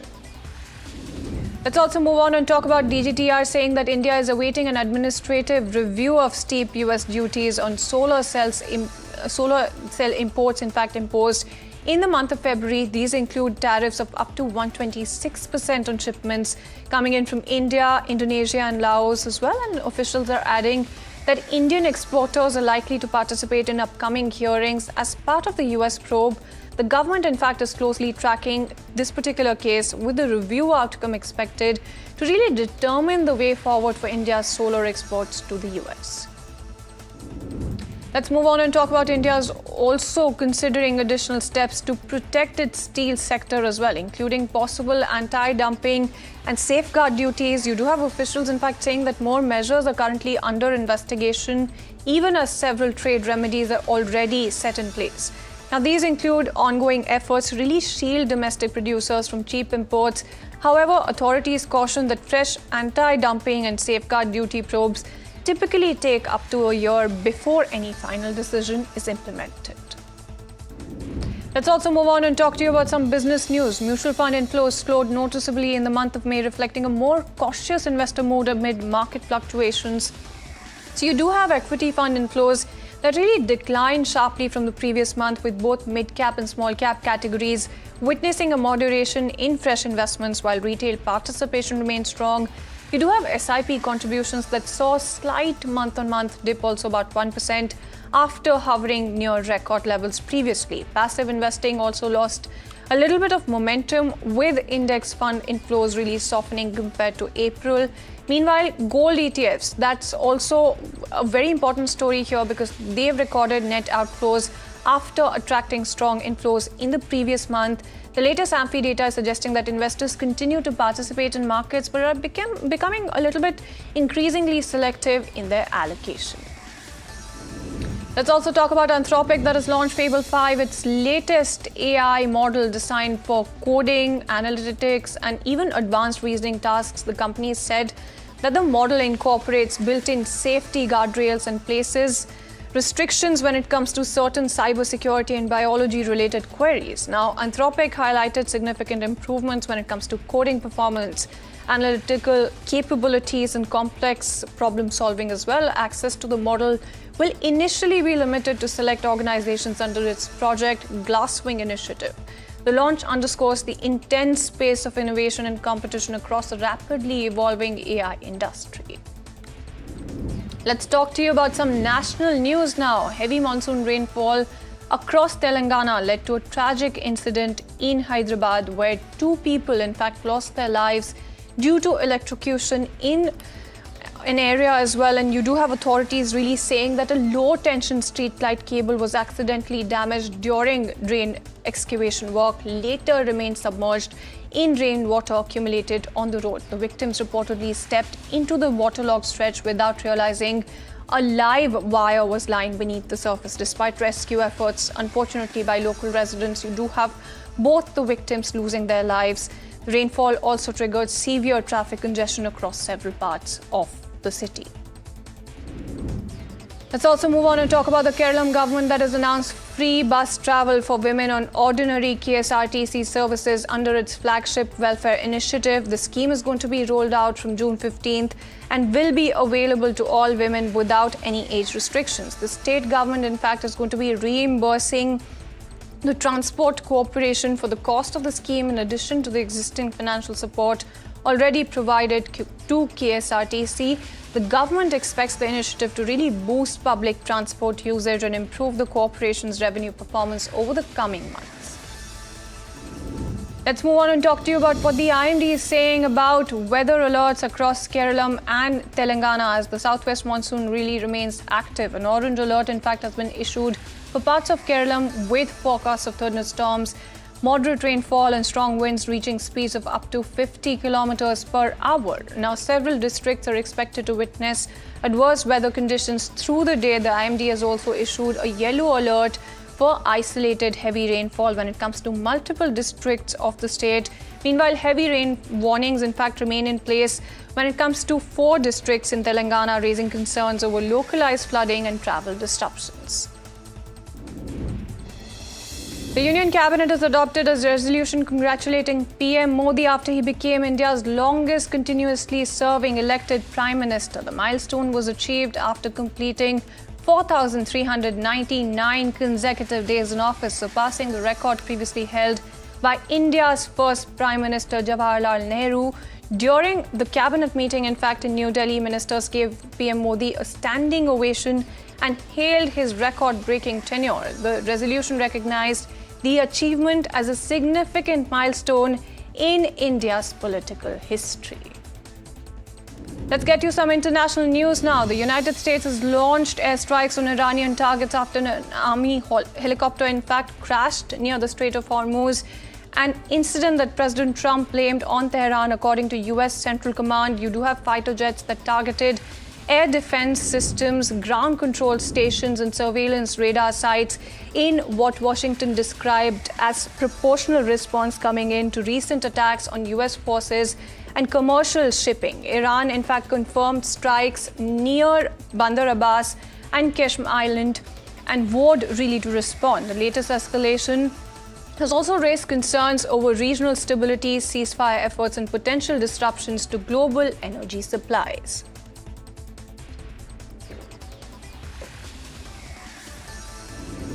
And the US House of Representatives has approved a major funding bill for immigration enforcement, ending a prolonged political deadlock over resources for border security agencies.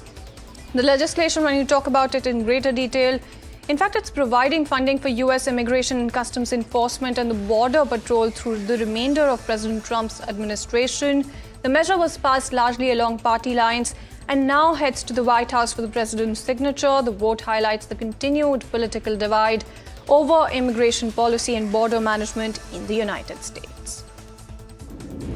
Let's also move on and talk about the world that has recorded its second hottest May since modern records began, according to the European Union's Copernicus Climate Change Service. Global temperatures remain well above pre-industrial averages, reflecting the combined impact of climate change and the emerging El Niño weather pattern. Western Europe endured one of its most intense early season heat waves on record, while parts of the Pacific Ocean, in fact, registered exceptionally warm temperatures. Last month also saw deadly floods in China and Turkey. Scientists are warning that El Niño is expected to strengthen in the coming months, increasing the risk of extreme weather, disrupted rainfall patterns, and higher global temperatures worldwide. Let's also move on and talk about Northern Ireland that witnessed a second night of violent unrest after a Sudanese man was charged in connection with a knife attack that left a man in his 40s with serious neck and head injuries. Masked groups targeted homes, set vehicles ablaze and clashed with police across Belfast and some of these other locations as well. Authorities are saying that several families were forced, in fact, to flee their homes amid the violence, which has been widely condemned as anti-immigrant in nature. Political leaders have appealed for calm and urged communities not to allow tensions surrounding the criminal case to really escalate into further disorder and attacks. Let's also move on and talk about a rare public protest in Afghanistan's western city of Herat turned violent after Taliban police, in fact, used live fire to disperse demonstrators protesting the detention of women accused of violating strict Islamic dress codes as well. Witnesses and protesters, in fact, said that both men and women joined the rally following reports of arrests targeting women deemed to be improperly really wearing the hijab.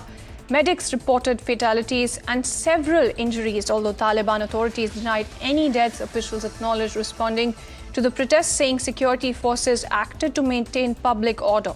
The incident has renewed attention on restrictions imposed on women under Taliban rule. And with that, it's a wrap on this edition of Market Express. Thank you so much for tuning in.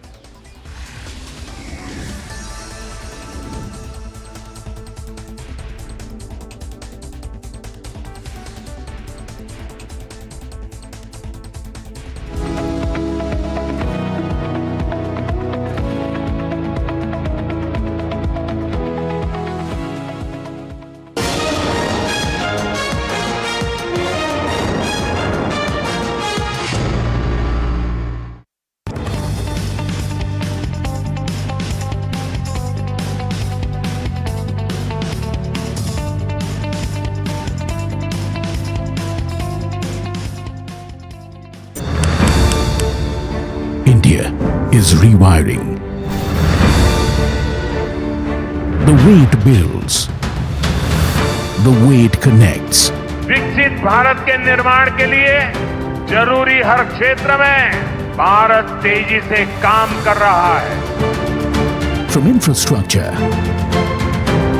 to digital access, from reform to real impact. But the big question is, what will define the next India?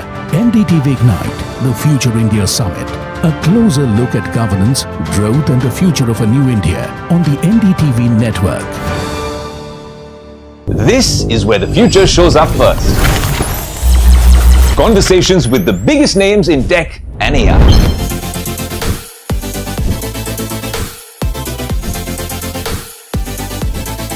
Putting tech through its paces. No fancy jargon or spec sheets, just what matters. If it's shaping the future, you'll see it here first. The Tesla Model Y. This is Tech 360. Real talk, real reviews across the NDTV network. Hi, I'm Tamanna Inamdar. Watch me on NDTV Profit, where I break down the day's biggest business stories. What happened, why it matters, and what it means for your money. Hi, I'm Neeraj Shah. Watch me on NDTV Profit for the most incisive market intelligence and meaningful corporate conversations. And I'm Alex Matthew.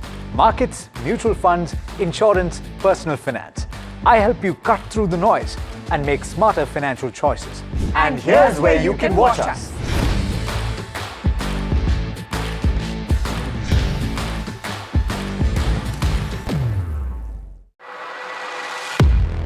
He has been tracking markets for over a decade, spots the trends before they hit the screen. And he is now bringing his analysis to the show that the market watches. Watch Sharad Dubey on Know Your Company, a show that puts the most traded stocks under the scanner. We dissect the company so that you, the investor, don't have to. Get the management to answer questions relevant to you. Watch Know Your Company, weekdays at 11:30 a.m. to understand your next big bet. India Inc.'s most respected names chose India Inc.'s best and brightest. I'm delighted to be chairman of such distinguished fellow businessmen, bankers. It's just lovely to be back on this NDTV jury. I have been a fan of NDTV for a long time. Many of the market loses steam in last hour of trade as benchmarks give up most gains while broader indices turn negative. Nifty holds above 23,000 mark while Nifty IT falls for the 6th consecutive day. Rupee ends near yesterday's closing after whipsawing in trade, and the currency closes at 95 rupees 27 paise against the dollar after hitting on the intraday high of 95 rupees 8 paise against the dollar. Equity mutual fund inflows saw a sharp slowdown in May, falling from the previous month's levels. SIP contributions also eased marginally, while gold ETFs witnessed outflows as investor preferences shifted during the month. Fertilizer stocks surged after reports that the government may double this year's fertilizer subsidy outlay. The move comes as the West Asia conflict drives up the global nutrient costs, raising expectations of stronger policy support for the fertilizer sector. Banks raise FCNRB deposit rates after RBI's support. HDFC Bank sets FCNRB deposit rates at 6%, while Yes Bank keeps it at 7.1%. RBI support drives returns higher, attracting fresh foreign currency inflows, strong interest. Oil prices remain volatile amidst the renewed tensions as Iran downs US military aircraft and US retaliates to that. But Brent crude hovering around $91 a barrel.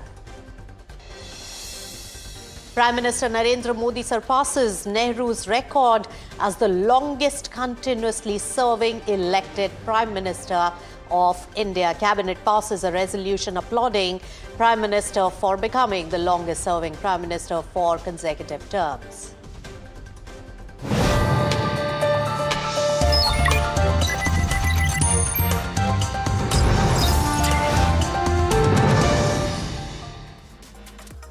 Hello and welcome to Profit 360. I'm Nisha Podar, and over the next half an hour, I'll tell you all about the important developments of the day so far. And as usual, we'll begin with the market update. It was a quiet day on Dalal Street, especially in the way it really ended. When the benchmarks really ended flat today, Nifty held above 23,200 despite the late selling pressure. While the Sensex, that posted just marginal gains, broader markets, they lagged throughout.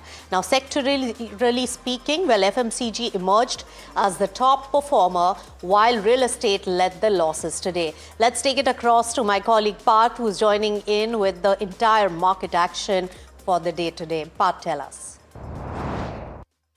Nifty has closed flat today with Nestle India and Kotak Mahindra Bank being the top gainers, gaining over 2%, while Hindalco Industries and Coal India were the top losers, losing over 3.5% today.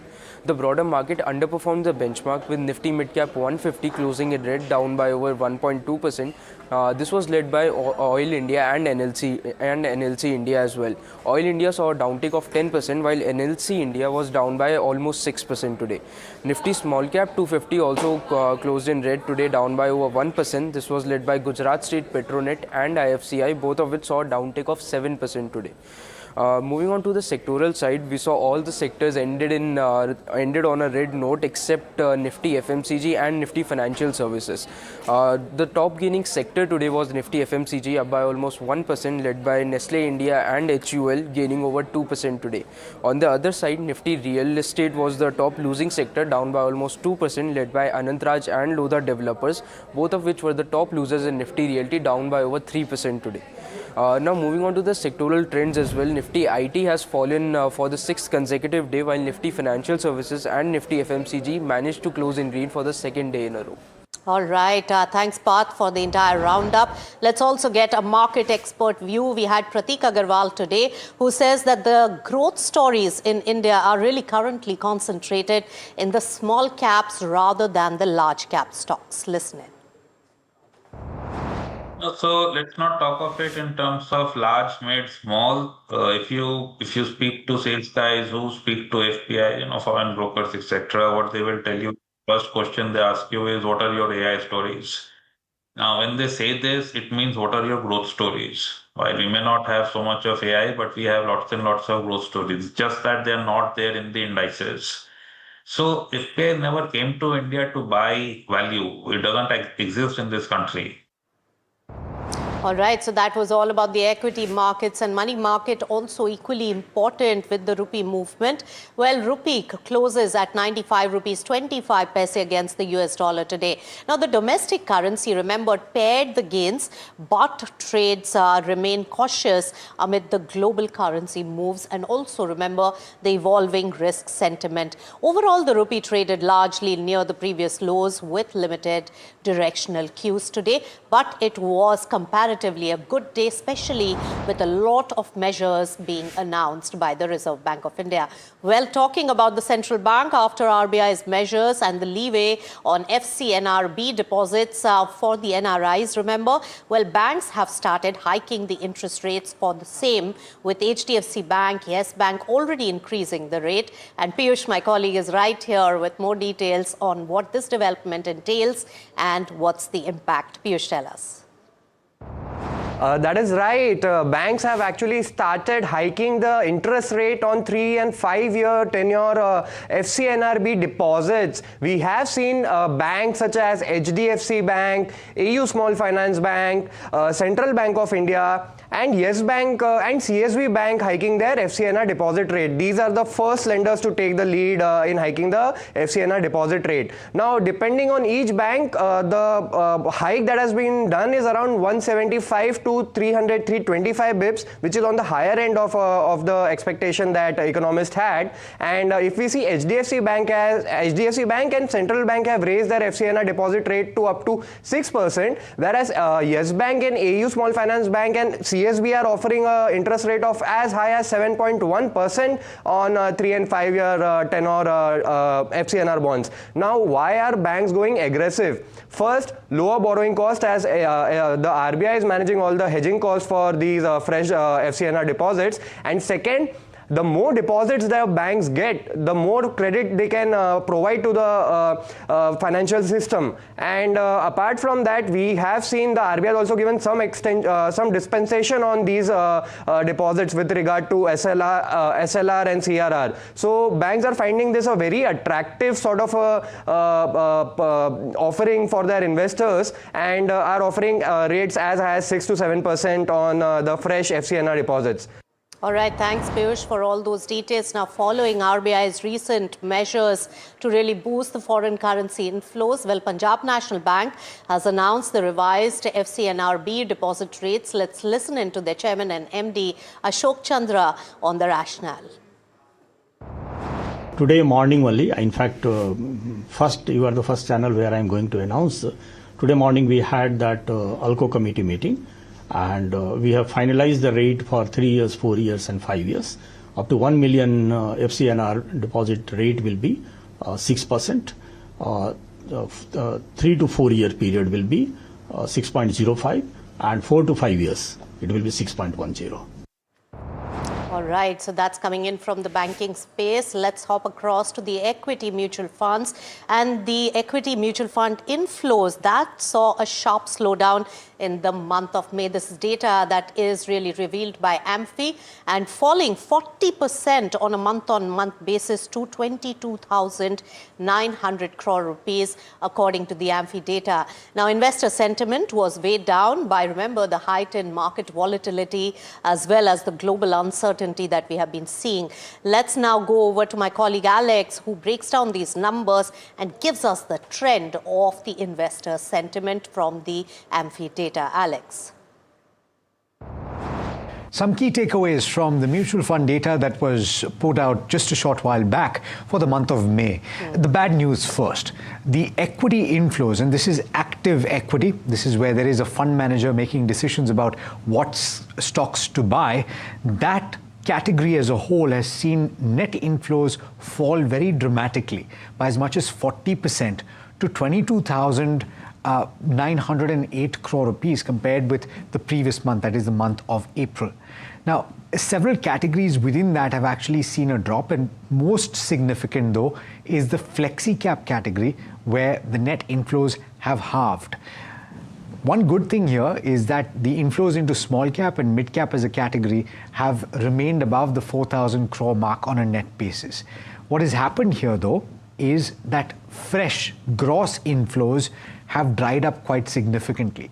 Whereas they stood at 70,000 crore rupees in the month of April, they've fallen to about 57,000 crore rupees in the month of May. And the redemptions have actually gone up just a tad bit as well to about 37,000 crore rupees. Now, what is beyond that? You have gold ETFs and silver ETFs where inflows have dried up quite considerably. In fact, gold ETFs have seen an outflow of 725 crore rupees compared with an inflow of about 3,040 crore rupees in the previous month and a high of 24,000 crore rupees in the month of January.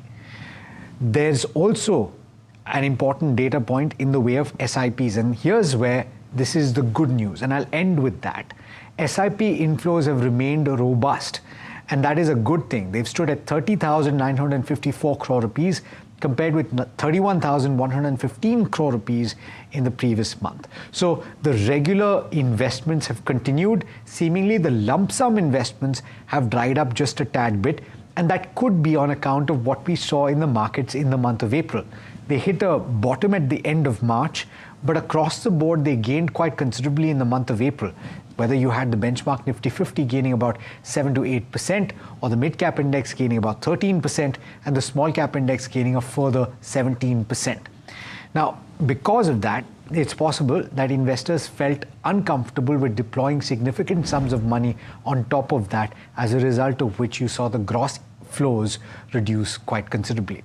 That's how the numbers looked in the month of May. All right, Alex, that was a very exhaustive and detailed summary of the AMFI data.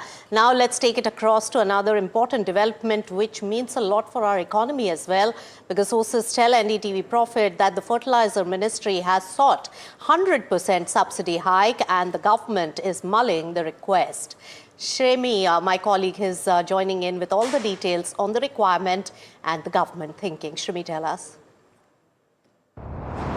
Well, India's fertilizer subsidy burden could rise to a record 3.4 lakh crore in the current financial year, nearly double the budgeted allocation of 1.7 lakh crore, as elevated global prices and supply disruption threaten to sharply increase the fertilizer import cost. Now, according to top sources, the Fertilizer Ministry has sought a 100% increase in the subsidy outlay, citing, of course, the sustained rise in the international fertilizer and feedstock prices. Importantly, the demand comes less than 3 months into the current financial year, reflecting a growing concern over the impact of geopolitical tension on the fertilizer import bill. But do remember the fact that India relies heavily on the import for key fertilizers such as urea, DAP and natural gas, etc., used as feedstock for domestic production.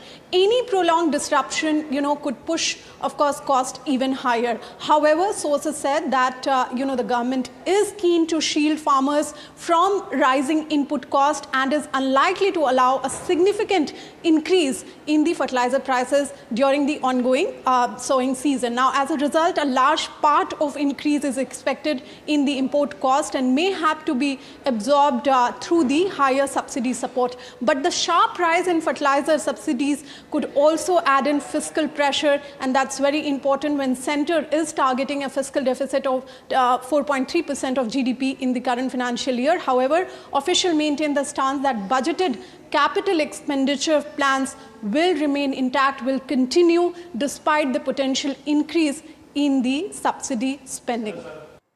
All right, Shrimi, thank you so much for all the details coming in on fertilizers. Now, India's fuel consumption dropped 6.5% in the month of May, hit by the high prices and also tight global supply amid the Iran tensions. According to Petroleum Planning and Analysis Cell data, petrol demand rose 3.3%, while diesel saw a modest 1.5% uptick.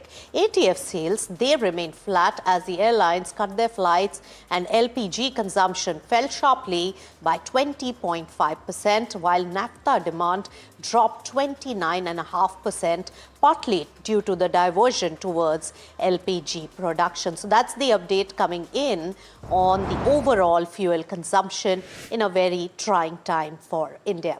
Now, India is also weighing more steps to to protect its steel industry and anti-dumping and safeguard investigations are underway. The government is evaluating additional protection measures for the sector, even as several trade remedial actions are already in force. Officials say that anti-dumping as well as safeguard duty probes can take up to a year. At the same time, officials say that the India-US Trade Pact could really open up significant market access, boost the exports and also create jobs. Listen in to what Amitabh Kumar, the Additional Secretary at DGTR, had to say on this. We'll talk about the Indo-US bilateral trade agreement. So these are some of the highlights. What benefits will India get? That's why we are working towards it. And it all obviously will provide some new employment opportunities in some of our, employment intensive industry like textiles and leather, which also happens to be our strong point. And trade opportunities for young people in digital and advanced technology sectors will become easier and more accessible. All right, so that was Amitabh Kumar outlining the government's thinking on trade protection and also market access. But what do these developments really mean for Indian exporters, the steel sector, as well as the ongoing engagement with the US on solar imports? That's also a very critical aspect in the entire negotiation. Rishabh, my colleague who's been really tracking the developments closely, is getting us the key takeaways and also the government's agenda. Rishabh. Right, what we're picking up from the Director General of Trade Remedies is the fact that India is mulling more and more sort of measures in order to safeguard India's domestic steel sector. Now, there are several trade remedial measures that are already in place, but what we've picked up is the fact that some more measures are being investigated currently, and this does not rule out the fact that further anti-dumping duties or safeguard duties could actually come in, and this is to, of course, protect the domestic steel sector. The sort of representations that the government has been getting when it comes to the steel sector, those have also been flowing in, and the government is actively investigating them. The only point is that it might take 9 months or up to a year to decide on these investigations. These are very long drawn processes, so that's what we're picking up when it comes to the sort of steel duties that could be coming in. What we're also picking up is that the US probe on Indian solar cell imports, that is also something that India is actively working upon with the US. There is, of course, the 126% duties that Indian solar cell imports were facing, and that is now pending an administrative review. So that's something that will be coming up over the next few months or so. Remember, the same duties were also put on countries like Indonesia and Laos, and now India was also hit with these. And what we're seeing is that Indian exporters are likely to participate in those hearings as well. That is the second sort of point that emerged from the DGTR briefing. Another one was, of course, India's stance being reiterated on the fact that India does not have overcapacity or forced labours in the textile as well as other sectors. That's what India's stance has been, and India is ready to showcase evidence. This is, of course, in direct refutal of the Section 301 investigations that are happening against Indian companies and Indian entities as part of the US probe against 60 different countries. So that's what we're picking up when it comes to the Director General of Trade Remedies. All right, Rishabh, thanks so much for getting us all those details. Now, tensions between the US and Iran have surged again after an Iranian attack on a US Apache helicopter near Oman. Now, the escalation has disrupted air travel across the Middle East. Iran's IRGC claims strikes on the US Fifth Fleet in Bahrain, a base in Jordan, and attacks impacting Kuwait. Now, Iran called it retaliatory attacks. Meanwhile, the CENTCOM says that it carried out self-defense strikes after Iran downed the US helicopter over the Strait of Hormuz. Oil prices remain volatile amid renewed tensions, with Brent crude hovering around $90 a barrel. All right, so that was the update on war and how it has been impacting the crude oil prices. Now, despite Mumbai's dry spell, remember the IMD or Indian Meteorological Department says that the conditions remain favorable for the further advance of the southwest monsoon over the next 3 to 4 days. Now, the monsoon is expected to progress across more parts of Maharashtra, Karnataka, Telangana and even Andhra Pradesh while covering the remaining parts of Tamil Nadu, and it is also likely to advance into parts of West Bengal, Odisha, Jharkhand, Bihar and Chhattisgarh, bringing much needed relief and rainfall to several regions as the seasonal weather system really gathers momentum. So looking out for the rains at the current moment here in Mumbai. All right, on the political front, remember, Prime Minister Narendra Modi has become India's longest-serving elected Prime Minister in India in continuous office, completing 1,399 consecutive days and surpassing the records of Jawaharlal Nehru and Indira Gandhi. Now, the achievement comes as Prime Minister Modi completes 12 years in office, continuing his third consecutive term. In fact, NDTV's Gauri Dwivedi breaks it down for us. Tell us, Gauri. Today marks an important milestone as far as Prime Minister Modi and his government is concerned. Today, in fact, he's become the longest-serving Prime Minister of India in a consecutive term, which is 4,399 consecutive days as Prime Minister. And he has surpassed the record of Pandit Jawaharlal Nehru, who served consecutively for 4,398 days. Now, it's an important milestone. The Union Cabinet, in fact, passed a resolution to this effect. There was a 7-point agenda that came out of the Union Cabinet, essentially congratulating the Prime Minister in terms of his public service record. Broadly and more importantly, there were also, in fact, messages and congratulatory messages coming in from heads of state, including Italian Prime Minister Giorgia Meloni, whom, of course, Prime Minister Modi had only recently met at his 5-nation tour last month itself. So essentially, you have global leaders congratulating Prime Minister Modi. You have the Union Cabinet, of course, passing a 7-point resolution. And the Prime Minister himself also pointed out that the public service record essentially reiterates his commitment with regard to ensuring that the public delivery system of India continues to serve the poor. Importantly, in the last 12 years, the government has said that it has lifted crores of people out of abject poverty. The PM had put out a number yesterday. It was 81 crore people. And remember, there are abject poverty numbers, then there are relative numbers. All of that put together, the government's entire focus has been towards poverty alleviation and also ensuring that welfare schemes, which is a very key and an iconic part as far as this government is concerned, that remains the central focus of the government going forward as well. Welfare schemes to ensure that all those who really need the government's backbone in terms of public delivery mechanisms, and that model, it's best served for people who need it the most. So essentially an important milestone of a day for the Prime Minister, for his government, and also a day where he has reiterated his commitment with regard to welfare schemes being one of his primary focus amongst many others for his vision going forward. All right, Gauri Dwivedi, a very good account and summation of what a landmark moment this is for Prime Minister Modi and for the Parliament, Constitution and the country. With that, it's a wrap on this edition of Profit 360. Thank you so much for tuning in and keep it with NDTV Profit.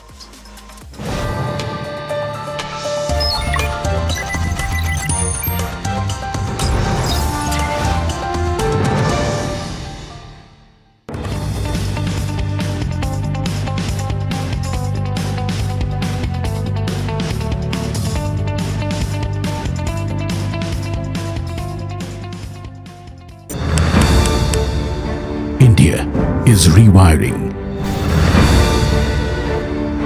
The way it builds, the way it connects. विकसित भारत के निर्माण के लिए जरूरी हर क्षेत्र में भारत तेजी से काम कर रहा है. From infrastructure to digital access, from reform to real impact. But the big question is, what will define the next India? NDTV Ignite, the Future India Summit. A closer look at governance, growth and the future of a new India on the NDTV network. India Inc.'s most respected names chose India Inc.'s best and brightest. These kind of awards and jury lineup, you are truly giving it the right weightage. I think it's heartening to see talent that there is across India Inc. We should be awarding companies and individuals who have focused not only on growth but also on bringing good governance.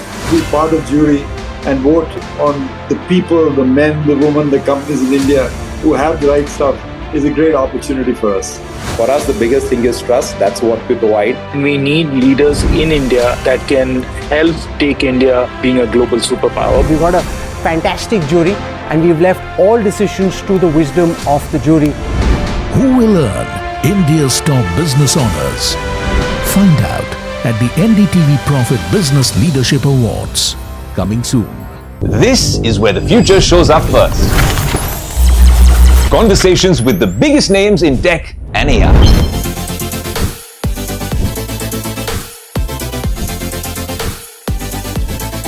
Putting tech through its paces. No fancy jargon or spec sheets, just what matters. If it's shaping the future, you'll see it here first. The Tesla Model Y. This is Tech 360. Real talk, real reviews across the NDTV network. Hi, I'm Tamanna Inamdar. Watch me on NDTV Profit, where I break down the day's biggest business stories. What happened, why it matters, and what it means for your money. Hi, I'm Neeraj Shah. Watch me on NDTV Profit for the most incisive market intelligence and meaningful corporate conversations. And I'm Alex Matthew. Markets, mutual funds, insurance, personal finance. I help you cut through the noise and make smarter financial choices. And here's where you can watch us.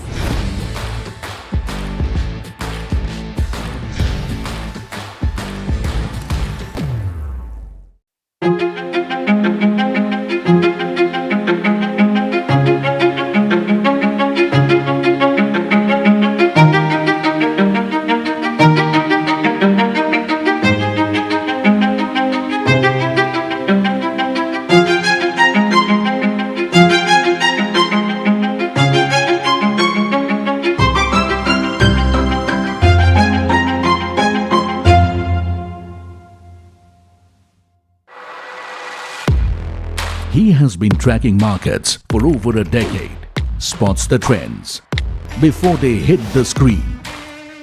And he is now bringing his analysis to the show that the market watches. Watch Sharad Dubey on Know Your Company, a show that puts the most traded stocks under the scanner. We dissect the company so that you, the investor, don't have to get the management to answer questions relevant to you. Watch Know Your Company weekdays at 11:30 a.m. to understand your next big bet.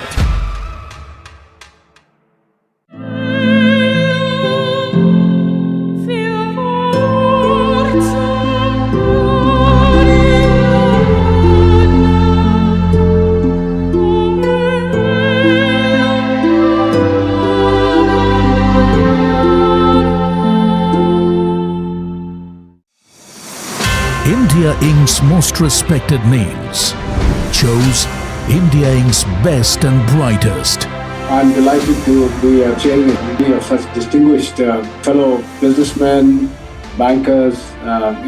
It's just lovely to be back on this NDTV jury. I have been a fan of NDTV for a long time. Many of the nominees are extremely close together in terms of what they've done. Gender parity to be reflected while we choose leadership as well. It's also important that how they are reshaping the industries. We got a fantastic jury and we've left all decisions to the wisdom of the jury. Who will earn India's top business honors. Find out at the NDTV Profit Business Leadership Awards. Coming soon.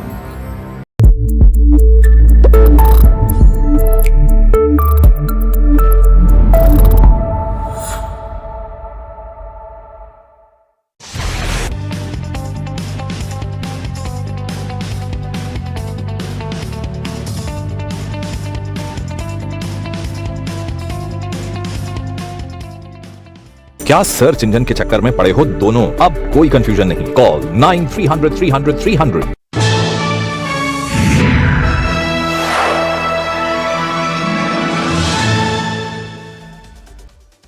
Hello and welcome to KYC. You are watching NDTV Profit with me, Sharad Dubey, and this is the show where I get you interesting mid caps and small caps, and at times even large caps also, and try to give you the story behind the sector and the company as well. But before that, try to guess the company which we are getting today in KYC.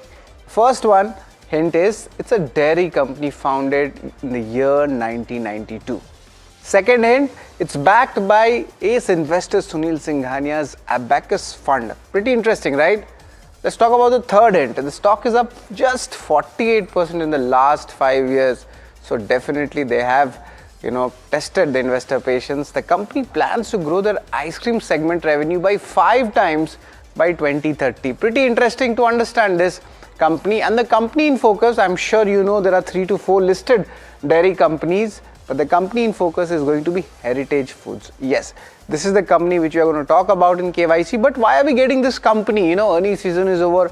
What's so special about this company that has taken my interest? The first is the company's strategy ahead, especially with the focus on the ice cream segment. That is where everybody is talking about it. Recently, a lot of companies are moving from oil to milk. So it will be pretty much interesting how premiumization plays out in the ice cream segment.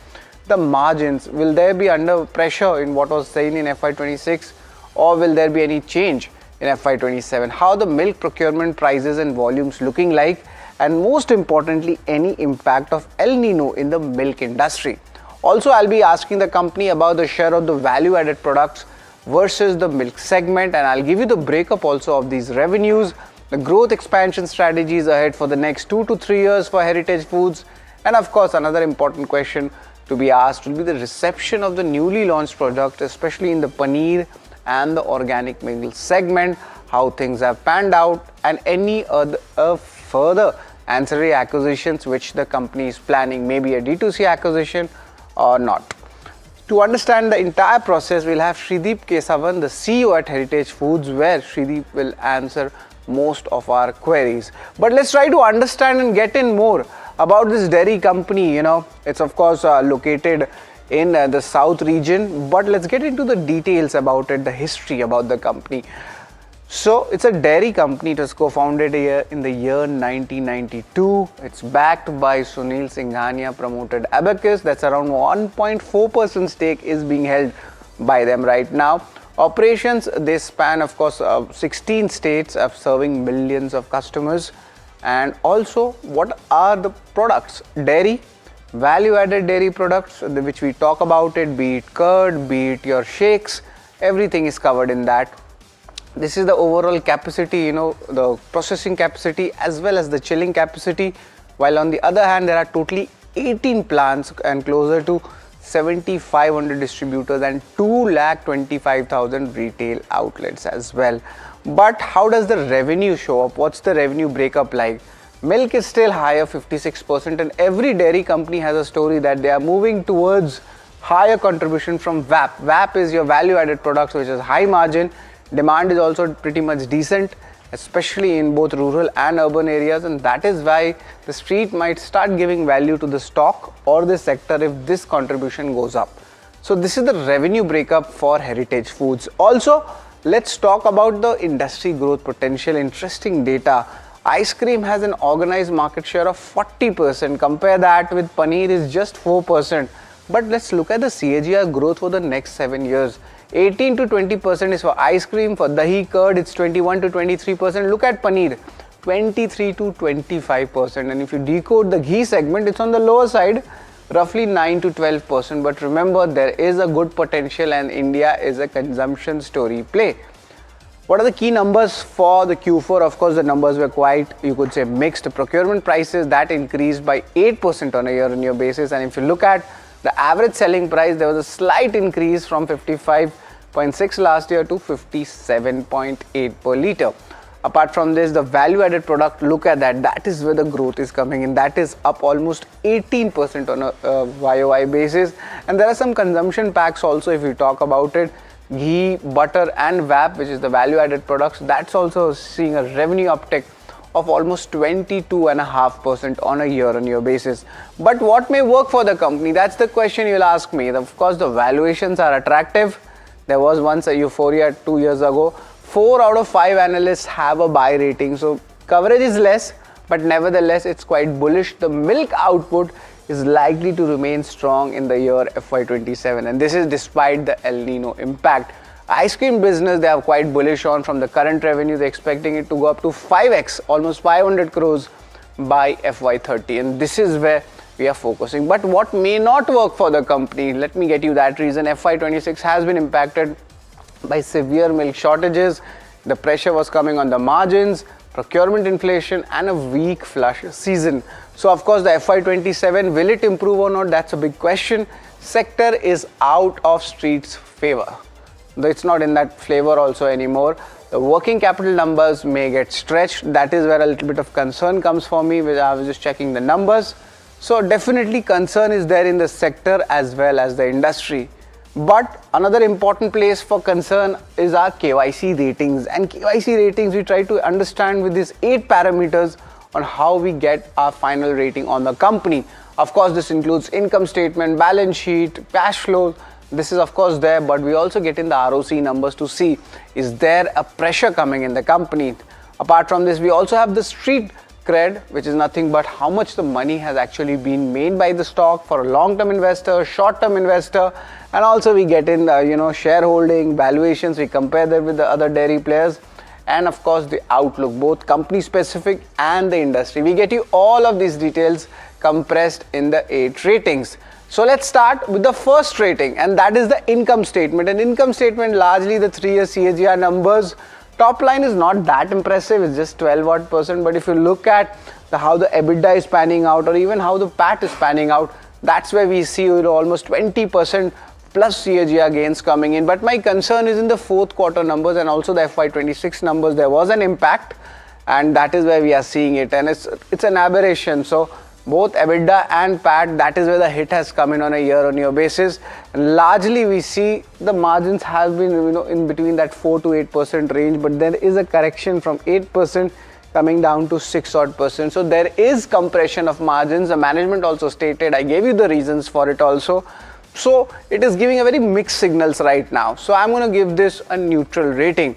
Let's talk about balance sheet. Balance sheet is largely for a company's big this size. They have maintained it decently.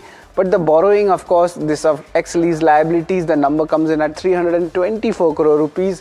When it comes to the bank numbers also, it's kind of decent. But yes, in case there are some payment issues, then receivables might be in question. But it's nothing there right now on the balance sheet as of now. It's quite decent. A little bit of increase is there in the debt equity ratio. It's almost 0.3 times, but no major concern. So it's a neutral rating as well when it comes to the balance sheet. So we spoke about income statement, balance sheet. Largely neutral ratings I have given. Let's see what's happening in cash flow.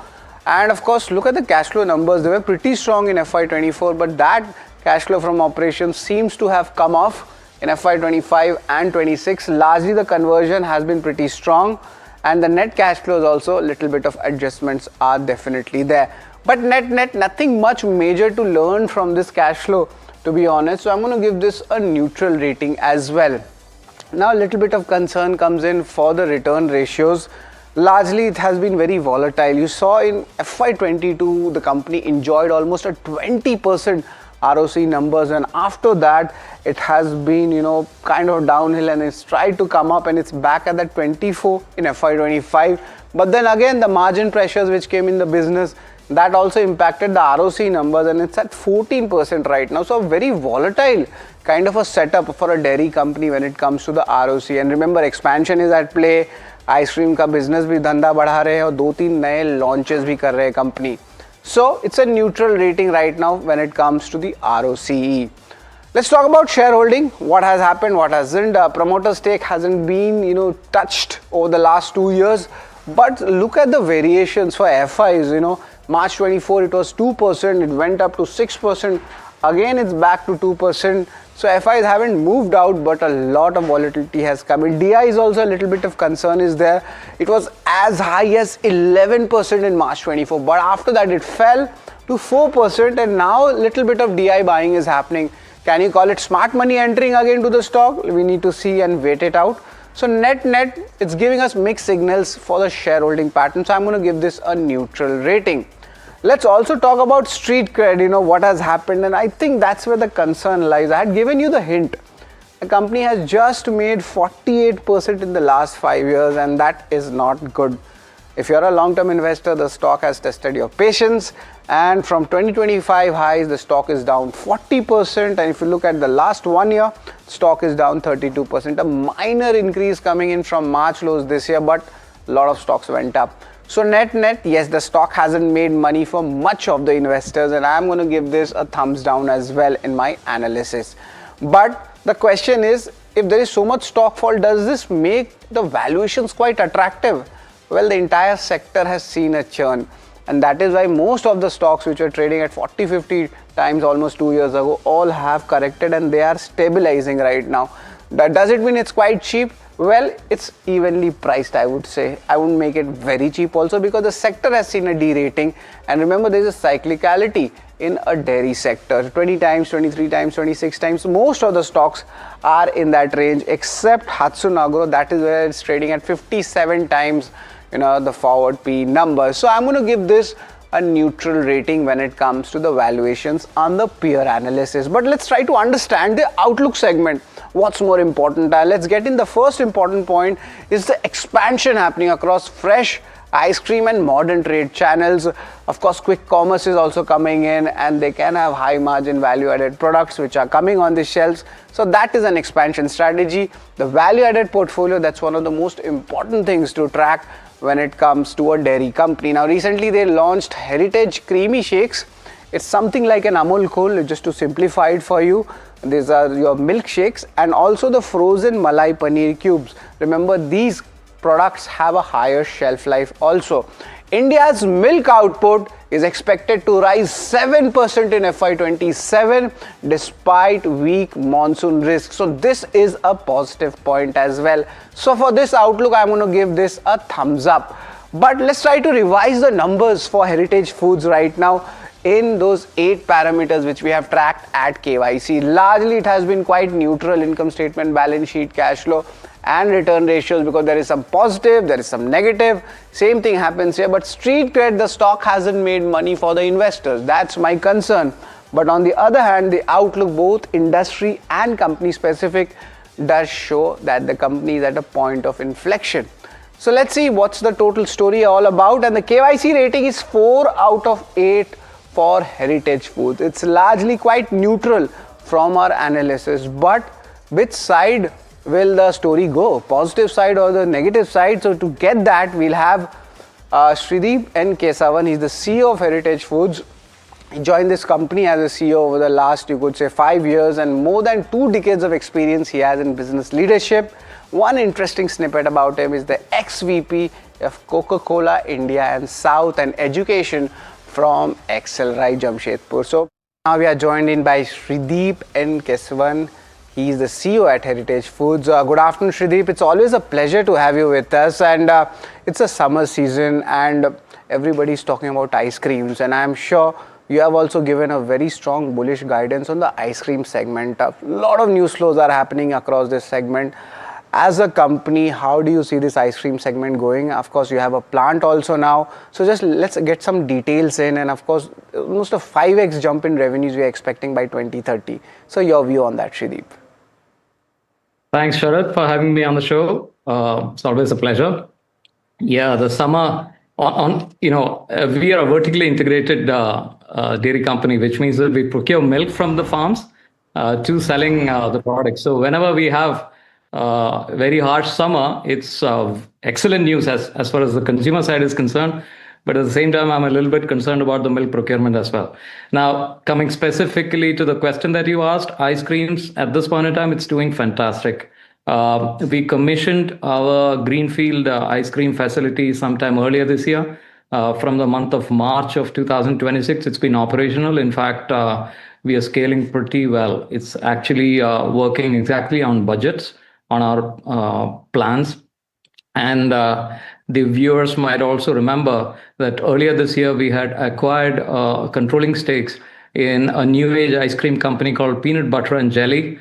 These are makers of the very famous brand Getaway, whose entire business comes from quick commerce.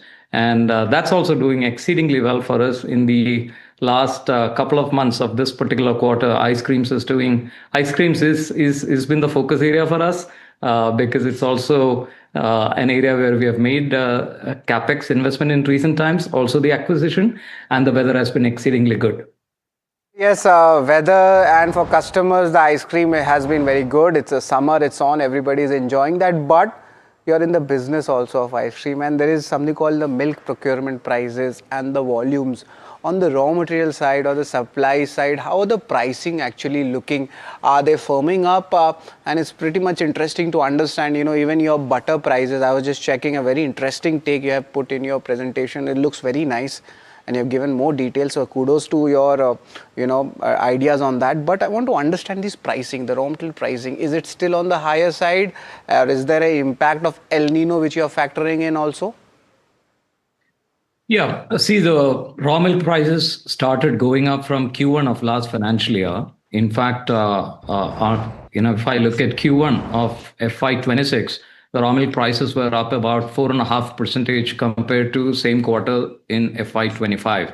That 4.5% went up to 6.5% in Q2, and eventually we closed the year with 8.3% higher raw milk prices in Q4 compared to Q4 of same period last year, right? So that has been the kind of steep climb that we had seen through the last financial year. In a way, the raw milk prices, the price increases were due to two factors. One, on the production side, we had seen a mild decline while the volume seems to have grown across the nation, but grown at a rate of about 3.5%. Whereas the ask or the demand in the market would have been about 5%. So that gap in supply demand is probably one thing that affected. And the second thing is actually the input raw material cost increases for farmers. If you recall, actually, I was watching your presentation before I was brought in for this interview, where you analyze the numbers from FY24, FY23 onwards. And if you've seen FY24 and FY25, were reasonably good run for the company because we had very stable milk prices at that time. So, you can call it law of averages or evening out. Right. The raw milk price had to happen because the farm sector was also under pressure because the input raw material prices were going up for the farmer. So in terms of farmer profitability, this had to happen. Okay. So this is, of course, right. Shrideep, so this is basically an industry specific thing. It's not company specific. And it's we understand that what's happening. But I want to understand the margin outlook. Will that pressure continue in FY27 also? Because FY26 we saw a little bit of pressure was there in the margins. I'm talking about the overall consolidated margins. So will that pressure continue in FY27 or any signs of bottoming out right now? Right. So going back to what I was saying, in the Q4 of last financial year, we had seen procurement prices increase of about 8.3%. And as a company, we had been able to pass on about 5% of that to the consumers, not purely through price increases alone, but also through expansion of value-added products. Price increase per se would be around 4% or 4.1%. The balance 1.5% expansion in our net revenue would have happened because we expanded our value-added product contribution by about 3%. Last year, we closed at about 40%. So the reason why I'm giving all these details is for the viewers or investors to unpackage what's happening. They need to understand these dynamics, and different companies might be operating at different level. And I can explain you how this works out for us. That 8% increase in raw milk prices is not going to come off in a jiffy. And this is something that everybody should understand. It will come down naturally because with volume expansion that is expected to happen, and we are already seeing early signs of that, this will come off, but probably it will take about 4 or 5 months or 6 months for it to happen. We are expecting probably towards the end of this calendar year, the raw milk prices should stabilize, at least 1 or 2% should come down from the current levels. But that's not going to happen in a jiffy. But that said, we should expect going forward increasingly resilient behavior from our company because of our because of operating leverage kicking in, because of productivity improvements, because of value-added product shares increasing over a period in time. Right, and Shrideep, apart from this, let's talk about the growth and expansion. You already have a proper nationwide network, but are you looking at any geographies for more expansion here? Not immediately. Within our geography, we are spreading our value-added products in a more effective fashion. For example, we have always been present in Maharashtra as a state with the acquisition of Getaway, as well as our own ice cream plant coming in. We are looking at expanding our ice cream portfolio into Maharashtra. So if you call that as a geographic expansion, that is there. But if you're looking at any totally new markets being entered in this particular financial, no. Enough. And there were 2 new products which I was just checking that had been recently announced. Paneer with a longer shelf life and organic milk also, even though they are quite niche right now, but there's a big huge market for it, especially in the urban regions. So I wanted to understand how is the reception happening right now, initial feedback, what's coming in? Yeah, though your question is on frozen paneer cubes, I'll demystify that. Primary market for that is actually exports. Exports is a growing part of our portfolio. We do not export commodities. Our exports are primarily on B2C branded products, and we are slowly and steadily expanding our presence in Southeast Asia as well as Middle East Asia. So these are markets that are the primary targets for this particular product. Even though we think that there'll be a small minor opportunity in India as well. In India, because fresh paneer is available, we feel that the opportunity for frozen paneer would be limited. But that said, as a company, we've been innovating continuously in the last several years. And primarily, we have been able to achieve that because of our superior consumer advantage, consumer knowledge, and our R&D capability. And in paneer itself, last year we launched Nourish Plus High Protein Paneer, which has already become 15% of our overall paneer portfolio. Exactly. Paneer means for a vegetarian, it's a protein source, and we all know protein, how important it has become. Shrideep, it's wonderful to talk with you. You have given us some important dynamics about your company and also the industry which you are operating in. It's a bit tough, but nevertheless, a brave face, and of course, some operational efficiencies also at play. Thank you very much, Shrideep, for your time, and best of luck for the future.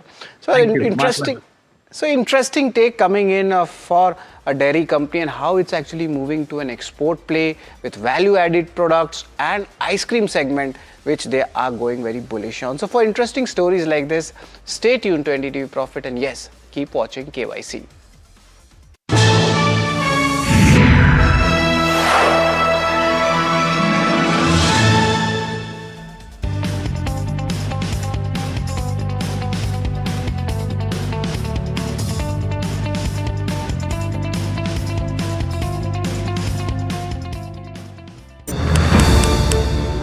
India is rewiring. The way it builds, the way it connects. विकसित भारत के निर्माण के लिए जरूरी हर क्षेत्र में भारत तेजी से काम कर रहा है. From infrastructure to digital access, from reform to real impact. But the big question is, what will define the next India? NDTV Ignite, the Future India Summit. A closer look at governance, growth and the future of a new India on the NDTV network. India Inc.'s most respected names chose India Inc.'s best and brightest. These kind of awards and jury lineup, you are truly giving it the right weightage. I think it's heartening to see talent that there is in across India Inc. We should be awarding companies and individuals who have focused not only on growth but also on bringing good governance. Be part of jury and vote on the people, the men, the women, the companies in India who have the right stuff is a great opportunity for us. For us, the biggest thing is trust. That's what we provide. We need leaders in India that can help take India being a global superpower. We got a fantastic jury and we've left all decisions to the wisdom of the jury. Who will earn India's top business honors? Find out at the NDTV Profit Business Leadership Awards. Coming soon. This is where the future shows up first. Conversations with the biggest names in tech and AI.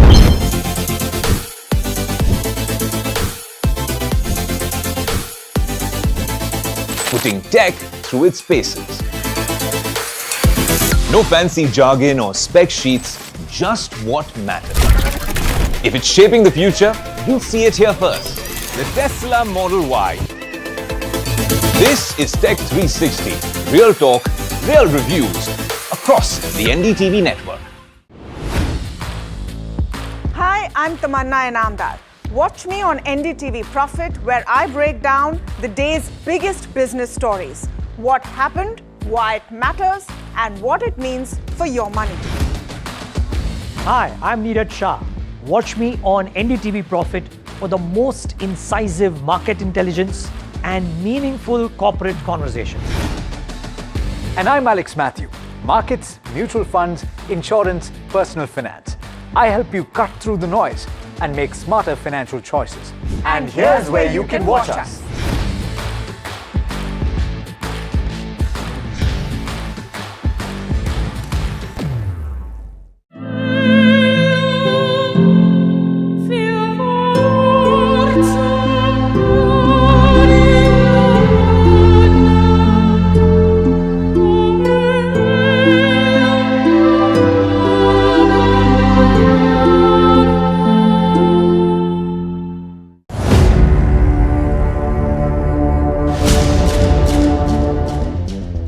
When you say that 15.5 lakh crore is correct and the SEBI has only found 3,000 crore, that's over 90% error right there. The 15.5 lakh crore revenue which has come in 4 years is perfectly correct. It is not a processing unit, it is a refining and selling unit. SEBI spoke to Affluence and Affluence told them that they have not recorded a single trade with you, that Rajesh Exports is not a client of Affluence. So where is that 11,000 crores coming from? The trade is absolutely correct. We have given all the required clarifications to SEBI in this regard. You're directly saying that SEBI's finding is wrong. They found that certain numbers of trades have been done from your personal account. I am not telling SEBI's finding is wrong because there has been no finding as yet. Mr. Mehta, you've still not answered the question. SEBI has considered the gross profit as the revenue for whatever reason, has thought that that is revenue. But how can a communication error last 2.5 years?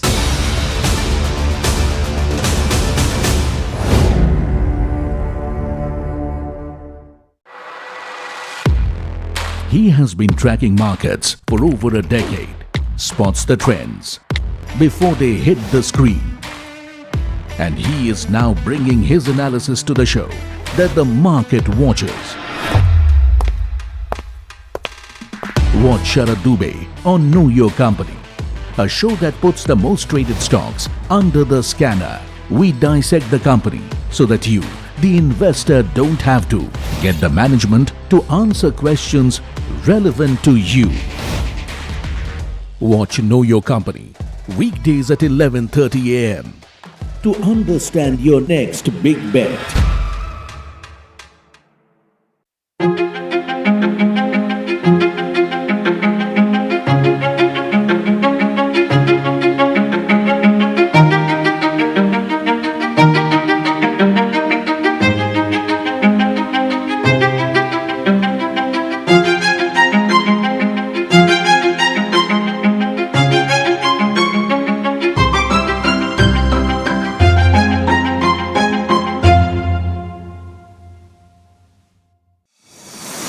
India Inc.'s most respected names chose India Inc.'s best and brightest.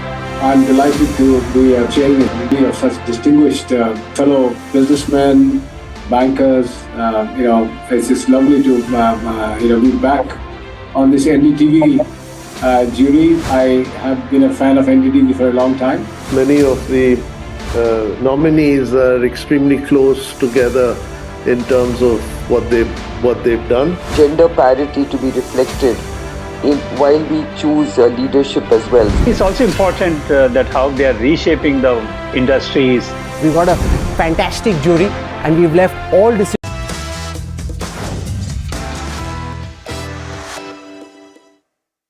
Hi, thanks so much for joining in. One of the big talking points today has been the data released by the mutual fund industry for the month of May. And as is usually the case, there's a lot of data to look through, but a few takeaways have stood out to me. And the first of these is actually the alarming bit. So let me get the bad news out of the way first. The inflows into active equity mutual fund schemes have actually fallen very dramatically, as much as 40% on a month-on-month basis. They came in at 22,908 crore rupees compared with 38,440 crore rupees in the previous month. Now, it's important to note, and I'll get into the nitty-gritties of that, but before we do, a few other takeaways for you. Other ETFs have actually seen an outflow of 620 crore rupees compared with an inflow of over 10,700 crore rupees in the previous month. Index funds have seen an inflow of just about 940 crore rupees. That's pretty low. Now, beyond this, the flexi cap category, which is the diversified equity category, has been getting inflows of over 10,000 crore or very close to that mark on an ongoing basis in the recent past. And that has fallen to about 5,000 crore or thereabouts. It's halved. You've still seen inflows of over 4,000 crore each into mid cap as well as small cap, which is actually a little heartening. You see those numbers on your screen. Now, what is actually also important to note is that gold and silver inflows have dried up almost completely. In fact, gold ETFs have seen an outflow of 725 crore rupees, and that compares with an inflow of 3,000 crore rupees. And remember, in January of 2026, you had inflows into gold ETFs of over 24,000 crore rupees. And finally, and this is the heartening bit, I saved the best news for last, and that is the SIP book continues to remain robust despite the kind of drop that you've seen in active equity inflows. It stood at 30,954 crore rupees in the month of May compared with 31,115 crore rupees in the month of April. To talk about this and to talk about investor behavior as they see it, I'm joined today by Ashish Somaya, the Chief Executive Officer of White Oak Capital EMC, as well as Kalpen Parekh, who will join us in just a bit, Managing Director and Chief Executive Officer of DSP Mutual Fund. Ashish, I'll come to you on your initial reading on this active equity component, because as much as you take heart from several of the data points that I've talked about, particularly that SIP number looking robust, you must address the issue that there has been a substantial drop in active equity. Yes, definitely, Alex. So, one can clearly see, like you said, 38,000 crore kind of net flow in equity funds has declined to about 22 or 23,000 crore kind of net flow. And clearly that is, maybe in response to the fact that now we are over 2 years where people are seeing, more like a flatlining of the market. In fact, from an all-time high, market is 10% lower.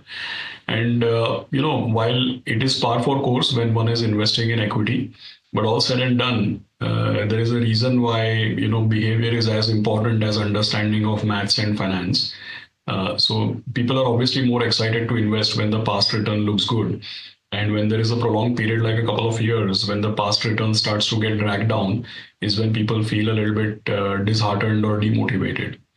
Apart from, when we are talking May over April, yes, we can see that there is a decline. But if I take slightly longer time frames, the decline is still there.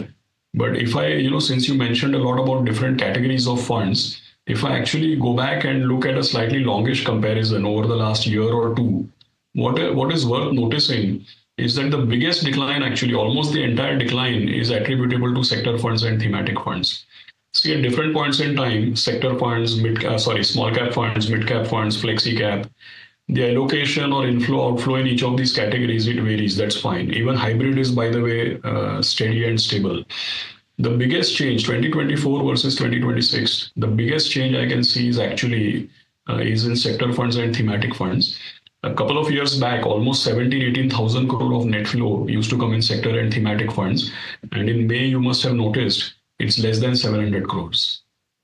Yeah, that's an important point that you raise. In fact, people use this as tactical allocations. Kalpen Parekh joining me as well. I introduced him earlier, but Kalpen, I do know that you don't look at these numbers on a month-on-month basis. You may not give too much attention to it, but I'm still curious about what you think about the ongoing SIP number. Because when I looked at the active equity flows for the month of May, I must confess that I had butterflies in my stomach because I wondered, had the SIP number cracked at all? And the fact that it has not is something that I personally take heart from. What do you make of that?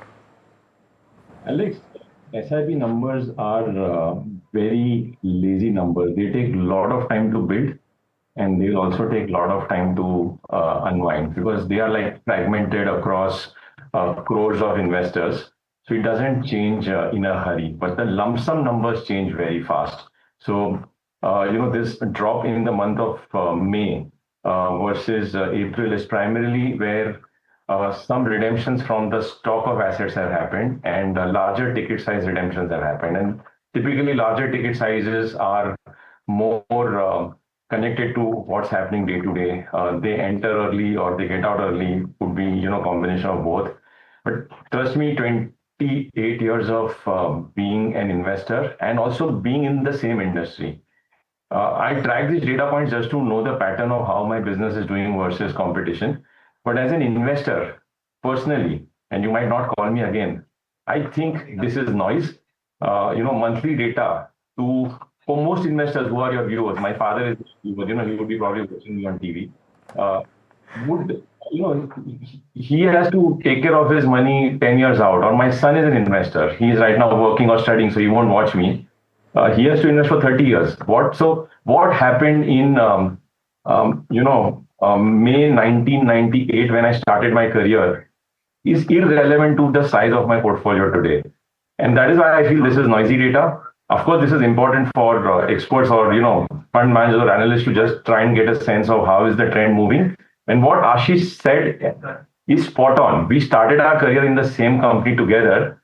What he said today is what we have been saying since 1998-99, that returns create the behavior of whether investors want to invest or not invest. We are generally always pro-cyclical.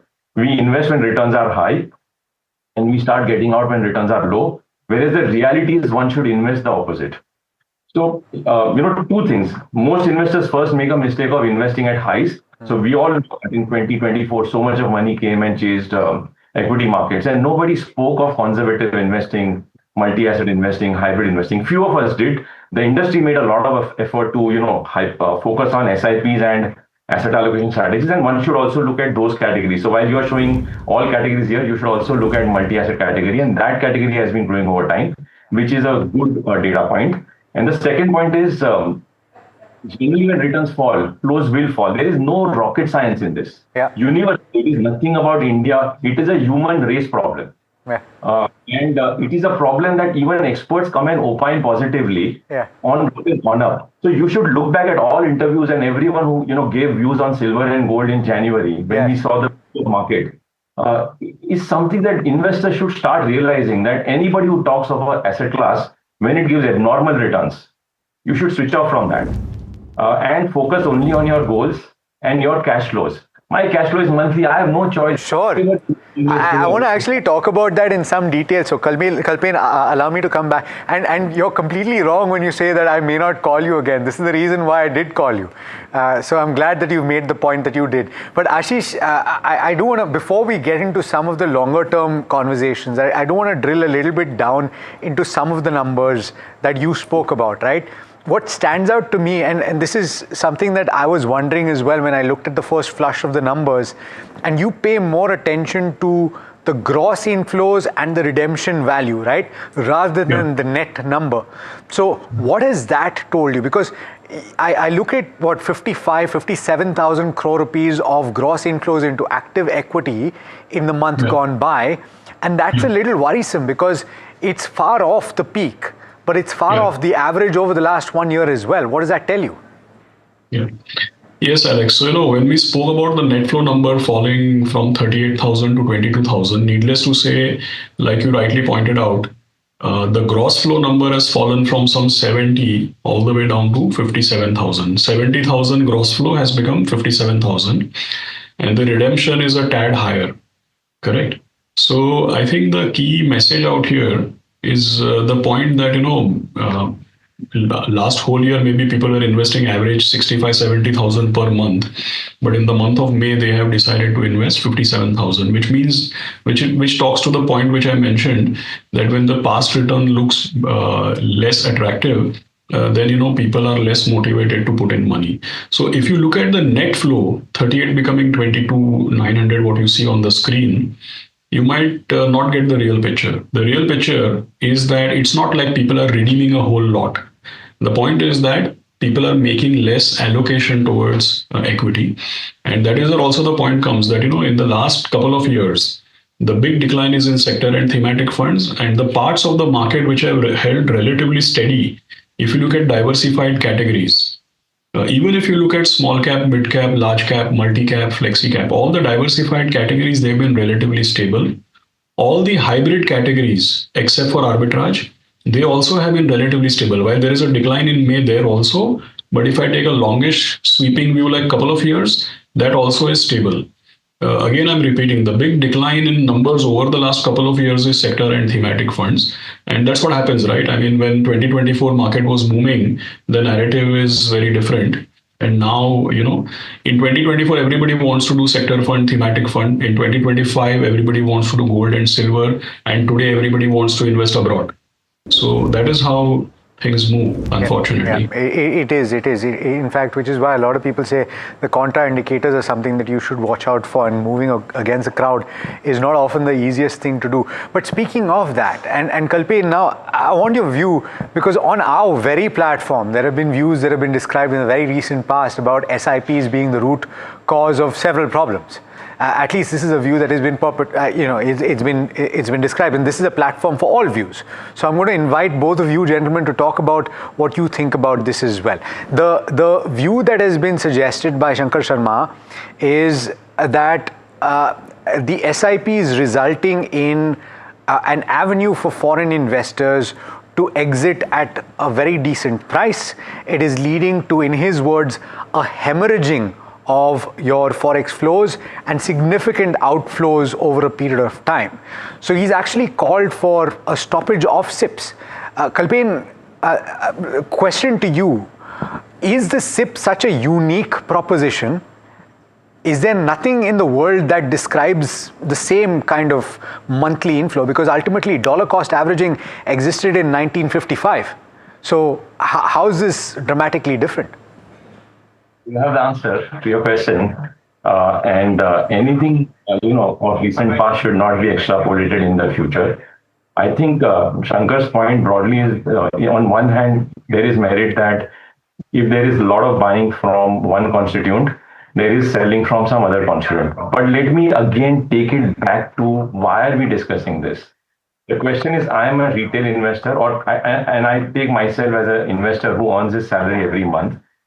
On the 20th of every month, I do my SIP, and I've been doing it for 28 years, and I'm a very happy investor. There are periods of 3-4 years where everything will disappoint because nothing goes up permanently, and particularly when we are retail investors. We don't keep jumping our portfolios frequently. For the last 3 years, I am proud to say that most of our flows, 65% of our flows have not come into equity or gold funds, but they've come in hybrid funds or multi-asset funds. And our investors are very happy with that. So I think the learning for all of us is that, if risk in a certain category has risen in any point in time, we guide investors that, okay, if you are a long-term investor, allocate to this category or that category. That is all we need to do. And investors need to also, take care of their greed accordingly.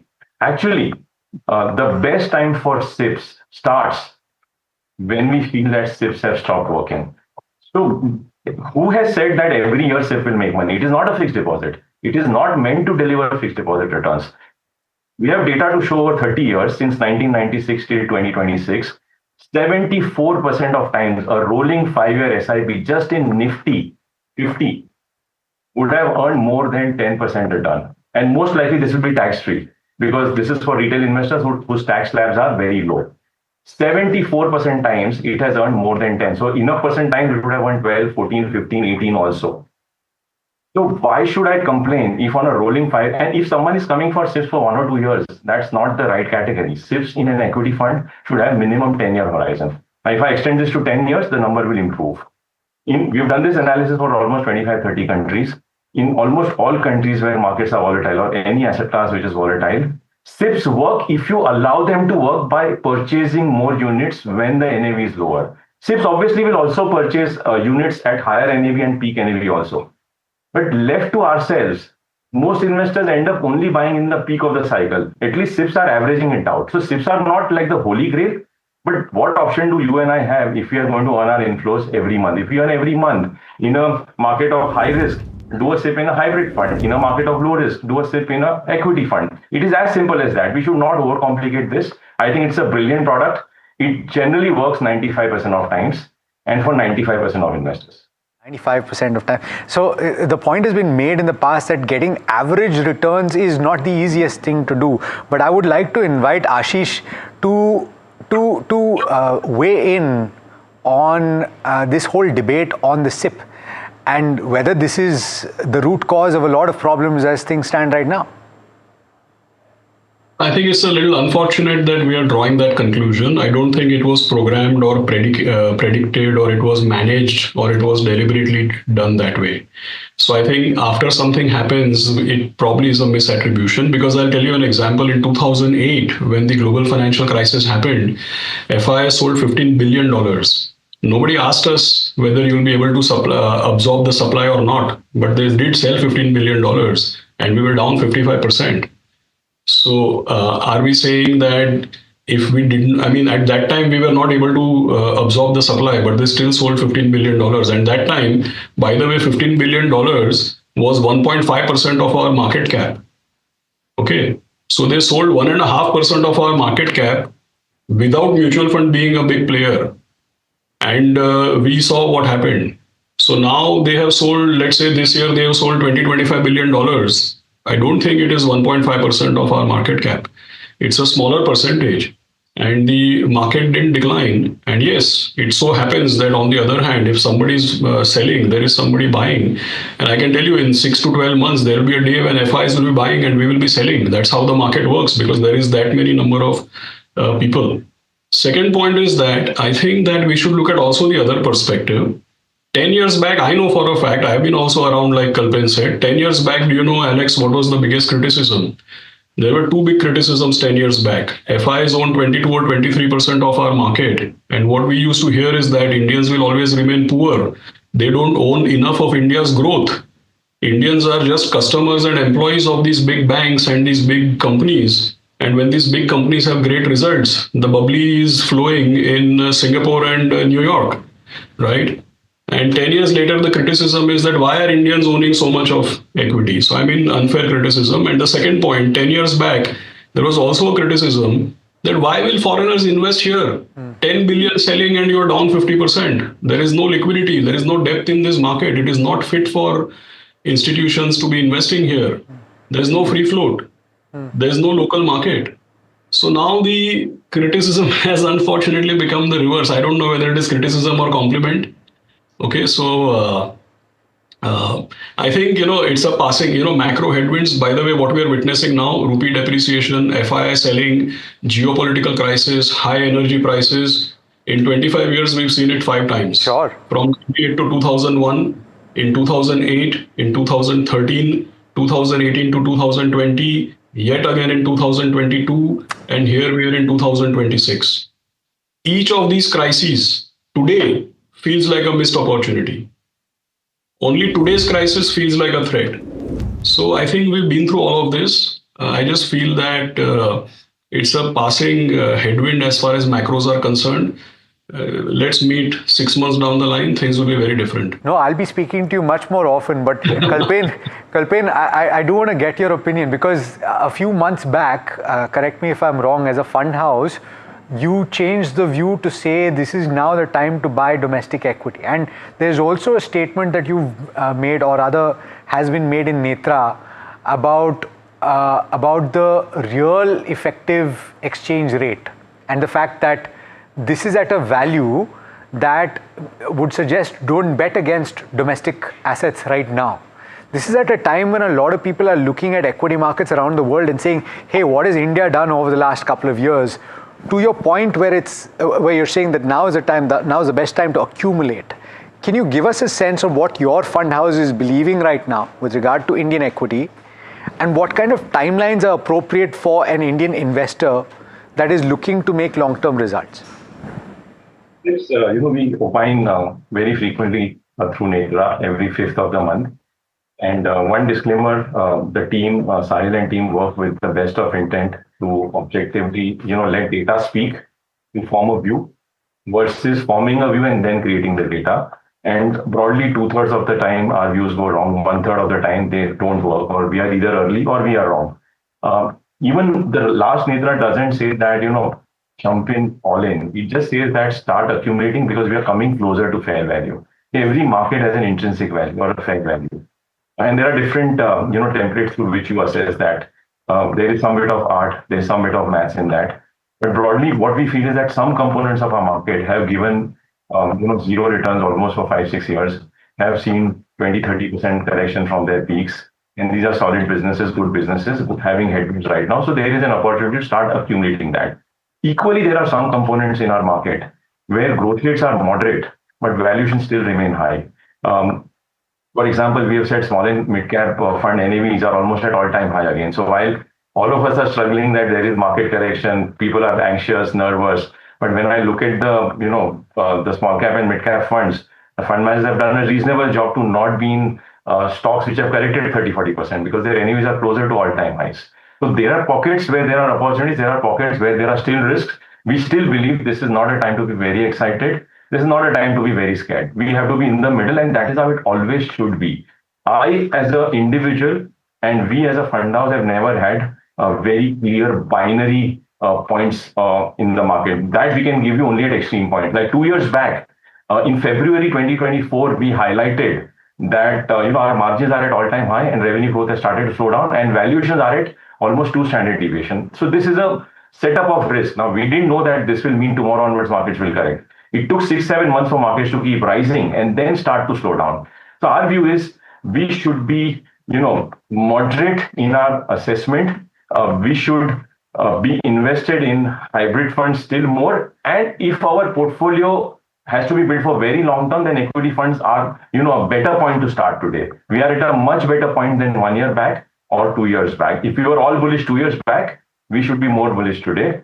We still will have headwinds. We may still have a period of 1 year of, moderate returns or returns that we are not happy about. But it's never possible to forecast in advance. Remember 1 year back in March, almost so many people said that, stop your SIPs. And since that day till today, the SIP investor has been a better investor because he averaged out all through the low. So I think personal finance is more personal and less finance. When markets are correcting, the risk is coming down, not going up. And when markets are rising sharply, the risk is rising, but we always think of it the opposite. So our house view is that, invest through SIP for a 5 to 10 year period. If you're doing equity investing, it has to be long term. It cannot be short term. If you do not understand volatility and cannot sleep well with volatility, you have an amazing range of hybrid funds across 45 mutual funds You can pick and choose. You have a choice. Nobody is telling you that invest only. I think investors need to also start listening to right advice and then building the portfolio. Okay, gentlemen, on that note, I'd like to thank both of you for taking the time. Pleasure speaking with you as always, and look forward to speaking to you soon. Thank you. All right, well, let us know what you think. This platform is meant to have views that are as varied as you can imagine. And we've got one view yesterday, we've got a different set today. Let us know what you think. In the meanwhile, stay tuned, lots more coming up in just a bit. This is NDTV Profit.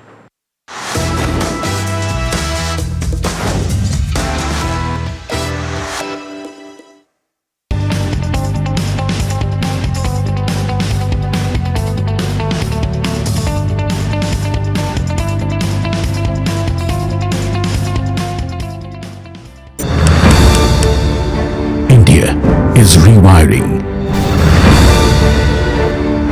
The way it builds, the way it connects.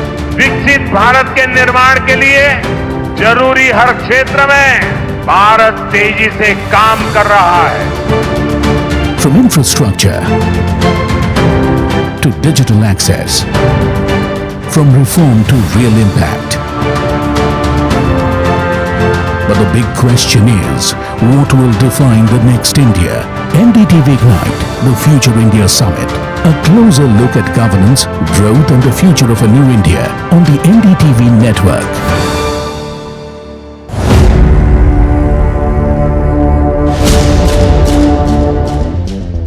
When you say that 15.5 lakh crore is correct and the SEBI has only found 3,000 crore, that's over a 90% error right there. The 15.5 lakh crore revenue which has come in 4 years is perfectly correct. It is not a processing unit, it is a refining and selling unit. SEBI spoke to Affluence and Affluence told them that they have not recorded a single trade with you, that Rajesh Exports is not a client of Affluence. So where is that 11,000 crores coming from? The trade is absolutely correct. We have given all the required clarifications to SEBI in this regard. You're directly saying that SEBI's finding is wrong. They found that certain numbers of trades have been done from your personal account. I am not telling SEBI's finding is wrong because there has been no finding as yet. Mr. Mehta, you've still not answered the question. SEBI has considered the gross profit as the revenue for whatever reason, has thought that that is revenue. But how can a communication error last 2.5 years?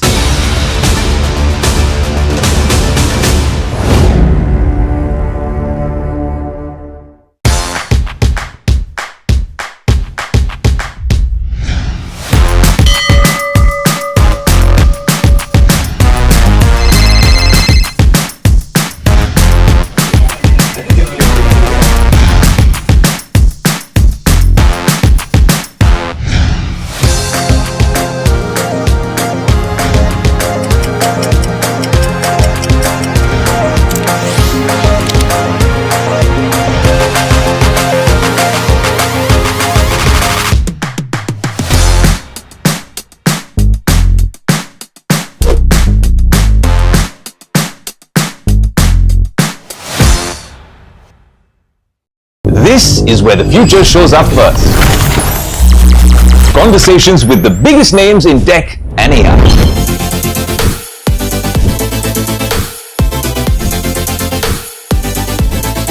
Putting tech through its paces. No fancy jargon or spec sheets, just what matters. If it's shaping the future, you'll see it here first. The Tesla Model Y. This is Tech 360, real talk, real reviews across the NDTV network. Hi, I'm Tamanna Inamdar. Watch me on NDTV Profit, where I break down the day's biggest business stories. What happened, why it matters, and what it means for your money. Hi, I'm Neeraj Shah.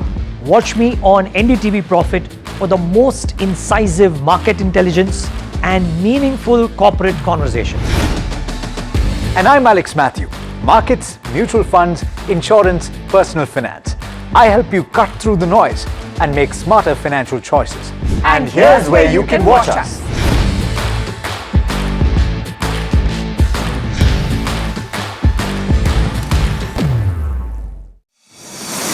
India Inc.'s most respected names chose India Inc.'s best and brightest. These kind of awards and jury lineup, you are truly giving it the right weightage. I think it's heartening to see talent that there is across India Inc. We should be awarding companies and individuals who have focused not only on growth but also on bringing good governance. Be part of jury and vote on the people, the men, the women, the companies in India who have the right stuff is a great opportunity for us. For us, the biggest thing is trust. That's what we provide. We need leaders in India that can help take India being a global superpower. We got a fantastic jury and we've left all decisions to the wisdom of the jury. Who will earn India's top business honors? Find out at the NDTV Profit Business Leadership Awards. Coming soon.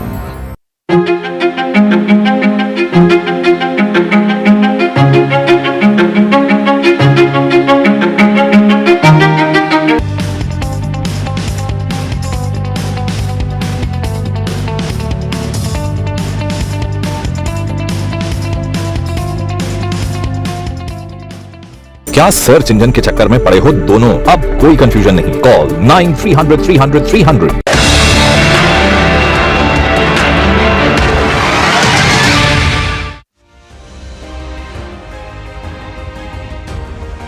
Welcome to the much-awaited NDTV Profit Town Hall, and today the speaker we have in our studios is none other than Shankar Sharma, ace investor, founder of G Quant, Fin X-Ray, but I would say also one of the most controversial market speakers, at least on social media. No, I don't think so. No? Shankar, everything you put out then has a series of people who are coming aboard to say that whatever you said was wrong. Of course. You think about that when you post, that how many people will I upset with this post? Of course. It's a considered thing. 100%. Social media is supposed to be like that, right? Yeah. If you're middle of the line, then there is no traction. Yeah. And if you're too goody-goody, also there is no traction. If you're a little borderline bad boy, it's good. So of all the things and of all the years that I've known you, I don't think anyone can accuse you of being goody-goody. That's not even my mother. Okay, that's good to know. So here's what we're going to do in this show. Here's the format. We'll have a couple of questions with Shankar, and then of course our brilliant team, all our anchors, researchers, and the NDTV Profit newsroom is here. They're going to be asking questions as well. But you have an opportunity to write into us. All of the handles are on your screen, where we will pose your questions to the one and only Shankar Sharma. I'm going to start with, I think, one of the controversial or more controversial things that you put out recently, a thought that Indian equity markets will actually have to take the brunt, let markets crack for some of the pain that we're seeing in our ecosystem to ease. What were you trying to say? Just recap that for us. So it's a pretty straightforward theory that, look, any country which is going through some kind of crisis, and let's accept it that we have some degree of crisis. It's not 1991, but it is pretty bad after 2013. In that you have two markets functioning, or let's say three markets functioning. One is the bond market, your local bond market.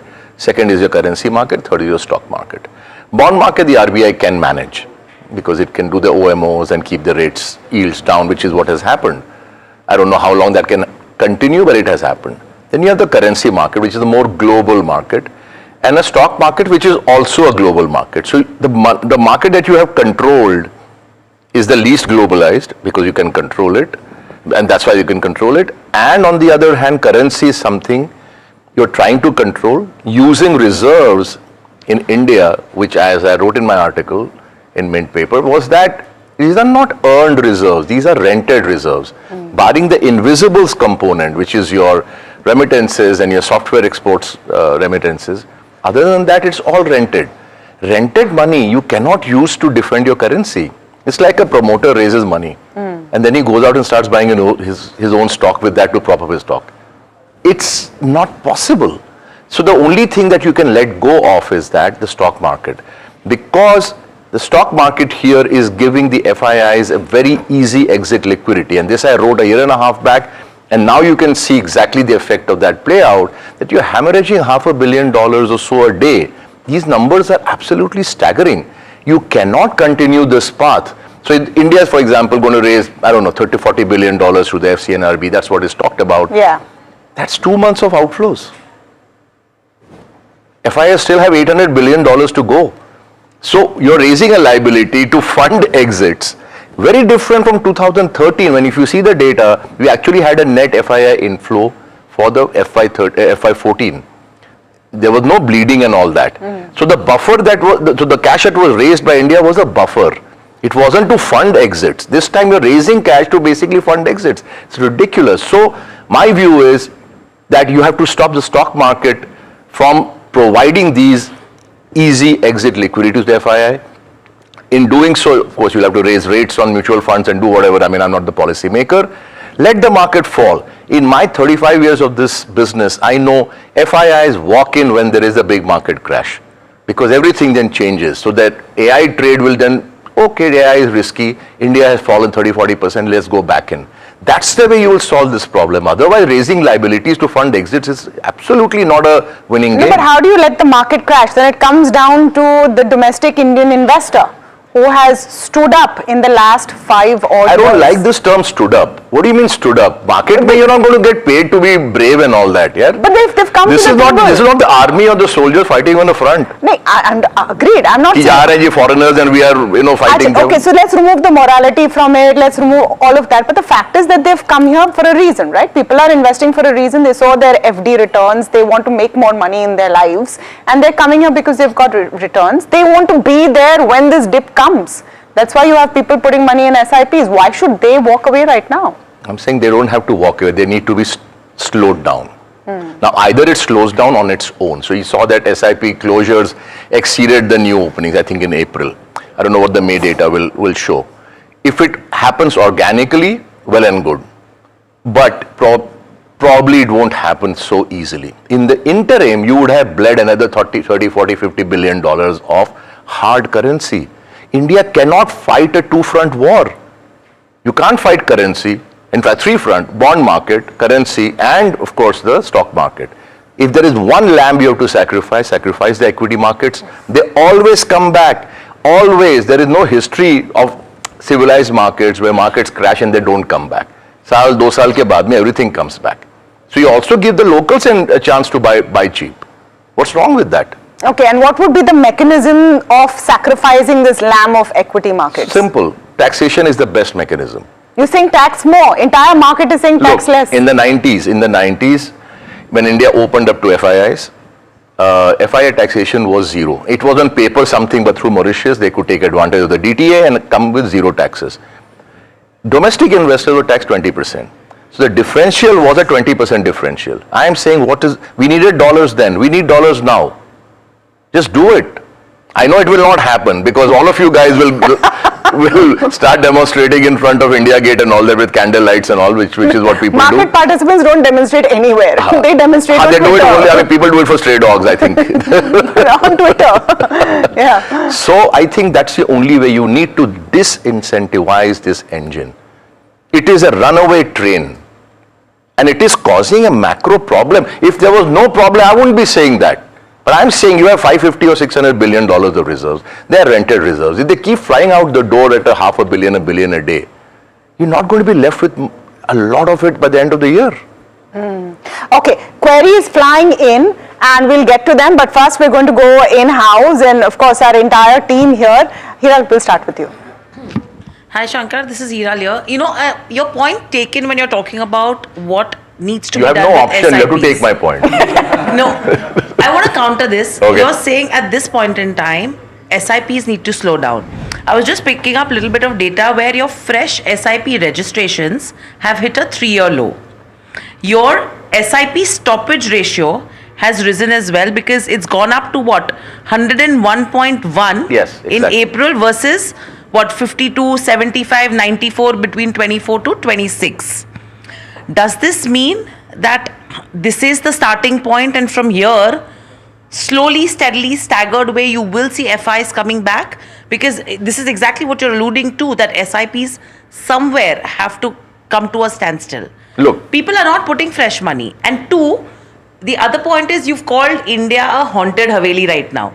So what is it that FIs are seeing which domestic investors are not able to see? Or are they also starting to see that? So that's the point. I was chatting with Tamanna before the program started, that last 24 months in my personal investing journey on the global macro front has been the smoothest ride I've had in a very long time. The entire world has been having a party. Entire world. India, unfortunately, along with maybe Philippines and Indonesia, are the bottom 3 markets out of 40 markets that I invest in. Bottom 3. India has never been in that position to the best of my memory. It's been middling to the top end of the markets. First time, and this is therefore the problem, the haunted Haveli thing is because you're not part of a large group of emerging markets that are underperforming. You're just in a pack of one. That's where the problem is. If you were a larger pack, no problem. Now question is why?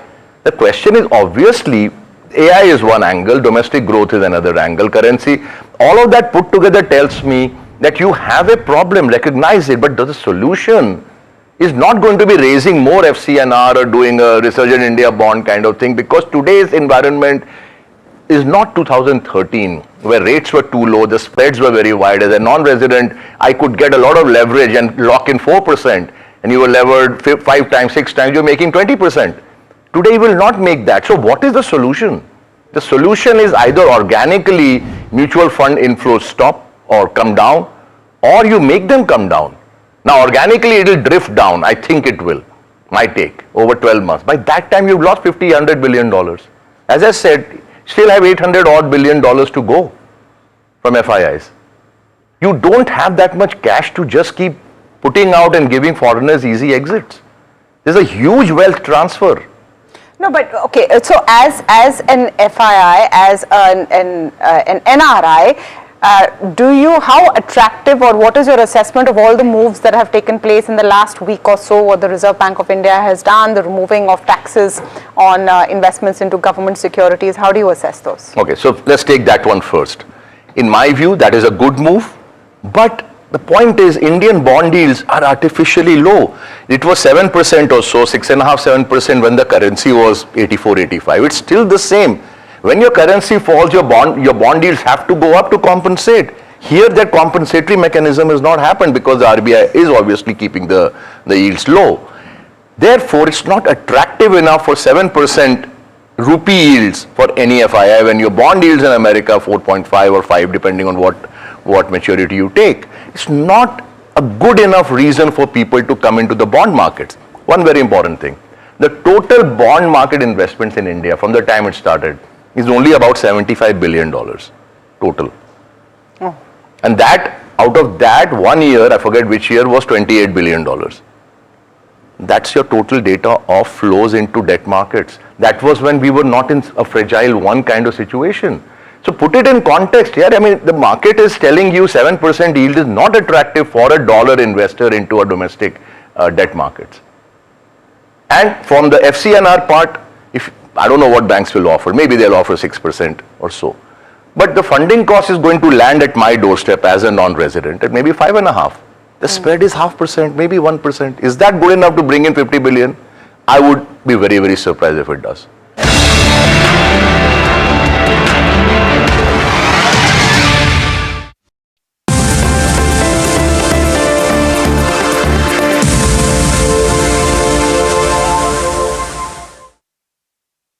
So viewers, if I told somebody 5 years ago that Indians would discuss protein intake as passionately as cricket scores, most people would have laughed. But today, wellness has become mainstream, nutrition is becoming personalized, and also food companies are increasingly becoming health companies. So to talk about this changing relationship that India has with food and health, I'm being joined by Prateek Gupta, CEO and co-founder of Pluck. And thank you so much for joining us in the studios, Prateek. Thanks a lot. Thanks for having me here today. Yeah. So Prateek, before diving straight into the business and the heavy duty stuff, I would just start by asking you and also settling a mystery here with the name Pluck. So for a layman, when they hear the term Pluck, it means plucking of fresh fruits and vegetables. But I would like to know that what's the mystery behind 2 Ks in your pluck and also what's the story behind this name? Who coined it?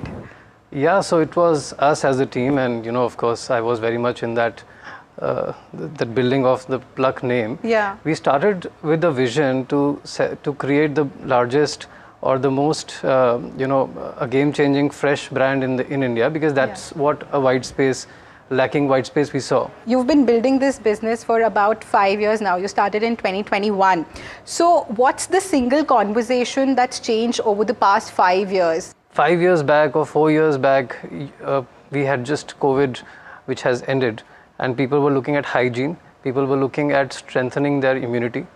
They were looking at freshness, that how they should eat more fresh to ensure that they are not eating too much processed food, too much preservatives.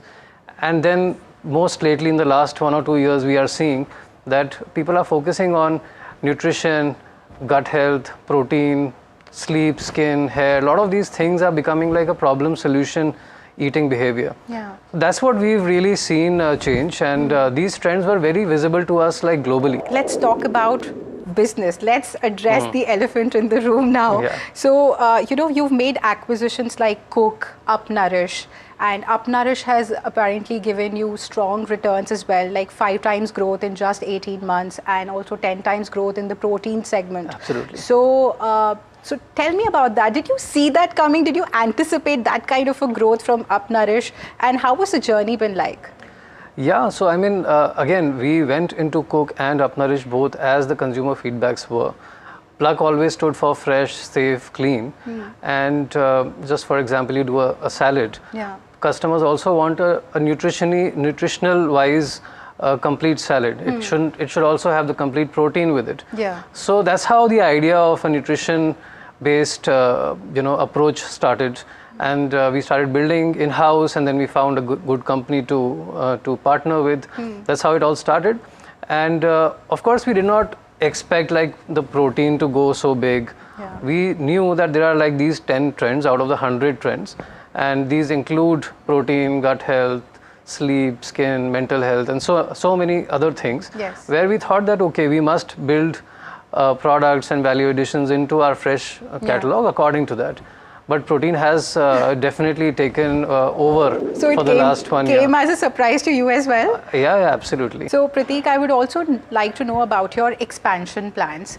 Currently, I would like to know in how many cities you are available, and also how are you planning to expand globally as well as domestically? So when I think about expansion, I think in 3 main vectors. One is the product expansion, second is the geographical expansion, and third is the channel expansion. Right. So Pluck is already in about 50 cities through the quick commerce companies, and mainly our presence on online segment. So our products will be available through them on these cities. At the same time, we are looking at one on the geographical expansion side. We want to be present in close to 100 cities in the next 1 to 2 years, based on our expansion on the online platforms, more dark stores. Secondly, on to the modern trade and general trade stores. That's also a channel expansion. And the third one is expansion into a few more countries, which is on the mostly Western countries. With this ongoing West Asia conflict, so how well cushioned is Pluck at the moment, and are there any sort of impact on Pluck as well? So definitely there is some impact, because everything that we do is a lot of packaging dependent, whether it is juice bottles or caps or simple punnets in which the products are packed. So these things require some sort of an infrastructure where it is connected with the entire petroleum and oil energy thing. Yeah. So we have an impact, but almost every FMCG company has the same impact. Okay. So we are like not like differently poised over there. It's like at par, but there's some benefit as well, because as we look at export, the value of the difference in the value of the rupee and dollar is actually helping us to export at a better price. So these are the things which we are probably, impacted. All right. And I would like to know, how did FY26, really shape up for Pluck? And when will Pluck really break even? And also the D2C and modern trade and also general trade is happening. So how is the channel looking like for Pluck? So 26 was a great year for us, because this is the year where we really thought about diversifying from fruits and vegetables and a little bit value add to a significant value addition in our products. Keeping the core same, but these value addition products that I mentioned, like cold pressed juices and plant protein bars and frozen berries, frozen grated coconut, even like we are now doing a very clean label ketchup. So I mean, these kind of products came in over this year, and we were able to scale this entire range for the consumers. We also moved closer to profitability in terms of the entire fresh business that we already have built. So largely it was a very good year from that point of view. Break even, I think that we are near. I think 8 to 12 months to be precise. But yeah, that's also an important focus for us. Quite an optimistic tone there, with your company. And also, how is Pluck really planning to utilize its funds? And are you planning to raise funds in the near term? Firstly, we have just raised funds, and we are planning to utilize those funds first onto primarily on the customer oriented projects, like one is the R&D to improve the quality of the product, improve the packaging, see to it that how it can get more nutrition to the table, etc. That is number one. The number two thing is use of technology and artificial intelligence in so many things that we do, starting from a quality check, computer vision based quality checks, demand forecasting, pricing, trend spotting, product creation, and these kind of things. And then of course it comes also because we want to take our brand, take the awareness of the brand higher. So brand awareness is one important area, but I would call it, we'll probably invest more into customer education to identify the right consumers and then educate them that, why you should eat right and how Pluck can help you do that. Like Pluck is all about switching into a healthier lifestyle. So I mean, getting that message across is important. That's very interesting. Also, Prateek, I would like to know 5-year plan, growth strategy for Pluck. What's next? What's ahead? So as I said, these are the three vectors that we are playing: channel, product, and geography. And definitely all these, expansion into modern trade and general trade is a big area that is left untapped for us. That is one important area. We are going to continue enter white spaces where we see that a Pluck brand can extend into. Just as I mentioned, ketchup is a very interesting product, large product category, very few clean label alternatives. So similarly, we'll try to enter such categories where people can see Pluck as an alternative to their daily lifestyle. And of course, in the next 2 to 3 years, we are looking to 10x our revenues, because we are seeing a very organic and natural consumer traction into the stuff that we are doing. And Prateek, I'm very curious with this AI age that we are living in. So how Pluck is really planning to leverage AI to the best of its potential? Because I remember your platform is one of the kind platform that had a scanner in which you can actually track where your fresh produce is coming from. So in that way, you have incorporated tech, at a very early and nascent stage of your, starting of your startup. So how are you really planning to leverage AI now into the system? Yeah, so actually traceability is, we think that we are industry first innovation on that technology, where a product can be scanned by a customer to see where it's coming from, etc.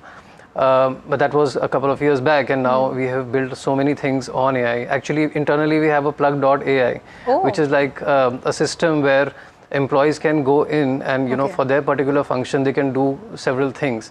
So as I mentioned, computer vision check is we do millions of products every month which pass through or don't pass through.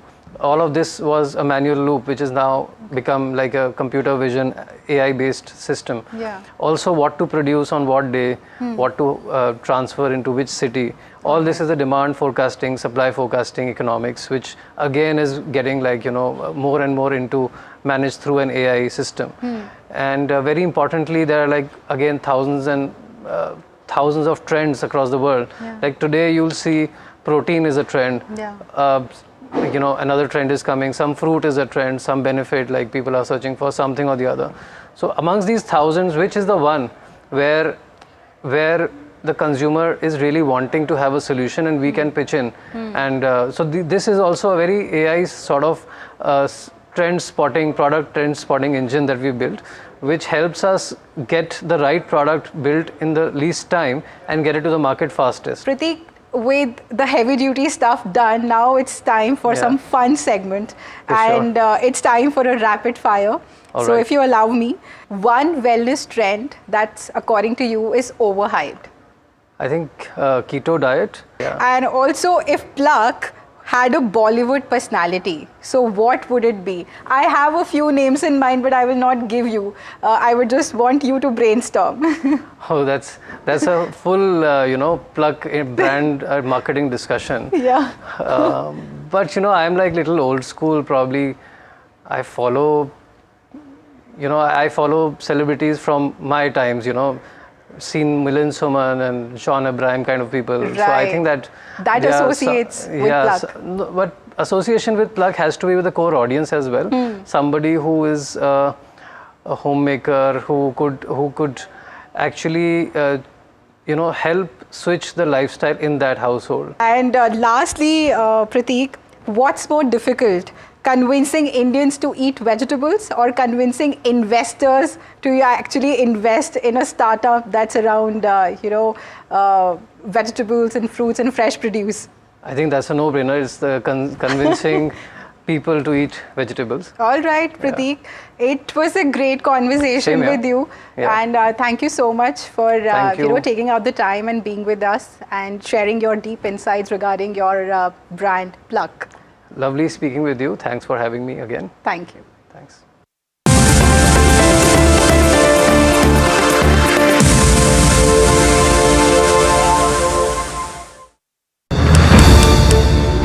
India is rewiring. The way it builds, the way it connects. विकसित भारत के निर्माण के लिए जरूरी हर क्षेत्र में भारत तेजी से काम कर रहा है. From infrastructure to digital access, from reform to real impact. But the big question is, what will define the next India? NDTV Ignite, the Future India Summit. A closer look at governance, growth and the future of a new India on the NDTV network. This is where the future shows up first. Conversations with the biggest names in tech and AI.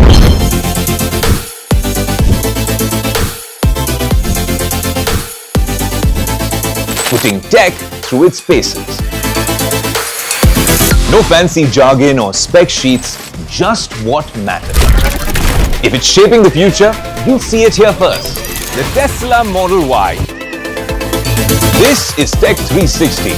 Real talk, real reviews across the NDTV network.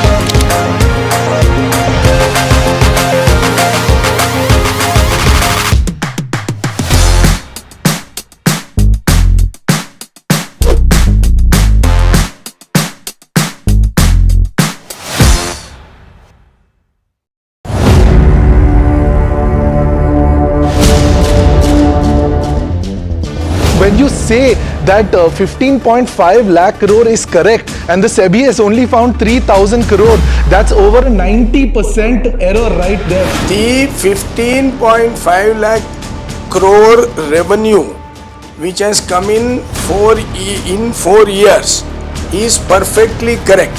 It is not a processing unit, it is a refining and selling unit. SEBI spoke to Affluence and Affluence told them that they have not recorded a single trade with you, that Rajesh Exports is not a client of Affluence. So where is that 11,000 crores coming from? The trade is absolutely correct.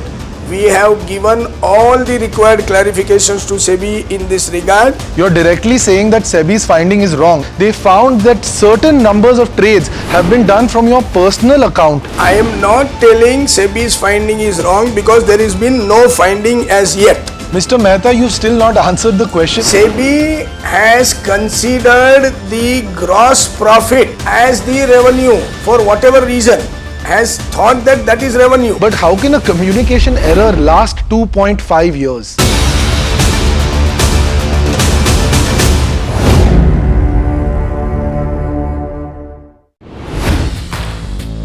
Hi, I'm Tamanna Inamdar. Watch me on NDTV Profit, where I break down the day's biggest business stories. What happened, why it matters, and what it means for your money. Hi, I'm Neeraj Shah. Watch me on NDTV Profit for the most incisive market intelligence and meaningful corporate conversations. And I'm Alex Matthew. Markets, mutual funds, insurance, personal finance. I help you cut through the noise and make smarter financial choices. And here's where you can watch us.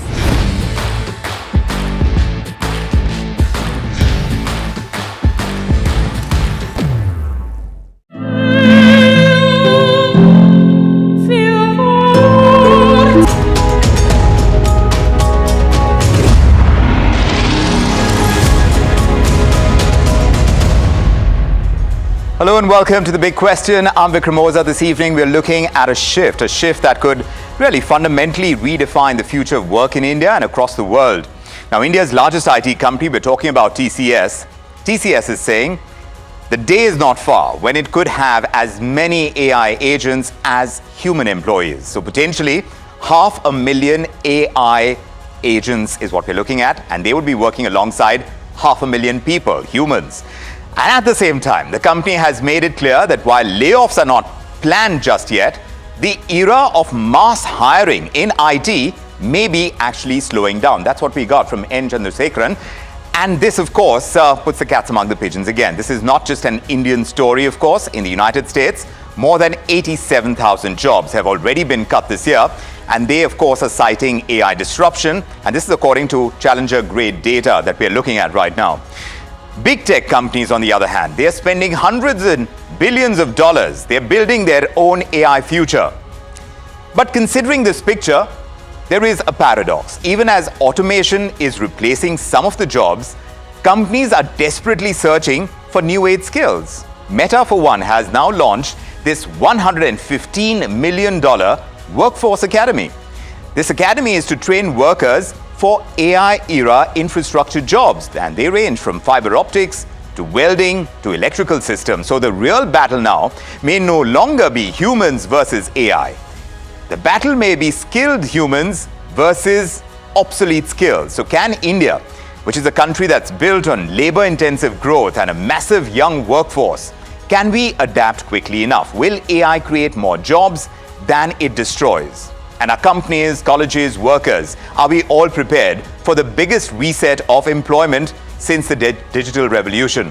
That's a big question we're asking tonight. So even as we watch TCS announcing 5 lakh AI agents getting deployed, what does it mean for the future of work? And what does it mean really when these new skills are going to come into play? Will they really protect jobs or not? It's an important question to ask. Let's begin. But before we go across to our panel that's joining us on this debate, let's first get an understanding, a quick chat with industry veteran CP Gurnani, the co-founder and vice chairman of IONOS. He's the former CEO and managing director of Tech Mahindra. Always good to see you, sir, and welcome to The Big Question, Mr. Gurnani. If you were speaking tonight directly to a 22-year-old engineering graduate who is really worried when she or he is hearing from the chairman of TCS, no less, that AI agents could equal human employees and this could happen in just 3 years, what would you tell this person? What would be your advice? Great question, Vikram. And I'm sure that the 22-year-old is clearly concerned about his or her future. And this is clearly a top of the mind question. So my first point is very simple, is industry has been obsessed with kitne aadmi the, now it is becoming kitne aadmi the and kitne agentic AI the. Right. So take a step back.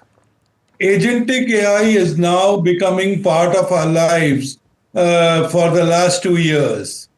And you cannot have an army of aliens, you cannot have an army of AI agents unless a human applies to it. So my first point for a 22-year-old is, please look at who is going to harness the power of those agentic AI agents. And if it is a human, then you better follow the track of data, follow the track of governance, follow the track of traceability, and follow the track of applied AI. Number two is that, all these agents, when I use the word governance, they would need orchestrators, they would need AI auditors, and they will also require somebody to manage them. So to the 22-year-old, my request is, do not focus on quantity, but focus on capability. The 22-year-old, my advice is, start looking at becoming a workflow architect, not just a process compliance guy. A process compliance guy, whether you are in testing or quality, that job would be taken over by AI. So then this big fear that has been around, Mr. Gurnani, around AI, the biggest fear is that it attacks repetitive white-collar work first, whether it's coding or testing or documentation or support. So then middle-class knowledge jobs, are they now more vulnerable than the factory jobs were during earlier industrial revolutions as well? Would you make that correlation? So the way I react to it is in two ways. Number one is AI is now reaching into the boardrooms of not only the Fortune 500, but now it is reaching the owner's office of an SME or an MSME. That means it is opening up about 60 million new corporations which will require AI, number one. Number two is that we need to focus on output.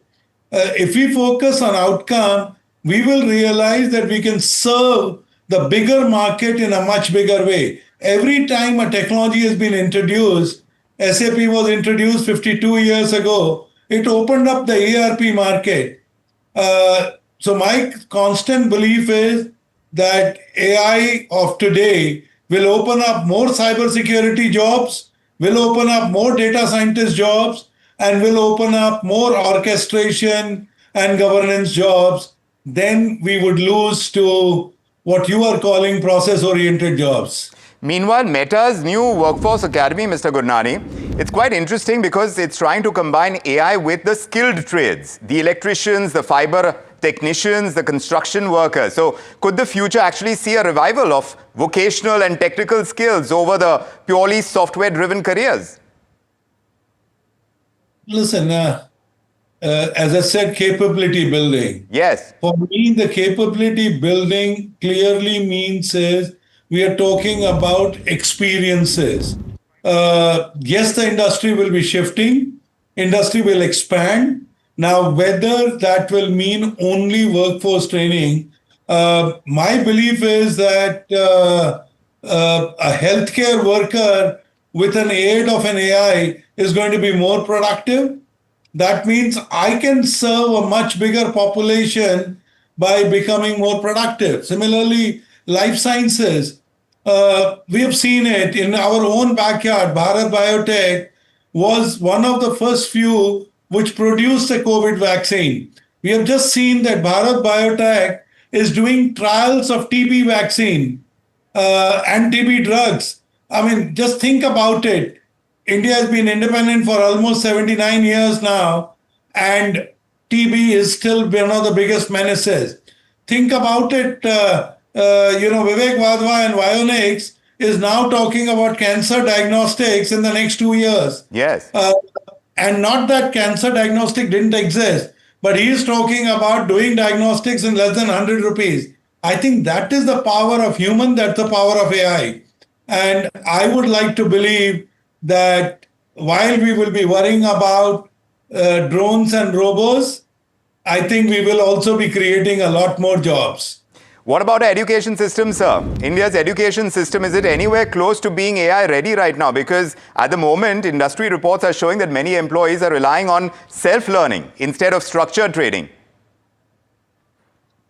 I personally believe that most of the educational institute that I am engaged with, as you know, I'm a trustee on Plaksha. I am involved with Mahindra University. I am Nagpur. At every place, I think there is an urgency that did not exist 3 years ago, 4 years ago. So I think talent capital of the world will remain India, and the university system is responding beautifully to this. Self-learning, it's become so much easier. So I would be surprised if the self-learning is not high on the agenda of every individual. Fascinating insights, Mr. Gurnani. We leave it there, but of course the future perhaps is going to belong to those who learn the fastest and who adapt the fastest and learn how to work alongside some very intelligent systems. Thank you so much, Mr. Gurnani, for joining us on The Big Question. Appreciate you making the time and setting the tone for our debate. All right, now let's get that debate going. Our panel joining us tonight to discuss whether or not we are going to remain the talent capital of the world, even when it comes to AI. Ganesh Natarajan is joining us, Chairman of GTT Data Solutions, also Honeywell Automation and 5F World, also the former Chairman of NASSCOM. That's Ganesh Natarajan. With him, Karthikeyan Natarajan, the Chief Executive Officer of Infinite Uptime. He's joining us from Washington. And we have Ramani Dhati as well, Chief Financial Officer at TeamLease. And rounding off the panel, Kiran Monish, AI expert at Dexian. Great to have you all. A very good evening. Mr. Natarajan, to you first. Ganesh Natarajan, when the chairman of TCS is saying that AI agents could soon equal human employees, you see this as a productivity revolution for India's IT sector? Will we continue being the talent capital, or you think this is the beginning of a more structural employment shock? Well, I don't think so, Vikram, because if I frame your answer in two statements of Chandra himself. He did say that, look, the hiring will come down, which is very true. There's no way you're going to hire large masses of people from engineering colleges, etc. in future. It'll be a very judicious mix of, deploying AI agents, which you mentioned, and of course, hiring people and retraining people. That's one. The second, I would like to point you to an article written by Chandra, which I yesterday, in fact, called him and complimented him on, which is the 5 new opportunities in AI. That goes right from upgrading existing systems to reimagining the entire organization, all the way to physical AI, because AI embedded in dark warehouses or factories will be the future. So I'm an optimist. I really believe that if there is enough retraining that happens in the industry, if academic institutions, which CP was mentioning in the conversation you just had, are able to come up to speed and train people for the new revolution, I think we will retain our edge. Don't forget, we still have the largest talent of English-speaking manpower, and for them to reorient their thinking towards being AI-enabled and mastery of AI should not be that much of a problem. Then in the process, are we fundamentally breaking that old business model, which was, of course, built on scale, large teams, campus hiring, repetitive services work? How will that change? Of course we are, Vikram. There's no way you can be anachronistic and say that, look, we will stick on to a model that is no longer valid. Just to give you a case in point, one of our clients in the US, they work in the fraud area. When we first went in, they had 270 employees. Today they have 27 employees and 400 AI agents. And the AI agents are structured in a hierarchy that you would expect earlier in organizational pyramids. So clearly the business models are changing. And if we don't adapt, we'll be dinosaurs. So we'll be probably dedicated to Jurassic Park. So certainly we have to change, and we have to assume that this change is inevitable. So we don't want to be in the Jurassic Park. Ramani, your company sits at the heart of India's jobs market. You think companies already are slowing entry-level hiring because AI can now automate parts of coding and testing and support work? Is that something that's already underway? What are the shifts you're seeing already? Vikram, in fact, that's been happening over the last 2 years. Like IT services, the overall hiring or even the existing base of headcount has been consistently coming down. And almost finally, after 8 or 9 quarters, we are now seeing an uptick in hiring because the basic skills or the traditional software skills like code writing, testing is where we have seen the biggest disruption of AI. But now almost every single company is looking for some kind of AI implementation, digital transformation. And now everyone is looking for AI specialists, data analysts, people who support these initiatives. But AI itself is 5-year-old. So where are we going to get all these people? So in fact, we are having a different kind of problem at our end. The kind of open positions, the kind of demand that we are getting from be it GCCs or IT services, or even for that matter, any company, irrespective of the industry, for talent that they are looking for AI skills or cybersecurity, cloud management, we are finding it extremely difficult to fulfill. Because every single day we are getting new open positions, but on the supply side, people are not ready, the upskilling is going slow, and companies have started upskilling their internal talent. But I don't see any immediate disruption on the existing job roles as far as IT is concerned, because last 2 years, the correction has already happened. Kiran, Monish, do you agree with that? Which are the jobs that are actually most vulnerable right now, and perhaps which kinds of skills are becoming that much more valuable? Sure, Vikram. So, to answer in 2 parts, I'll say first, the critical thinking and problem solving kind of skills is anyway going to help across, any industries and domains.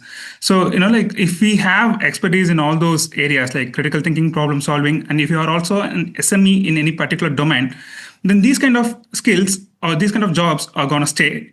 But if we are doing some repetitive tasks like creating some boilerplate scripts or doing some reporting or static content generation, then these are the skills that would slowly wind away.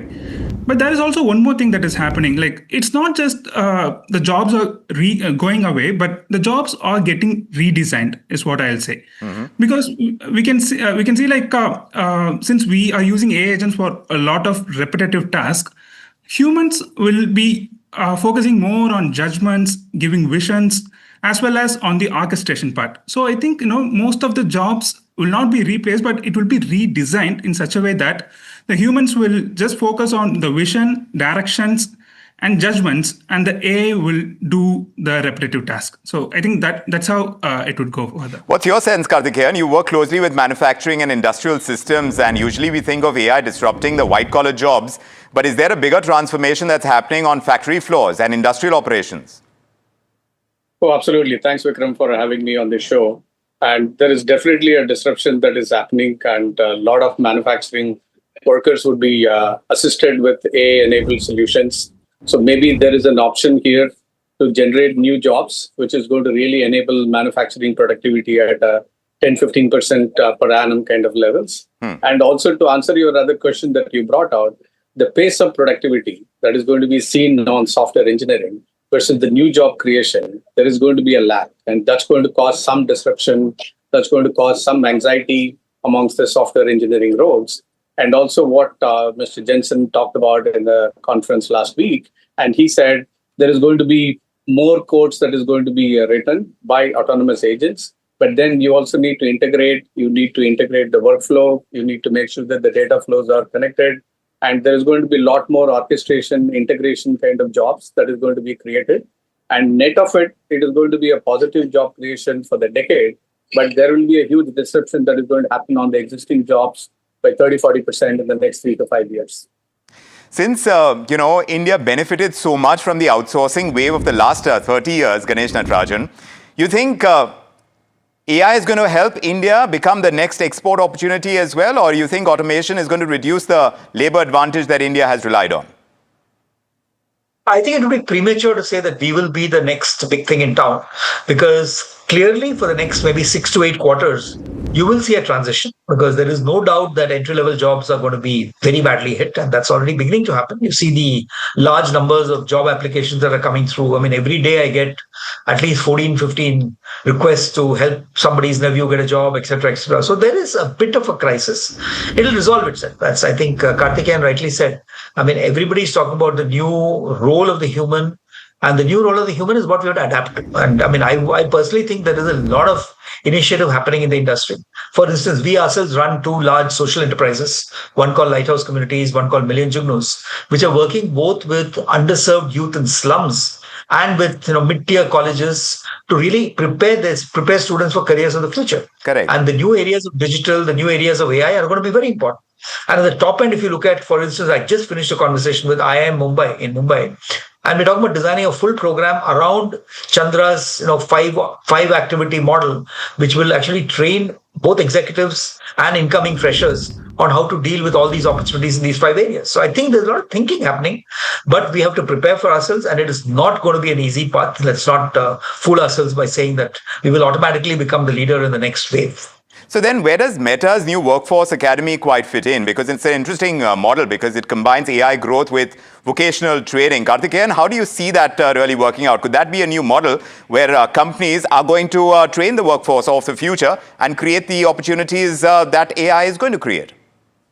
Oh, absolutely. I think there will be a lot more assist jobs on many vocational roles, be it as a factory worker for testing, validation in the physical world.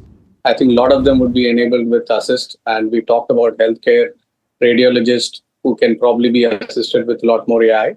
And somebody was saying that the radiologist job would have extinct by this time 5 years ago, but they remained the same. They became a lot more productive. So the number of X-rays or MRI scans that they can do is a lot more than what they have done before.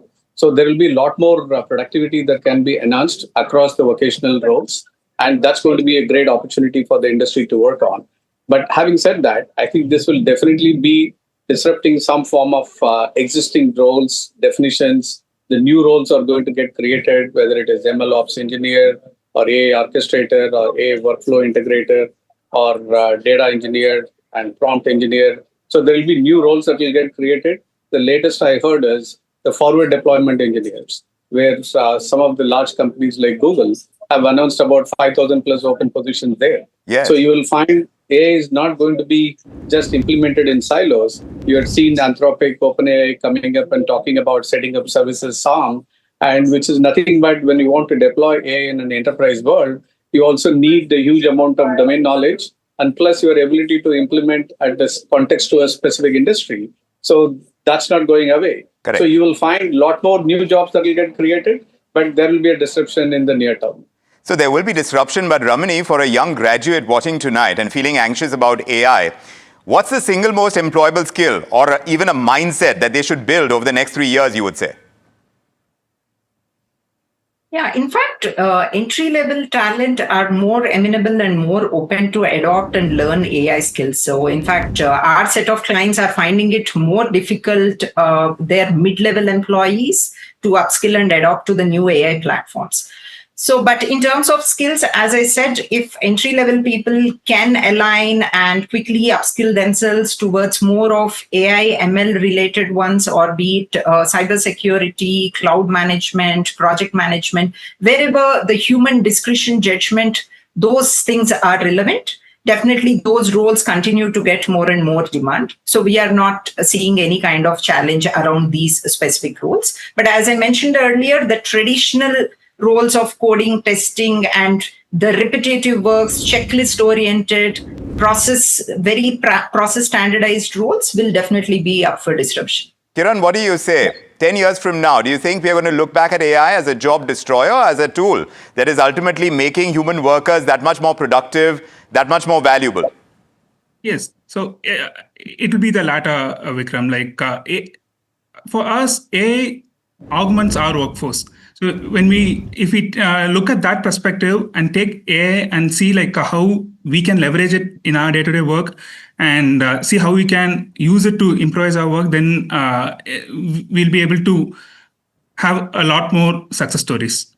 Well, that is the hope. Tonight's discussion really capturing the scale of the transition that is underway. AI clearly going to automate parts of work, reduce the repetitive tasks, change the hiring patterns across industries. But equally, that debate is showing that this may not simply be a story of jobs just disappearing. It may be a story of jobs changing faster than workers in companies and education systems are currently prepared for. Now, the big challenge is not just building better AI, but building a workforce that can evolve with AI. My thanks to Ganesh Natarajan, Karthikeyan Natarajan, Ramni Dhati and Kiran Munish. Thank you for joining us with your insights tonight. And the takeaway for us is quite simple. In the AI economy, the safest job may no longer belong to the most qualified person, but someone who adapts the fastest. The adaptability part of AI, not to be left behind when it comes to the reskilling, that's really going to determine how quickly we can rise along with the growth of AI. I'm Vikram Oza on The Big Question. Thank you for joining us.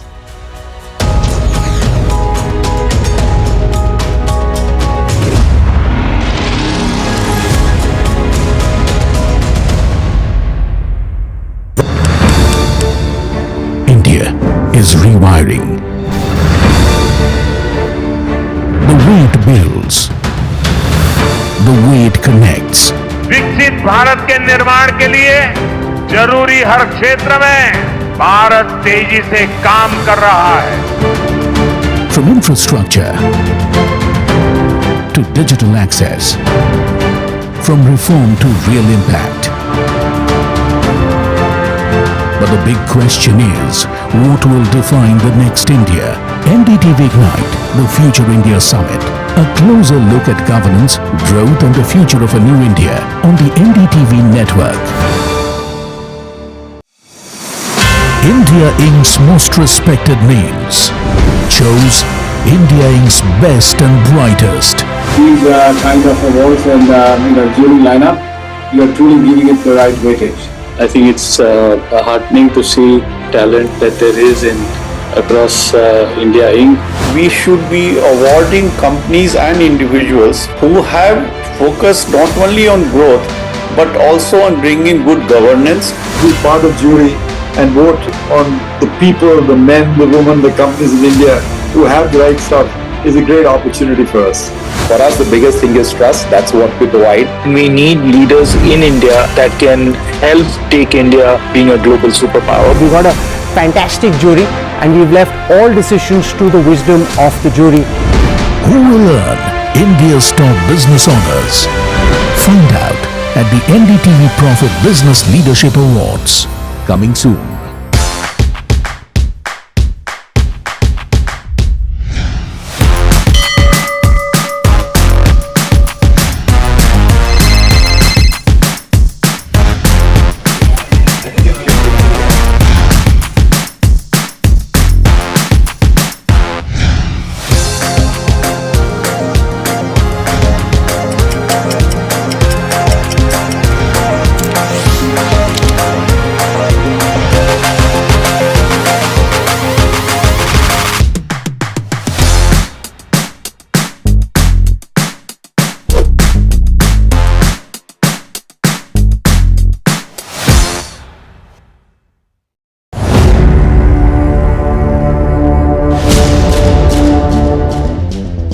When you say that 15.5 lakh crore is correct and the SEBI has only found 3,000 crore, that's over a 90% error right there. The 15.5 lakh crore revenue which has come in 4 years is perfectly correct. It is not a processing unit, it is a refining and selling unit. SEBI spoke to Affluence and Affluence told them that they have not recorded a single trade with you, that Rajesh Exports is not a client of Affluence. So where is that 11,000 crores coming from? The trade is absolutely correct.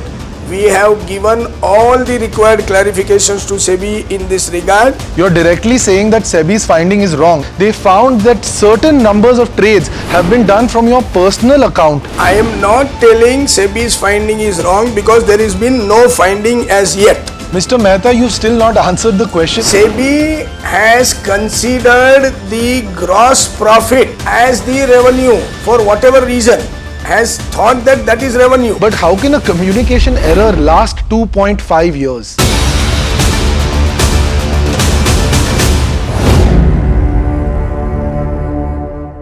This is where the future shows up first. Conversations with the biggest names in tech and AI.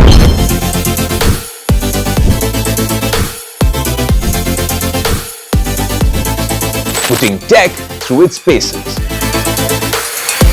No fancy jargon or spec sheets, just what matters. If it's shaping the future, you'll see it here first. The Tesla Model Y. This is Tech 360. Real talk, real reviews across the NDTV network. Hi, I'm Tamanna Inamdar. Watch me on NDTV Profit, where I break down the day's biggest business stories. What happened, why it matters, and what it means for your money. Hi, I'm Neeraj Shah. Watch me on NDTV Profit for the most incisive market intelligence and meaningful corporate conversations. And I'm Alex Matthew. Markets, mutual funds, insurance, personal finance. I help you cut through the noise and make smarter financial choices.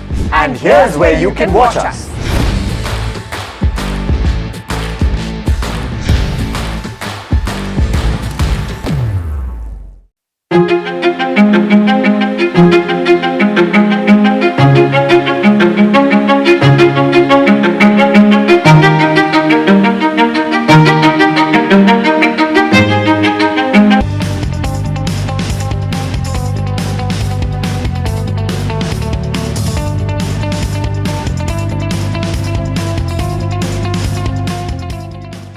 क्या search engine के चक्कर में पड़े हो दोनों? अब कोई confusion नहीं. Call 9300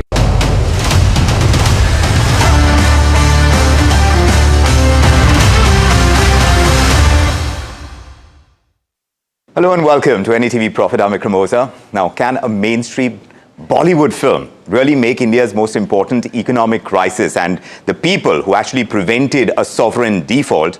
Can a film make this part of popular culture? That's exactly what has happened with the film Governor, The Silent Savior. It's a film that's inspired by the life and work of former RBI Governor S. Venkata Ramanan and, of course, the extraordinary events that surround India's darkest economic hour. Joining us today on the channel, two people bringing that story to audiences across the country. Manoj Bajpayee, one of India's most versatile actors, and of course we have the producer of the film, Vipul Shah, who's made some excellent cinema in the past, and here we are talking about a film that perhaps kind of digs into India's, like I said, that dark economic hour. To kind of choose a film which is of that period, that kind of history, that time when we are currently grappling with an oil crisis. How did you choose a film like that? What was in your mind when you were reading the script for the first time, Manojji? Okay, creatively, because when it came to me, it was around 4 years back. People called me up, and both of us have been looking for an opportunity to work with each other, and because we've known each other, right, as a colleague in this fraternity. But one film that we tried to make it happen and didn't happen. Then 4 years back, he gave me a script. I went through it. First of all, I was surprised. And I can see the same kind of surprise and also some kind of apprehension on everybody's face when they come to know that we are making a first economical thriller with a backdrop of 1991 economic crisis and in the time of complete political instability. So yes, I was surprised and shocked in the manner the script was written. that the script was very much accessible to a person like me who always ran away from the economics classes and the mathematics classes. I found it very difficult to really pass those years somehow, and kept on, feeling that once the board exams happen, I'll be completely free. And that is the case with every student and everyone, mostly. Mostly people, when you speak to them, most of them are either unaware or not interested. They find it quite tedious one.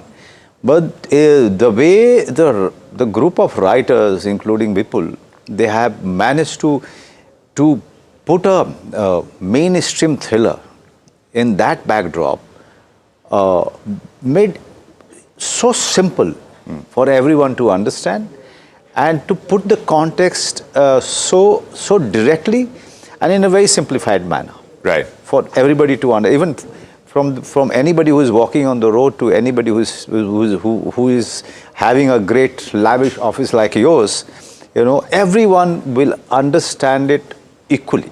Right. Yeah, they will understand the gravitas of the crisis, and they will understand the struggle of the protagonist and the journey of him emotionally.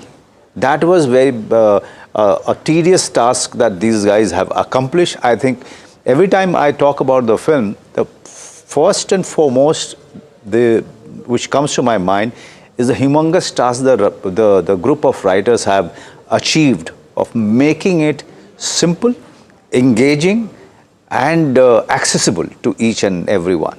So it's not an easy task to be able to do that, Vipulji, and it's something that comes after years of doing work in that genre, if it were. If I can call it that, because there is a certain genre. You're talking about biopics, but here you're talking about someone who has been on the sidelines, the silent savior, like you call him. So what about him interested you, or was it much more that period that interested you to make a film on? Actually, the whole point is that in Indian history, we've got some amazing unsung heroes. And generally, we don't talk about them. We talk about, people who are right in the front of the, focus.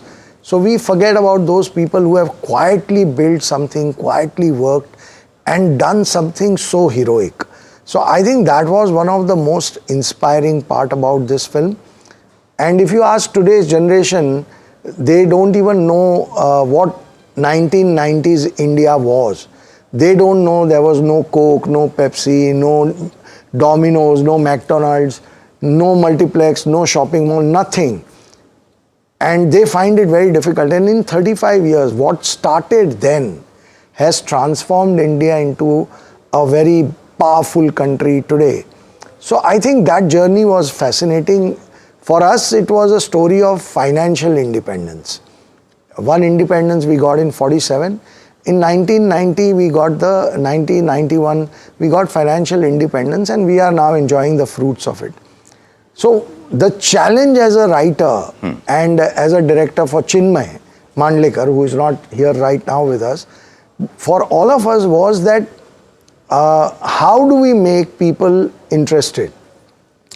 And how do we make them feel that this is a story that they must watch?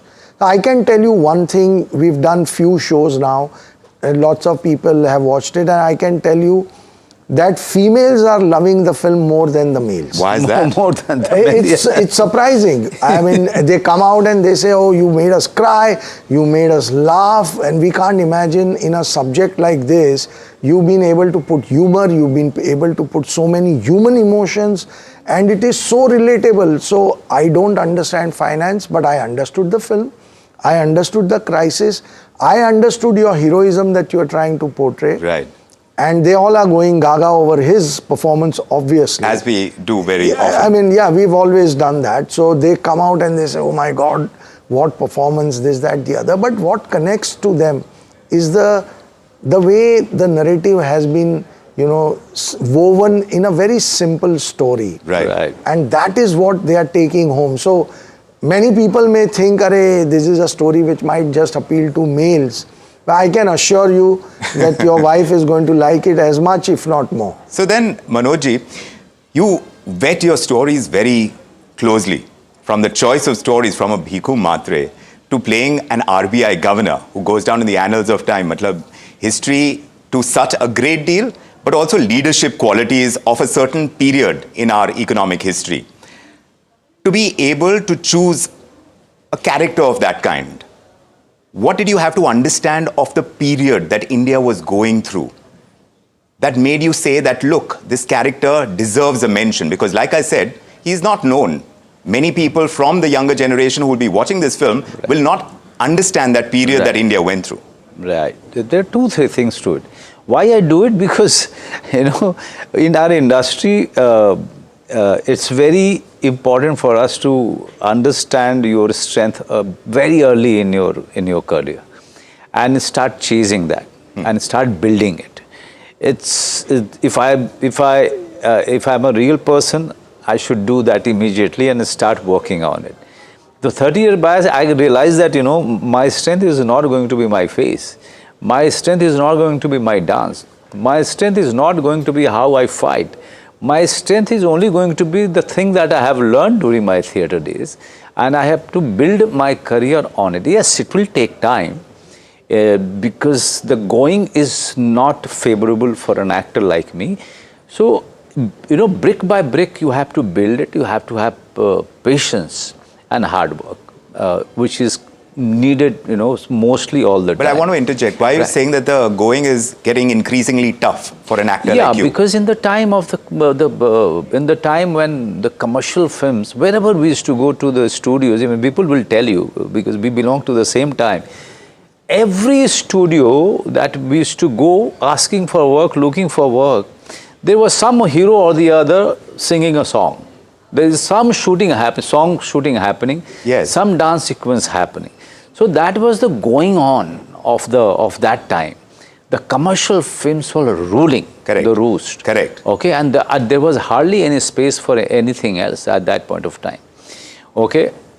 And satellite was something that I was keeping a distance from, because in those days, people who were working, the actors, not considered as the possible talent on the big screen. Right. So for that, in the initial days, till the time I could survive in Mumbai, I stayed away from television.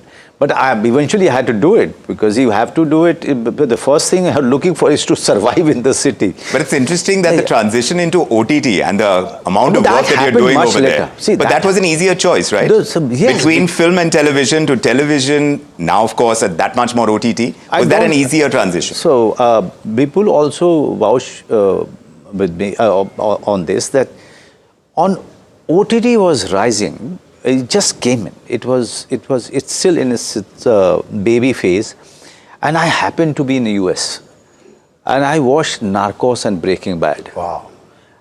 And that was not available to us. Right. So I watched it for the first time at my friend's place where I was staying, and then I started talking about the series with my friends, and they said that all of these actors are big stars here. They are ruling Hollywood. So in our country, in our industry, everything comes from there. Right. The tradition, whenever it is changing, shifting to something else, somehow it starts reflecting on our industry a little bit late.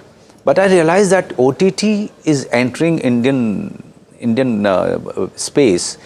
I think it will be interesting to try my hands with this. Right. And luckily I got Family Man. I realized when I heard the story, I realized that this is it, because we have a very different audience sitting at home, very, very different audience. True. Their way of consumption, the stuff on television, is it's something that satellite has changed it completely. So Family Man was the right choice, where you are talking about a family person and how he's trying to find the balance between his job and the family, and right. it is something that everybody can relate to, whether you are a producer or a news anchor. Everybody can relate to that struggle. Correct. All of us have been doing that. Our fathers have done it. We've been doing it. Yeah. So that relatability is very important, Vipul. It's very. So this is I was coming to that factor. Why women are liking it? I think is is if the head of the family is going through a dilemma, a conflict, the family comes together. And this is what is touching the family. The family scenes between me and my wife Madhu, she's a very known actress, and the daughter. So they are connecting the dots quite emotionally. Right. It is touching them there. So I think that is where the film has been successful. So when you talk about relatability, there have been films in the past, like a Scam 1992, about exploiting the financial system.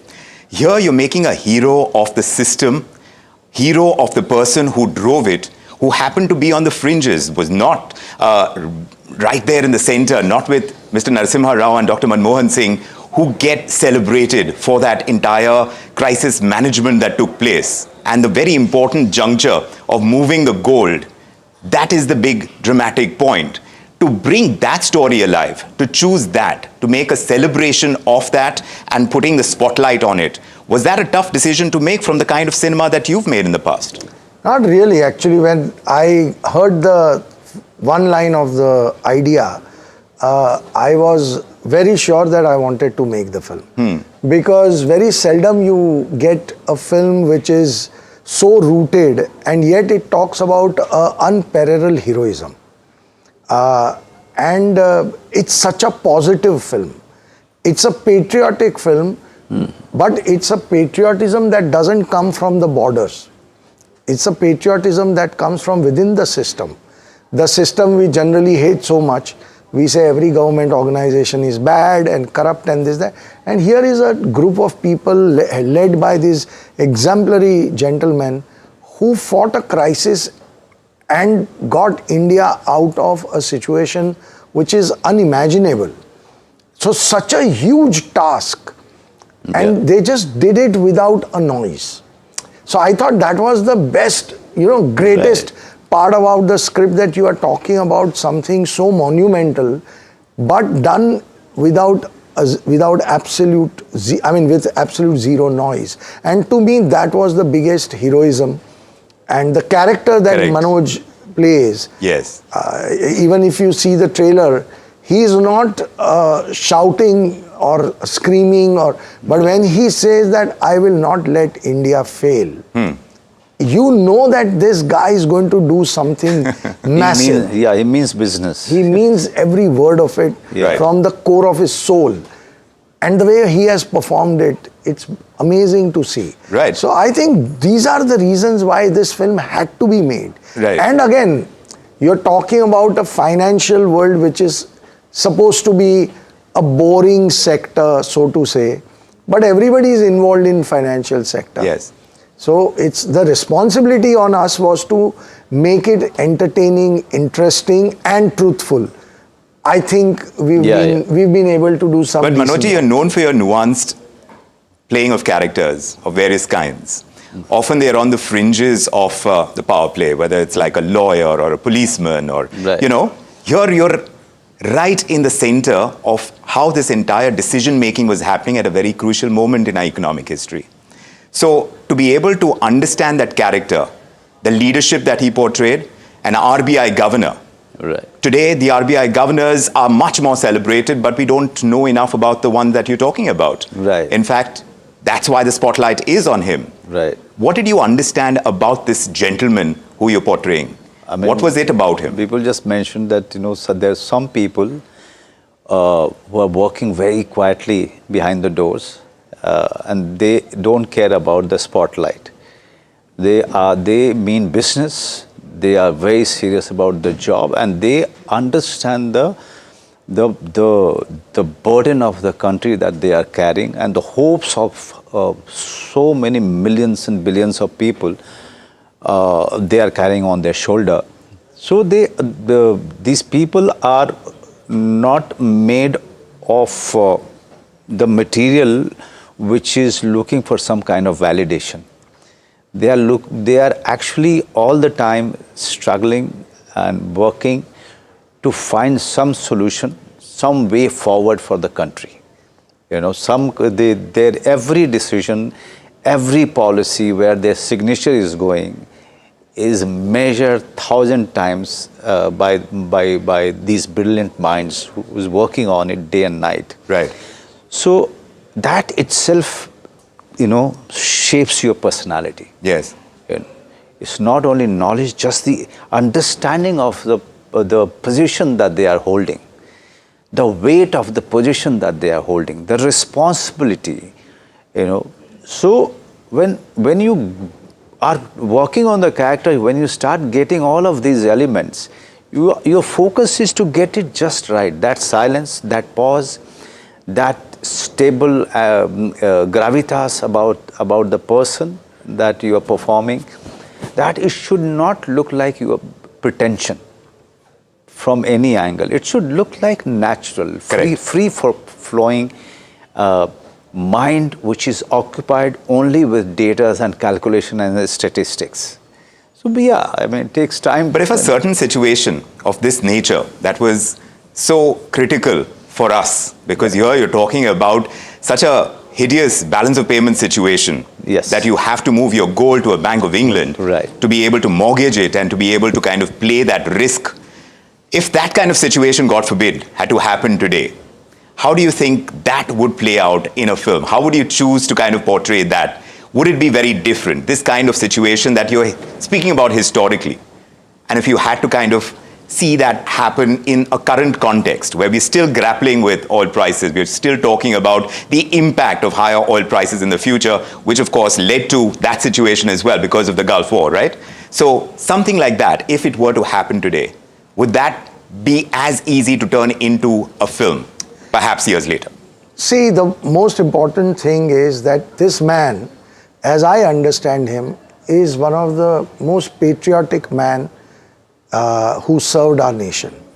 Unless and until you are so patriotic, when you come in the office and first day, if your team tells you that the country is going to go bankrupt in 1 month and you don't quit, quitting was one option. He never took it, and he fought and fought and fought with the team, and he led them from the front, and he got India out of that. So to me, that patriotism is massive. And I think that today India is such a powerful country that I don't think we are going to come into a situation like that. But we both have been very carefully again and again, and even my director Chinmay, we have tried to tell audience through the film that history can repeat itself. If you don't learn from history, you're going to make a very big mistake. Right. And history is there for you to learn. All the kids, all the students, all the people who are young, they are going to be future leaders. They must watch this film to understand the kind of crisis India was in and how we came out of it. Tomorrow there can be a different kind of crisis. The war is still not over, and nobody knows where it's headed and what can happen. There can be a different challenge. So today's leaders can take some kind of a message from that crisis, and that was the effort. That if this film is viewed by today's audience, it will make them a bit richer after watching the film. They will come out a little more mature. They will come out with a little more sense of patriotism towards our country. Also, knowing things in context always helps you. Right. Right. And here is a big context to refer to and to learn from, as people were saying. So when you want people to think about this film, perhaps years later, looking back at it, Manojji, and your performance in it as well, for everything that you bring into it, how would you think people are going to reflect on a film of this kind? If that happens, I'll be very happy. All of us will be happy because this character is part of the script. I'm really hoping that through my performance, they will understand the job very well. First of all, you are also educating the people about the seriousness of the job and what is their contribution to the growth of the country. So even that, reaches straight, will be very happy. Well, certainly that's a hope. It's a fascinating story because it reminds us that history is often shaped not only by elected leaders and the ones who grab the headlines, the headline makers, but also by the institutions, the technocrats, the individuals who are working quietly behind the scenes when a nation actually is facing its most difficult moments. And whether viewers come away thinking about economics, leadership, public service, simply the importance of difficult decisions that are taken under immense pressure, well, this story, Governor, the silent savior, this film certainly revisits one of the most consequential chapters in modern India's journey. I want to thank Manoj Bajpayee and Vipul Shah for joining us and walking us through what we can expect from the film. We wish you great success with it. Thank you. And Mr. Bajpayee, of course, we are looking forward to all those nuanced characters that really stay etched in our memories. Please watch this film, Governor, which is releasing on 12th June. In theaters, I'm always, repeating it, in theaters nearby you, and go with your family. I am very, very sure with Bipul and my team, we have a great confidence in the film. The story that we wanted to put it out there, we can assure you about a very truthful story and truthful work from our side. Looking forward to it, sir, and all the best. Thank you so much. Thank you. Yeah.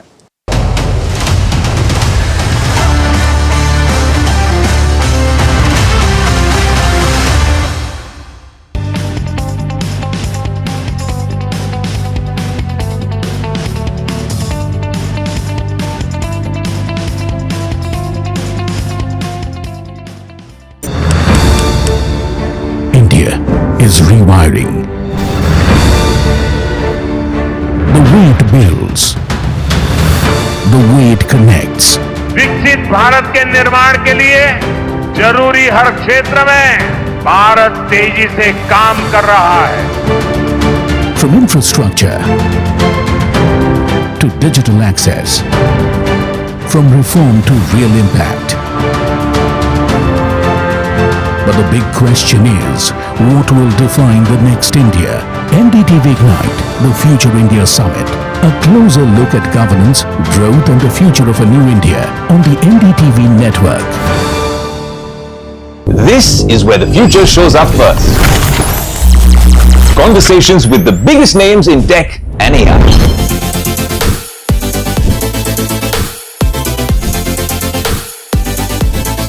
Putting tech through its paces.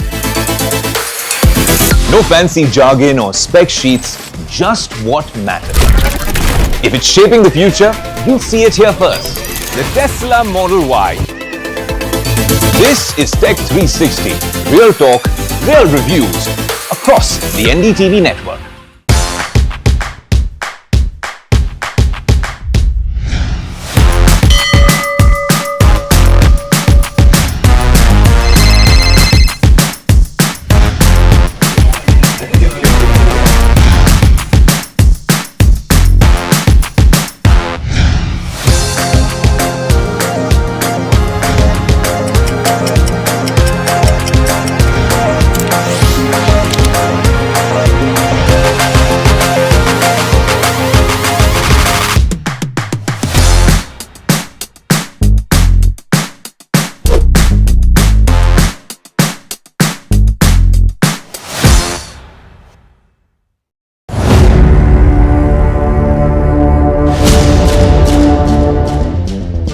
When you say that 15.5 lakh crore is correct and the SEBI has only found 3,000 crore, that's over 90% error right there. The 15.5 lakh crore revenue which has come in 4 years is perfectly correct.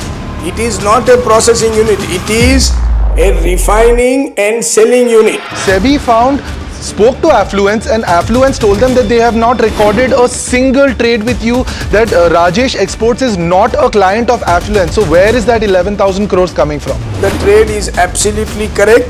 We have given all the required clarifications to SEBI in this regard. You're directly saying that SEBI's finding is wrong. They found that certain numbers of trades have been done from your personal account. I am not telling SEBI's finding is wrong because there has been no finding as yet. Mr. Mehta, you still not answered the question. SEBI has considered the gross profit as the revenue for whatever reason, has thought that that is revenue. But how can a communication error last 2.5 years?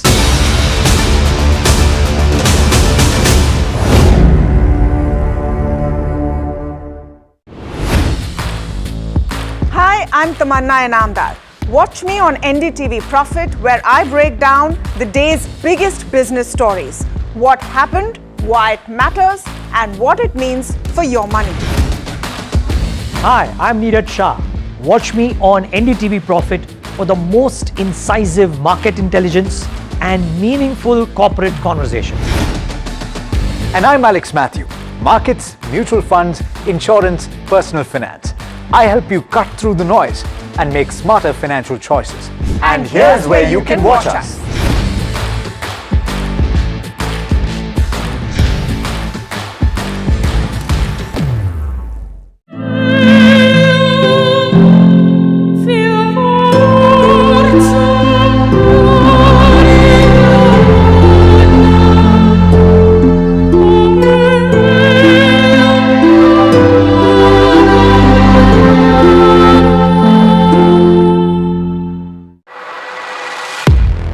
He has been tracking markets for over a decade, spots the trends before they hit the screen.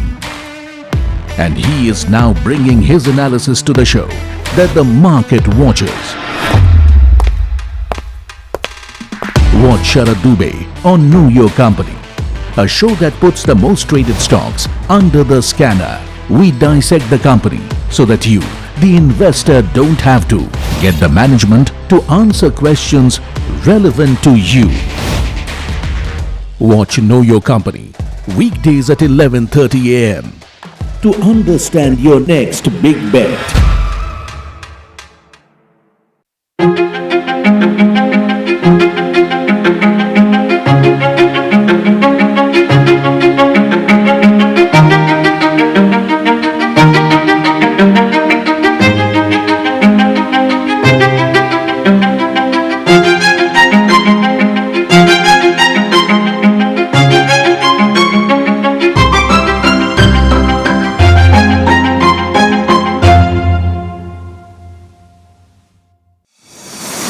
India Inc.'s most respected names chose India Inc.'s best and brightest. I'm delighted to be chairman of such distinguished fellow businessmen, bankers. It's just lovely to be back on this NDTV jury. I have been a fan of NDTV for a long time. Many of the nominees are extremely close together in terms of what they've done. Gender parity to be reflected.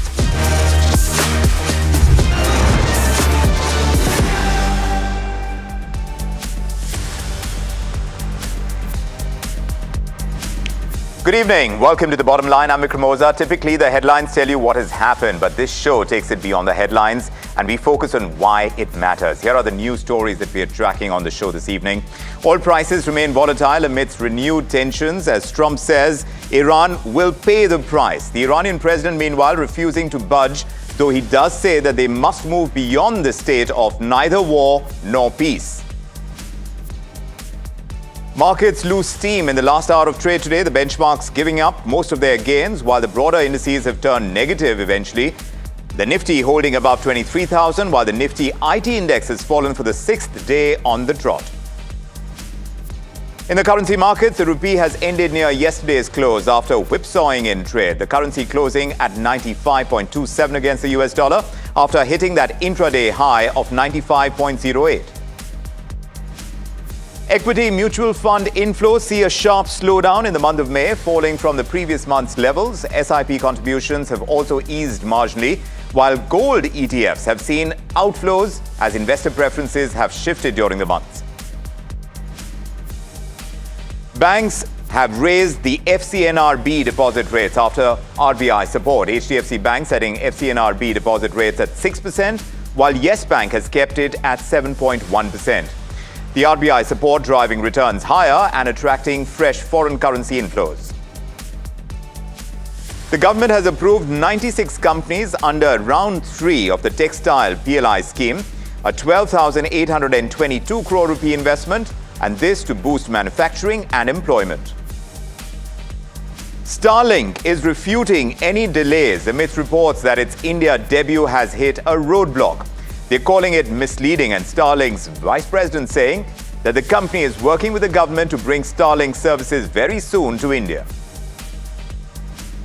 Prime Minister Modi meets union ministers and NDA chief ministers at the Bharat Mandapam. He is going to address the NDA ministers' conclave shortly.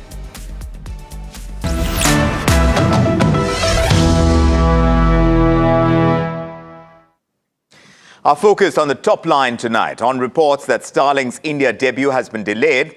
Starlink, on its part, is saying that its India plans remain firmly on track. So the Elon Musk-led satellite internet company Starlink has pushed back against those reports that the government has frozen approvals for its commercial rollout in India. And Starlink is saying that it remains in active discussions with authorities, continuing to receive positive feedback on its ability to expand connectivity, particularly in the remote and underserved regions of India. And the company has already received a letter of intent from the government, is awaiting now the final regulatory approvals that is required to launch their services. Recent reports had suggested that the government had frozen the approvals for commercial operations over concerns about the use of Starlink terminals in Iran. But the company maintains that its engagement with Indian authorities remains constructive.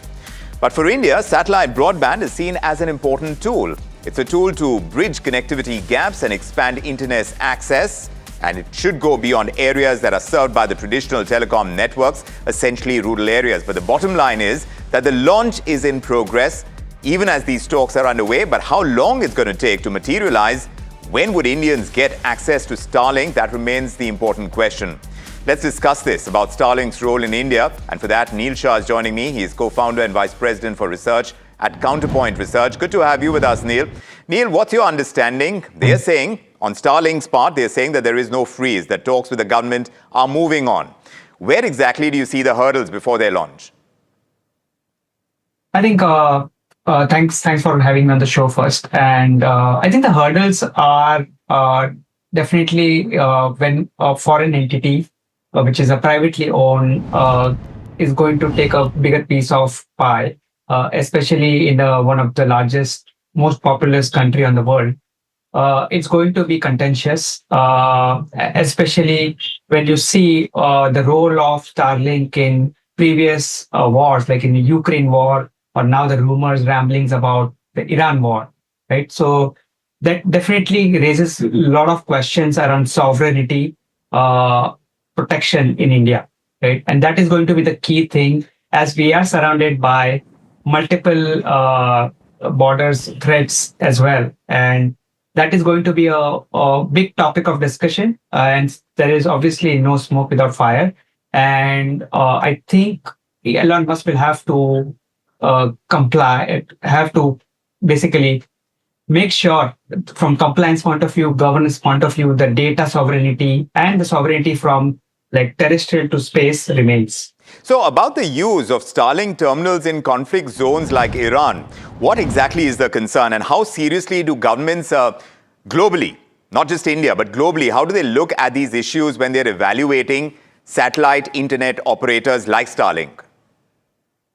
Yeah. So traditionally, satellite is seen as a borderless internet across the world. But now with all these geopolitical tensions and data becoming the new oil, it's becoming very important for geo-locking of the satellites on particular area like China. Starlink does not have access to China, and it's not operated, it's banned, especially from China. And similarly for the conflict zones, Starlink has been geo-locked, software locked.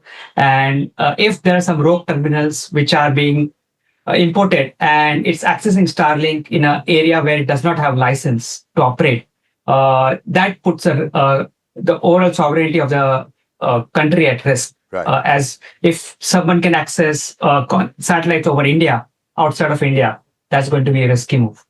Already, Elon Musk has met Prime Minister Modi, and this happened earlier this year. And we've also seen these partnerships being discussed with Indian telecom players. So strategically, tell us how important is India for Starlink's global expansion plans? Since we're talking about delays, what about the partnerships? Where do they stand?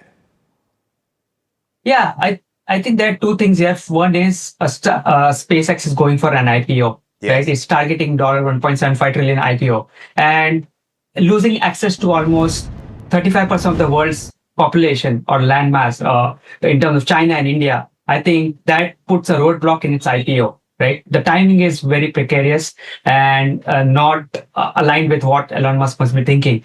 That is one. Second, even if it is approved, right, there will be some leverage shifting from Starlink towards its partners like Jio and Airtel, which are going to be essentially a retail channel for the Starlink products, right? And there will be always hanging sword or questions around the sovereignty of data, and if there is going to be a kill switch, which is controlled by one of our private companies rather than the government having the full control over it. So that always will remain doubtful, especially for some verticals which are hard to reach or enterprises which are looking to LEO-based satellite connectivity to power their remote locations. So they will have a choice whether to go with an Indian local player or with Starlink.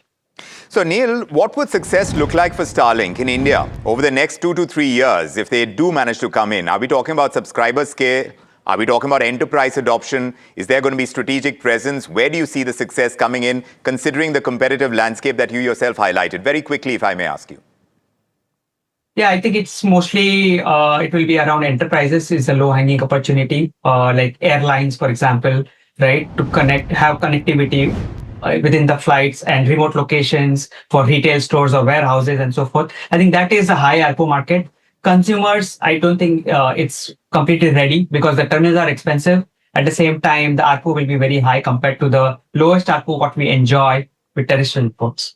So where it stands, Starlink's India entry may not be instantaneous, but it certainly does not look abandoned either. The direction is clear, the negotiations are active as we understand, and now it's all about how quickly policy, security, commercial interests as well, all of these align. Thanks very much, Neil, for joining us and breaking this down for us tonight. Always a pleasure getting in your perspective. Meanwhile, the latest on the escalating US-Iran tensions. Donald Trump has issued this sharp warning, and he says that Iran has taken too long to negotiate what he is calling a great deal. And now, according to Trump, Iran is going to have to pay the price. Those are his words. On the other side, Iran's president, Masoud Pezeshkian, is striking that defiant tone. He says Iran does not want war, but will not tolerate any violation of its sovereignty. So that message is clear, that Iran is not going to back down if it is pushed. So this comes after a serious military flare-up in an Iranian strike that reportedly targeted a US Apache helicopter near Oman that further intensified tensions in the region, and now the fallout is visible. Air travel across the Middle East has been disrupted, airlines rerouting, cancelling flights even. Iran's Revolutionary Guard is claiming that it has carried out retaliatory strikes that target the US Fifth Fleet in Bahrain.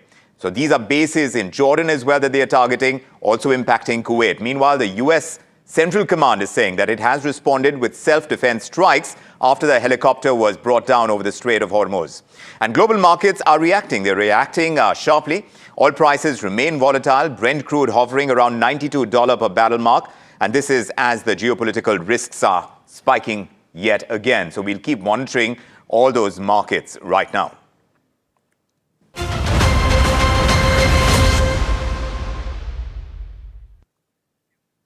Now, bringing it back home, this is about the RBI's latest measures to encourage foreign currency inflows. Now, banks have started raising those interest rates on FCNRB deposits that are offered to NRIs. So lenders like HDFC Bank and Yes Bank, already they have increased their rates, making these deposits more attractive for overseas Indians who are looking at parking their money in India.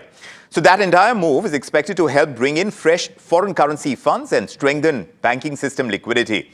Let's find out more from my colleague Piyush. He's joining us. So Piyush, as far as RBI support goes, how much is that helping as far as shoring up foreign capital? And that's going to be an important piece to track. But how does it stand right now? What are you hearing?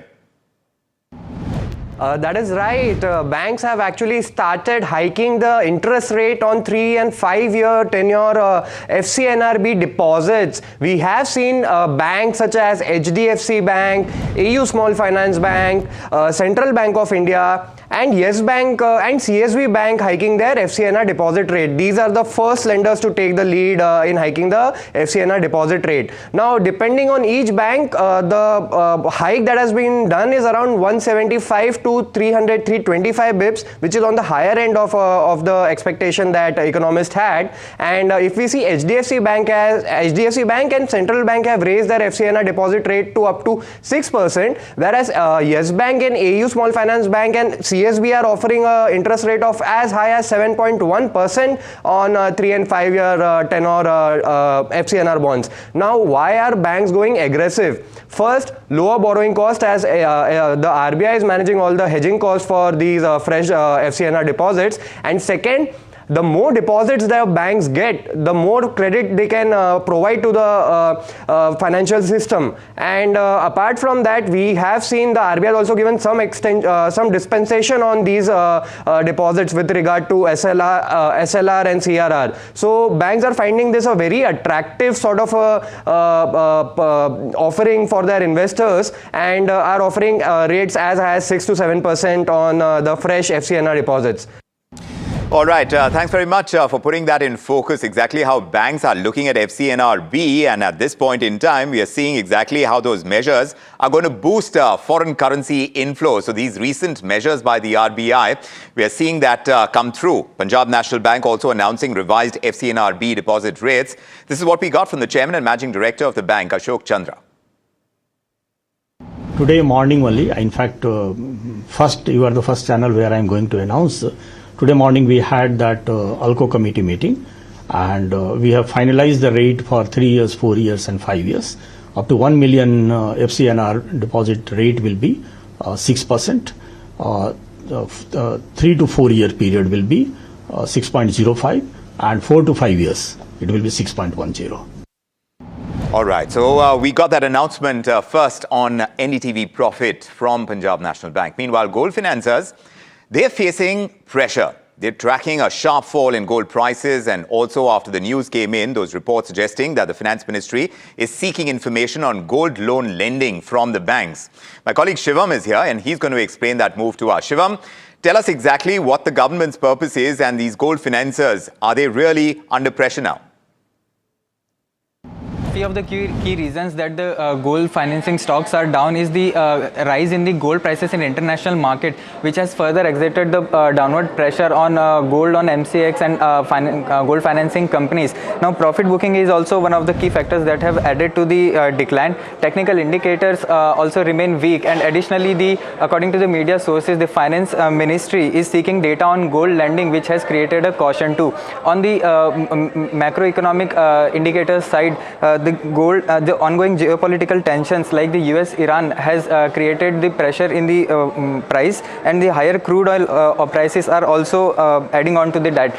Interest rates and bond yields have been remaining higher on the globally, and the strong US dollar is also reducing the appeal of the gold. Now, what will be the impact of the gold loan on the gold loan companies? The falling gold prices will result in the decline in the value of the collateral that the company holds against the lending, and this will also result in the loss given default at a higher rate. Now, looking at the gold price movements in recent times, so the gold has declined around 8% on month till date basis, and nearly it has corrected around 25% from January 2026 highs.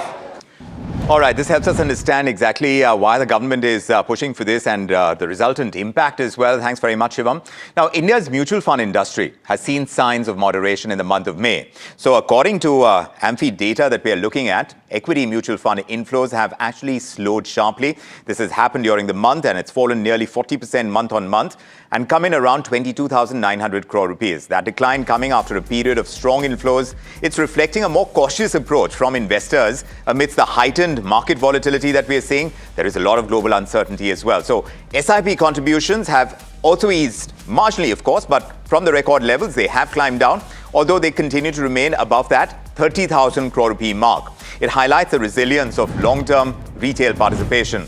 But while inflows remain positive, the latest data is suggesting that investors are becoming that much more selective when it comes to the markets. They're grappling with geopolitical risks, they're fluctuating crude oil prices as well that they're grappling with, and the global macro concerns that are coming up.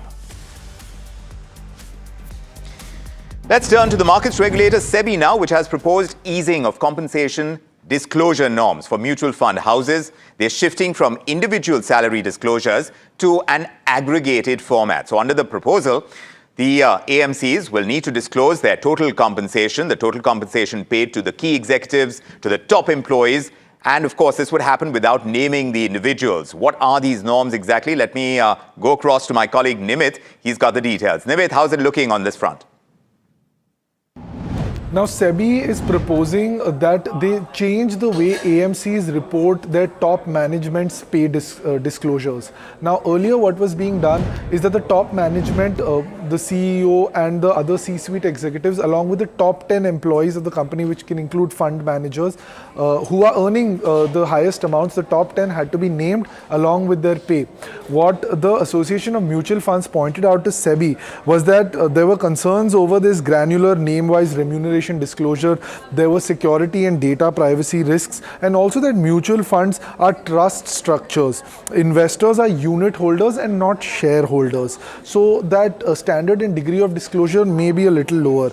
They also said that they face a talent disadvantage versus PMS and alternative investment funds, without which do not have similar norms of disclosure applicable to them. So now SEBI has proposed that you don't need to do these individual disclosures. Instead, you do it consolidated. You tell me these are my top employees, and this is their consolidated pay without revealing anyone's individual pay. This sort of addresses and balances the issue from a transparency perspective, and also addresses the mutual funds' concern about the data of individual employees going public.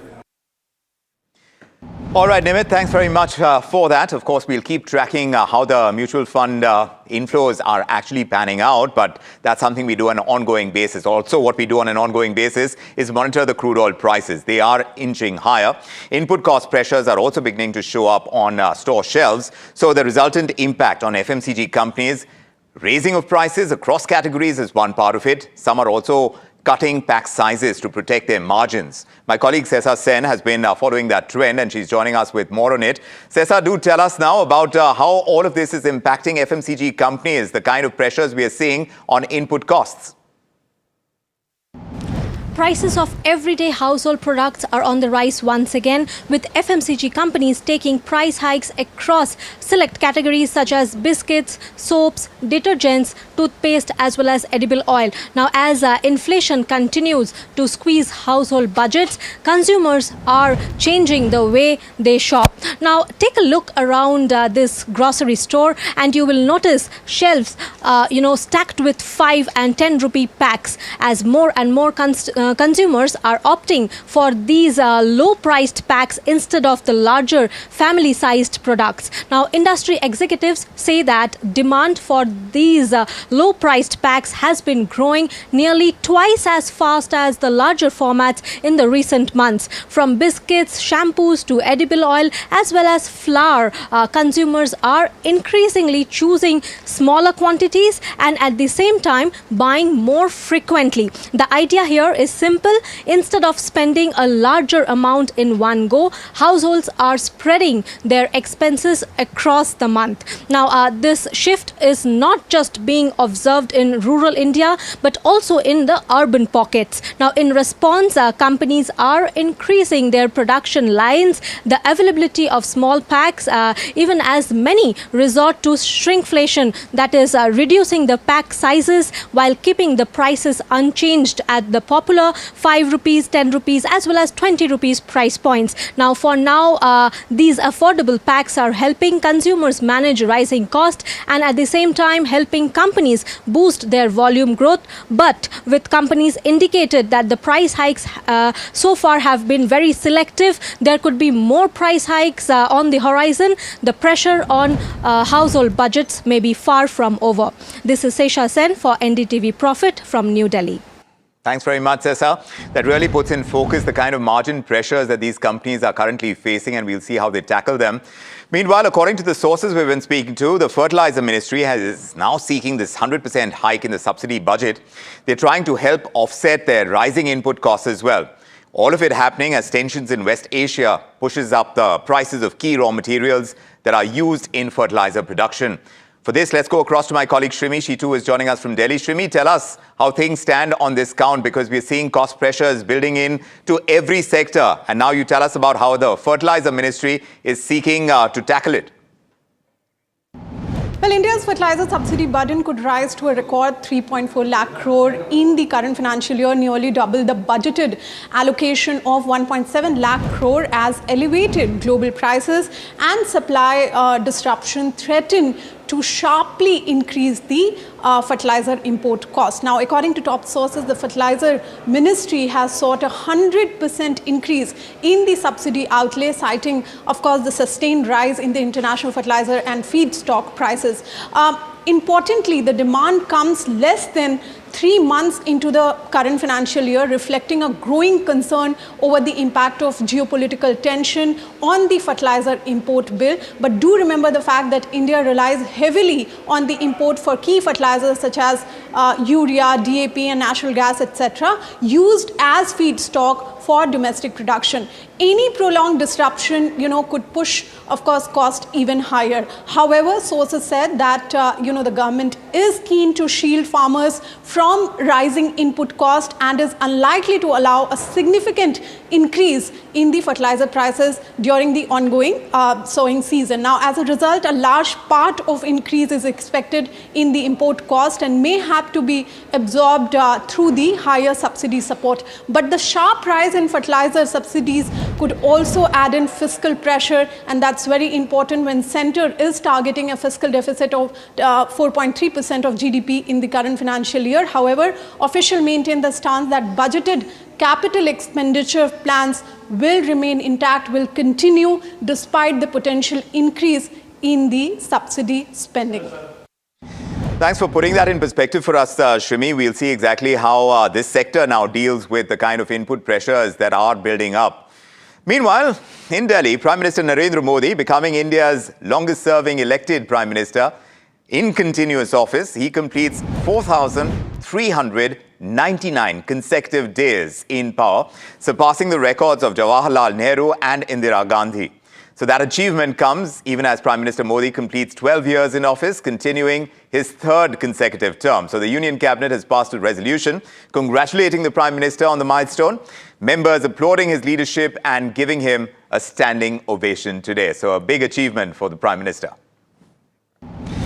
And that's about all we could pack into this edition of The Bottom Line. Indeed, we hope to see you same time tomorrow. But until then, from me, Vikram Oza, and the entire team, good evening.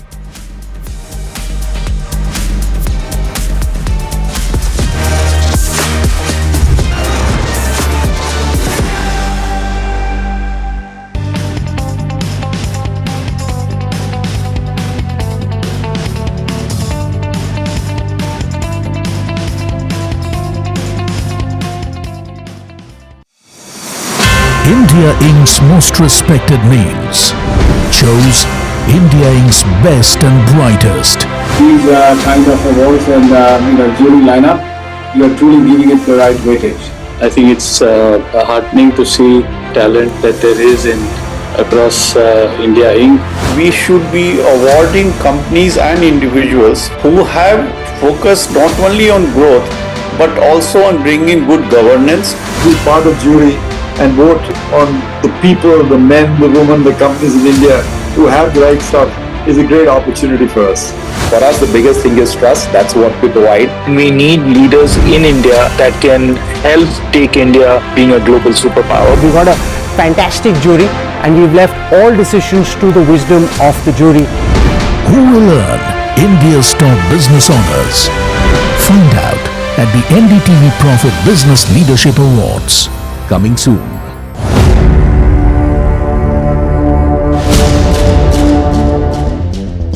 When you say that 15.5 lakh crore is correct and the SEBI has only found 3,000 crore, that's over 90% error right there. The 15.5 lakh crore revenue which has come in 4 years is perfectly correct.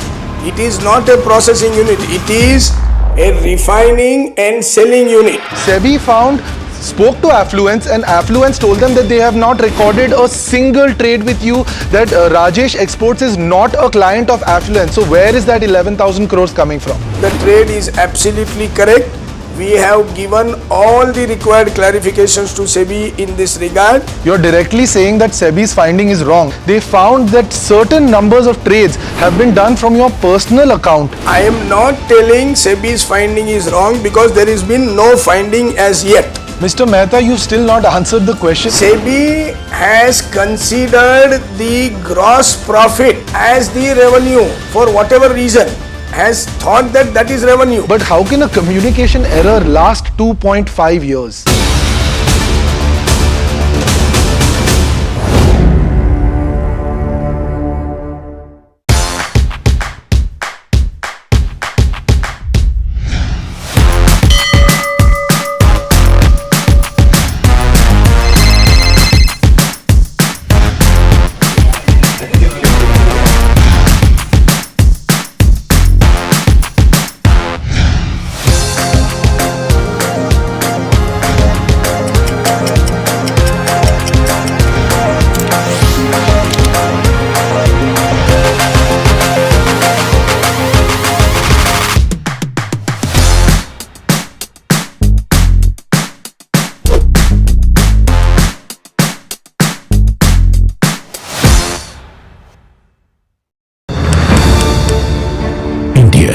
Is rewiring.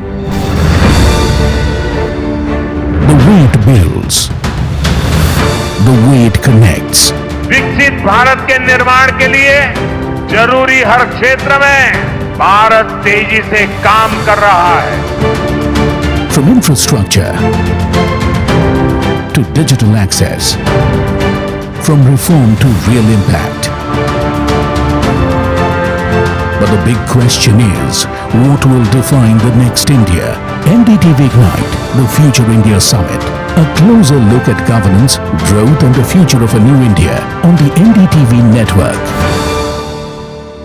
This is where the future shows up first. Conversations with the biggest names in tech and AI.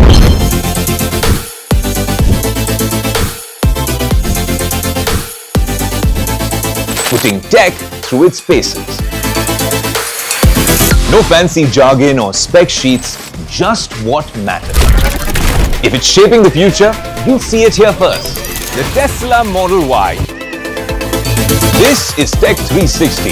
Real talk, real reviews across the NDTV network. Hi, I'm Tamanna Inamdar.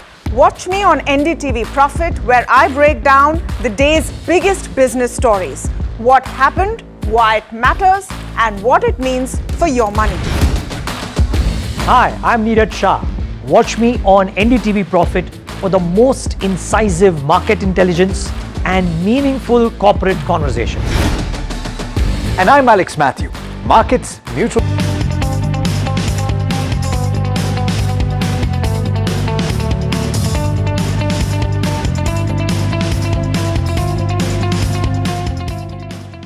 क्या search engine के चक्कर में पड़े हो दोनों? अब कोई confusion नहीं. Call 9300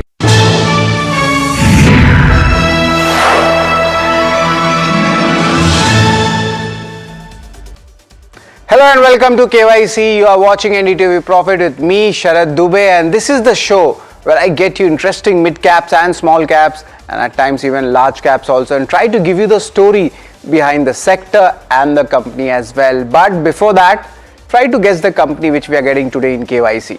First one hint is it's a dairy company founded in the year 1992. Second hint, it's backed by ace investor Sunil Singhania's Abacus fund. Pretty interesting, right? Let's talk about the third hint. The stock is up just 48% in the last 5 years. So definitely they have, tested the investor patience. The company plans to grow their ice cream segment revenue by 5 times by 2030. Pretty interesting to understand this company. And the company in focus, I'm sure you know there are 3 to 4 listed dairy companies, but the company in focus is going to be Heritage Foods. Yes, this is the company which we are going to talk about in KYC. But why are we getting this company? Earnings season is over. What's so special about this company? that has taken my interest. The first is the company's strategy ahead, especially with the focus on the ice cream segment. That is where everybody is talking about it. Recently, a lot of companies are moving from oil to milk, so it will be pretty much interesting how premiumization plays out in the ice cream segment. The margins, will there be under pressure in what was seen in FY26, or will there be any change in FY27? How the milk procurement prices and volumes looking like, and most importantly, any impact of El Nino in the milk industry. Also, I'll be asking the company about the share of the value-added products versus the milk segment, and I'll give you the breakup also of these revenues, the growth expansion strategies ahead for the next 2 to 3 years for Heritage Foods, and of course another important question to be asked will be the reception of the newly launched product, especially in the paneer and the organic milk segment, how things have panned out, and any other further ancillary acquisitions which the company is planning, maybe a D2C acquisition or not. To understand the entire process, we'll have Shrideep Kesavan, the CEO at Heritage Foods, where Shrideep will answer most of our queries. But let's try to understand and get in more about this dairy company. It's of course located in the south region, but let's get into the details about it, the history about the company. So it's a dairy company. It was co-founded here in the year 1992. It's backed by Sunil Singhania promoted Abacus. That's around 1.4% stake is being held by them right now. Operations, they span of course 16 states of serving millions of customers. And also, what are the products? Dairy, value-added dairy products, which we talk about it, be it curd, be it your shakes, everything is covered in that. This is the overall capacity, the processing capacity as well as the chilling capacity. While on the other hand, there are totally 18 plants and closer to 7,500 distributors and 2,25,000 retail outlets as well. But how does the revenue show up? What's the revenue breakup like? Milk is still higher, 56%, and every dairy company has a story that they are moving towards higher contribution from VAP. VAP is your value-added products, which is high margin. Demand is also pretty much decent, especially in both rural and urban areas, and that is why the street might start giving value to the stock or the sector if this contribution goes up. So this is the revenue breakup for Heritage Foods. Also, let's talk about the industry growth potential. Interesting data. Ice cream has an organized market share of 40%. Compare that with paneer is just 4%. But let's look at the CAGR growth for the next 7 years. 18 to 20% is for ice cream. For dahi, curd, it's 21 to 23%. Look at paneer, 23 to 25%. And if you decode the ghee segment, it's on the lower side, roughly 9 to 12%. But remember, there is a good potential and India is a consumption story play. What are the key numbers for the Q4? Of course, the numbers were quite, you could say, mixed. Procurement prices, that increased by 8% on a year-on-year basis. And if you look at the average selling price, there was a slight increase from 55.6 last year to 57.8 per litre. Apart from this, the value-added product, look at that. That is where the growth is coming in. That is up almost 18% on a YOY basis. And there are some consumption packs also if we talk about it. Ghee, butter and VAP, which is the value-added products, that's also seeing a revenue uptick of almost 22.5% on a year-on-year basis. But what may work for the company? That's the question you'll ask me. Of course, the valuations are attractive. There was once a euphoria 2 years ago. 4 out of 5 analysts have a buy rating. So coverage is less, but nevertheless, it's quite bullish. The milk output is likely to remain strong in the year FY27, and this is despite the El Nino impact. Ice cream business, they are quite bullish on. From the current revenue, they're expecting it to go up to 5x, almost 500 crores by FY30, and this is where we are focusing. But what may not work for the company, let me get you that reason. FY26 has been impacted by severe milk shortages. The pressure was coming on the margins, procurement inflation and a weak flush season. So of course the FY27, will it improve or not? That's a big question. Sector is out of street's favor, though it's not in that flavor also anymore. The working capital numbers may get stretched. That is where a little bit of concern comes for me, which I was just checking the numbers. So definitely concern is there in the sector as well as the industry. But another important place for concern is our KYC ratings, and KYC ratings we try to understand with these 8 parameters on how we get our final rating on the company. Of course, this includes income statement, balance sheet, cash flow. This is of course there, but we also get in the ROC numbers to see is there a pressure coming in the company. Apart from this, we also have the street cred, which is nothing but how much the money has actually been made by the stock for a long-term investor, short-term investor, and also we get in the shareholding, valuations, we compare them with the other dairy players, and of course the outlook, both company specific and the industry. We get you all of these details compressed in the 8 ratings. So let's start with the first rating, and that is the income statement. An income statement, largely the 3-year CAGR numbers. Top line is not that impressive, it's just 12%, but if you look at how the EBITDA is panning out, or even how the PAT is panning out, that's where we see almost 20% plus CAGR gains coming in. But my concern is in the fourth quarter numbers and also the FY26 numbers. There was an impact, and that is where we are seeing it, and it's an aberration. So both EBITDA and PAT, that is where the hit has come in on a year-on-year basis. And largely we see the margins have been in between that 4 to 8% range, but there is a correction from 8% coming down to 6% odd. So there is compression of margins. The management also stated, I gave you the reasons for it also. So it is giving a very mixed signals right now. So I'm going to give this a neutral rating. Let's talk about balance sheet. Balance sheet is largely for a company's this size. They have maintained it decently. But the borrowing, of course, this of ex-lease liabilities, the number comes in at 324 crore rupees. When it comes to the bank numbers also, it's kind of decent. But yes, in case there are some payment issues, then receivables might be in question. But it's nothing there right now on the balance sheet as of now. It's quite decent. A little bit of increase is there in the debt equity ratio. It's almost 0.3 times, but no major concern. So it's a neutral rating as well when it comes to the balance sheet. So we spoke about income statement, balance sheet, largely neutral ratings I have given. Let's see what's happening in cash flow. And of course, look at the cash flow numbers. They were pretty strong in FY24, but that cash flow from operations seems to have come off in FY25 and 26. Largely the conversion has been pretty strong, and the net cash flows also, a little bit of adjustments are definitely there. But net, nothing much major to learn from this cash flow, to be honest. So I'm going to give this a neutral rating as well. Now a little bit of concern comes in for the return ratios. Largely it has been very volatile. You saw in FY22 the company enjoyed almost a 20% ROC numbers, and after that it has been kind of downhill, and it's tried to come up and it's back at that 24 in FY25. But then again the margin pressures which came in the business, that also impacted the ROC numbers, and it's at 14% right now. So a very volatile kind of a setup for a dairy company when it comes to the ROC. And remember, expansion is at play. Ice cream का business भी धंधा बढ़ा रहे हैं और 2-3 नए launches भी कर रहे हैं company. So it's a neutral rating right now when it comes to the ROCE. Let's talk about shareholding. What has happened, what hasn't. Promoter stake hasn't been touched over the last 2 years. But look at the variations for FIs. March 24 it was 2%, it went up to 6%, again it's back to 2%. So FIs haven't moved out, but a lot of volatility has come in. DI is also a little bit of concern is there.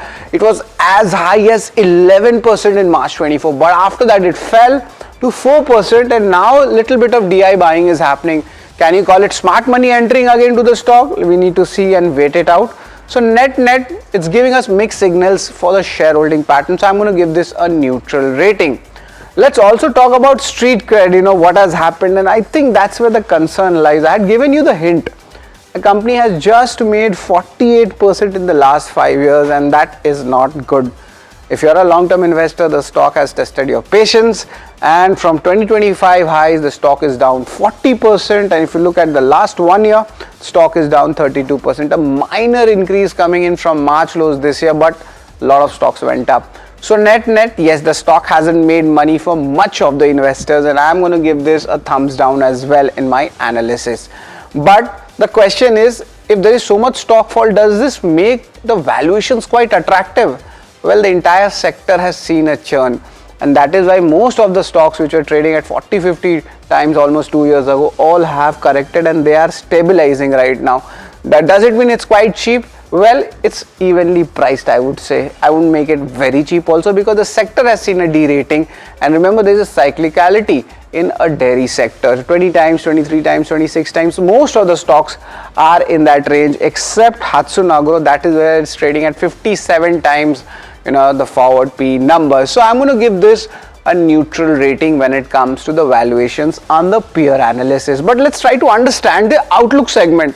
What's more important? Let's get in. The first important point is the expansion happening across fresh, ice cream and modern trade channels. Of course, quick commerce is also coming in, and they can have high margin value added products which are coming on the shelves. So that is an expansion strategy. The value added portfolio, that's one of the most important things to track when it comes to a dairy company. Now recently they launched Heritage Creamy Shakes. It's something like an Amul Cool, just to simplify it for you. These are your milkshakes, and also the frozen Malai Paneer cubes. Remember, these products have a higher shelf life also. India's milk output is expected to rise 7% in FY27 despite weak monsoon risk. So this is a positive point as well. So for this outlook, I'm going to give this a thumbs up. But let's try to revise the numbers for Heritage Foods right now in those 8 parameters which we have tracked at KYC. Largely it has been quite neutral: income statement, balance sheet, cash flow and return ratios, because there is some positive, there is some negative. Same thing happens here, but street cred, the stock hasn't made money for the investors. That's my concern. But on the other hand, the outlook, both industry and company specific, does show that the company is at a point of inflection. So let's see what's the total story all about. And the KYC rating is 8. इसे मैं अपना परम सौभाग्य मानता हूं। आपने इस अवसर पर मुझे सम्मानित किया, इतना मान दिया, इसके लिए मैं आप सभी का बहुत बहुत आभारी हूं।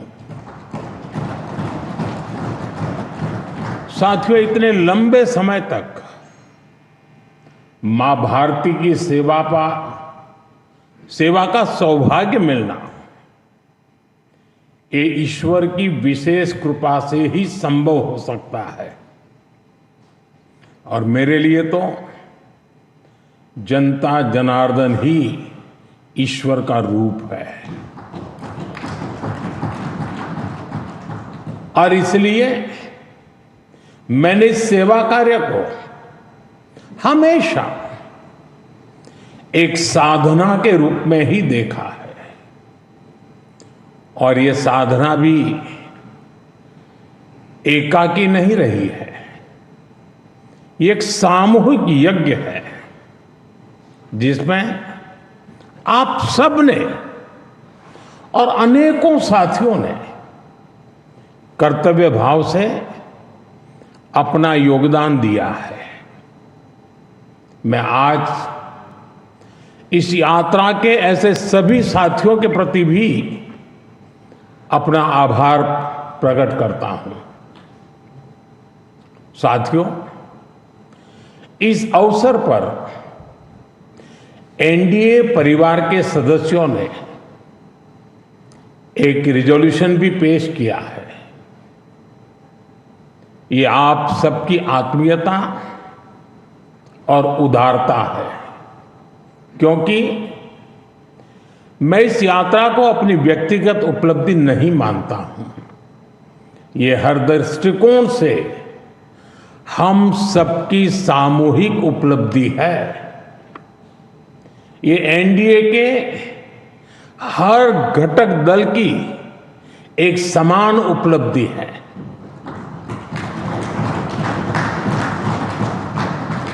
इसलिए मैं इस प्रस्ताव को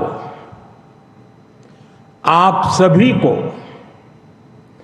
भाजपा समेत हमारे एनडीए परिवार के सभी कार्यकर्ताओं को समर्पित करता हूं। साथियों, भारत की जनता का निरक्षीर विवेक हमेशा अद्भुत रहा है। देश की जनता ने राष्ट्रीय स्तर पर राजनीतिक स्थिरता का महत्व समझा है। ये जनता जनार्दन की परिपक्वता ही है कि उसने लंबे समय तक मुझे इस तरह जनता की सेवा का अवसर दिया। 2014 के पहले के कई दशक बहुत अस्थिरता और उथल-पुथल से भरे हुए थे। इसका देश को बहुत नुकसान भी उठाना पड़ा। लेकिन अब देश की जनता एक स्थिर सरकार का काम भी देख रही है और उसकी निर्णायक क्षमताओं की प्रशंसक भी है। मैं आज देश की महान जनता को भी नमन करता हूं। जनता जनार्दन का आभार व्यक्त करता हूं। साथियों, साल 2014 में जब एनडीए की जीत हुई थी, तब मैंने कहा था कि आज देश के सामान्य मानवी में एक नई आशा का उदय हुआ है। इस आशा का, इस उम्मीद का संरक्षण हम सभी का बहुत बड़ा दायित्व था। देश के लोगों ने कांग्रेस के विश्वासघात के बाद अपना भरोसा हमें सौंपा था। मुझे आज संतोष है, गर्व है कि एनडीए परिवार के तौर पर हमने देश के विश्वास को हमेशा और मजबूत किया है।